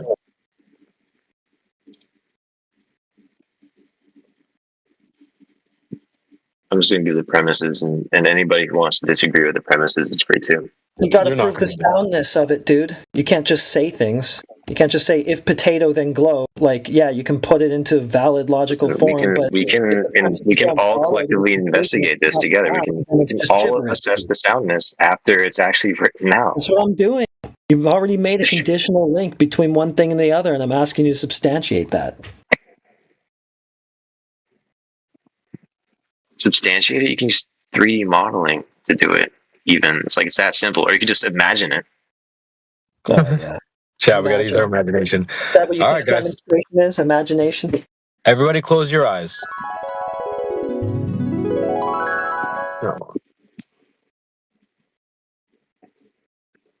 We don't need to imagine anything. We just observe the Earth the way it is, where things disappear bottom up and the water's flat, Earth is flat.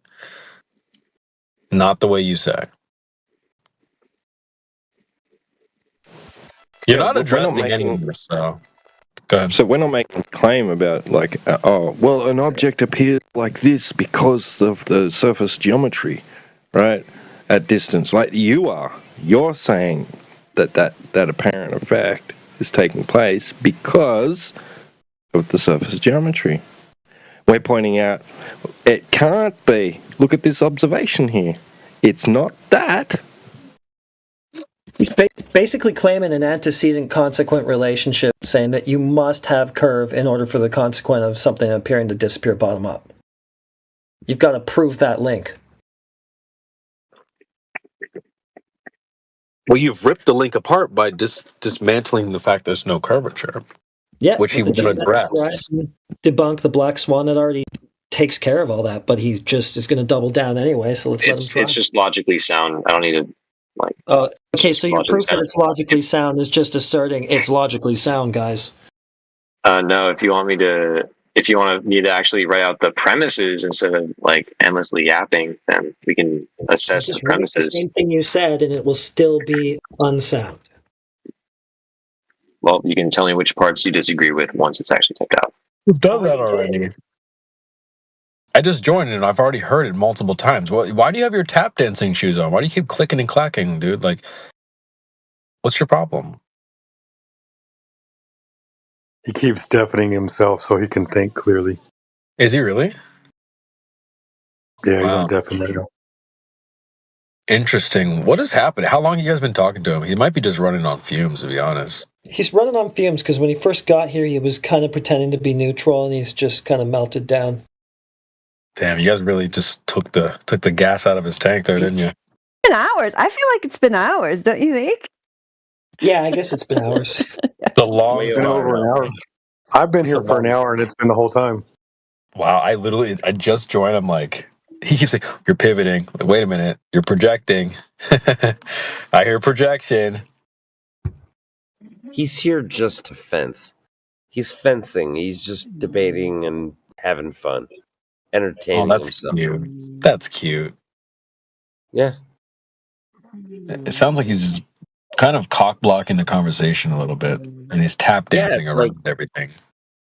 In what other group in this channel here in politics where would he get this much attention? Oh, so you're saying he's enjoying the attention? Yeah, I mean, Yeah, he's enjoying the attention. He's totally entertaining himself. well, he's got like 5. Go ahead. I told Heretic like 20 minutes ago that he's probably just trolling the guy.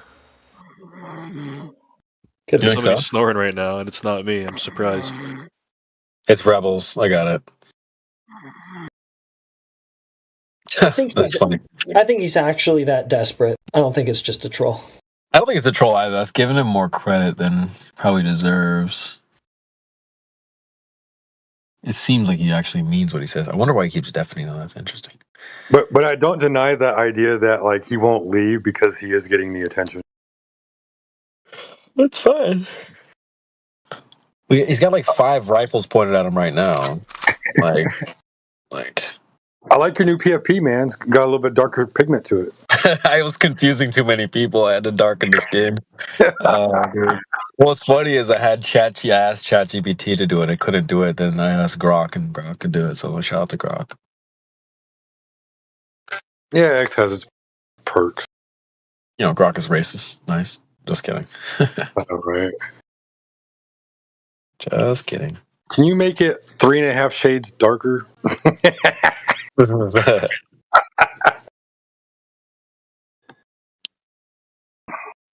Anyway, how do you move forward from this?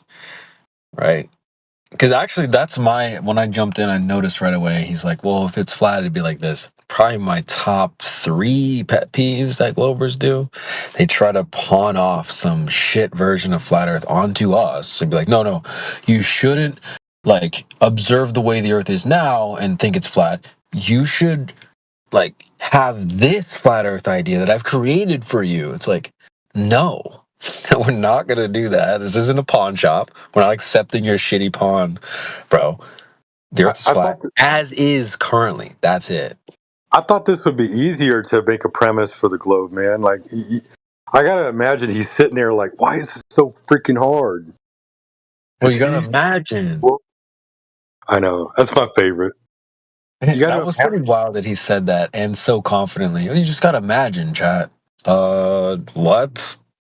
I was in an X Space the other day, and we were talking about Flat Earth, and we were talking about planets, and I was like, I don't deny the planets in the sky. They look like they could be spheres or orbs. I'm not going to deny that. I said, but that definition of a planet is a celestial body, and a celestial body is something that's in the sky. And when I look up, I don't see the Earth in the sky. I see the Earth under my feet. So I can't consider the Earth a planet. And this one guy pipes in and he goes, so if I went to Mars and I looked up in the sky and saw Earth, Earth would be a celestial body? I said, sure, if you go to Mars. If you can go to Mars. And his mind broke at that point, like, oh.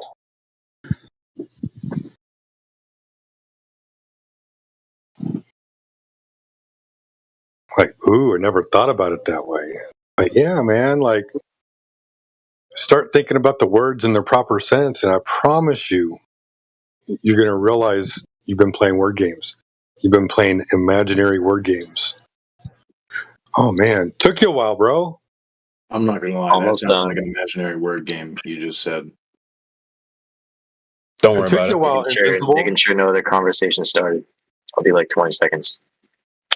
20 more seconds? Right in the conclusion. You got to put the period and the commas in the right spot. Is he working on something? He's creating a premise and a conclusion. Oh, He's just writing up the same stupid horseshit he already told us. Yeah, why write it again? Why write it? It doesn't make sense to write it out as if we haven't heard you the last however long you've been Yappuccino, bro. Matter of fact, I'm going to put the if P then Q argument in the chat forum so that way it'll. All right, who's gonna roast the shit when he posts it? Well, I mean, I already gave him. Yeah, we can just let him do it for fun. But I already gave him 2 different modus tollens, dismantling what he's about to present. I'm gonna put it in writing for him though. Like I'm gonna use the meme with the one with the writing. Because I mean he's doing the work to do the writing, right? So I might as well put it in writing back for him. All right, here goes Chad. He's typing. Oh, if I can find it.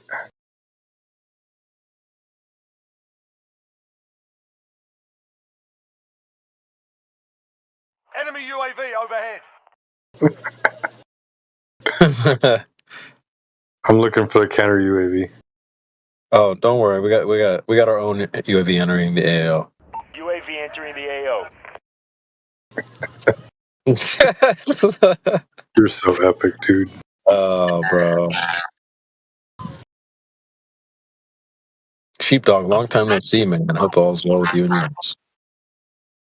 It is. I just started my new sales job this week, selling internet for Spectrum, internet and mobile and all that shit, door to door. So you're a shill now. Yeah, I'm a shill, but I'm a proud shill, man. I've been talking people into shit for so long. I might as well start doing it for money. Nice.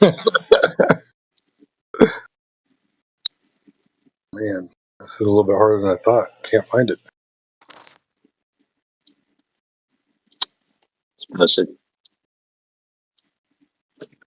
All right, did you put it in the chat yet? Or there it is. All right, someone cook this shit. Go ahead, guys. On a flat surface. Oh, here we go. Already in the first sentence, I don't agree with premise 1. Okay. So, why do you disagree? So we have to. I told you. Go ahead, Heretic. Yeah. So it's exactly like I said. We've already rebutted it, and for some reason, he just went and had to put it in writing now to, I guess, stall on the rebuttal. Yeah, what was the point of writing it out? We already heard your rebuttal. Your premise 1 is flawed. Yeah, you got to prove the soundness. That's necessarily what would happen, what has to happen on a plane surface. In all instances. If nothing's obstructing it, that sounds sound to me. Nothing's blocking your view of the object. Why are you assuming it's still resolvable? Heretic already addressed that. Still resolvable. Well, if you actually read. Why are you assuming all of it would always be resolvable at any distance? How do you know you'd be able to resolve it from 3 miles of water in front of the bottom of it? What do you mean? 3 miles of water at? Well, this is if there's nothing obstructing it. If there's like water obstructing it, if it's far away enough to the point where it's like less than an inch tall, like ocular size, then maybe a 2-inch wave could block it. But that's an obstruction. All right, there you go. Accounted for. That's accounted for in my premise. So that's not a disagreement. You just said that it can happen, so you just discredited your own premise 1. Good luck. No, and nothing gets in the way. You see how I accounted for that? See how You just told us that a 2-inch wave way in the foreground already would do that. You just said that. At like 1 million miles or some shit, sure. Okay, proof that it has to be 1 million miles. Where'd you get that figure from? Holy shit. Man, it can't be figures around here. Are you just pulling numbers? Do you think I literally meant 1 million miles, or are you like being sarcastic? No, I don't think you have any clue what you're talking about, so you're just pulling numbers out of thin air. Yeah, but these oil rigs that you brought up clearly aren't far enough away for the 2 5-inch waves to actually make a difference. How is that clear? How is that clear? I don't know. We can observe, we can do a calculation on the ocular resolution of. So it must be how big curvature it is. blocking the bottoms. Yeah.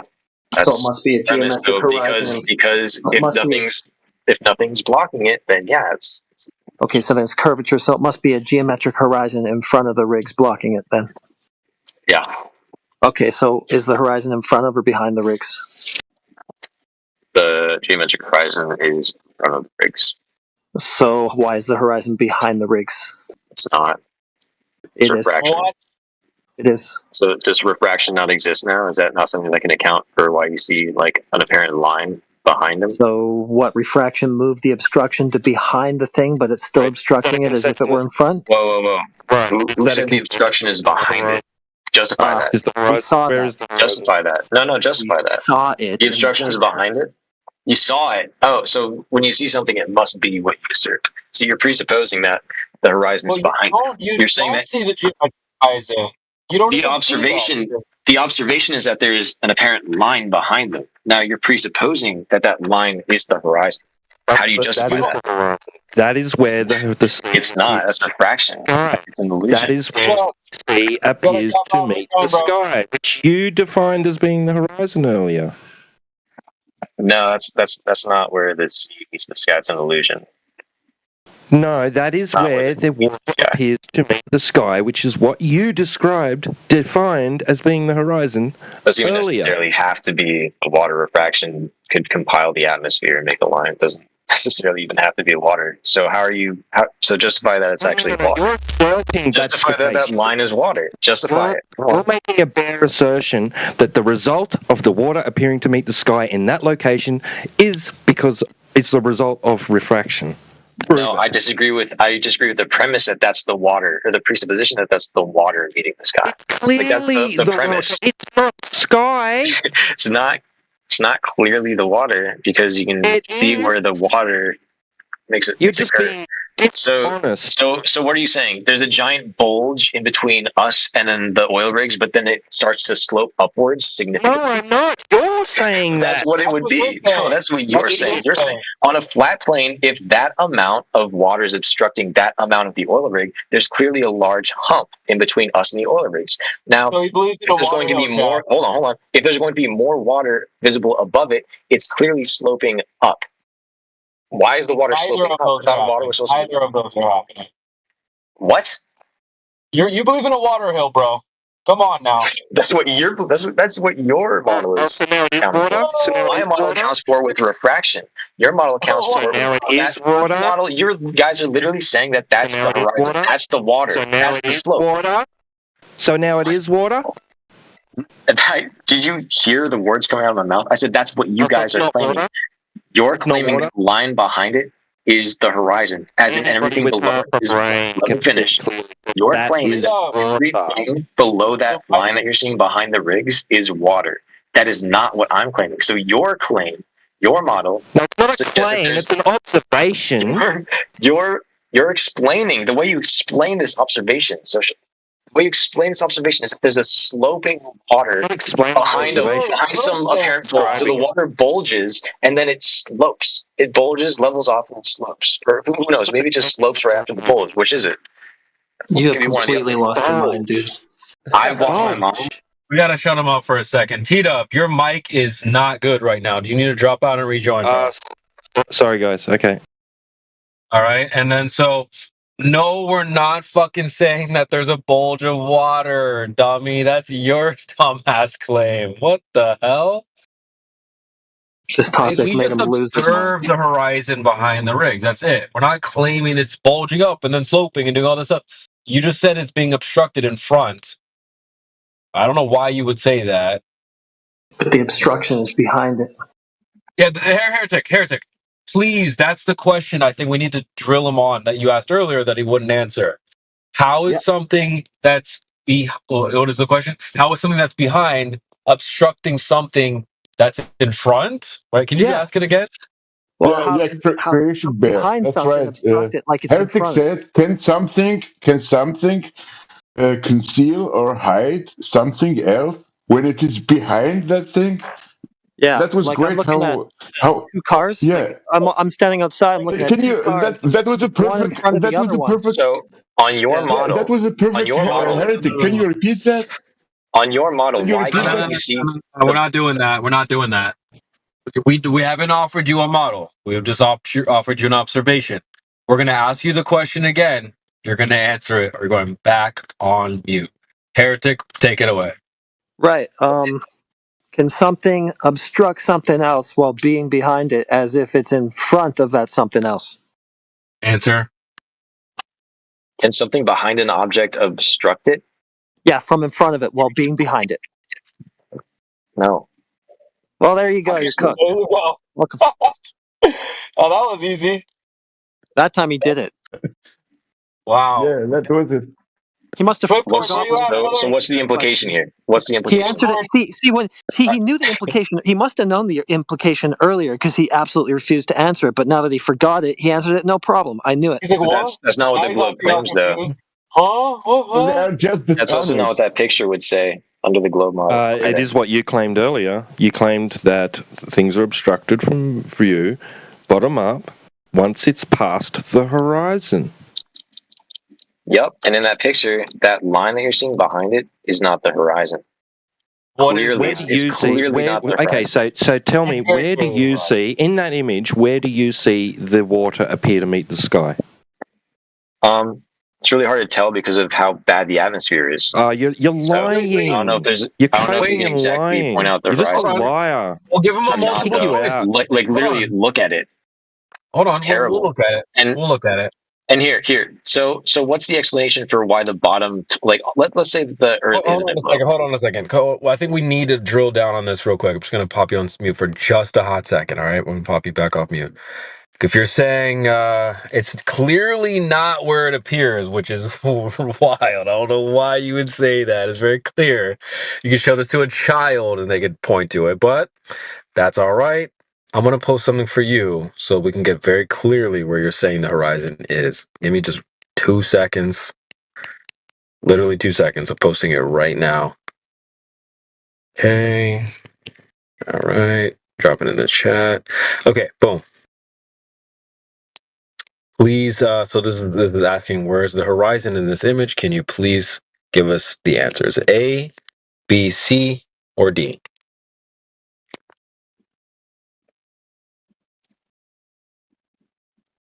Can you see the image in the chat, by the way? Just for everyone. I'm Can you see opening the it. chat?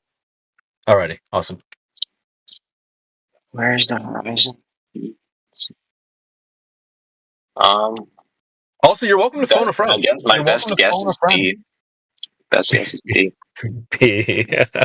So are we gonna keep talking about where we think the horizon is? All you're saying.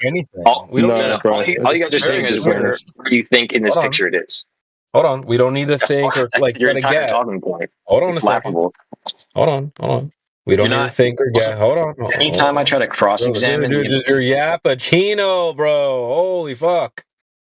We don't need to guess or think. It's very clear in the image based off. Do we need to have him read the definition of horizon, chat?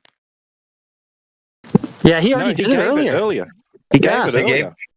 Of his own volition. And he was right. Unwarranted. Yeah. He gave the correct definition, too. He knew what it was. You don't have to repeat claims over, buddy. Don't worry about that. Also, it's very clear it's at A. I don't like you could show this to a child, point right at A, they'd be correct. It's very clear right there. The definition. What's the definition of horizon? Can you one more time for the folks in the back? Invincible. We can cross compare our claims because my claim would be B. No. Yours would be A. You want to cross compare? No, just give. No, you don't. That's really. Give the definition of a horizon again. A horizon is where the land / ground / mass of the Earth appears to meet the sky. Gotcha, bitch. Yeah. It's a line. Okay, where would that line be in this image? Again, like I said, it's hard to tell, but my guess is that the geometric horizon would be B. Just kick him out. He's a fucking liar. You guys are scared now that I'm cross-examining the claim. You don't want to look No, at you are a liar. Based off the definition, it's in the definition, right? Appears. So it's visible, right? You don't have to guess. You don't have to think. It's apparent, right? That's the definition of horizon, something you see. So, in this image, where do you see the line where the sky meets the earth? Where's that at? Not A, because it's unclear whether that's like ground or not. You're a pathological liar, bro. I don't know what It's so unclear. You're a liar. I don't know why we're even discussing this with you at this point. You're a liar. Say it's B then. He already said it was A. He's trying to say it's at B. He's coping. Well, even B would be fucked for him. I don't, Chad. Where do we go from here, dude? He's just hell. C would be fucked for him. Even C. How are you gonna read out the definition and then say, "Well, it's not very apparent"? What? It's clear. It's in the image. Definition of horizon: parent, something you see. You can see it. It's right there. Should we phone a friend? Chad, status. See you hot micing a little bit. Can you tell us where you see the horizon in this image? I just want to say, can we get a Heil Hitler? Sure. Can you tell us where the image, where the horizon is in this image? It's on the far right. W. Are you able to see the chat? Let me repost it for you, buddy. The horizon. Okay, Chad. Can you see the chat? Dude, that looks Photoshop, dude. Doesn't matter. Do you see where the horizon is? That being the green line? Green line. Or the red line, I'm not sure. Which one is it? Do you know what a horizon is? Perhaps it's a line you draw in a picture? We'll just move on. This guy's too low IQ. Take care, buddy. Yep, bye. Anyway, Brontosaurus, we just need to phone a friend. We need to get somebody else in here. That's Pat Patches. Can you read the chat? Hey, fellas. All right, so are you implying that, like, basically the horizon is only the furthest possible point at which you can see the sky meet the Earth's surface? Well, do you know what the definition of horizon is? The line at which the Earth's surface and the sky appear to meet. Appear to meet. Good, good. Where do you see that in that In the image? chat, yeah. Which is the horizon? Is A, B, C, or D? Okay, so to me, right? No, we don't need a whole bunch of words. Just this is multiple choice. It's either A, B, C, or D. That's it. All the above. All right, we're just gonna move on. This guy's too low IQ. What? There's like 3 retards in a row, bro. This is crazy, bro. The sky meets all 3 points. One more shot, buddy. One more shot. I mean, it's clear that it meets all of the above was not multiple choice. When you're in school and your parents, like your teachers or your parents, whatever, give you a multiple choice question and you fill in the blank, you're a retard. So should we just move on? Oh my God, it's 3 in a row. What are we gonna do? We're scraping the bottom of the barrel here. Brontosaurus. Well, here we go. Save us, bro. Please save us. Is that a girl? Whatever. Brontosaurus, can you see the chat?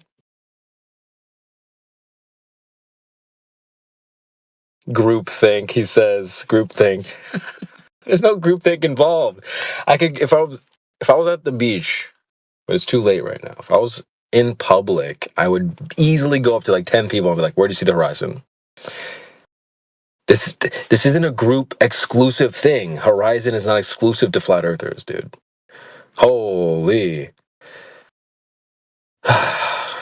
Chat, what do you think here? What about Devastator?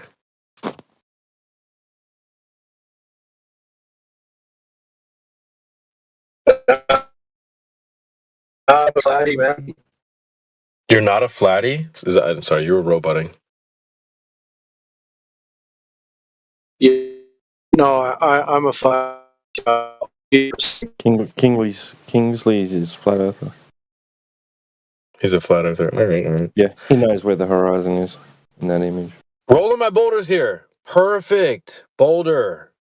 Bro. Oh, God. Save the day. You can save the day, chat.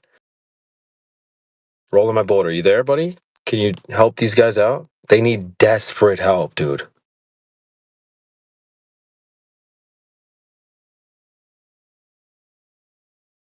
I'll play. Who needs help? Thank God. Please. Where's the horizon in this image? I don't know. Yes, you do. Yes, you do. A. A, B, C, or D. Did you say A? A seems like a solid answer. Oh my God, Lucky dude. man. Just hovering over that mute button.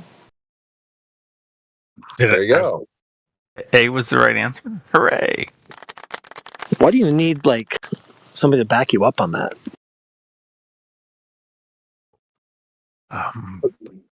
Never It's just obvious. How do you not know? Nothing here is obvious. I mean, it's pretty obvious, right? Okay, now we can go back to Invincible. Let's kind of like get. So wait, hold on. You said come in and help these guys. What were they saying? Well, they're like, it's not really. I can't really tell. It's not really showing. But I think maybe B. Blah blah blah blah blah. They have problems, dude. So we just need to get like a somewhat normal person to sort of help them out. So let's get Invincible back in the call here. And maybe we could get Patches back in at some point as well. Invincible. Patch him in. Nice one. Invincible. So what would you say to Rolling My Boulder when he says it's at A? Like pretty quickly he answered that, right? That didn't take too long or any arm twisting. He's not a flat earther, by the way. What are your thoughts? I mean, No, I'm not a flat earther. So that's interesting to say. And now we both have our different opinions, and now we can like examine whether or not. There's no opinion. Hold on. There's no opinion involved here. We're just observing the horizon where it appears to be. That's the definition, right? So, for what you think the horizon is. No, we don't have to think. It's apparent. In a really unclear. No, it's not. No, it's clear enough to see where the sky and the sea meet, dude. That is the horizon. It's not an opinion. It's in the definition. It's apparent. I don't understand. Now that you've drugged me in, now that you've drugged me in, I would unmute him. I would love to hear his answer. I mean, we got A. Yeah. You've heard him for like the last 2 hours, haven't you? Oh yeah. Yeah. Let's see what he I've says been to this. kind of doing other stuff. I have only been not really listening. Yeah. Let's see what he says to the multiple choice. Yeah, we'll let him cook. We'll let him cook. But yeah, you can't keep saying it's not apparent. You called me. You called me. I said A. Let me hear him and what he says. All right. Yeah. Got A, B, C, D. Go ahead, buddy. So Roland, you know my answer.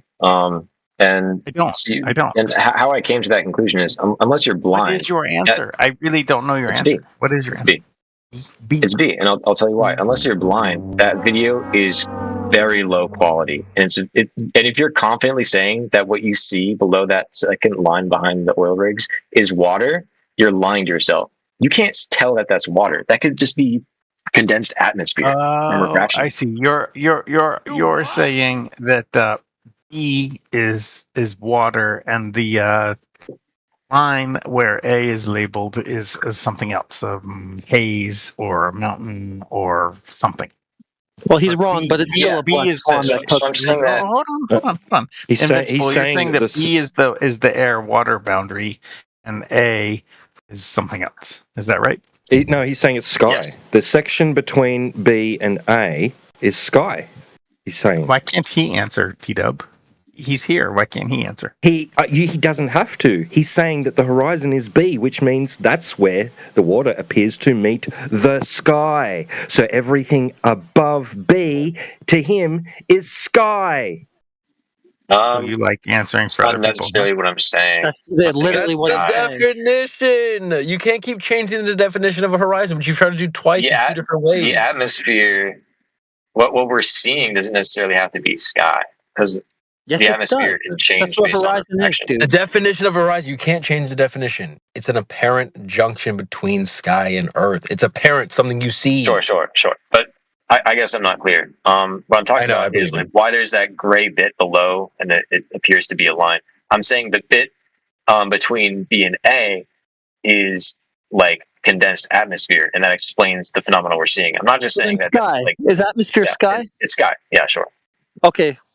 So I am that's saying also that is sky. between B and A, according But to I'd like you. to elaborate that it looks that way because of refraction, and Okay, so that's very much accounted for. Wow, what do you mean? It accounts for why the horizon would be at B, but we still see a line behind the oil rigs. It makes So a you lot mean more we sense. see the horizon at A, but it's actually at B because of refraction? Well, we can Bro, hold on. we can use induction right now. to reason that Black Swan, even we if see we at A. decided to give that to you, I mean, you're dead wrong. But even No, if you're we did presupposing. decide We to can use give it to you- induction to confidently come to the conclusion that what we see at A, that line, isn't the horizon. Okay, so you we can just use keep asserting that induction it to is say the probably horizon. isn't confidently. We can cross. Good point, heretic. Good point. Go with that, heretic. Good point. Which that it's still a Black Swan, even if he says B. Exactly. Wait. You still cooked your We can globe cross-compare anyway the implications with B. of whether you or are not wrong. it's B or A. Hold on. I drew a line where B is. Can you see the chat? Dude, there's still more water below the rig at B on the left. Yeah, he's got you. Guess why? Hey, guess why? No, we don't have to guess why. That's water. Yeah, you're right, because you know it's the refraction. horizon. Because you know with more. What does air. refraction do? It's not air like How you does- just said what a is it- minute ago. It's It's water. not air. What does refraction Is the do? horizon? Is the rig hovering in the air? What does refraction do? Doesn't matter. That's not the horizon. You're cooked. It very much does matter. It explains doesn't. exactly why you see more water below the second rig than the first one. Uh-oh. So it's not air then. No. So then the horizon where the sky and the sea appear to meet would still be at A no matter what goofy cause claim you want to make for it. Roasted, dude. Yeah, Got your ass. Up so many different ways. Like, you just conceded that it is actually A, even though you spent a minute before that saying it's B, and between the two is sky. And even if you went with B, it's still a black swan. It still cooks your globe. Like, man, Well, it's not. I know it's not A. I know it's not A. Yeah, it is. You just said that that's water between B and A. Not you changed it from sky to water, so that still makes A the horizon then. No, it's somewhere between. It's more B. Draw the line. Draw the line. B. Draw the line. I have a question. And draw the line between B and A where the real horizon is, according to you. And that's still black swan. I have a globe. But just first, do you know why it appears that there's more water? You know how refraction works, right? I know what your claim is. You're wrong about that too. It doesn't even matter for the purposes of the argument because the horizon is just explain it so I know you understand it. Appear to meet, so it doesn't matter what you want to say about why it's doing that. Explain it so I know you understand it. No, dude, you're not. It doesn't So matter. you don't understand it. It doesn't matter what the cause of it appearing to meet where it does is. If you guys make a contention and say I'm cooked, and you don't even understand the explanation behind it. I know what you're saying. You're saying that refraction is appearing to lift up all the water behind the geometric horizon, bringing it into view. You have no evidence for that claim. It's a baseless claim, but we don't need to deal with it right now because horizon is literally just where sea and sky appear to meet. Doesn't matter why. You're just making excuses anyway. It's curving the light downwards. So That's things that are further away. That's not it's an observed. It's a well documented phenomenon. Okay, so the real horizon. So the real horizon is at B, but the light curving downward makes it appear at A.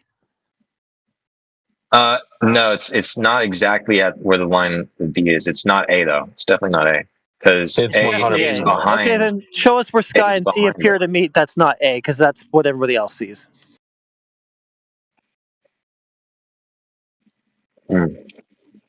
Well, let me go to the video. Draw the line where sky and sea appear to meet. The horizontal horizon line. That isn't A. Is there enough of? Because that's obviously where it is. This is one of the most saddest parts I've ever seen with this. I know. T-Dub, 100%. He already told us it's A because he said, oh, well, look, it is water between B and A, so that would make necessarily the horizon A. No matter what he wants to say, refraction or anything, that's where the horizon must be. That's where the sky and the sea are appearing to meet. You literally cannot say that's where I circled it for you. I circled it for you in the chat. Look, bro, we're not going to pretend along with you that the rig is hovering in the air or anything crazy like that. Yeah. Even in that blurry aspect, you can still see the line behind it. Yeah, it's not like the rig is being miraged up over the horizon or something. None of that's happening. This is just such a mess on your part, dude.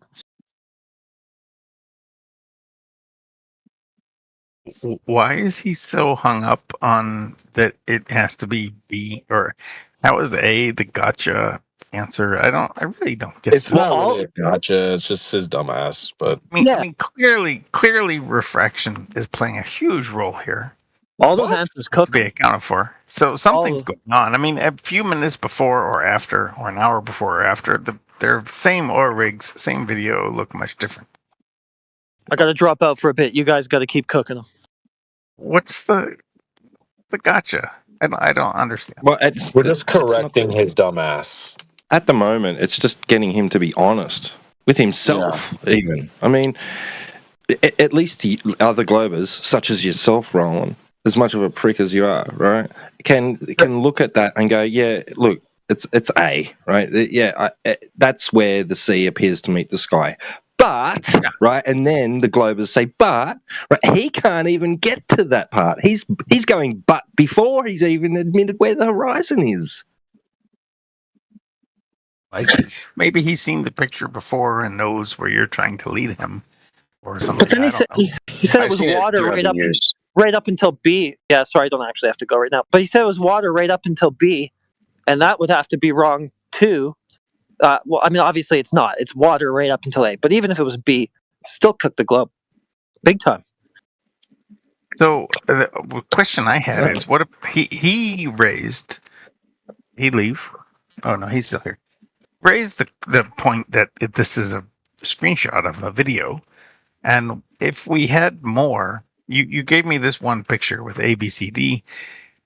Had more context than just the picture you gave me, what would it look like? I mean, are things moving around wildly or not? If we looked 5, 10, 40 minutes before and after, well, what's going on? What do the A, B, and C points that are labeled do over the course of the video? It would help a lot. I mean, if you want an honest answer. You are familiar with the Karl Popper Black Swan reference? What, the Karl Popper? Karl Popper, the principle of falsification. Here we go with Roland, and he's acting dumb. There's no way. Really, I'm not. There's no way you actually, because it's called the Black Swan. Why? I know it's called the Black Swan, but I don't know the Karl Popper reference. Okay.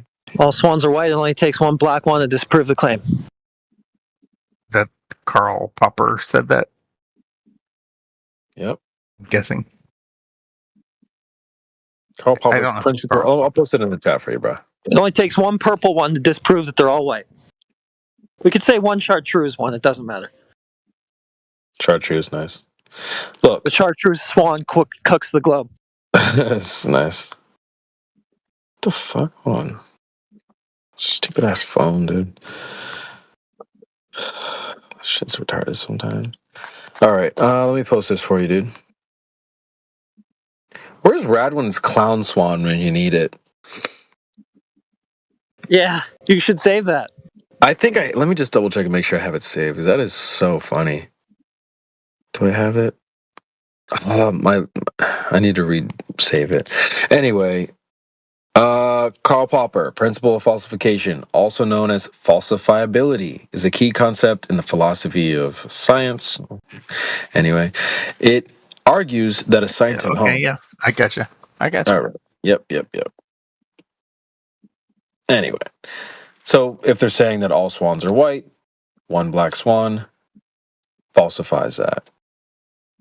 So when you're like, well, the horizon's moving around and shit, yeah, that's a problem. Not for us, but for you guys. The horizon is supposed to be a geometric hill of water, like our friend Invincible said, which it's not. And the fact that it's moving around and stuff and there's refraction involved, well, that's not a good thing for you guys. I hear what you're saying. And do you see what Kiwi Buzz just posted at 20 past the hour? Yeah. And I went to the trouble to make a very similar looking image where I followed That's the also a black exact swan. same reasoning. I followed the exact same reasoning and concluded that the Earth is not flat. No, that is also a black swan. What is also a black swan? My image that isn't posted, and you are imagining. Yeah, the one that you've shown multiple times, right? Where it's of the same location on a different day. The trouble is that when I post the picture that I made, people say that there are errors in my reasoning. I didn't include important things.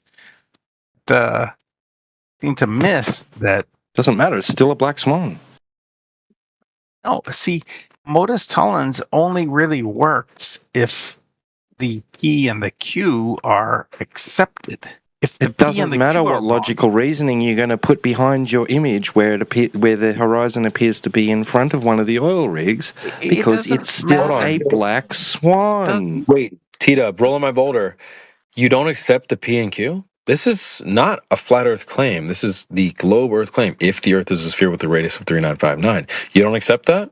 Well, we don't either. Congratulations, but why would you not accept that? You said you're not a flat Earther. The modus tollens works. No, we heard you. We heard you. You gotta accept P and Q. Do you not accept the P?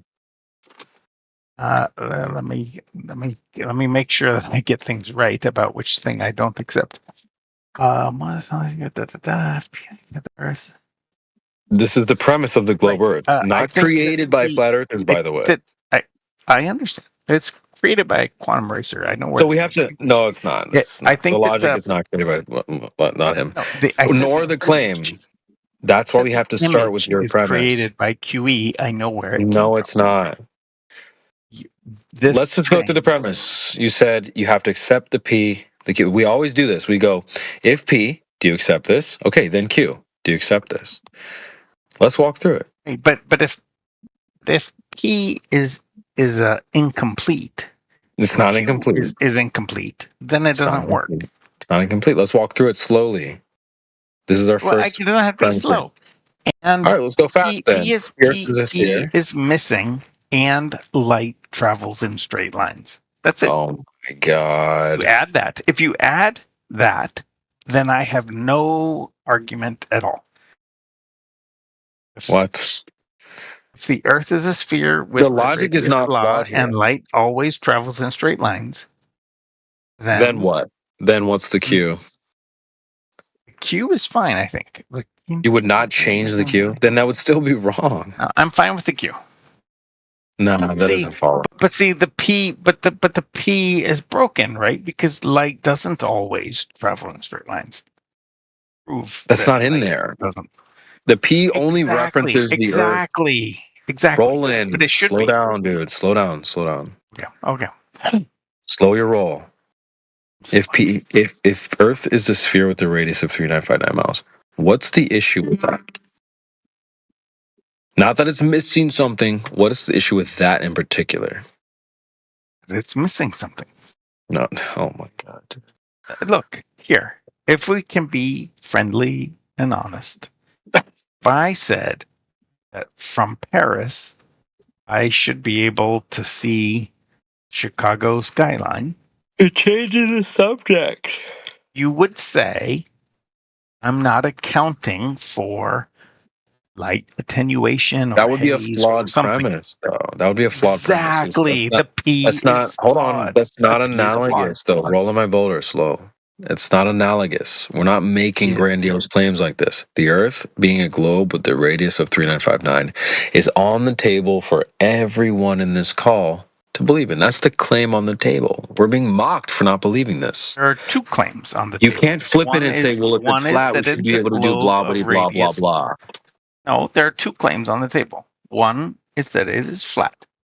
One is that it is a globe of radius, blah, blah, blah. No, you don't get to ad hoc rescue your claim within the claim. Yeah, you don't get to add another claim on top of your already existing claim. On top of. It's yes, flat. there is. Yes, there is. okay, are you saying that the Earth perhaps is Okay. not flat? You're All not right. claiming Is it's it flat, claimed? flat's Is not. it claimed that the reason that we can't see the bottom of objects at distance is because it's obstructed physically by the physical geometric Earth curvature? Yes or no? Am I in the 24/7 flat Earth? Yes or no? Oh my brother, Yes I don't or know. no? I don't know if you know where you are right now. You got to answer the question, dude. I don't want to. We're changing the subjects. We went No, from that's you. one thing, and now we're That's doing you. modus tollens. Hold on, Now That's we're the going claim on into the table, that the Hold on, reason we can't see the bottom of objects at distance beyond the horizon is because it's blocked from view by physical I'm not Earth doing this. I'm curvature not letting you change it to a represented new by topic. the You can't pivot. horizon. That at the point beyond the distance to that horizon an object travels, it will begin to become obstructed from view beyond the horizon.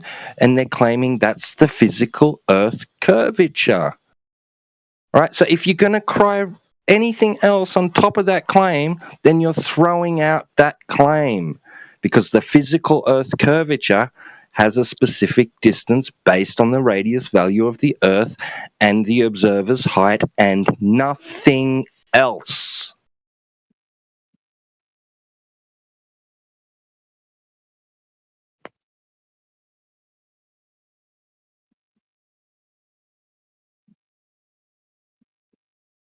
I mean, we're not going to just skirt around it. This is the topic here.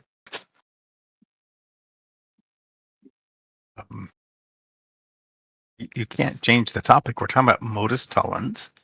Yes. And whether the P is adequate or not. Valid. It's valid. And the P is insufficient. It is It's not. missing pieces. No, it's And not. if I rewrote that meme, you would say light attenuation or haze or stuff. You would not allow me to just use strict. So no not geometric rewriting horizon then. So you're just clearly, conceding to there not being a geometric horizon. It's not Earth horizon, it's not Earth curve. Yeah, you're doing these. You're conceding. Geometric. You're horizon. conceding to the argument. I am only applying your logic. And it fails. Your logic fails. No, dude, we're not doing that. We're not going to sit here and flip it on flat Earth. This is about the claim on the table of the Earth being a globe, dude. We're not going to weasel around this. Okay, here's my claim. The Earth is a globe, and light refracts. Where's the geometric horizon? My claim is that the Earth is a globe, and light refracts. That's what I claim. Hey, So it's a globe. You still need a geometric horizon or all this stuff. You do you. But I'm saying. No, that's you. That's you. You Earth can't is have a a globe sphere. without a geometric horizon. I can claim anything I want, and I can be right or wrong. Actually, sorry, I got to stop you right there. You can't. That's the thing. I told you earlier. We are being mocked for not believing in the globe, not your globe. This isn't a BYOB situation. You bring your own version to the party. You're locked in to the claim on the table, which is that the Earth is a sphere with a radius of 3959. You're locked in. You don't get to change that. Say that, and then say refraction. No, you're adding that. Not adding it. That's your concession. That's your concession to the argument. It's the model. No, that's your concession. Model of the globe. That's your concession to there not being a geometric horizon. There not being a curvature to the horizon being curvature. See, these are all just words. The model is not that complex. I don't care about the model. And light. I don't care. I don't care. You're conceding. You're conceding. You're conceding that the horizon is not representative of the physical geometric Earth curvature. You're conceding the point. If you account for refraction, it very much is. No, it isn't. By saying refraction, you're saying it's not. It very much is. No, you're saying it's not. Now you're saying it's not the physical geometric Earth curvature that you're seeing. Have you ever put a pencil in a glass of water? Oh my and saw God. how weird it looks. That's not analogous. It is. I mean, light does weird stuff. That's not I'm analogous. sorry you don't like it. I'm sorry you don't Oh, like no, I how light understand that. works. I understand what you're Okay, so saying. fine. So we But have it's not analogous to what we're have seeing in this the image. Earth. Though. The Earth is a sphere. So not and 1.225 times the square root of the observer's height in feet. Then we have the Earth as a sphere, and light refracts. Just right? like a Yeah. pencil Okay. in a So glass of not water. 1.225 miles times the square root of the observer's height in feet. Then right? Not that. Then. Right? Keep rewording what I say. Not that then. Right? You can just accept what I So say. not that Earth then. is a Right? sphere, and No, you're going to answer. Not that then. I think this is on You're going to something. fucking I'm answer. not going to change my words. I'm not going to change that then. my words for you. So not This is a sphere 1.225 and miles light times the square of the bro. It's either 1.225 miles times the square root of the observer's height in feet, or it's not. Which one Do you know is it? false dichotomy or not? Bro, what? Bro, do you agree with that premise or not? Sphere and light refracts. So not 1.225 miles times the square root of the observer's height in feet. I can do this all day, Roland. So not that then? You're not agreeing with that then? The Earth is a sphere and light. Do you or do you not agree with that formula? I am telling you the Is the distance to the horizon based on 1.225 miles times the square root of the observer's height in feet? Yes or no? and light refracts. Yes or no, Roland? I'm not going to change what I... Then stay on fucking mute. Shut up then. They're so poorly behaved, bro. I mean, we only brought you in so you could have like a phone a friend moment, but this is just evolved, dude. You guys all influence each other to be utter jackasses. I know. This is crazy, dude. No, I want to change it. They have to lie. Because that's part of the argument that he's saying that he disagrees with.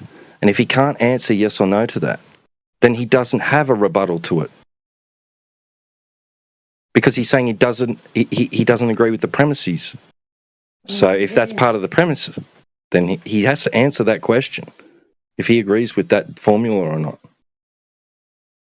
Well, I want to bring my own formula. He said the Earth is a sphere. Then ask him what is the radius? What is the radius of the sphere? And then ask him if we would not be able to calculate the bulge or the arc. I think the answer is going to be whatever which stand. I think it's going to be. But they will all. Yeah. It's going to be whatever radius he needs. Nothing, real quick. It's just going to be whatever radius he needs. It's just literally making it unfalsifiable.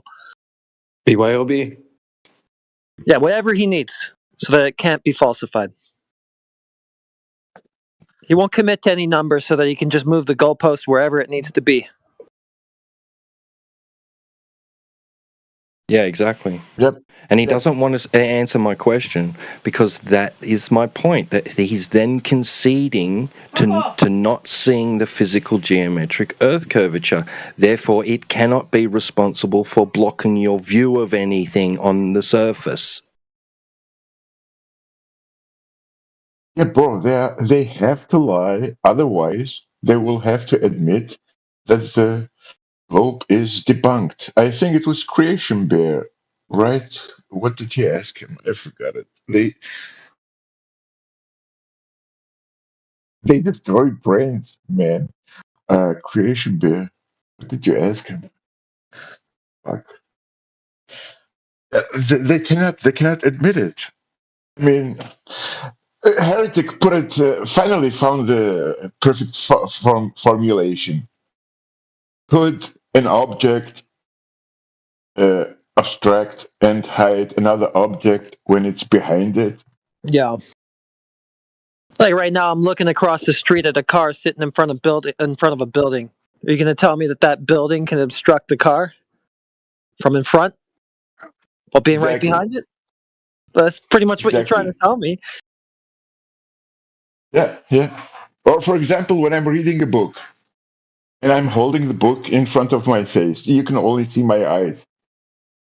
These guys are telling us that refraction could shove the book behind my head so that my face and my mouth would be visible, and I and my head would hide the book behind me. It's dishonesty. They, they are they are already destroyed, and they cannot they cannot ground their claim. It's already finished. They're cooked. I don't know what to say. Yeah, that's 9 why, days from mate. Sunday, That's why. not Yeah, 6. mate. That's Honey, why. That's why after a while, I disappear for a month or 2 months because it's painful to see how these guys weasel themselves, and they really believe that. Yeah, that we are so stupid to believe in the lies that they're or in the acting that they cannot see where the horizon is. I mean, it's not about imagining or understanding it. You can see the horizon in the screenshot. You don't need the entire video. But they cannot admit it because then their globe fantasy is destroyed.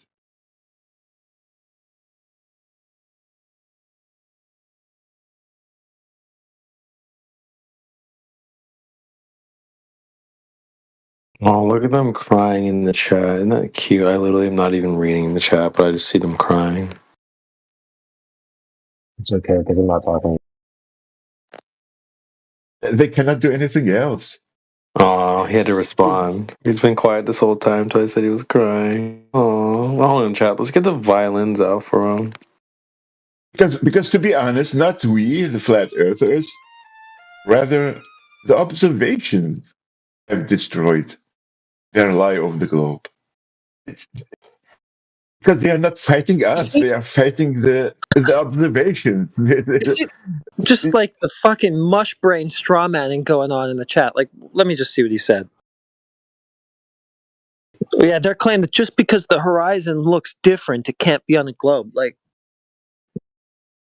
what in the The horizon hallucination doesn't BS look is this? different. Who The said that? horizon, Who said that? yeah, who It said looks that? different? What? It doesn't look different. It looks behind the oil rig, the oil platform. You saw the same screenshot after gamma correction, which I posted. Yeah, that was a good. That was a good post. I might save that one. Yeah, I know they and don't like it. funnily, and it was funny.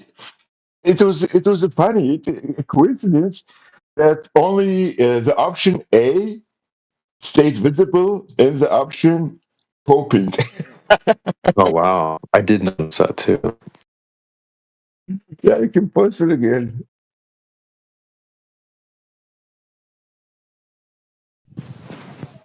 Well, I'd just love to know how can something that's not really there obstruct your view? Exactly. Wasn't that his contention to start with?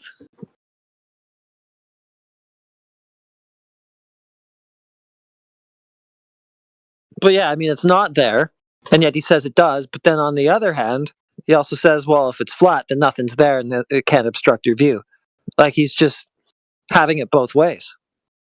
1 minute, nothing can be there obstructing your view, the next it can.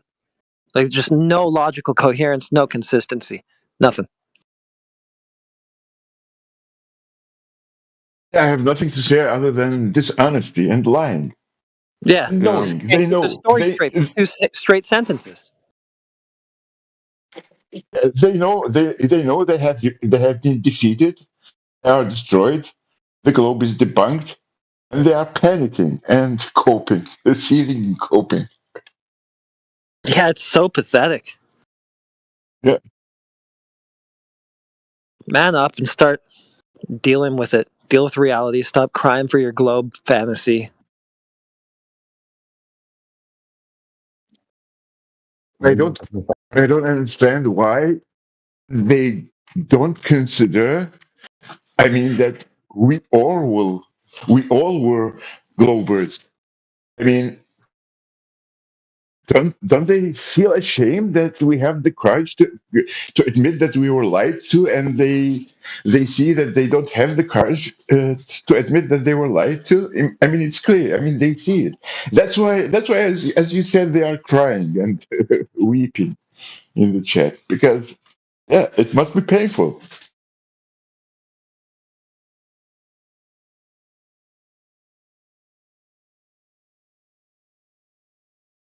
Just like they're kids who grew up being told that they live in Disney World or something, and they're just not willing to accept that's not what it is.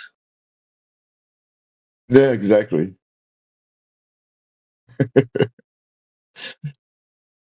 Yeah, Santa Claus. Yeah.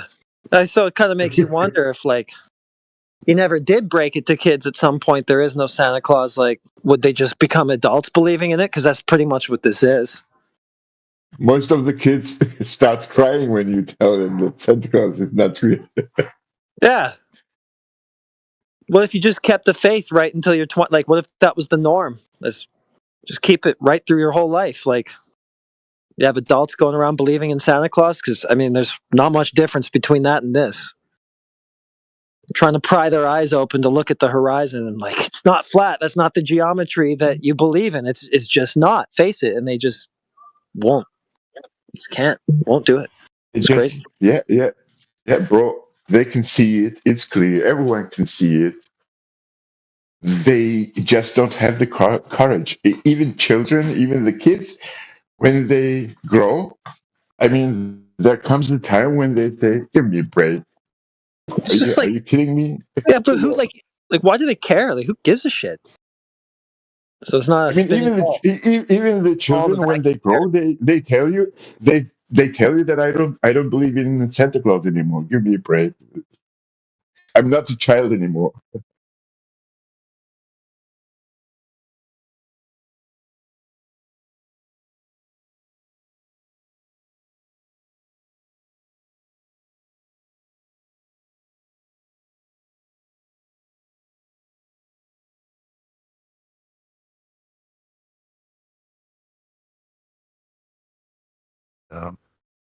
DB? Seems like. Nope. Never mind. Go ahead. I would go to the moon in a minute. What does it say? Back to chance some more. It's a ball with refraction. It's not going to answer any specifics. I would go to the moon in a minute. I would go to the moon in a minute, but we destroyed the technology, and it's painful to build again. Build it back. Yeah, right. Yeah. It's painful to look at the horizon. Try to build back that globe in my mind after seeing the horizon shatter it. Be right back. Go ahead, Roland. You wanted to ask a question? Neil, how is he? Bill Nye, right? Bill Nye. Even Bill Nye says in one of the clips, he says we cannot leave the Earth. It's a closed environment. You cannot go anywhere.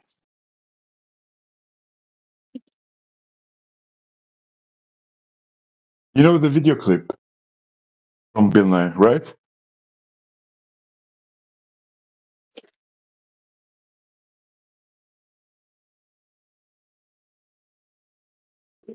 Yeah, but I don't want to overtalk Berserker. Just go ahead, bro.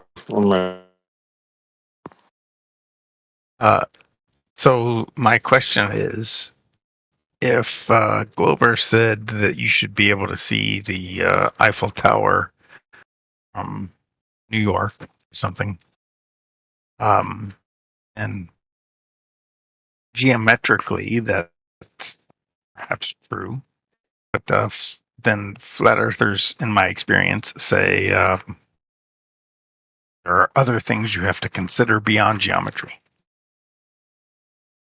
Why would That's that all that's geometric? happening here. That's all that's happening No, here. no, hold on. People Let me are stop you telling. there. Hold on. I disagree with your first premise there. So why would that be possible? Why would what be possible? Go ahead and state your premise over again. See, The Eiffel Tower. from New York or something. Yeah, which is I've that's just picked an something kind of absurd random-ish. expectation to begin with, an absolutely 100% absurd expectation. Geometrically, No, it's not. I don't agree with that. It's not. Okay. How about something much closer? There we go. You're going to start saying stuff that is beyond geometry.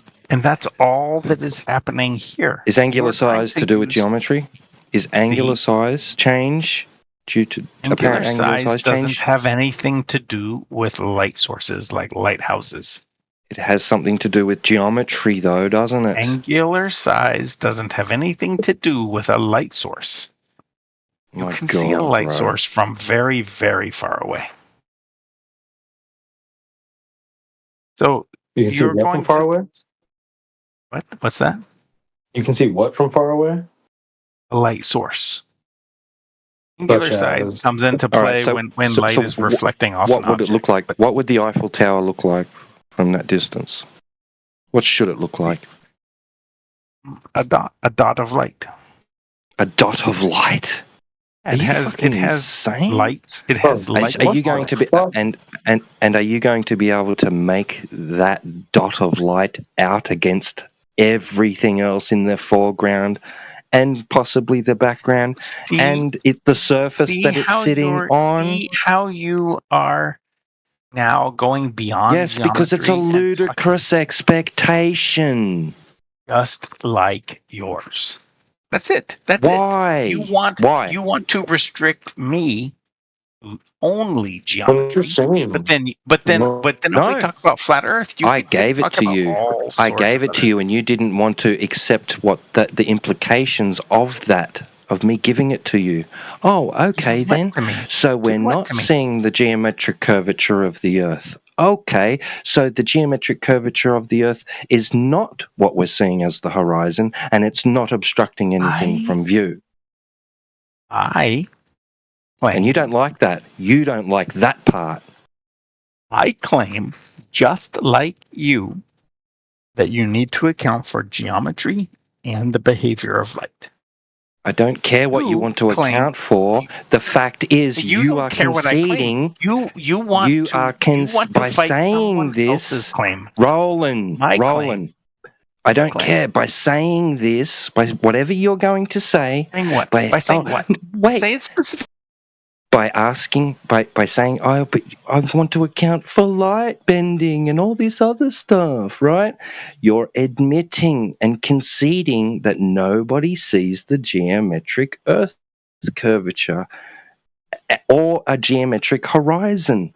Therefore, we are not seeing anything go over the physical geometric Earth curvature horizon and not becoming obstructed from view by it. You're saying we don't see that. That is claimed. It's just absolutely impeccable.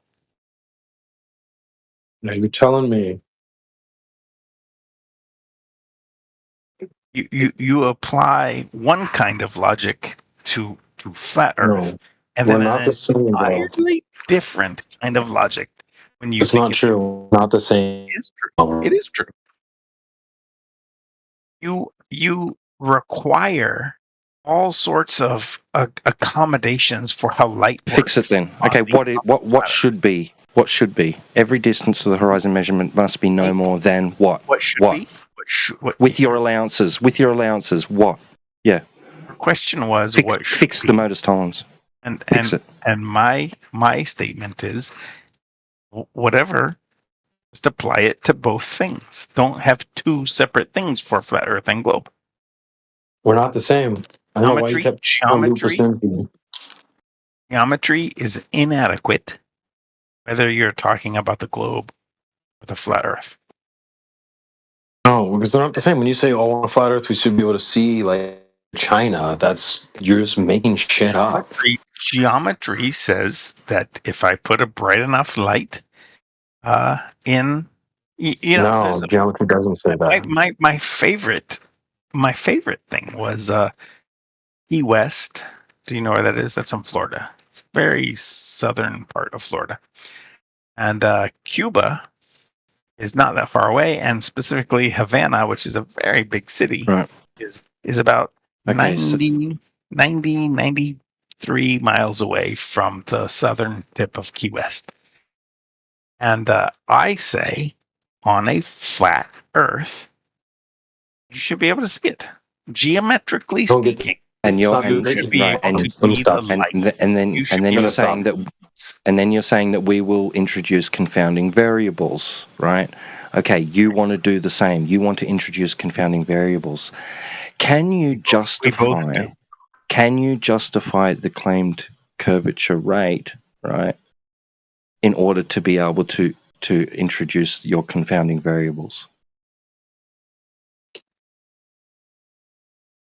I don't know. Can you justify your curvature rate in order to introduce? Yes, of zero. Yes, we've done it plenty of times. Justify it, bro. You know the arguments, and you've seen the long distance observations. You've seen the laser tests.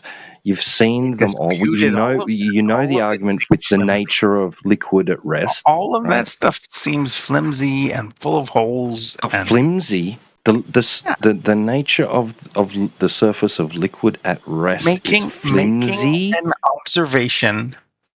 Making an observation. No, it's a measurement. It's a measurement. No, it's not. Yes, it is. An observation that relied on light, which may or may not be bending, and so it reified itself. It was such a flagrant reification fallacy that it was so sad. You're so good at spotting them. Why couldn't you spot that one? What reification fallacy? Light is bending, and that whole laser test is bullshit. It reified itself. It assumed light traveled in straight lines and concluded that light does travel in straight lines. It doesn't. There are so yes, it does. Many actual no. It's a fundamental principle. It's a fundamental principle in physics. Well understood that light travels in straight lines. So the video with the clothes iron deflecting the laser just with the heat of the clothes iron is fake. So you're saying it's traveling in a straight line. Yes, the light is traveling in straight lines. And what do we see when what gets deflected and bends away from the clothes iron? No, light can change direction, but it'll change direction in a straight line. So it'll change at angles. You're saying that two straight lines make a single straight line, and the whole thing is just one straight line, and that's it. No. I'm saying light travels in straight lines. Dude, I can't. No. You're so full of shit. Either apply the same standard to both things, or shut the fuck up. Oh, you're not Mr. Bad in here. Slow your fucking roll, my boy. Yeah, shut the fuck up, roll, my boy. No, light most definitely does travel in straight lines. I'm not saying it doesn't change. It can't change direction, right? But after it's changed direction, before it was changed direction, it was traveling in a straight line, and after it changed its direction, it's traveling in a straight line. It's not curving. Light doesn't curve. That's what I'm saying. Yeah, he's gone or booted out. He booted himself out of here, bro. I fucking hate this. You guys are all so fucking bro. Shut up, bro. He was just misrepresenting you the entire time. True. They always want to do this. Well, if it was flat, I'm gonna set a bunch of standards on you guys. Not really. We're not. There's already a claim on the table. Oh, we said this earlier, dude. I don't know why I keep repeating ourselves. But there is the claim on the table that the Earth is a globe. Very specific claim on the table for everyone. We're being mocked as flat earthers for not believing in this very specific claim. So, talking about using the same standard, which means don't use double speaking.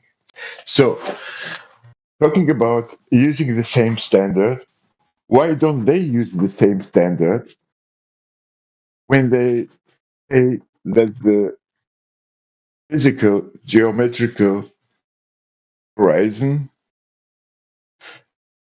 is hiding and obstructing the ships from bottom up?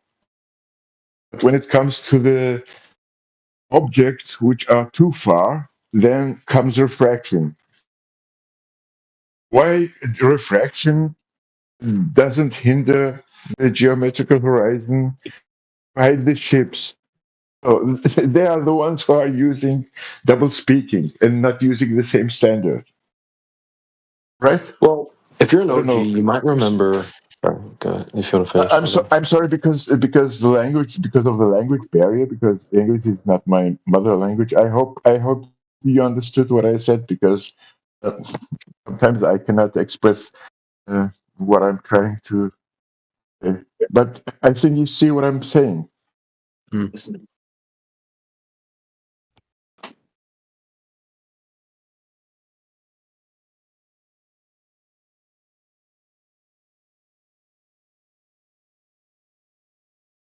Sorry for interrupting you. What did you want to say?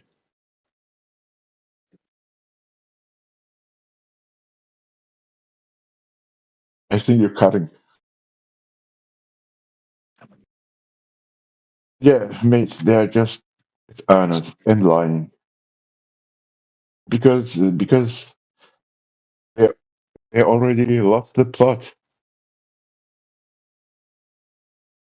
and they have to weasel themselves out.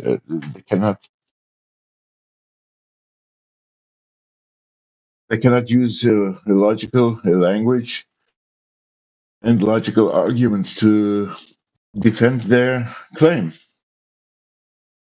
That's why they have to lie all the time. And it's tedious and tiresome. Are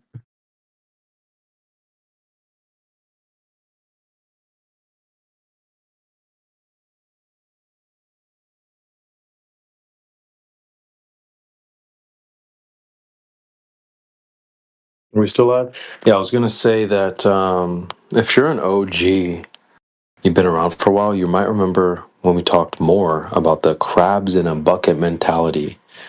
This was a perfect example of this. They're going down the tubes, and they want us to go down with them. It ain't fucking happening. I have to be honest. I don't know what do you mean. I mean the OG. Oh, just if you've been around for a while, or like you been here for a couple I've years been or around. whatever. No, you haven't. Oh no, I've No, been you here. haven't. I've been here for something like 6 months or or maybe 9 months. Yeah, I'm definitely talking longer than that, G. But it's all right, man. We're glad to have you here. Okay. No worries, brother. But no, we just Thanks. there's like a couple clips where I'm like, crab in the bucket mentality. Like I remember joking around about that shit, bro. Like they do this You all the remind time. me. You remind me of how is he called? Robert from V. Where is he? Robert from what? Robert V. Robert V. What is that? That was someone who claimed that he works for NASA, and yeah, he always used the word brother. Oh, nice. Okay, I got you. Yeah, I mean, they always do weird stuff. Do you know who I mean? Do you know who I mean? I think I know who you're talking about. Yeah. But yeah, man, it's a mentality they have. They see them going down, and they're like, "Well, I gotta bring you down with me." It's this crabs in a bucket mentality. Now I get it. Okay. Yeah, No, it's funny. I it's funny, spot but that stuff from a mile away. yeah, bro, it's very easy. You don't have to be a scientist. I don't have to be a scientist. It's an observation. As you said, apparent horizon. It means it is appearing. You can see it. Where is Bro, it? It's a I simple know. question. I was going off on Homeboy when he said that. He's like, "Well, it's not very. You can't really see it." Blah blah blah blah. Blah. I'm like, "Nah, dude. That's not. It's an apparent thing, something you see." So when they say, for example, they say, "Oh well, this is the apparent horizon, and this is the another horizon." Apparent horizon. That's redundant. Alan Watts used to talk about how saying things like the flashing lightning, like that's you're saying the same thing twice. Lightning is flashing, so you don't need to say it like Exactly. that. So saying apparent horizon is stupid. It's by definition apparent. So it's apparent? Like Exactly. no. Yeah. Yeah, and these are the words which they invented, which did not exist in 2015 until they have seen that they are being destroyed. Then they had to invent some excuses. So they Yeah. invented I don't know, virtual. How many horizons? McToon invented 3 horizons. I think it was McToon, right? So which are the They'd probably three say more. horizons? It would probably say more, to be honest. It wouldn't Yeah, as you surprise me if said, they had like more horizons. whatever they need. They Yeah. Well, that's another would say syndrome. They'll whatever. say anything syndrome. I mean, don't you remember? 10 minutes ago, 15 minutes. In the period of the argument, he said something that he cannot say. He said, "I cannot say this." I think he meant he cannot say where the horizon is. I mean, even you, or I think it was not heretic. I think it was you.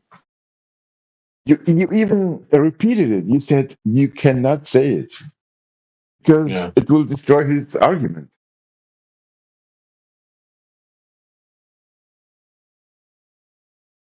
I mean, I'm starting to. When he was doing that, I felt like I was channeling my inner Elijah because that's something he would do, which is like go up to a random person on the street and be like, "Hey, so where's the horizon?" And they'd be like, "Oh, right there." So when you deal with someone who's pretending to be an intellectual and they're like, I don't think you can clearly see it and stuff. Shut the fuck up, bro.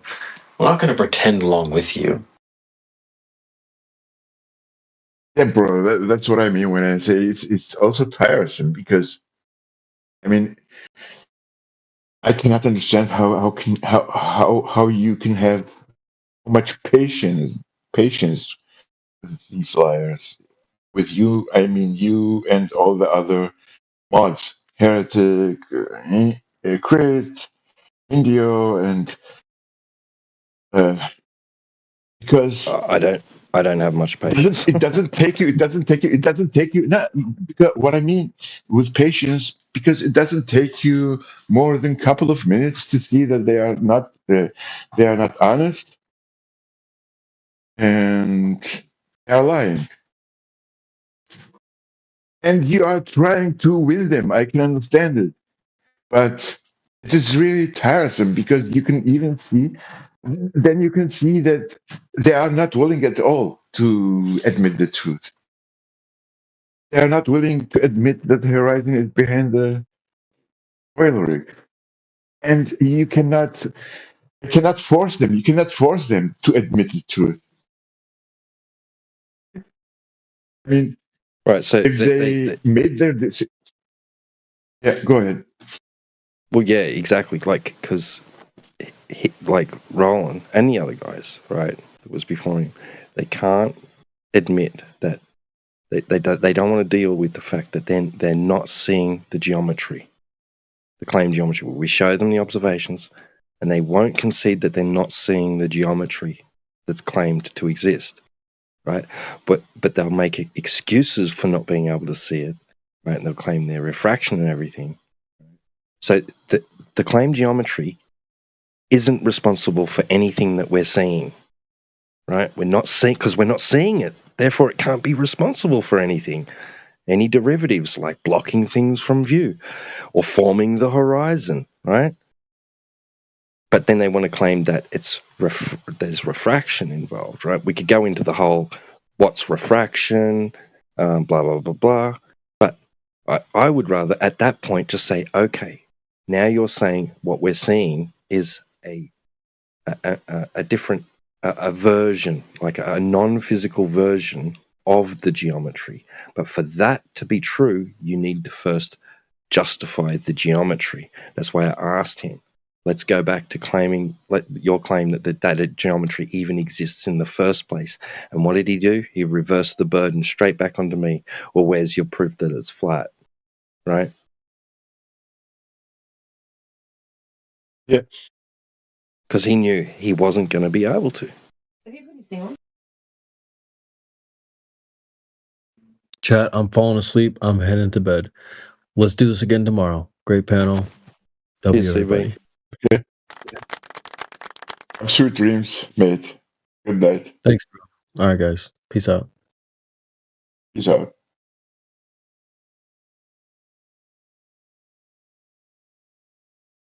Yeah, T-Dub. I don't know. I don't know what to say other than they are lying. They are dishonest, and because they don't want to admit that they have been defeated.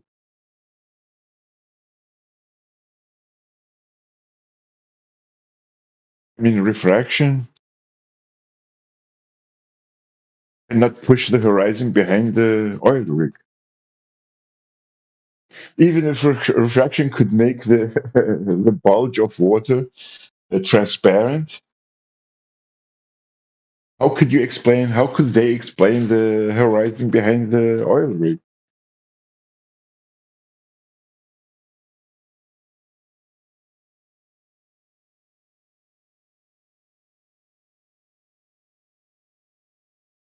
Yeah, they can't. At that point, they've conceded.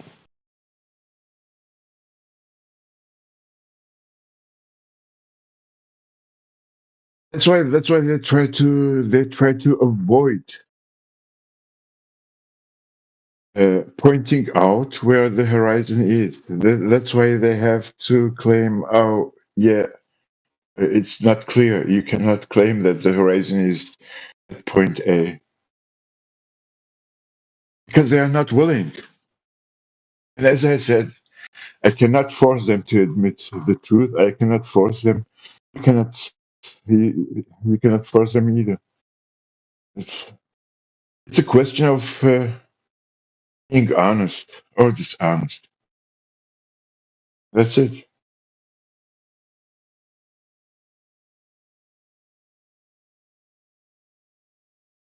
They just want to keep the fantasy of the globe. And according to that, yeah, they mold their answers as Creation Bear said. However, they need their answers to be.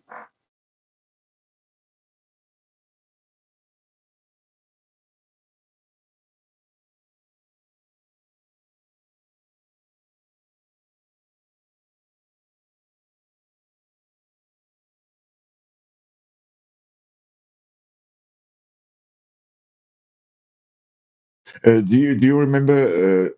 Do you remember the video which Rob Skiba made about the atmospheric magnification. Yeah. Where he used a lens, and then he put a picture on the table of the Chicago or the across the lake from Chicago is Toronto, right?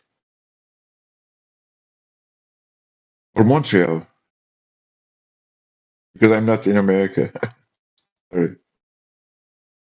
Yeah, and he explained how atmospheric magnification, the air works as a lens, the lensing effect, and that's why the buildings look like are hidden in the bottom at the bottom, because if you magnify a photo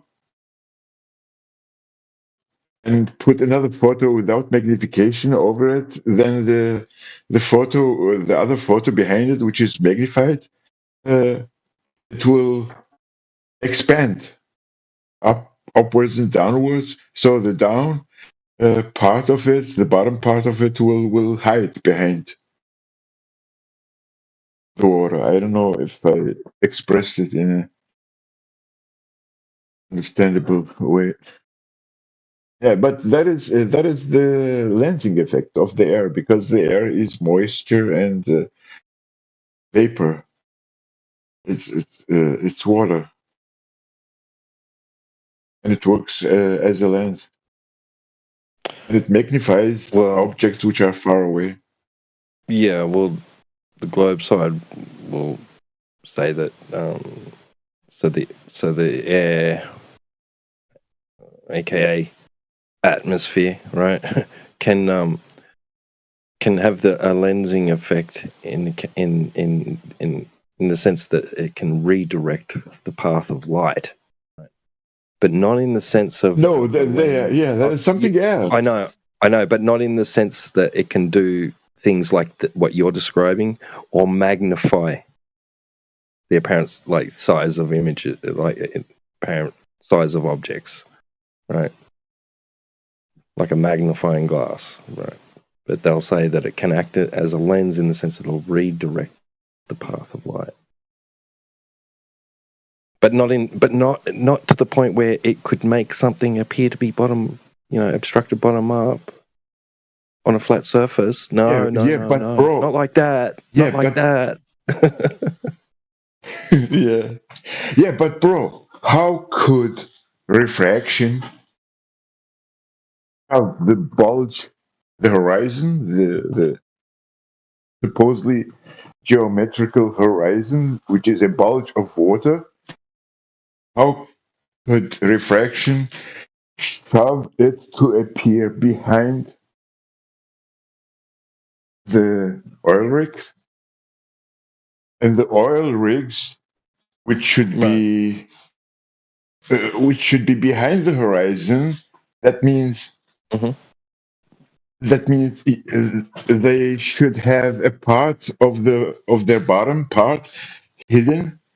How could this hidden part become suddenly visible? I mean, right. I mean, if you put a book in front of your face and while you're reading, and I make a photograph, I mean, how I cannot Photoshop it in a way and make the book your face appears in front of the book, right? Yeah. And we're still waiting for them to recreate that instance, right? Yeah. You know what I mean? In a single medium. What is hidden? Yeah. Because what is hidden from the eye or from the lens of the camera, it is not captured by the eye or the lens of the camera. So you cannot shove it in front of the obstruction. You cannot do that by photoshopping or refraction. You cannot do that. It's so stupid. It's so dishonest. It's not stupid. It's dishonest. That's the problem. That's what I mean. That you have a lot of patience, because you can see that the man is No, I don't. lying. He is dishonest. I mean, what can you say? I'm speechless. I mean,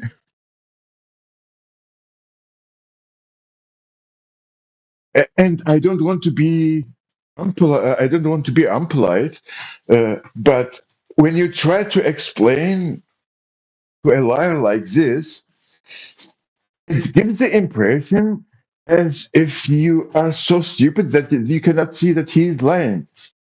I'm not trying to be unpolite or. Do you know what I mean? I mean, there are things that you cannot explain because when you have to explain it, that means you are not seeing you are not seeing that the man is lying, or you give the impression that he has fooled you. I mean, what example can I give? It's like when you give someone a jab and he tells you that it didn't hurt, and you give him another jab in the face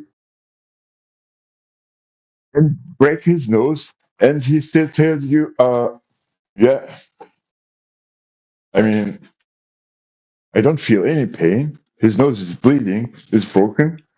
And he tells you, I don't feel any pain because you didn't even hit me. What can you say to a person like that? I'm speechless. That's why I wrote in the chat box. It's so tiresome. I wrote to Jenna. It's so tiresome since 2015. Yeah,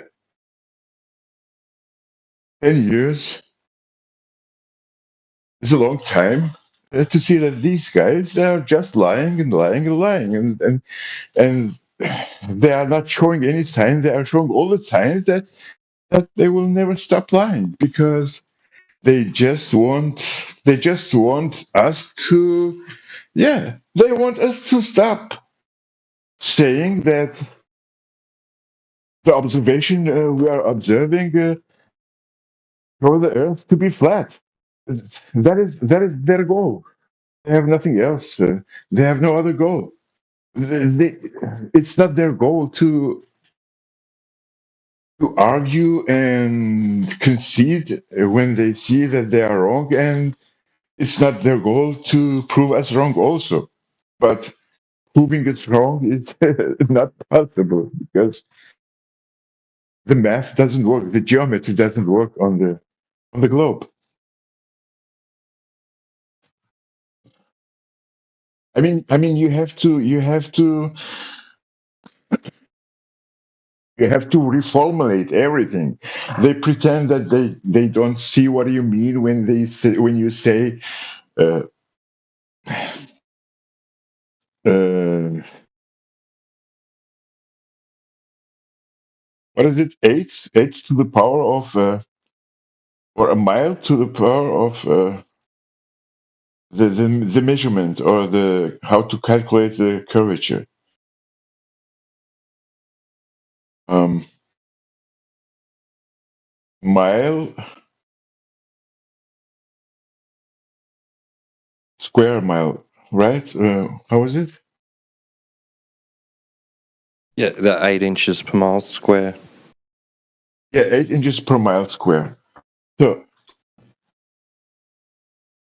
they don't want to accept that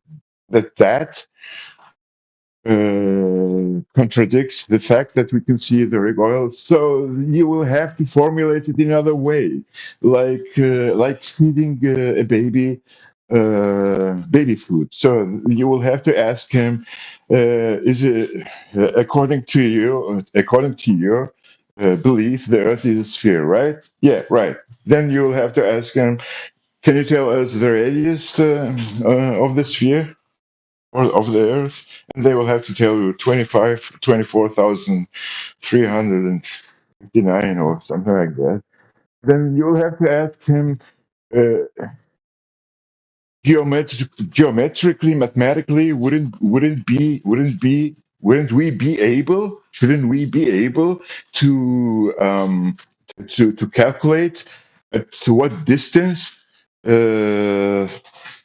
man He came back. You could ask should him if you like. disappear?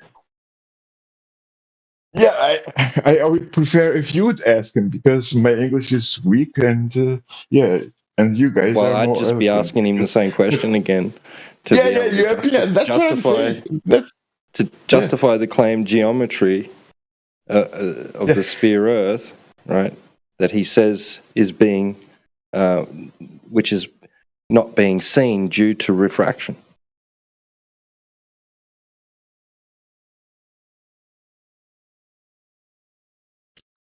They're weaseling their sims themselves. Yeah, it's not only another man standing in 3 miles should disappear behind the curvature of the Earth. We should be able to see a tilt. For example, if we would have a very high building, which should not be completely obstructed, the distance of 100 miles, or let's say a mountain. But when we have clear pictures, we don't observe any tilt in it. You see what I mean? There should also be a tilt. Right. I don't know if you remember. You want to go ahead? You want to go ahead, Roland? Oh, present the evidence for the claim geometry. Just one thing. T-Dub, do you remember in the period of CV19? Do you remember? I.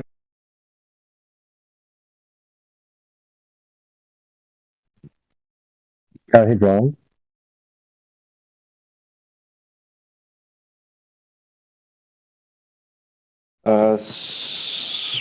It's been muted, and I think because of that touchy subject. So yeah, Berserker, we can't use those terms, man. Sorry, bro.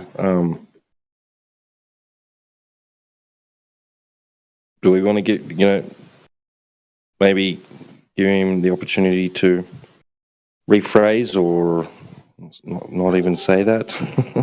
Give another example.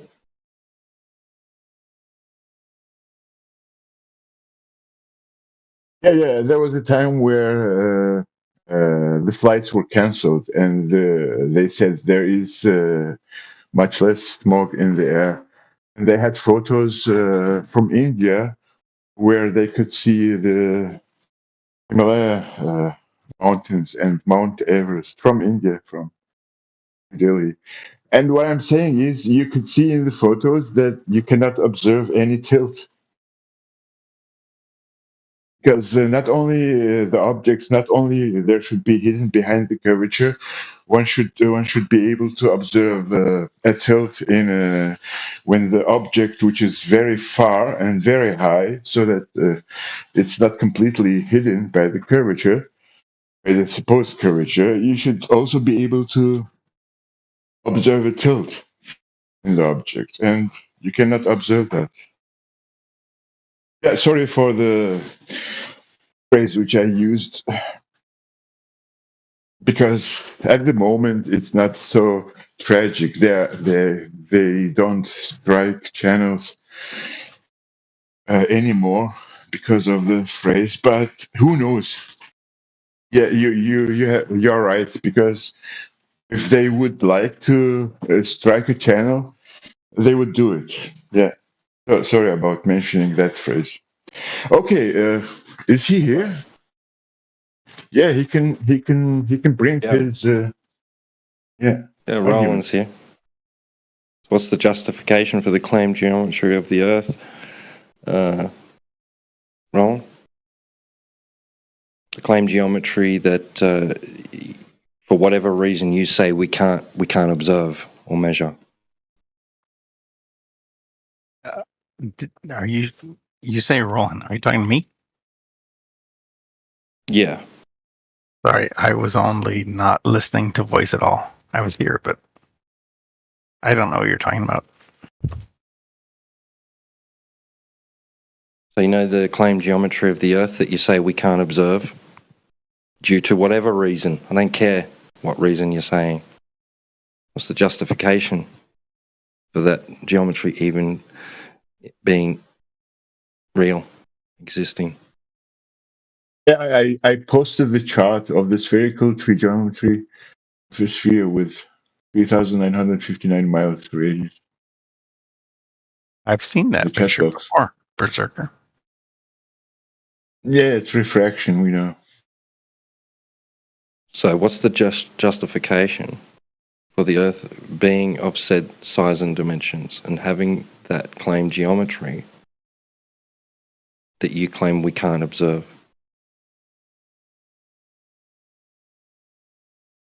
Why does it need a justification? I mean, it is because you're claiming that there's a reason why we can't observe it. So you're telling us it exists, but there's a reason why we can't see it.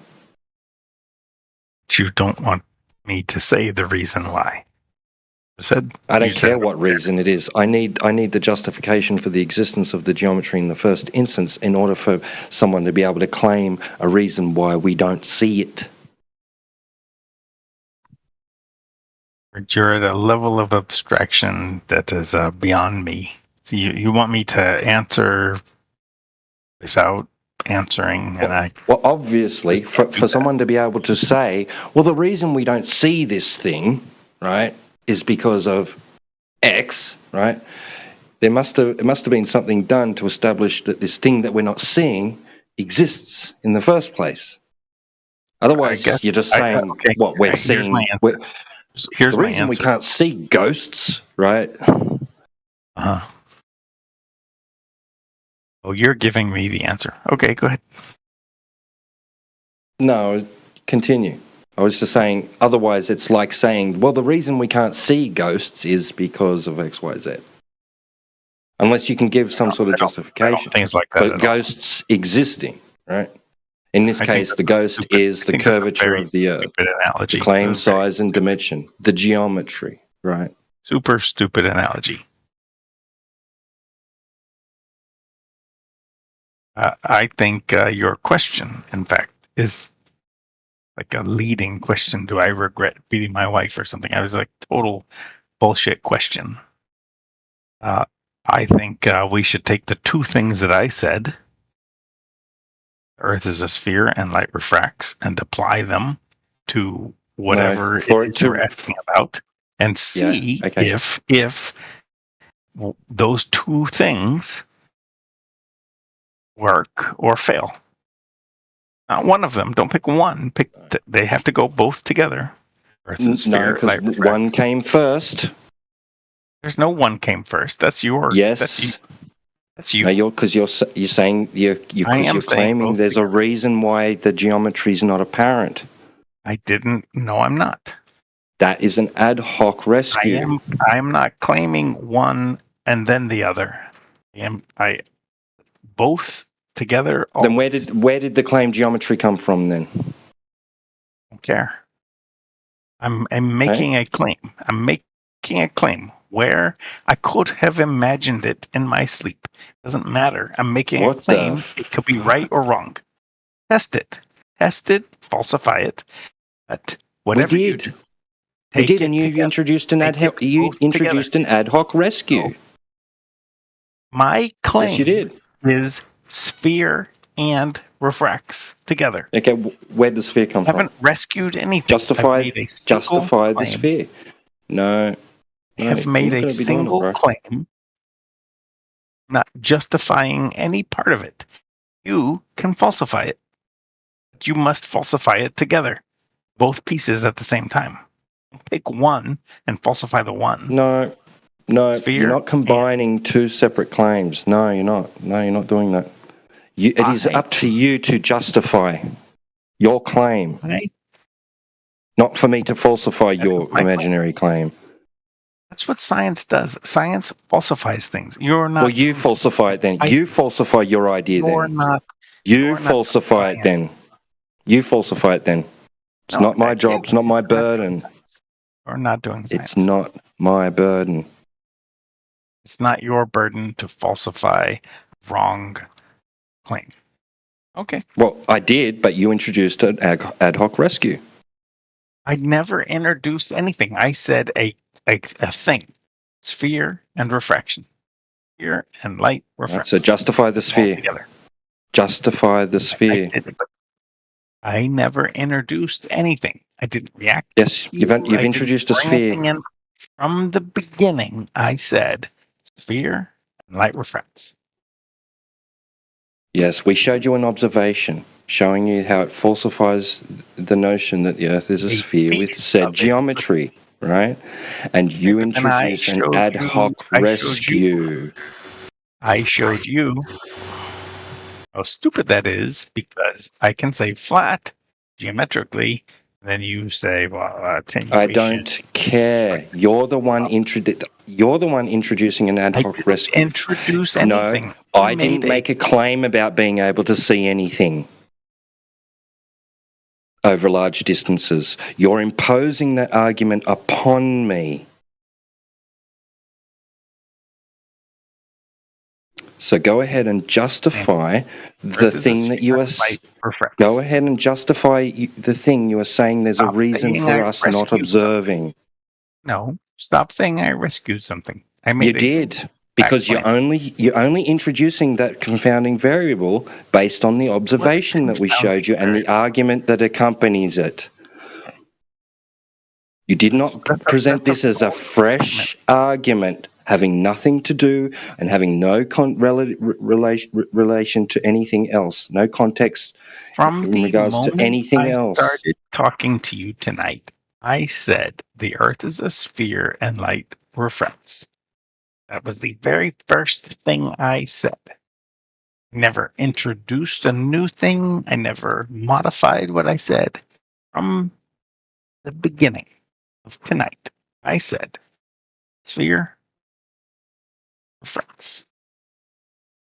So stop saying that I'm backpedaling or like ad hocing an explanation. No, bro, you're being disingenuous, man, because the only reason you're saying this is because of the black swan observation. Don't lie. That's not the only reason I'm saying this. In fact, it's yes, it is. Reason. No, it's not. Yes, it is. You're a liar. You're an absolute liar. I'm not an absolute liar. Yes, because you would not have even conceived of what you're thinking of if it wasn't for flat earthers pointing out long-distance observations and horizons that don't match the geometry that's claimed to exist. That's also not true. Yes, it is, and you know it, you damn well fucking little liar. It's the only reason you want to introduce the confounding variable of light changing direction. The only reason. You're a liar. Get out. True. Yes, it is true. You never thought of anything like this until you met flat earthers and they pointed out these long distance observations. An absolute liar. Get out.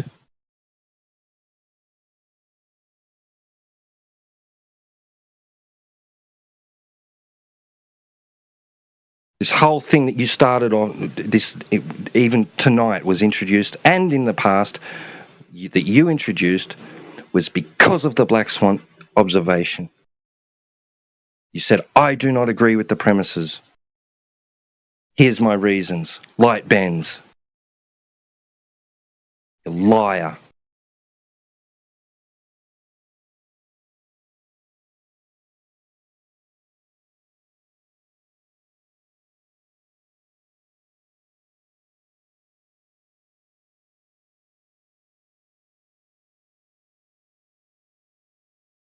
Finally, bro. You described him as he is a liar. They are all liars. And they don't get tired from lying. Neither do they feel any shame.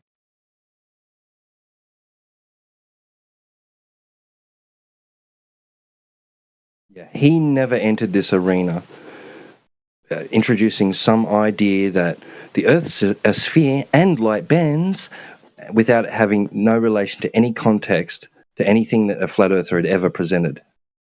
Absolute liar.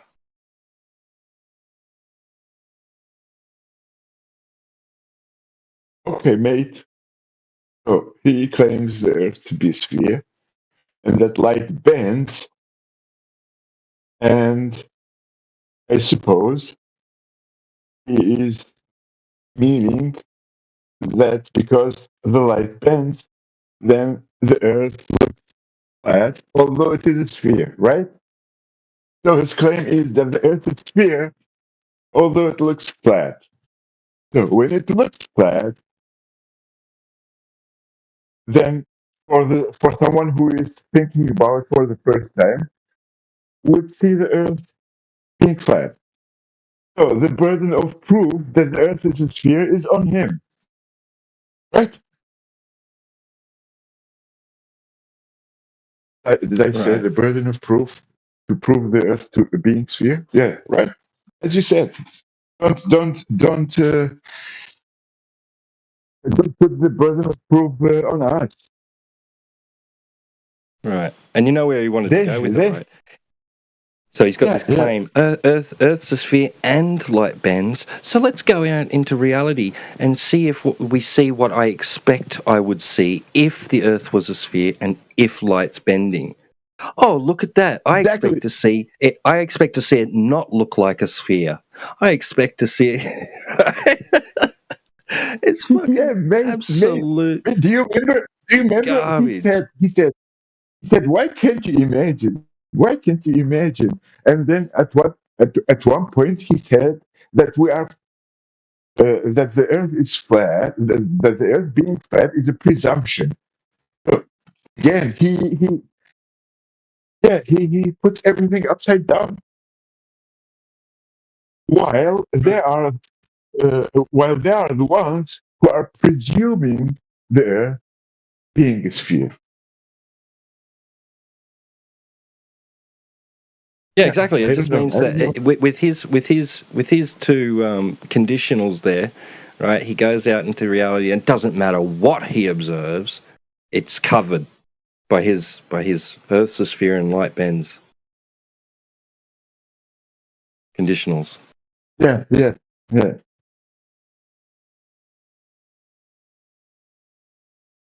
But he blamed us that we are presuming the Earth to be flat,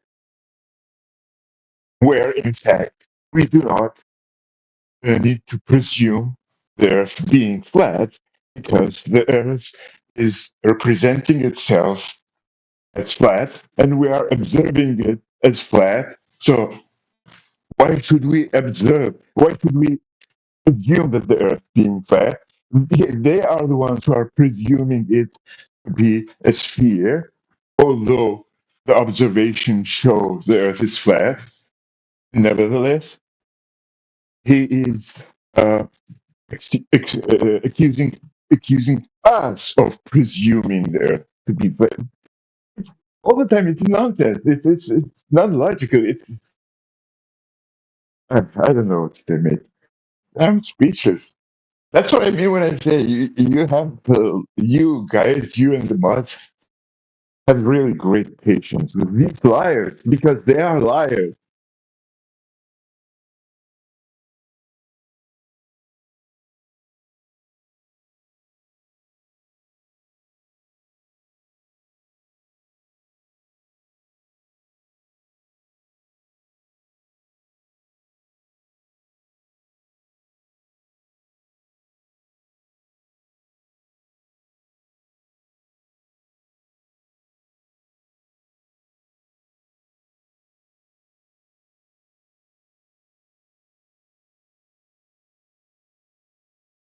It's very energy consuming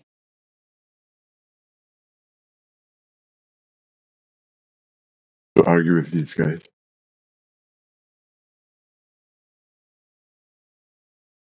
Yeah, no problem, Roland. I can do that easy. Yeah, the surface of liquid at rest lies level, horizontal. and is Exactly. measured to be so, and is a gold standard for establishing horizontal planes of reference, and is the standard by which all elevation change is measured. And the argument why I can't see the Tower of Eiffel is so stupid because, mate, if you go to Ireland in the winter or to Norway in the winter, when you have a lot of moisture in the air, you would not be able to see 1 mile away.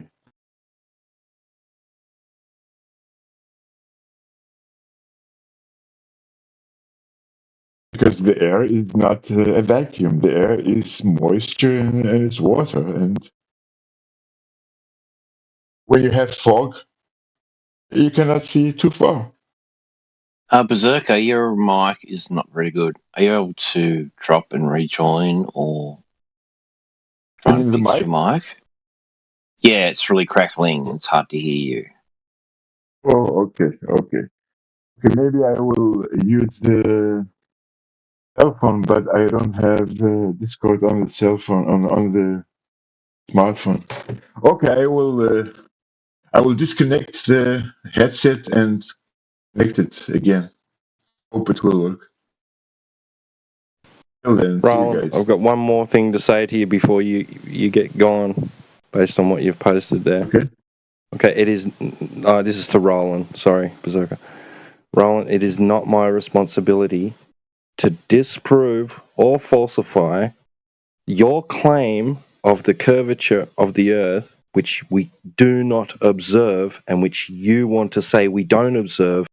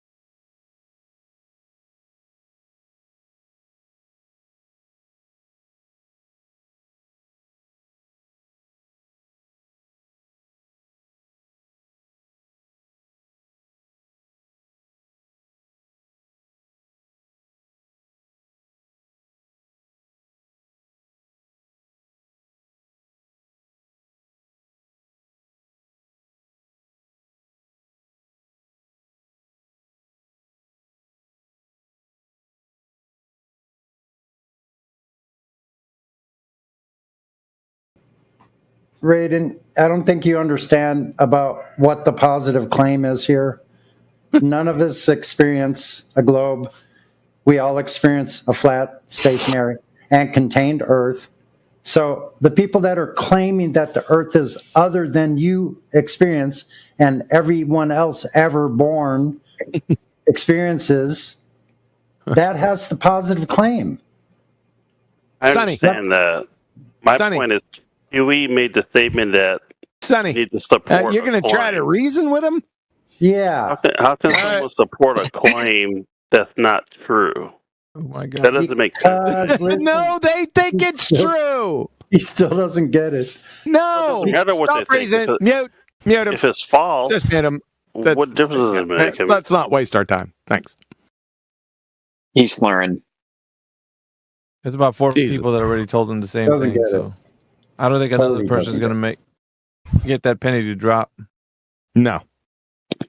No, after Hey, man. 3 times of telling him, and he doesn't get it. He's still on the same refrain.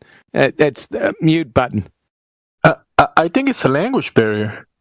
No, it's not a language barrier. It's a cerebellum barrier.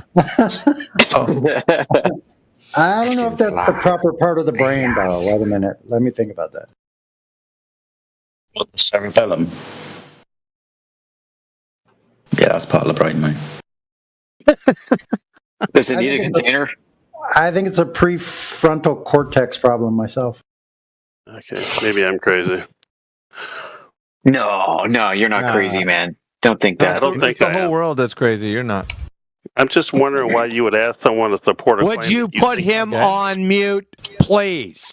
For fuck's sake. Q just joined. Q 2%. Go ahead. Q 2%. Go ahead. Yeah, he's one of our boys. Yeah. How you doing, y'all? Hope y'all having a good evening and a good time. That's pretty much it.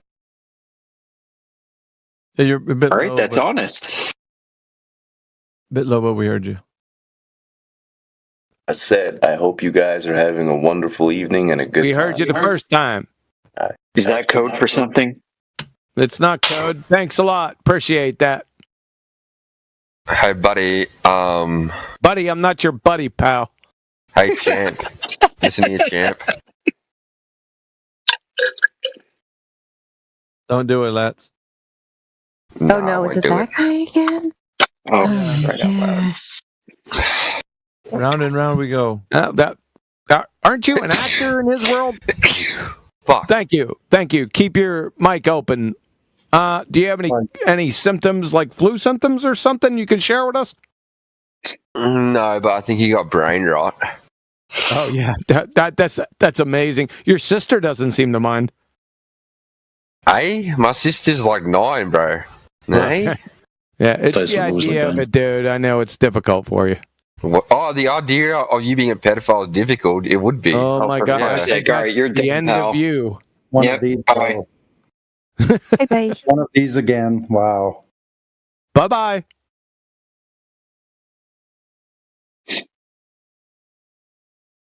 I'm just asking if we can get through like 4 minutes of conversation with one of these guys. No chance. Yeah, I mean, 4 just minutes. whatever. Yeah. I want a time clock. Somebody, just can gonna somebody say that. post a time clock when somebody new comes in? Just post a time clock and have it tick down. There ain't 4 minutes fucking happening, dude. Just the 60-second one will do it. Don't worry about the minute one.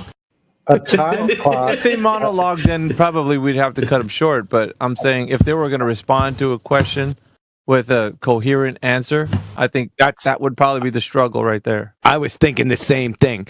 A baller with 4 minutes of coherency? No fucking. I'm all in. I'm betting fucking lower. Ooh, man, that sounds like a good one right there. I'm betting the farm, dude. This is what I'm saying. I'm not a betting. I mean, we can't do betting, but I'm saying if just a gentleman's bet, like okay, between now and 4 minutes, when we engage with the question, do you think it's possible that they can keep it together for 4 minutes? No fucking way. Okay, Raiden, this is your time to takers on shine. Go, No, you Raiden. can't. Raiden is done after 15 seconds. Reddy can do it for 4 minutes, Raiden. Be coherent for 4 minutes. We can win the whole house. Come on, a new house. Yeah, and a time clock isn't that a double adjective? It's painfully redundant. Holy shit. I'll tell you what, GE Platypus, he's aware of this. See, if you catch him unawares, then they'll fuck it up. But GE Platypus, he's been listening to this. I don't know. I don't know if he can keep it together for 4 minutes. Oh, shit. Maybe if you stall. Come on, Platypus. We're rooting for you. But the clock stops when it becomes incoherent. You know that, right? I mean, he was on a submarine, for God's sake. So, fellow squid, huh? He's a fellow Squidly University graduate. Squidly University. Come on, everybody gave Raiden the mic. Raiden is my friend. So go ahead, Raiden. 4 minutes of coherency. It for 10 seconds, dude. What the? Have you been eating paint chips, Gemsy? I've been snoring them. That's what I figured. He's going to ask the same question again. Hey, let's move on to a different topic there, Raiden. Hey, we're friends in DMs, so yeah. That get out of jail card only works once, though, Raiden. So use it wisely. Platypus, can you save us from Raiden, please? I'm not here to cause you guys any problems. I just asked a question, that's all. But apparently it's already been answered, so I won't bother you guys anymore. Oh, God. Okay, you got any questions that can last at least 4 minutes? Well, we got to propose it I never to him, heard so of that before, we got to have him answer the question. If it just goes off into these rabbit trails, then we'll know that the answer is he couldn't. I was just wondering why you guys would ask a question that you think you already know. Wait, don't ask that same question. Stop! Okay, we're going to measure this with a time clock. So just provide some other question. Okay, fair enough. I won't bother you guys anymore. No, come on. Just rattle the nuts and bolts around a little bit and ask us another question. That was the only one I had. So I'll let you guys move on. So. Dude, I was rooting for you and everything. To my friend's admonishment. That was the only question I had. Anxiety. that admonishment, that's a fucking serious. That's fucking the 3-syllable word. I didn't think squids could deal with that. Let me say it this way. If I thought someone was wrong about something, I wouldn't ask him anything about it. That's me. Okay. That's you. Yeah, if I knew that 2 + 2 = 4, I'm not going to ask someone why they think it's 5. That's me. I wouldn't waste my time doing that. Really? That's your analogy? You wasn't asking what 2 + 2 = 4 means. That's not what you asked. My point is, if I think I'm right about something, I'm not going to waste my time. Not right. The question's not right or wrong. It's a question. That's less than a minute, dude. I told you. Yeah. Okay. I'll go on mute. Thanks. Yeah. Well, we have the duck. The duck. Can you duck for 4 minutes? Challenge, man. I'm telling you. No fucking way. What happened? Yeah, I'm gonna compromise them in less than fucking 1 minute. They want you to defend the globe with coherency for 4 minutes. 4 minutes. No fucking way. That's a long time, dude. All right, 2 minutes. I give you a 50% discount. I got faith though. Okay, I can probably ask some questions. No, asking questions not part of the time. That's responding to a question. Yes, it begins the clock.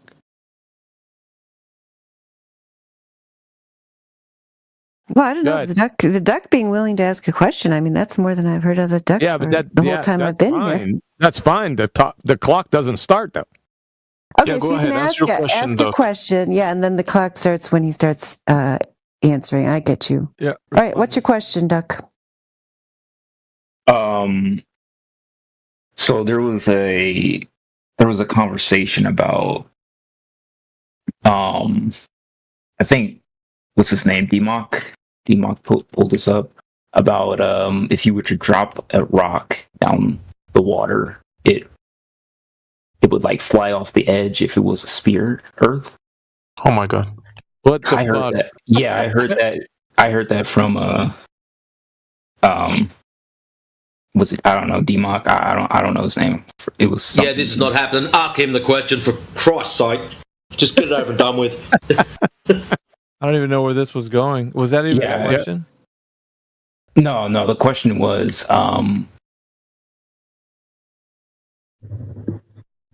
you know what? Forget it.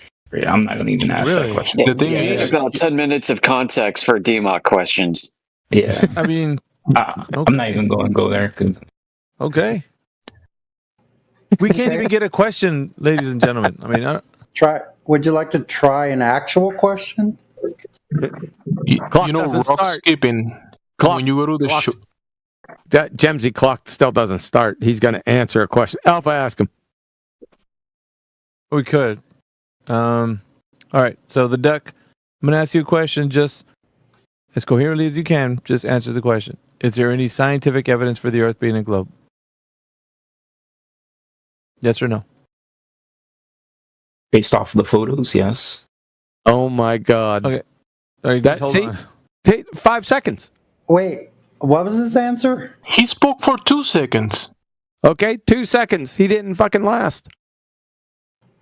Okay, the reiteration counts. So what was his question again? Yeah, the question was there any scientific evidence for the Earth being a globe? And what was his answer? Yes, pictures from space.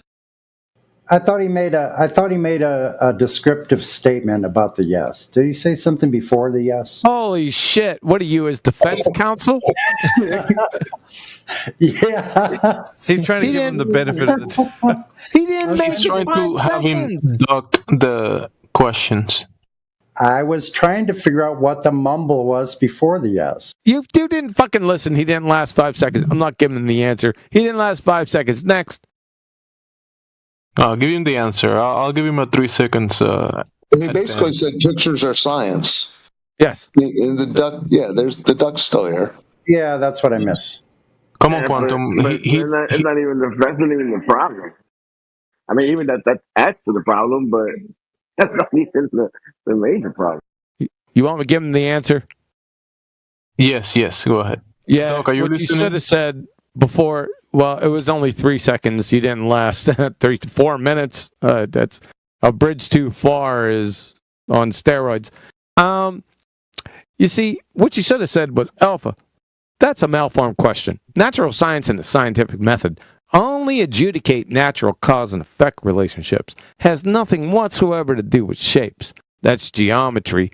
Heretofore, rendering your science acumen below 3rd grade and sacrificing it on the 2nd grade retard altar. You got that, Doc? Was that supposed to be a 4? Are you guys looking for 4-minute answers? No, we're trying to get at least enough coherent. Somebody said, oh my God. We're just trying to get through with the response, at least that's coherent to answering the question that we're giving. I mean, it could be that one or maybe another one, but that one was the one we chose for you. Doc, what he's telling you... Go ahead. What he's telling you is that the shape of the Earth is not a scientific question. And when Alpha asks you what is your scientific evidence that the Earth is a globe, and you said pictures from space, that's a wrong category. So. Yeah, my client didn't understand the question or the explanations. Objection. Or the answer. My client didn't understand. My client didn't understand the question or his own answer. Objection, Your Honor. He understood the question. He responded. I have another question. You didn't ask the question. You didn't give us the question. We asked you the question, bro. What are you talking about? If you have another one, that question you want to ask, go ahead. Ask a question. Wait, but you gotta concede to the first topic. Do you comprehend that the shape of the Earth is not scientific? It's not science. Yeah, I'll concede. What's for the next question? What's the deal with the ice wall? I've heard that a lot. Wait a second.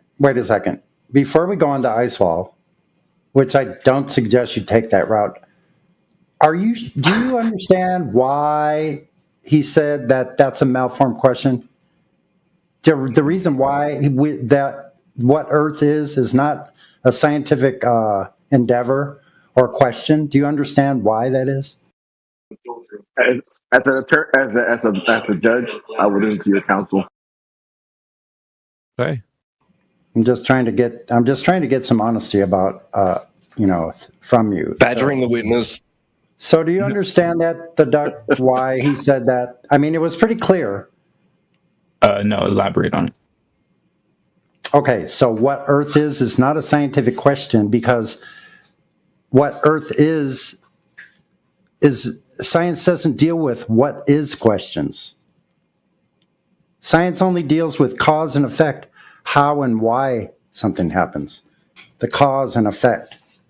So geometry, like what Earth is just something we can measure. So that's why it's not a scientific question. So that's why. Very cool. Geology of science. Well, but I mean, he used pictures too, so that falls out of the realm as well. Yeah, that's way out. He's guiding the witness. He goes down to first grade level, under first grade level. Plus, I would stick to Sonny's advice and not go down the route of ice walls. We just dealt with somebody that was talking about that, so it's off topic. Okay. All right. I mean, it is. It's off topic. There's nothing about it that has anything to do with the shape of the Earth conversation. Well, if he wants to know about the ice wall, he can refer to the United States Geological Survey, and they will tell you about it. Do you think it has something to do with the shape of the Earth? The ice wall? No. I was just curious about it. Well, I mean, yeah, there's information online. You could just look it up. Yeah. Alpha, I think what Quantum says is correct. 4 minutes is the bar too high. I don't even think so. Nah, I don't even think Platypus, a seasoned anti-flat earther, can even last 4 minutes. No, even Elbow, your mic all of a sudden sucks. Yeah, I'm on my Bluetooth. It sucks, man. Yeah, you got to return those bad boys, man. They're Beats, man. You believe the Beats? Yes. Look at them, like $300, man. I have a pair that's like the best ones I've ever had. It sounds like you have two string. Yeah, it sounds like you have a string with two cans on it, man. Honestly, Sonny, I think you need a new mic. Yeah, this is my home. This is a studio mic, so wrong. This is more for like going to the gym and whatnot, not really for speaking. Yeah, I'll leave them in there in the trash can. Oh shit! Doesn't mince words that much. And then I also have another question later. Now. Later? Well, you guys are on topic with something else. Man, please go ahead. Ask your question. Directed to Dandelion. So is this whole today's topic just shape of the Earth? Is that the question for me? Yeah, is today's topic the Earth? No, just the shape of the Earth. Because my other question was about if you were to walk in a direction and eventually, come back to the same location you started off at. How would you guys describe that on, I'm not going to say on your model, but how would you guys You can circumnavigate. You can circumnavigate many different geometric shapes. You don't have to have a sphere for circumnavigation. You can. Yeah, I mean, do not walk around your room. Do not walk around your room and get back to the same place. That's not. I'm sorry, Kiwi. Well, they told me I was supposed to answer. I wasn't even paying attention, so you take it. Yeah, that's not what he asked. He said directions. You can't have. If we're talking about directions, north, south, east, and west, is that directions you're asking about? Yes. Yeah, you can't have north, south, east, and west on a globe card. But even the question is malformed. Well, because, Okay, well, let's just say you no matter how far you walk, you would never get past unless you're gonna walk on water, dude. You can't have directions on a globetard. Oh, okay. Yeah, you can't because magnetic north, if you pull out your compass, you have to keep it level. Let's say you're at the equator, then that compass would bury itself in the bevel ring. It would never work. So it would just spin around. It wouldn't spin around. It would stay stuck in the bevel ring. Okay. Wouldn't do anything. You can't have directions north, south, east, or west on the globetard. No way. No chance. Yeah. Did the penny finally drop? Not yet. He needs 4 minutes. Not yet. No, it seems like a lot of people in here went quiet. Let me mute myself real quick. That's fine. That's not what's outstanding in this situation. No one said a word because they started thinking. Well, yeah, the compass doesn't make sense on the nonsensical globe. I got it. I'm not sure how I read Jesus. You can walk on water. Because if you walk one direction, you'll come back in the same direction. No, don't worry, Elbow. Take those fucking earphones, Bluetooth, throw them in the trash. You're still trying to divert away from the fucking point. There are no directions on a globetard. Not north, south, east, and west, for that matter. It'll be all sensitive to the earth. I can't understand you. It's taking calories to fucking hear you, and it doesn't work. North, south, east, and west are horizontal directions. And there's no horizontals on a globe. Correct. It's pretty simple, Elbow. Come on, bro. Yeah, and how you hold the compass in order for you to get that. Yeah, you hold it horizontally. Yes. Has to be. Yep, has to be. Try tilting that mug one way or the other. See what you ain't tilting that fucking mug. It'll get stuck. If you ever held a compass, actual compass. Like you came up with that idea, though. Like, could you imagine? Yeah, what is it thinner up there? So the magnetic field could just travel through the top part. Do you guys have like a video of this or video source? Video of what? Holding a compass? Well, no, of what you guys are describing. Because I'm gonna need something like more a more. You're gonna need something more than holding a compass. Well, no, we don't have that here. A far more elaborate explanation. You can hold two compasses. Yeah. You can hold two, more than one. You can have your friend hold a compass while you watch it. Like. So you guys are just talking about holding a compass. Horizontal, level. Yes, horizontal. Okay. And then when you think about it, man, when you tilt that thing downward, do you think it's gonna still read north? No. Okay. Let me mute myself real quick. I'll be right back. Did he say no to me or? I don't think that no. I just figured out what you guys were. Will he make it 4 minutes? Oh my god! No, he's almost there. He was dead a long time ago. Yeah, he's making it. Yeah, he is. No, he's not. Yeah, he is. No, he's not. He died back with the scientific evidence question. This is Your Honor. This is. He died with this one. If we started out with this one, he died within 10 seconds. Special pleading or something? Yeah, the clock only happens once. It's a one-time deal. Like, it's not how long he stays in here. No. But I think I guess it's his age, maybe. He didn't know what a compass was. Huh?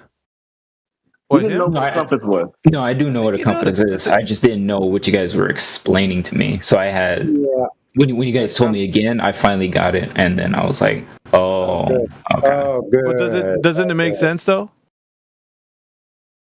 No, every time I mute myself, I'm actually just I'm just thinking really hard. That's fine. Like, but what we were talking about with the compass, doesn't it make sense? No, dog. I'm literally laughing my ass off. It does not make any sense. So holding it horizontal doesn't make any sense. No. When you said hold it horizontal, then tilted, and then is it? I was dying, dog. Listen, because when they mention, right, if you're at the equator and you holding the compass and it's pointing north, that direction is horizontal to you, right?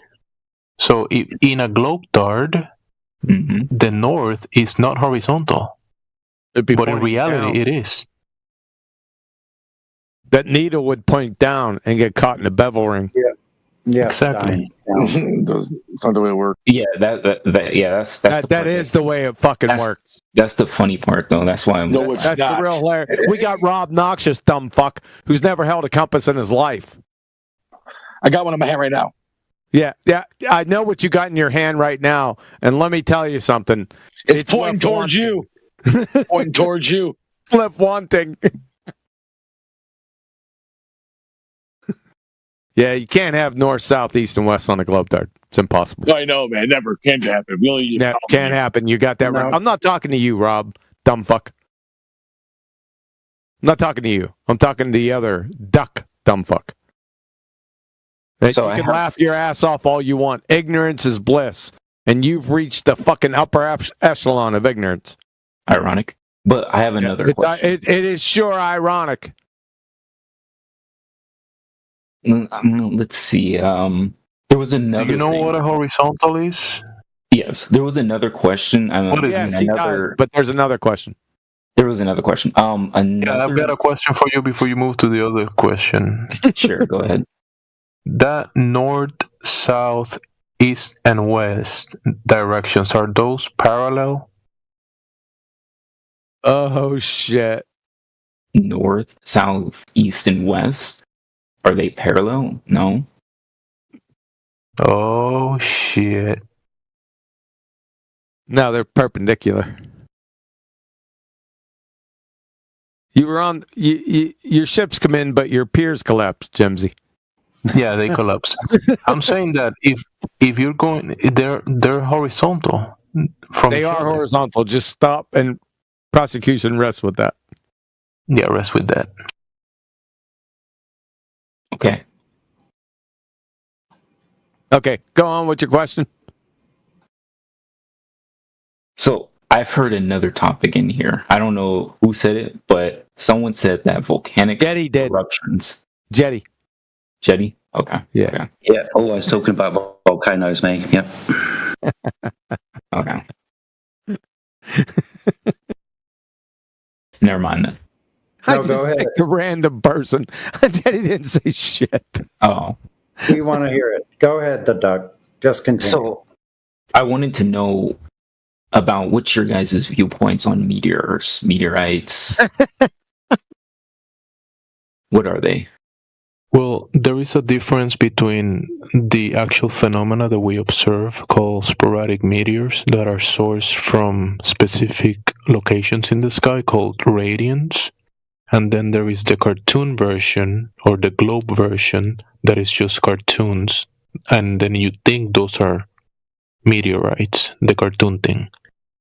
But in reality, sporadic meteors are unobserved phenomena that we can observe, record, but the cause of that is there's no scientific method that you can apply to determine what is the cause of that phenomena.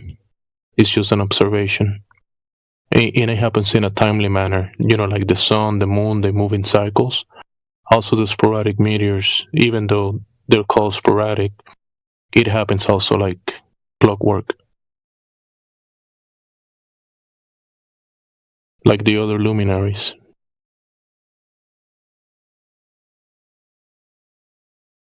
The Perseids meteor showers, the Dracheodiids, or however it's pronounced, meteor showers, these come round at certain times of year like clockwork. Yep. I have another answer. Okay. I never made any claims about meteors. So why would I need to? I don't think anyone else did in here either. By the way, I don't know why I would need to explain something I didn't make any claims for. Why would I need to do that? In my neighborhood, if you walked up to a complete stranger and asked them to explain something they haven't made claims for, I'd suggest like a defensive lineman's helmet, because you're going to get fucking pummeled. Just a pro tip. So that's a dumb fuck question. I don't have any explanation for it. I didn't make any claims for them. Normally they wouldn't even talk. Sounds like you're asking for an answer to your own claim. You get that, flat earthers in here? I must have been speaking about this since 2017, made about 8 presentations on this exact topic about having them ask questions to explain things you haven't made claims for. And it seems like it hasn't fucking resonated just yet. How many more years is it going to take? Of course it's resonated, but that doesn't sound like a very friendly neighborhood. I live in a pretty friendly neighborhood, but they're going to jack your ass yard. You pull some stupid shit like that. But Quantum, the observed phenomena that people label sporadic meteors, that's what it is. It's an observed phenomena, and that's not a claim or anything. I never made any claims for it. Yeah, but that's what I'm saying. He asked about meteors, and I said that's an observed phenomena. That's it. Well, I never observed it. Oh, the shooting stars, people call. Why should I explain something? Number one, I never observed and never made any. Have you ever heard me make any claims about meteors ever? No. Not yet. You get the point. You're not getting the point yet. What's going on, chat? Are we live? No. We're talking about QE's future stargazing expeditions. Yeah. Speaking of stargazing, it's like a full moon out there, isn't it? Oh my God! You 304. I'm out here hollering at this thing. Holy crap! Oh my God! I only got a couple minutes. I just wanted to pop in and say hello. Well, thanks for interrupting everything. What are you guys talking about? It was quiet. We're talking about people asking us to explain things that we have never made claims for. Oh, I know you hate that, QE. Yeah, I fucking hate it with a fucking passion. It's so deuce 7 offsuit, but flat earthers, they're like, well, wait a second. I'm Witsit. I need to come up with an explanation. I'll just start fucking explaining it. Pulling it out your ass, yeah. It fucking drives me insane.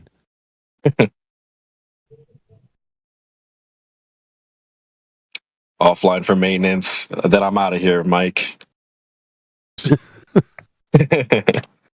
I just got a couple minutes. I got like 5 minutes. I gotta bounce. You guys doing all right? Is there any Globers in here? Salt Lake Stacy's here. Girl, what are you doing out of the kitchen? Hello, guys. I have just uploaded a YouTube video of my February observations. Oh, yeah? Nice. We observing sandwiches in the kitchen, or what's going on? Yeah, just been making some salmon and cream cheese sandwiches. Nice. Okay. All right. Hold the cream cheese for me, but I know how to do it gourmet. Nice. Nice. Woman. For my fucking cat. Is it like a lettuce wrap? Yeah, no, cat food sandwiches just not happening. Oh, you're a good sport. Let's get some W's in the chat for Stacey. That's why I said it. because some people are a little sensitive. I have a good feeling for that, but sometimes I just fucking will be overt about it and just deal with it. Oh, But yeah, I have go ahead. to correct you. I'm not a good sport because women don't do sport. Oh, you know what? I like her even more, chat. Let's get some more W's in the chat for Stacy, guys. Let's get the W's going. That was a nothing burger. No, that was great. She did her own self-misogyny. That was awesome. It's not a piece of wood, dude. I would talk about a piece of wood, but this is a family show. That's a bridge too far for you. Okay, I've just shared a link. Shared a link in the chat if anyone's interested. Nice. Well, thank you.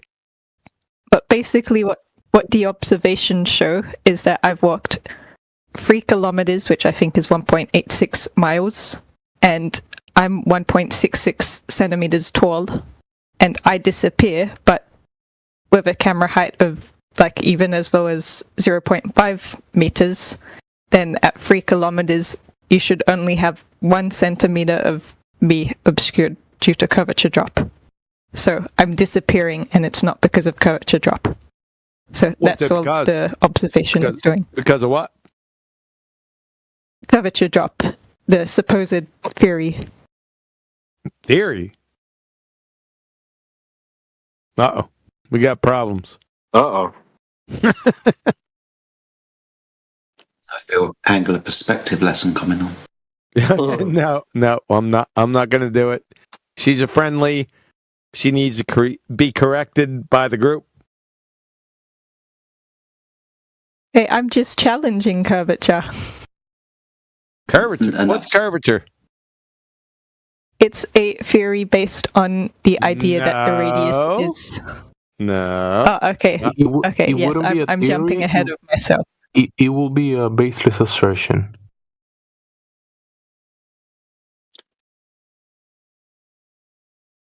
Yes, curvature is not what I was about to say. Curvature is just when something curves. Yeah, it's good to meet you. Good to meet you, Stacey. Look at that. I'm definitely gonna. Comes and tries to save her. Well, I'm not trying to save her. I mean, she came in here on good faith, trying to show us the video. I'm going to definitely watch it. I mean, I'm not saying the video's bad. I'm just saying you're trying to save her and shit. But that's okay. I mean, you know her. She's cool and shit. I know her. She's cool and shit. She hasn't been around for a while. I would probably suggest to get up the speed or get up the speed with the flat Earth debate. That's not a debate, by the way. Hey, it's a good video. You know this girl. You've met her before, haven't you? I don't know. Do I? No, she's been around. Stacey's not new. Okay, yeah, that's fine. I'm not questioning that.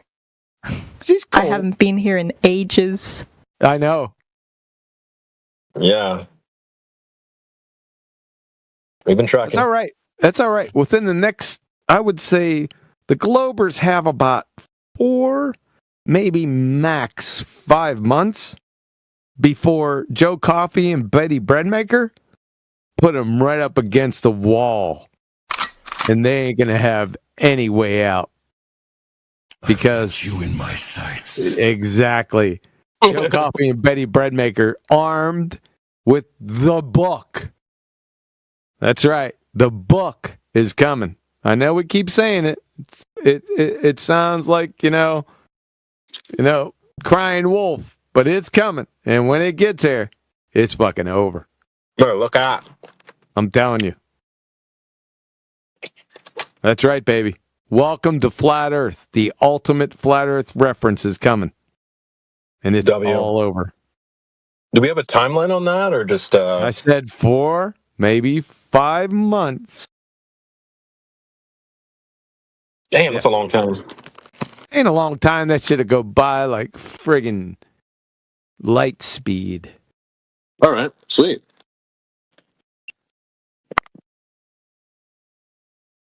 Can't bet in here, Rob Noxious, you doofus. Against TOS.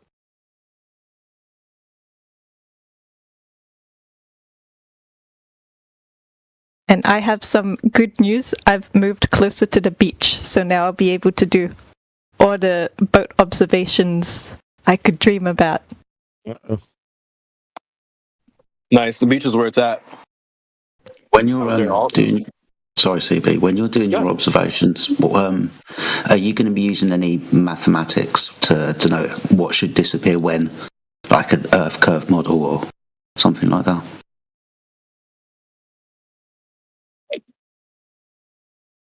Who is the question for? You. Oh, me. Yes.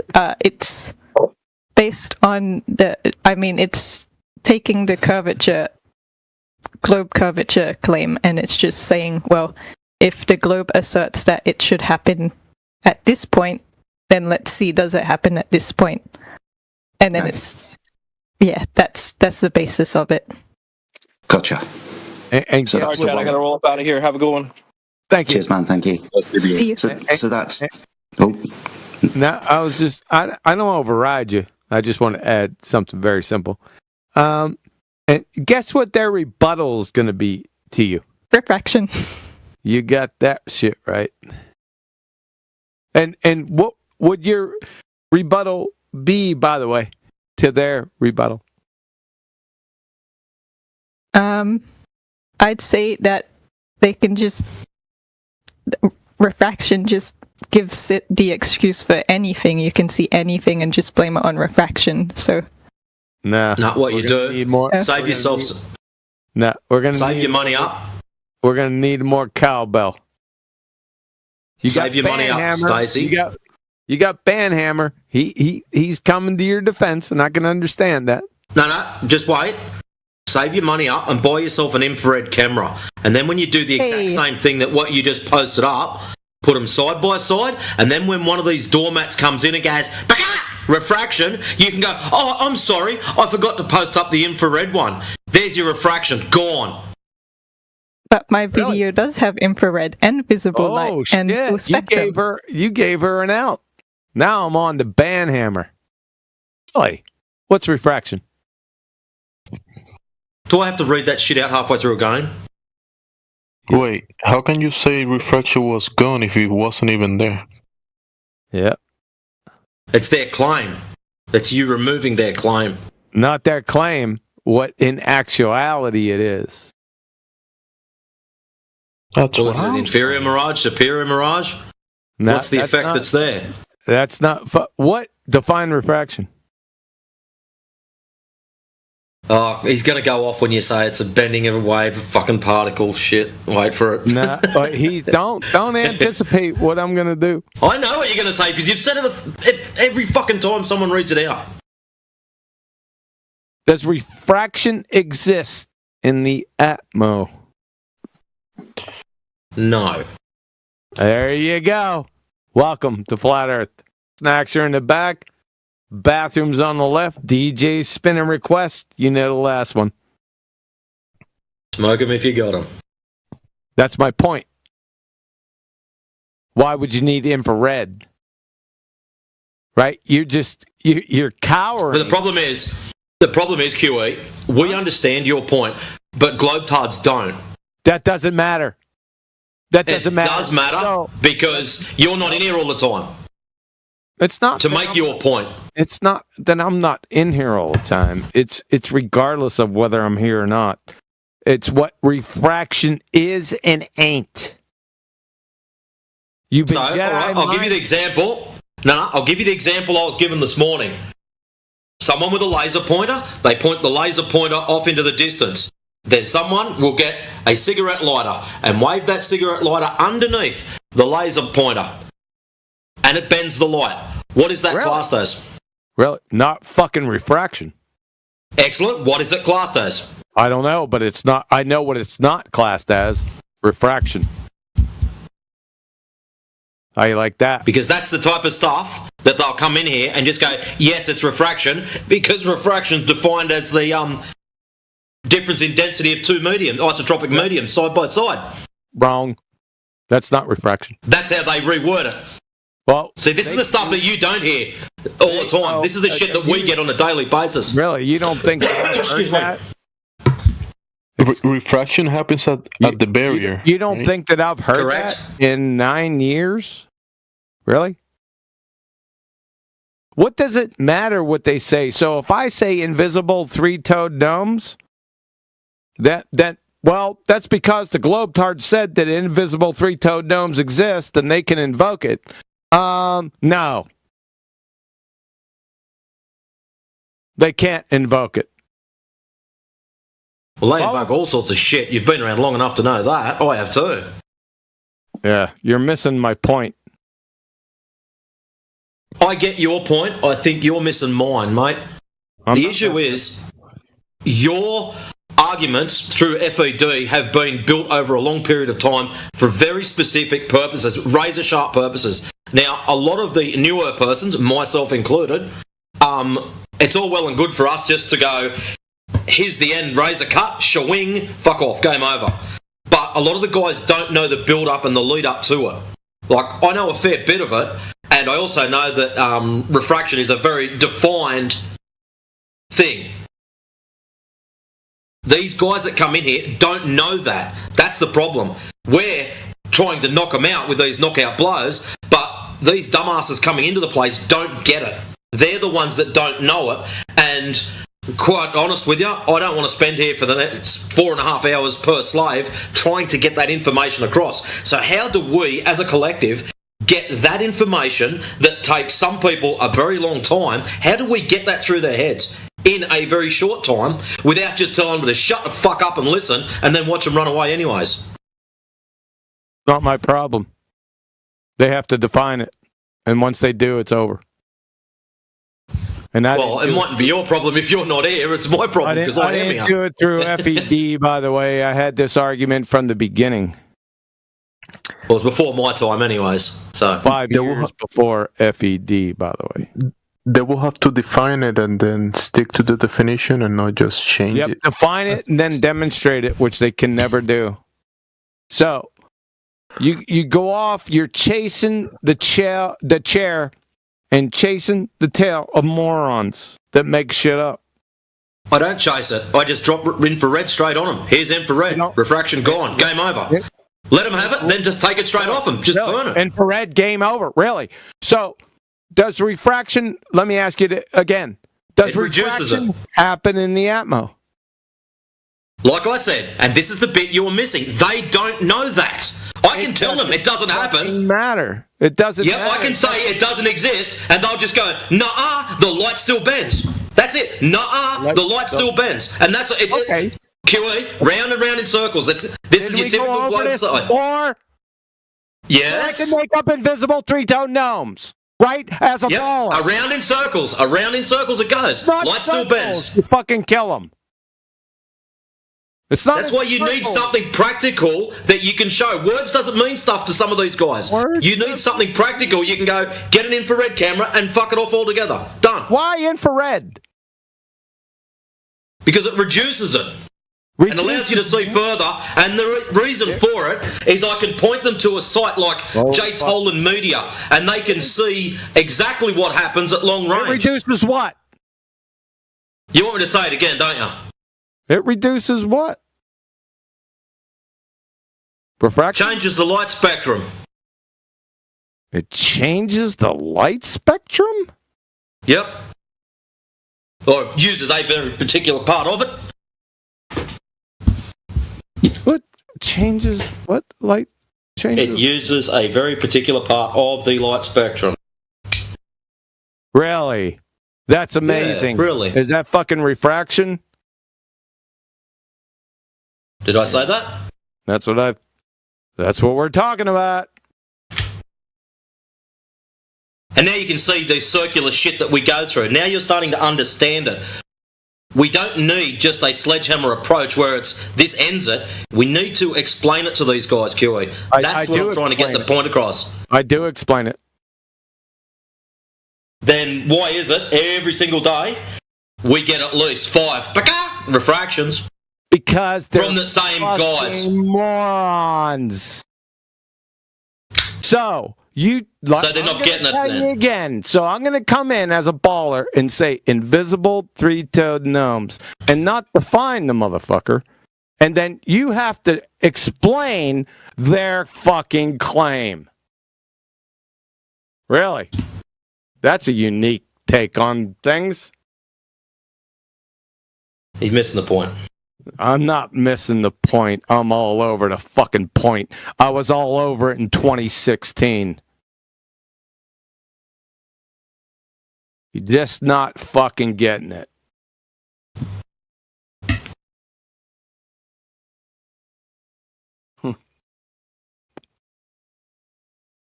Not you. The royal you. And you. Who gives a shit what they say? Define it, then demonstrate it. If they can't, then you don't need to make up other shit to explain their imaginations. Do you fucking get it?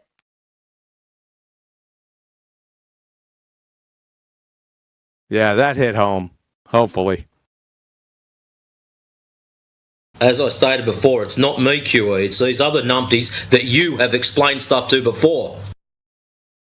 Yeah? Well, their ignorance doesn't grant them. I don't have to grant them. Then, okay, well, let's take into refraction. Like, fuck. I just heard another fuckwit flat earther today do that shit. What did he say? How was it? How did he phrase it? I'm going to grant you refraction. Holy fucking shit, dude. Who the fuck was that? Who did I hear say that?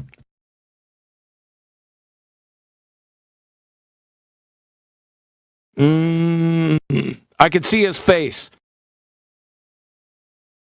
He's got black hair. He's fat as fuck. He's got a goatee. Who the fuck is that? He's one of Witsit's fucking boys. What the hell is his name? I'm terrible with names. Alan! That dumb fuck. Him and that other fat fuck. You know, who his partner? What the? I can see him. It was on New Perspective today.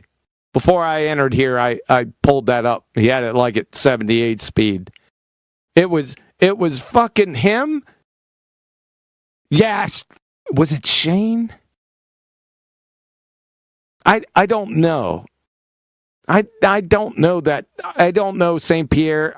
Like I said, I'm terrible. Go to New Perspectives video. They had a video of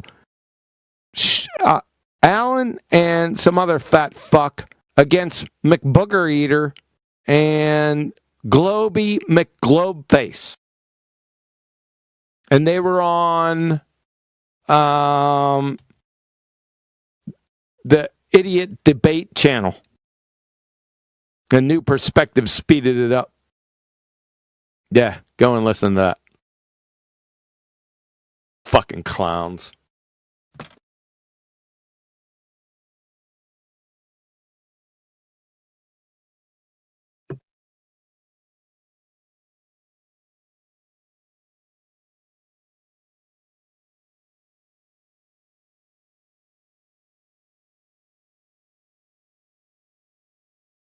Let me go find it. I'll just go to history because I just had that shit up. I deleted it.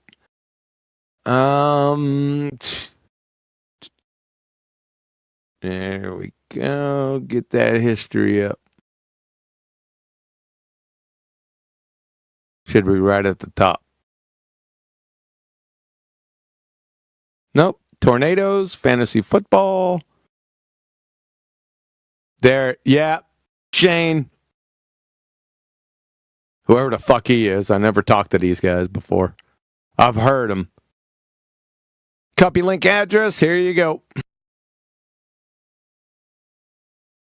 Shout out to Indio for giving me New Perspective website. There you go.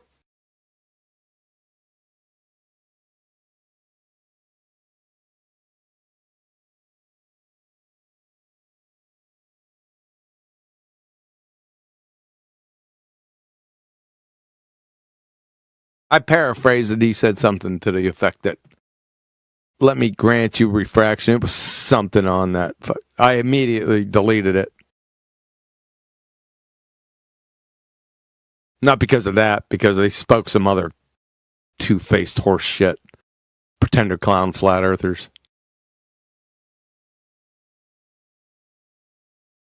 You don't have to go listen to it now. At your own pace and time.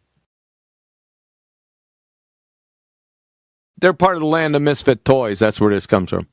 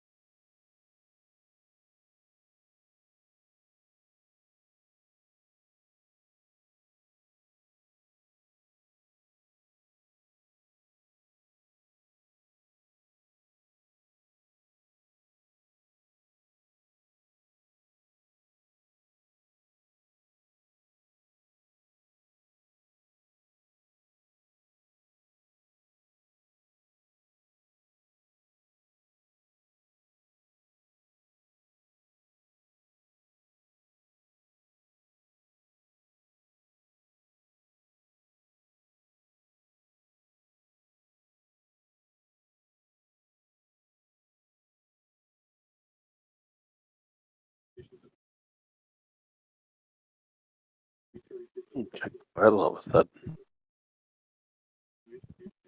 What is there? Lee, are you still there?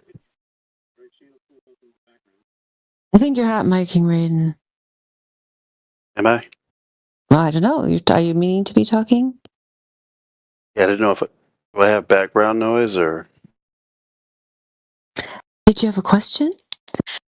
Yeah, I wanted to ask QE something. I guess it's for the group, actually. It doesn't matter. I guess I can ask you. I stand corrected. He said, let's give refraction the benefit of the doubt. That's in quotation marks. That's his exact fucking words. Start at 30 minutes, 33 seconds. Let's give refraction. Shut up. Let's give refraction the benefit of the doubt. Yeah? Banhammer. Yes, where are you? Yeah, right here. That's what he said. He just got... Did you see where I posted 31 minutes after the hour? It's timestamped, but go back to 30 minutes, 33 seconds, and let it roll for about a minute. Click on that.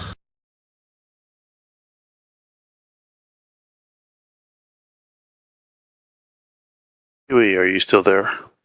Yeah. I just wanted to ask you something real quick. This is just like a fundamental question. Well, you had that stupid ass question before.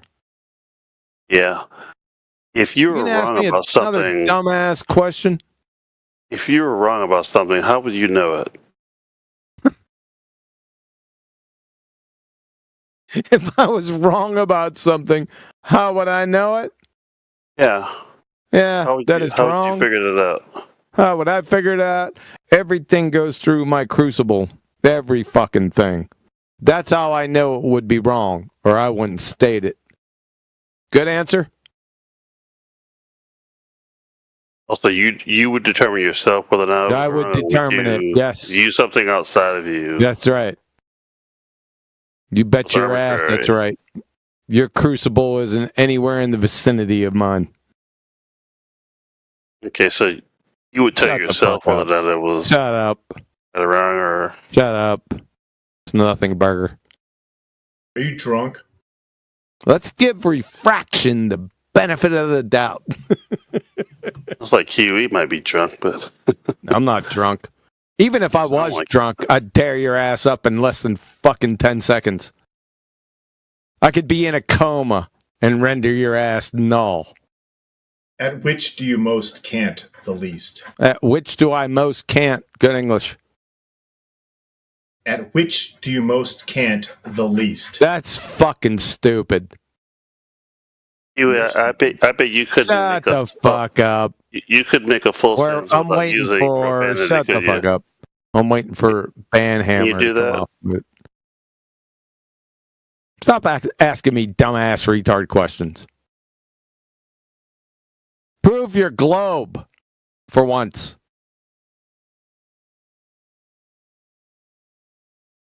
That's a novel idea. Cat, got your tongue? You and your white knight? The dumb fuck that piped up? Prove the globe tard.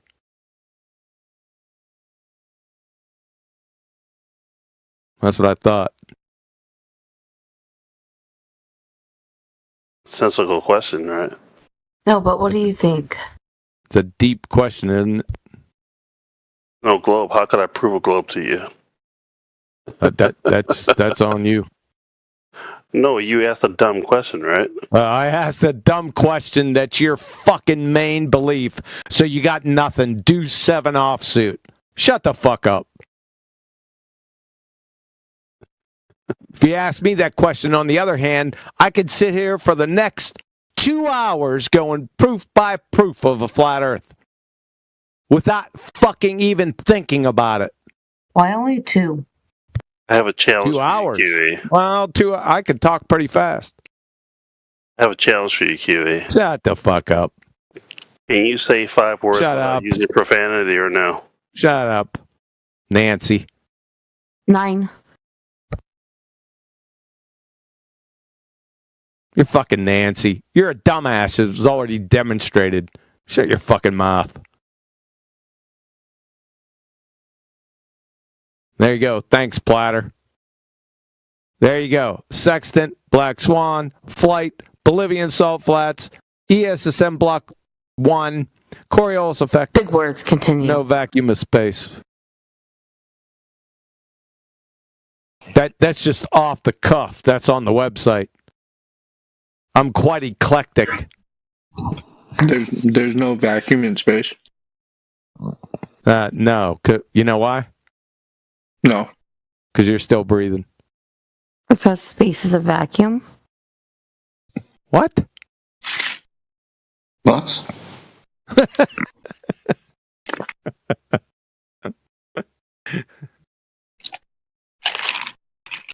Can you explain that? No, hold up, bugger smoker, bugger eater, hold up. No, but I hear nice ice in the background. Hold up, White Knight, bugger smoker. Yeah, a question was asked to you there, Dryer. Wait, what question? I never heard that. But we said, I will listen. Together we said, what? Chicken butt?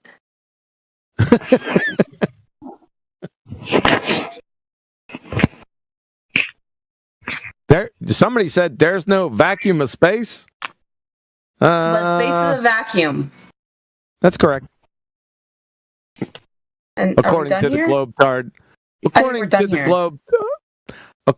the Globetard paradigm, space is an extremely high vacuum. Yes. It sucks all the life out of everything, right? I don't know about it sucking. That's another topic. Sound like you are, though. Vacuums don't suck. That's false. She's thinking about the one she uses to clean her house, man. Oh. Well, no, space is not a vacuum, but vacuum is also not a space. But they both Space suck. is not a vacuum. No, according to who? But equally suck, though. We know. No, sorry, QE. Vacuums don't Wait, suck. I'm gonna get a drink. I'll be right Gas. back. Hold on. Gas expands. I'm listening. I'll be right back. I know. The gas that has kinetic energy given to it by T, that's temperature, will expand into the vacuum. The vacuum isn't sucking the gas in.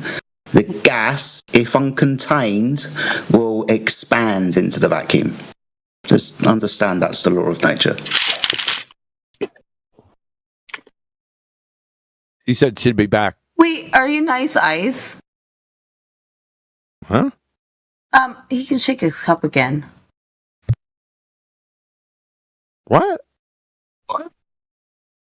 Sorry, I'm being fucking weird, but said a lot of nice things, but he shook his cup and it sounded like he had a lot of ice. He shook. Did Jetty shake his cup?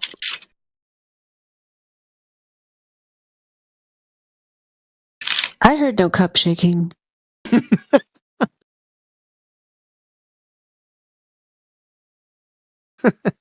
This is deep.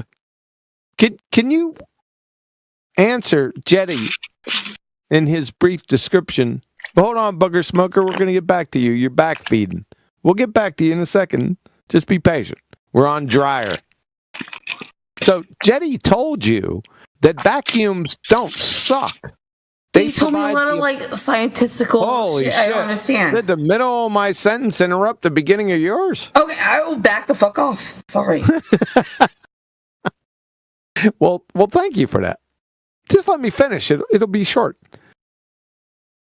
That Jetty said that vacuums don't suck. They provide the available volume for gas to expand into it, and you didn't respond to that. I didn't. I was getting a drink. I apologize. And that's fine. I don't understand mathematics. I think that's not math. Volume and mass and all those things. I don't understand math. Science. That's not math. You made the claim mass. That a vacuum. Hold on. It's definitely not fucking math either. Sorry about that. I'm saying I don't understand. I'm sorry. Jetty. It's sorry. okay. I'll try again. You said the vacuum sucks. The vacuum is absence of matter. No thing. You dumb it down though for me. Dumb it down. Yeah. He just did. Gas expands. It's like fucking lower. I need like low key kindergarten. Yeah, the gas expands into the space. The space doesn't pull it in. Wait, what's the spice though? The vacuum, the absence of stuff. The absence of stuff, no thing, doesn't pull on stuff. So air? Yeah, no, the air is the thing that has the kinetic energy and that moves into the space.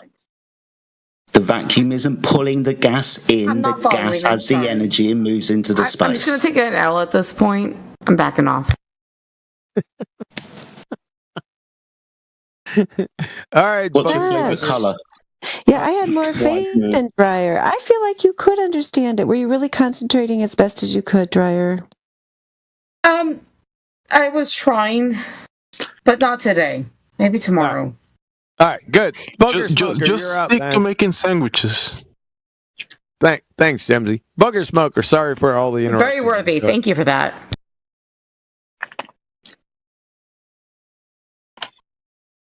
Bugger Smoker, have you met Jetty? No. All right. Go ahead.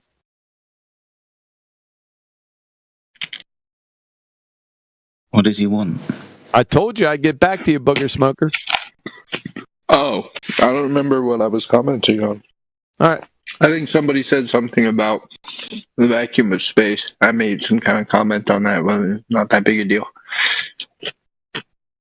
I can't remember. I'll ask you. Do vacuums suck?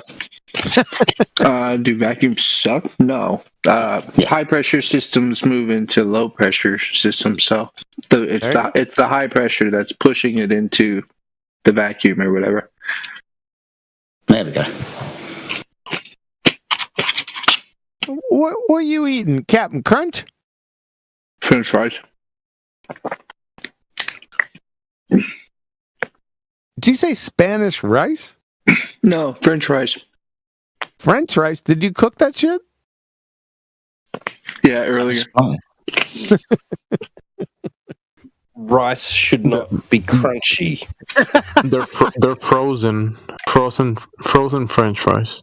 But it's fries. No, they're not frozen. They're fries. Holy shit, dude. You can mute your mic while you eat.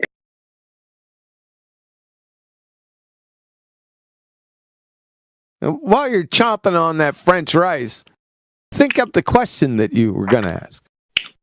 No, I don't remember. Somebody said something. I don't even know who said it. This was a while ago. I think somebody said something that space isn't a vacuum or something, and I was like, what? I didn't understand that.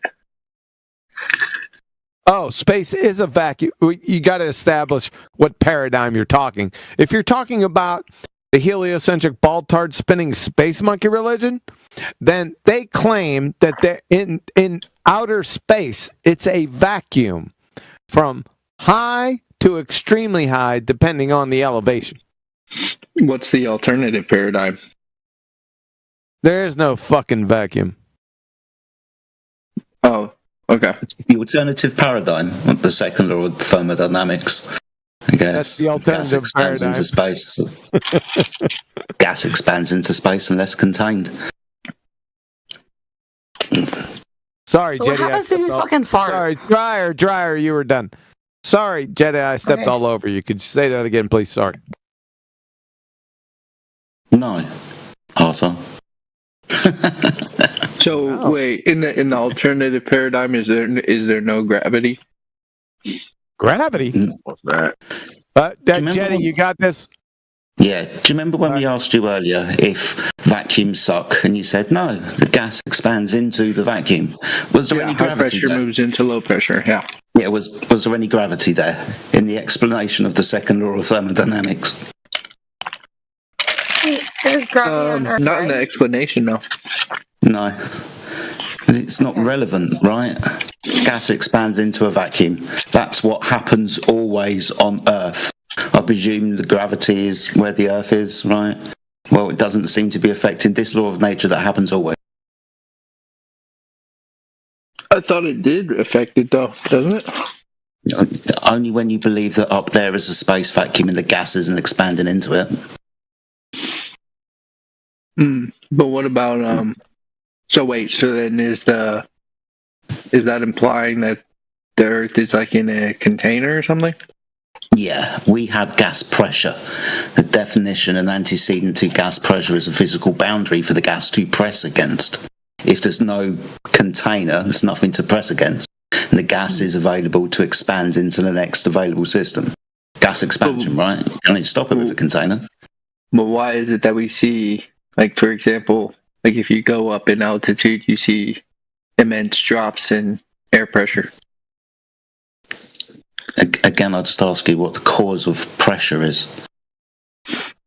Pressure is a high pressure system moving into a low pressure system. Yeah, that's dependent on the energy and density of the system. Sure, okay. Yeah. In a container. Yeah, same thing. You can only demonstrate a gradiated system within a pressure container. If you don't have the volume, the gas is free to expand, you will not reach any type of gradation. Won't achieve pressure in the first instance if you don't have a container. So you're saying that gas can exist at high pressure next to almost zero? Pressure's going to exist next to pressure. You can demonstrate this with inside a container. For example, if you get a long tube and you were to heat one end of it, because we understand how temperature affects the movement of gases, you will have higher pressure at that end of the container just because there's more temperature there. At the other end, where it's cooler, it'll be denser, less pressure. Right, but it wouldn't be uniform like what we observe in the atmosphere. It would be different areas. Random areas would have, you wouldn't be able to go up. What we have.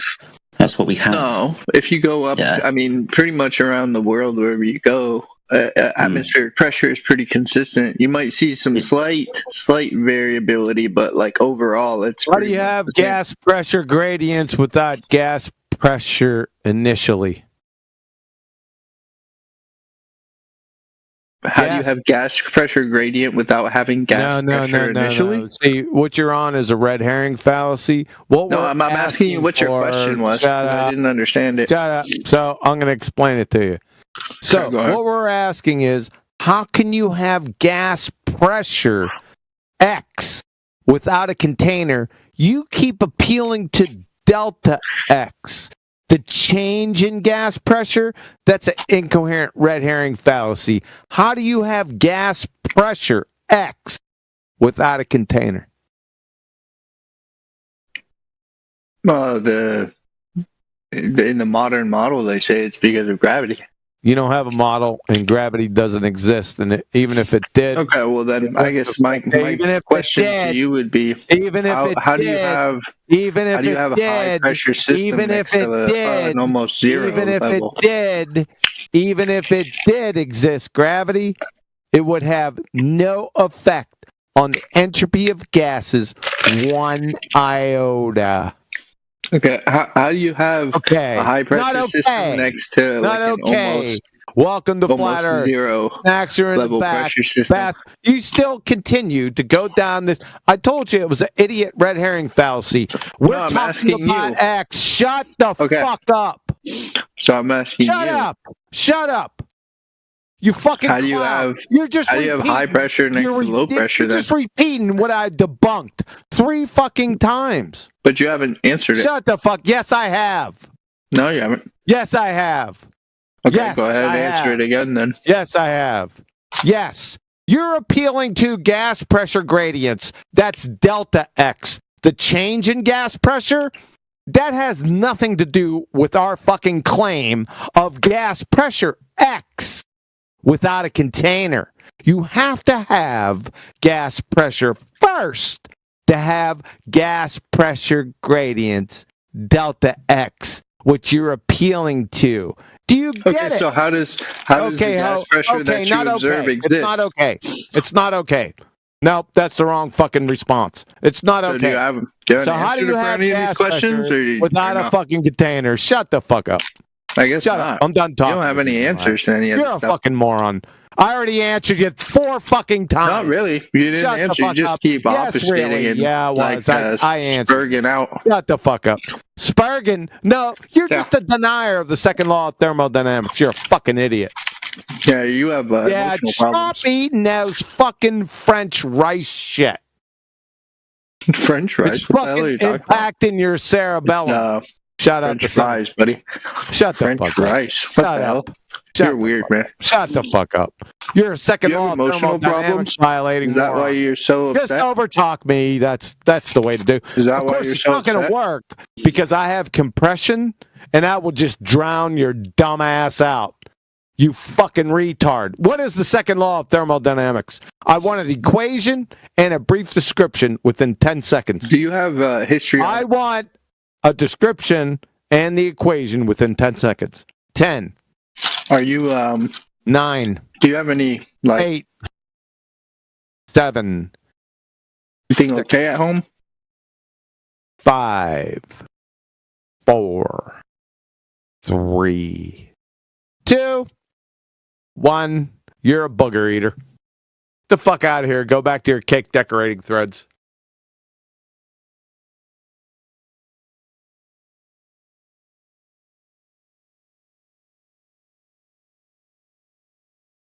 Must be the seed oils in the fries. Come on, man.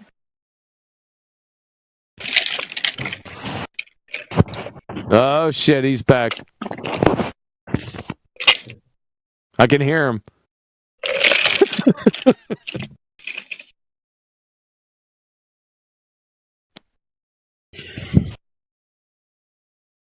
Is that what the sound is? Frozen boogers? He's eating boogers. Now I'm starting to wonder what those fries were baked in. It sounds like he's climbing inside the bag to get every last spot of grease.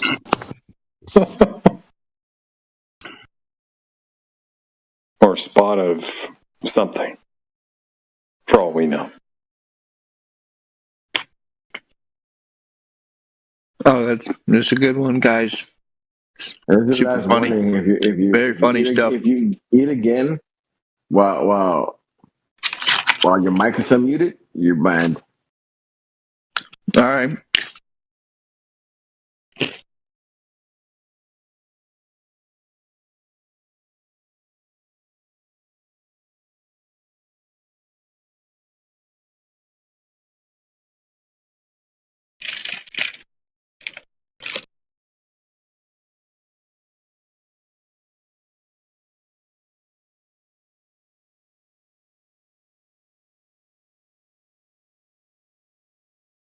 Beat me to the punch.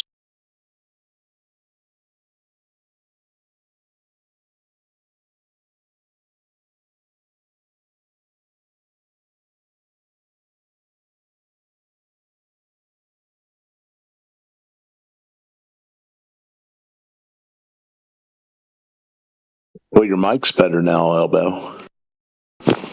Haven't changed it. That's better than it was. Anyways, yeah, he's a little punk. Must be the full moon. What's going on? Raiden's spurging out in the chat and all kinds of this semi-unhinged idiot is being a semi-hinged idiot in the chat. Hung like Tic Tacs is off the chain. Yeah, what's going on? Whoever said what's going on. Welcome to the chat. What's up? What's up, bitch? Wasabi. It's a sauce. Wasabi with Yeah, don't they change that. It's not what's up. Don't do that, man.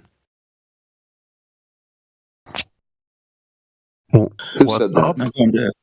Who is lighting up in the first place? Who's the new person? It's Apocryphon. Oh, What happened? Apocryphon. I couldn't tell who it was. What's going on is good. That's good. Not much. Hey, bro. Happy Mother's Day. Is there any mothers in here?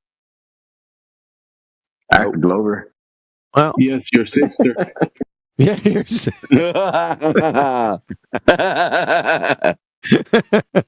What's going on, you fucking bros? Is that Quantum over there? Quantum's above me. I see you, Quantum. What's up? What's up? Your sister's ankles. Hey, you know what? I have 3 scissors. Which one? I'm just kidding. All 3. Damn. You know who else is a mother? Untouched Quantum. Your mom. We smacking Globers or what? Where's the Globers at? The Globbies. These dumb fucks that can't understand the way the Earth works. You know what I mean? All these dumbasses.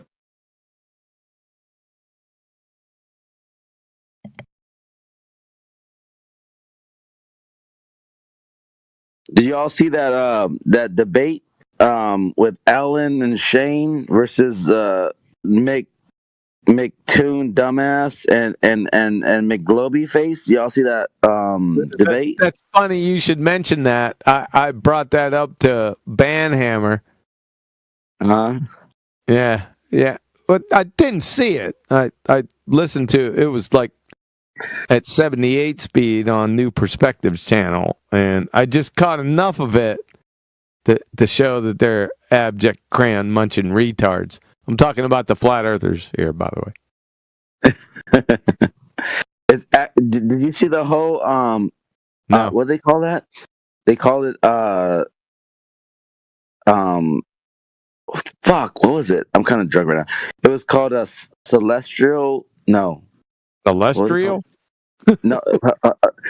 he had a whole presentation about how we can take a sextant That's what that's what it was. A celestial sextant. Do you see that? The way No, but I've seen their. In fact, I did a video on it about their little doctor that they have running around with their celestial, not celestial. Yeah. Yeah. So it's actually really interesting because they like kind of legit proved how if you were to take they did this little like formula like using trigonometry, and they proved that the way we see things in the distance with the star behind like a mountain point or something like that. Why would they need to go that far? Just doesn't trigonometry deal the death blow? Listen up, Fanhammer. Yeah, you're right. I know I'm right. Yeah. But it was really funny to see McToon and fucking McGlobe fuckface. They're all squirming because that I ain't gonna lie, bro. Like Shane and Alan made a really good point. No, they're dumb fucks. Shane and Alan in trigonometry, if you're right, you're also left. Yeah. Come on, man. Shane and Alan are dumb fucks. They made a good point, though. Come on, Q. They did make a good point. Oh, the sun shines on a dog's ass every now and again. Collectively, we're fucking I actually enjoyed that little debate they had because they proved that when you look, that's what it was, celestial sextant. So they had like the star behind the mountain point. I already did a video on it, dude. Shit! Really? Good shit. Good shit. About 2 months ago, yeah. Oh fuck! Hell yeah! Fuck yeah! Good shit. Jesus, dude. I'm fucking up. Don't trip. Let's go. I don't. As of 1985, I ain't been tripping. And fucking, you had fucking dumbass McGlobe face and fucking McToon like squirm when it came down. Yeah, they were fucking squirming. And don't get me wrong, bro. Like they were just fucking bullshitting their shit away, bro. Like they were trying to like they were literally doing damage control the whole fucking debate. It's fucking hilarious. Debate was an actual debate, and number one, it's my contention that Alan and Shane are dumber than McBooger Eater and McGlobeface. I don't know, man. They made some good points for Flat Earth. I do. I already made my point. I already made it. You missed it. You know what's cool, Quantum? Is that when you really, really fucking take it down to like the meat of it, like you're right, dude. Like Globers don't have a fucking leg to stand on. I love Globers. That. Not Globers, Flat Earthers. Well, yeah, Glober. You think it was the end of McBooger Eater and Globey McFuckface there? Yeah, really. Yeah. Well, after how many respawns from those two idiots? Really? So it was the end of them again. Right. By two other fuckwits. Right. Alan and Shane. The two. I'd like to give them some advice. Probably get on a track and have somebody tape your mouth shut and then beat you with a stick to get you around the track. Just a friendly bit of advice. So dumb fuck McToon tried to like, what's the Haber sign? You're right. He was like, what's the Haber sign, equation? Like, what are you including? But I love the way they were like, no, like I love that they pointed out that there has been a hijacking of reality. Because when you have the globe Earth calculations, they're literally just hijacking reality of how. No. Yeah, that's what they did. Because they were showing how the 959, fucking miles from Polaris, blah blah blah, to the equator. Like they literally like presented how no, you guys are literally just hijacking reality to way that does comport, if you will. It was actually good, bro. I ain't gonna lie. It was actually really good. No, it was actually fucking retarded. I deleted it. Probably when New Perspective took them somewhere around the 3. Where did I identify that at? It's way up here in chat. Hold on.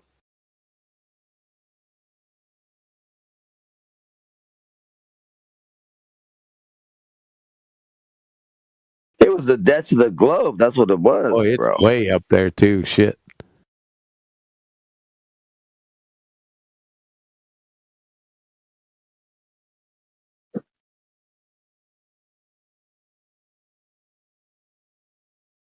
I just like how they mathematically destroy the globe. That's what I like, because they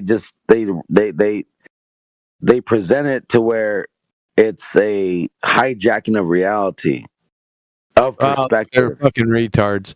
So 31 minutes. 31 minutes, 10 seconds. Listen for 2 minutes, and it's the end of Alan and Shane Dumbfucks.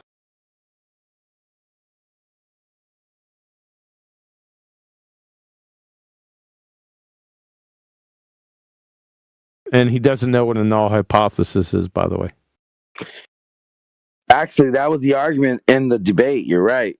They were like saying, actually, McToon said that you don't do that in science, and they called him out on that. That was fucking pretty funny when I heard that. Because McToon said that you don't do that.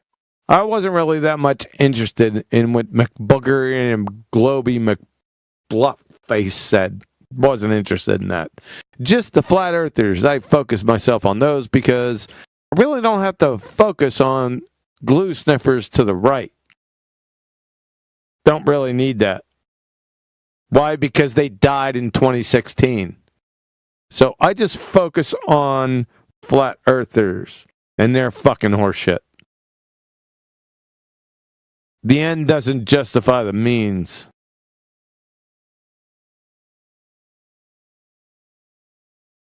Good shit.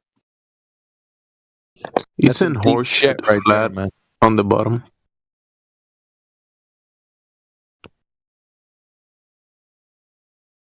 LT's here.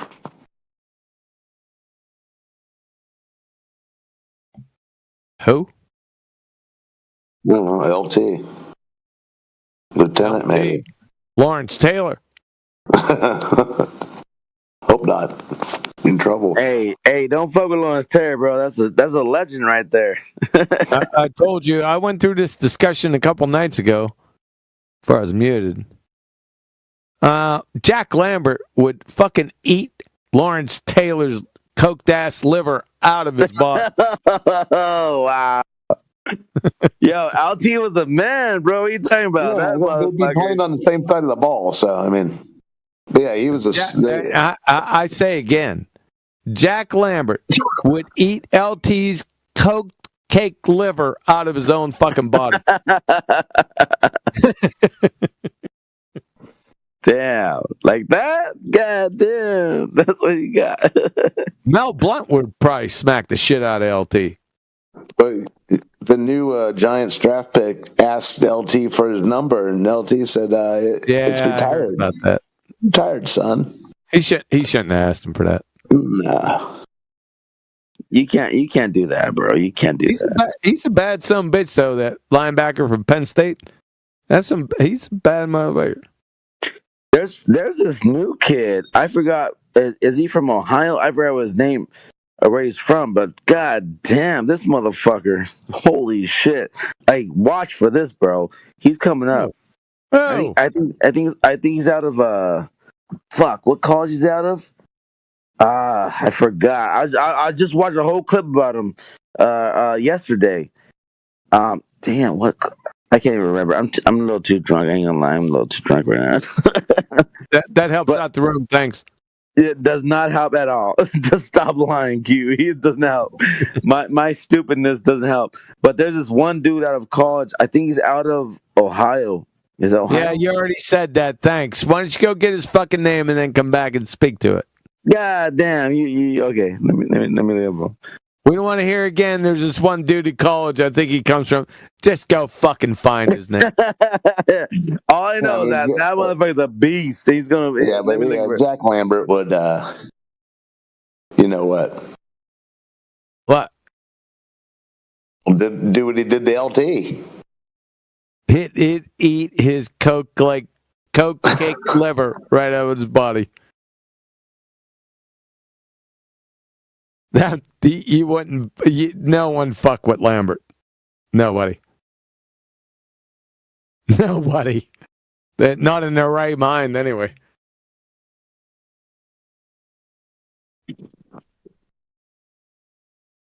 Yeah, I forget. I saw some interview with someone, some clip where it was their first time on the field facing him, some quarterback. That was Elway.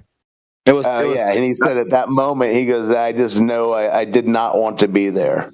That was John Elway. It was like the only time he ever felt like that in his career. Or they always make these exaggerations, but he said he looked over at him and he did not want to be there where he was right then. Elway in his comment to Lambert. Yep, I can understand that shit. I was playing baseball. It was 77. Right around 77, I was pitching a game at Riverside in Pittsburgh, and we all saw Lambert. He was training, and it was in the park over from the baseball field, and he was running on a track.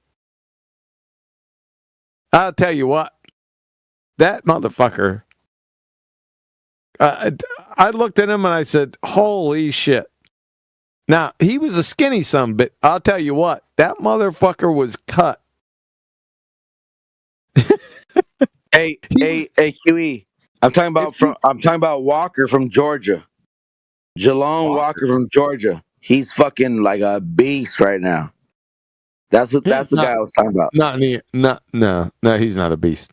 No, that's the number one, bro. That's the number one contender. He's compared to Lawrence Taylor, bro. Number one contender. Like I said, Lawrence Taylor's ass would be ate out by Lambert. So number two, what? No, Abdul Carter, the one that asked for his number. That's a bad mammer jammer right there. Really? Yeah. Better than Walker from Georgia? Really? Yeah. Oh shit. Well, okay.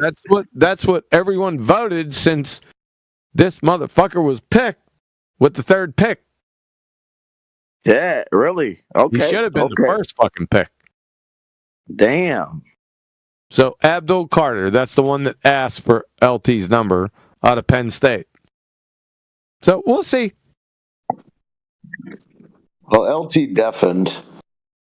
Pie Show's here. They've been here before. LT deafened because he had to snort some lines. I don't know. Fucking, if you would have taken a drug, I'm saying that LT is a great football player, but if you would have taken a drug test for cocaine when LT was playing, he wouldn't have played. So he was a first round pick, right? He went to Giants. Oh. Carter, are you talking about? Yeah, fuck yeah. Damn. So that's motherfucker right there. Okay. The Giants took him. Yeah, I see it. It says the Giants picked him up. First round pick. God damn. First round. He should have been the first over. Now, Travis Hunter. I get the... Well, it depends because you got to put it within context. So you had... It depends on who's drafting first. So Tennessee, they needed a quarterback. So they're going to draft the number one quarterback no matter who the fuck it is. So, yeah. Then you have Cleveland. they're a bunch of glue sniffers, man. So Cleveland, they're laughing. They're horrible, bro. They're fucking morons. So Yeah, they are. Brown, hey, Browns could have fucking hit water if they fell out the fucking boat, bro. Like, they're fucking retarded, bro. Yeah, Cleveland, they're retarded. So they trade Jacksonville steps up because they took Travis Hunter because he's a great fucking athlete, number one. Number two, he could play two positions, which is unheard of. So we'll see how that turns out, but that's notwithstanding Cleveland's dumb fuck. And the Giants sat at number 3, and they took Abdul Carter, who I was talking about. If the Giants were in the first pick, they would have picked Abdul fucking Carter. Right. that was their first round pick. I know, because they were third. I just explained that shit to you. Right. Yeah. God damn. It's going to be interesting. Third base. That's the guy's name. Third base. So, Apocryphon, if you were drafted number 1, do you go in and say, hey, give me the retired jersey? No, bro. No, that's arrogant, bro. That's arrogant. It's wild. No, but he didn't say give it to me. He called, he messaged LT. I got you. I get you. Right, with respect. So that's okay. It's a bit over the top, but you can understand it. But that's okay. LT was like, "Fuck you." LT was like, because he had to get back to his lines. Exactly. Well, then whoever I guess the Texans are the Oilers. Whoever they drafted, Warren Moon unretired his number. The Texans aren't. No. The Oilers. I meant. Tennessee. No, that's not. Yeah, Tennessee Titans are the Oilers. That's not what you meant. But the number one. The emphasis on the wrong syllable. But my point was Warren Moon gave him his number 1 jersey, which was retired. Because he's part of the Houston Oilers. And I know, but it's the same thing with LT. Are not in existence anymore. I know, but the number's still retired. Holy fucking shit, dude. The number's still retired, though. But the number 1 linebacker though. Thanks for that. But the number 1 linebacker though is from Georgia. Shut the fuck up. The number 1 linebacker from Georgia. It went too far. The number 1 linebacker again. Here we go again. Is Abdul Carter that went to the Giants with the 3rd overall pick. Now, back to the Texans. That wasn't the Texans. It was the Tennessee Titans. Yes, Warren Moon gave up the number because no one will ever wear the Houston Oiler number fucking 1. So he said, okay. I guess there is a little bit of a difference there. Okay. Yep. So he said, no problem. He can have the number. I didn't play football. I'm just glad numbers have become so important once again. Because I listened to Warren Moon, and that's exactly what he fucking said. Hey, do you remember? All the whole numbers have been retired. You got to use halves now. Do you remember when the Vikings was a bunch of numbers out there? You remember that shit? Next, they're going to use exponents. Dude, I remember when the fucking Vikings were the shit once upon a time. Warren Moon, once upon a time. The Vikings? He didn't play for the fucking Vikings, dude. Yeah, no. He did after the Oilers. Yes, he did. He literally did. He played for the Vikings after he was the shit. Yeah, second quarterback. Once upon a time, Kiwi. Once upon a time. Yeah. But it went down. That's where his whole career went downhill, by the way. I'm just saying. But the second quarterback. Yeah. that's he went downhill. But the fact is that dude was goddamn. He was so fucking like he made a name for himself. Literally in video games, like you wanted to have a quarterback, Moon. Like literally in the video games because the stats in the video games they were. I don't play video games, but I know Warren Moon and the Houston Oilers. He was a bad son bitch. He played in the USFL. Yeah.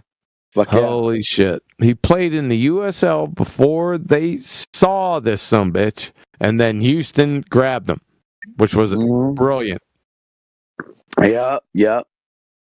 That motherfucker was, dude, motherfucker he was a good quarterback. Good. He's one of my favorite quarterbacks that I ever seen. Yeah, same.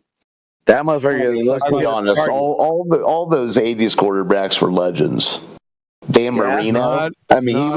He's like not all of them, but even the bad ones were legendary. But Dan Marino was like a video game quarterback. Yeah, he was. Bernie Kosar sucks. He's still a legend. He's a legend. He's a tearjerker belly laugher. I just fucking laugh at him. Dude, Dan Marino was a fucking dude. That was a fucking quarterback right there. Yeah, he's from Pittsburgh, for fuck's sake. But you know what though? They can't compare to Joe Montana though. I'm just saying that. Joe Montana, guess where he was from? Where was he from? Pittsburgh. Really? Oh shit. Yep. Damn. Jim Kelly, guess where he was from? Oh no. Shit. Pittsburgh. Johnny Unitas, guess where he was from? Really? They had that many fucking legends, bro? Are you kidding me right now? No, not the Pittsburgh Steelers. I'm telling you where they grew up. High school. Yeah, in Pittsburgh. Pittsburgh high school legends. That's bizarre. Wow, that's a big city. There's a whole fuckload of them. How do they produce so many fucking legends, bro? That's crazy. Because we're fucking smart. He said because we're smart. You never seen a dumbass quarterback. All the great quarterbacks have fucking brain power. Are you saying Joe Montana was from Pittsburgh? For real? Yeah. So when he was from Pittsburgh, sort of does look like the Wizard of Oz a little bit. So yeah, there's some creative minds there. So when Joe Montana was connecting with Jerry Rice, are you saying he's fucking originally from fucking Pittsburgh, bro? Yes. God damn, bro. That was the motherfucker, bro. Dude. But still, they're all Globetards.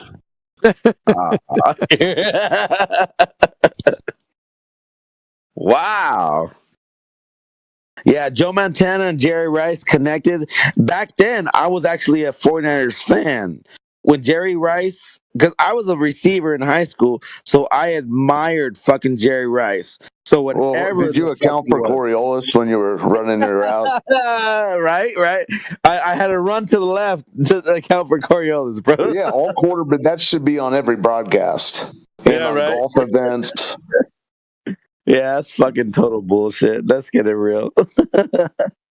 No one's fucking counts for Coriolis when you're fucking playing football. Get the fuck out of here.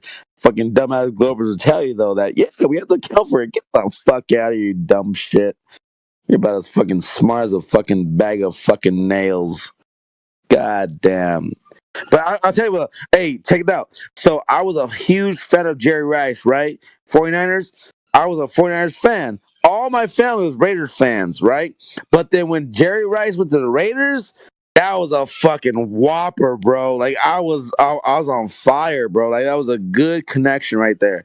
I was full because I'm a Raiders fan by default because I'm from LA, and we always did that. Anyways, when fucking Jerry Rice went to fucking Raiders, I was fucking on. Oh, dude, I love Jerry Rice. I admired him, bro. I was a receiver in high school. What was that? I said, so that's why I don't like you from LA.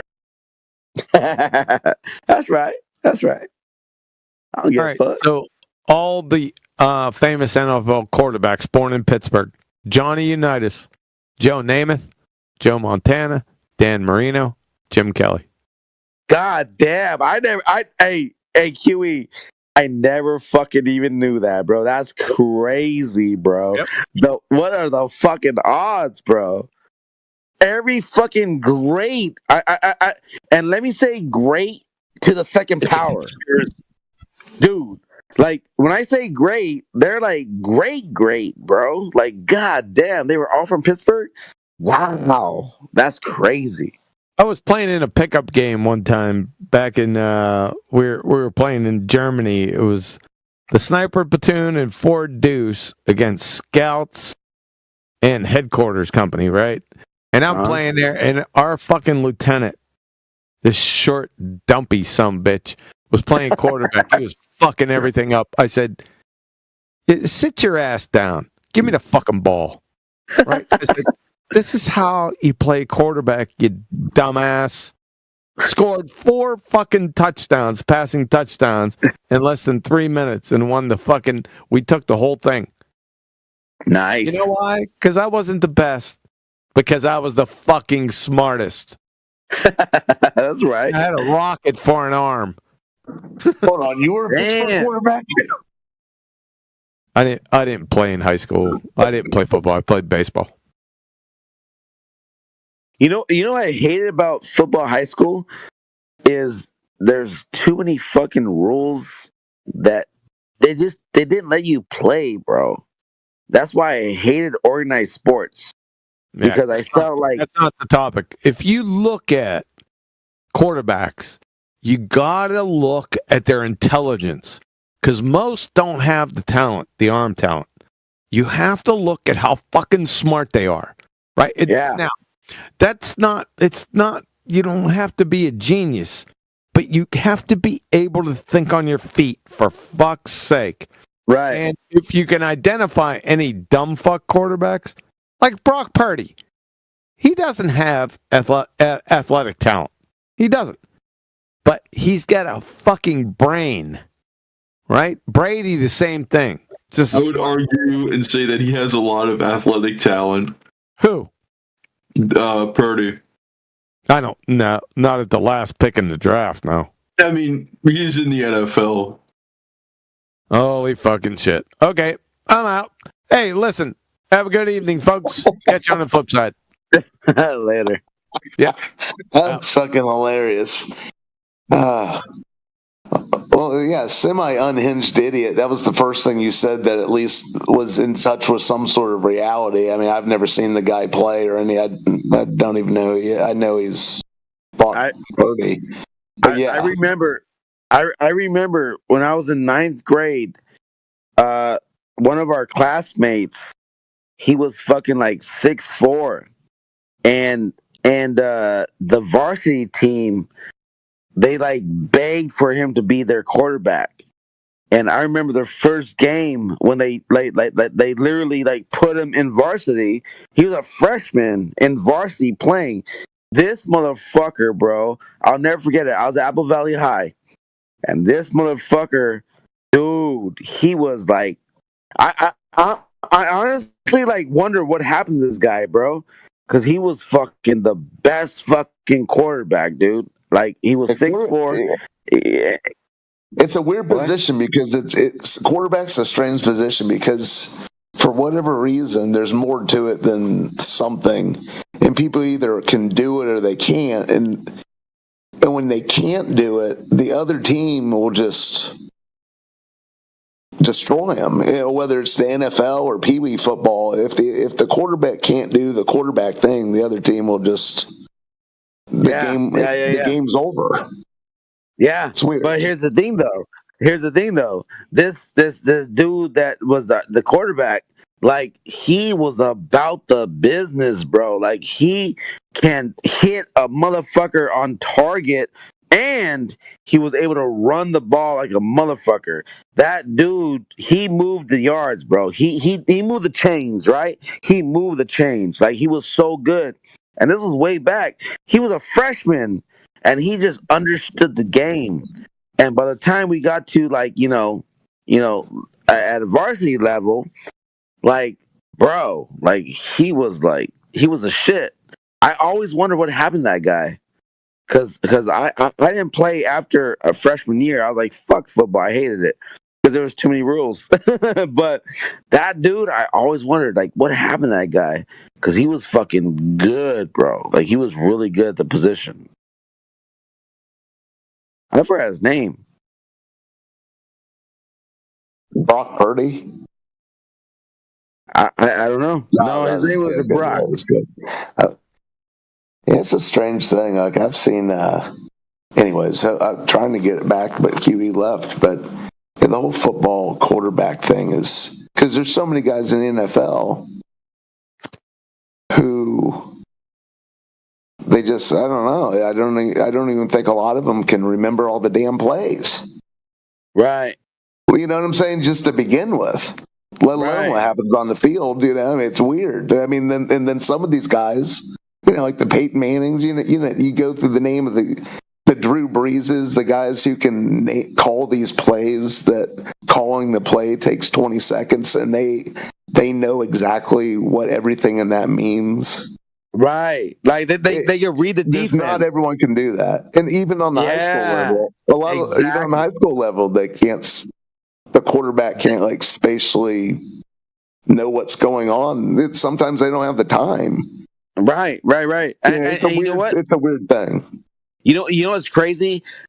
I found that the best quarterbacks are the ones that can read the defense, and when they can do that, they could fucking what's the word there's a certain word I'm looking for. Pick them apart. Yes, they can pick apart the defense, bro, because they see them, they know the nickelback, they know the fucking dime, like they know all the fucking things, and they can fucking like at eyesight, they can fucking see, okay, you're doing me like this, I'll fucking do you like this. You know what I mean? And they fucking get it. Yeah, that's like where you get those games with Manning versus Breeze, where the score would be 56-58. Yeah, because there was no stopping either offense. You know, exactly, bro. It's just like a high-scoring fucking game at that point, right? That's the entertainment of it, right? Like seeing the quarterback pick apart the fucking defense. That's the best fucking point. That's the whole point of fucking watching the game, bro. To see them fucking just dismantle. That's what's beautiful, bro. Like you can't turn away from that. Yeah, it's weird. For as much as football, I'm convinced is rigged, there are like beautiful moments in it. It's strange. I don't watch it anymore, but yeah, you know the things I remember in the past. Yeah, it's like there's some I don't know, some athletic feats. I guess any sports are strange. They're kind of mesmerizing, especially nowadays. It's so rigged. Like it seems it's so rigged nowadays. Like it's not even. Which is so sad because the athletes are just professional. They get paid so much money. These guys should be able to see who's the best basketball team or the best football team without a bunch of weird refereeing decisions. It's exactly. I mean, what the hell? Football's the worst for the refereeing decisions. It's like, what is going on? It's like it's like backyard football. Redo. Or, you know, right. It's weird. Right. And you know what's funny is like in football, every play is fucking.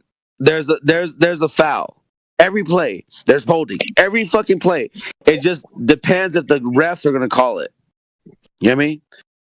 Like, and that's what makes it like, you know, they can rig it because every play there's a fucking foul. Yeah, I've seen it where it'll be like 12th game of the season, and they'll call some left guard, and they'll say, "Oh, it was the first penalty called him on all season," and he was 30 yards away from whatever was happening in the play, and they just throw the flag.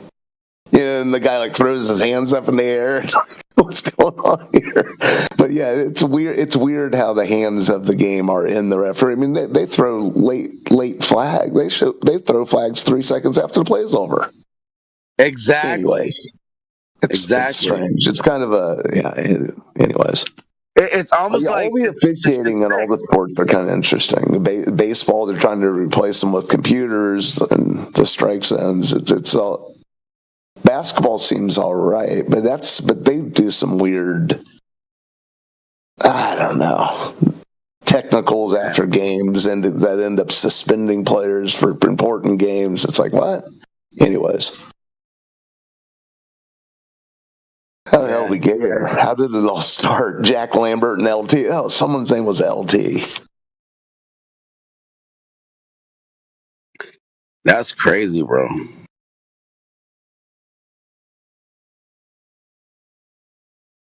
I just remember when back in the day, bro, like you had superstars that were just fucking dominating, bro. In football, dominating. In basketball, dominating. I grew up in the era, I'm sure you did too, Old Hoss. You had fucking Jordan clutching. You had fucking football, fucking just clutching. You had baseball. Yeah, they're like Bo clutching. Jackson's and things. They were larger than life personalities.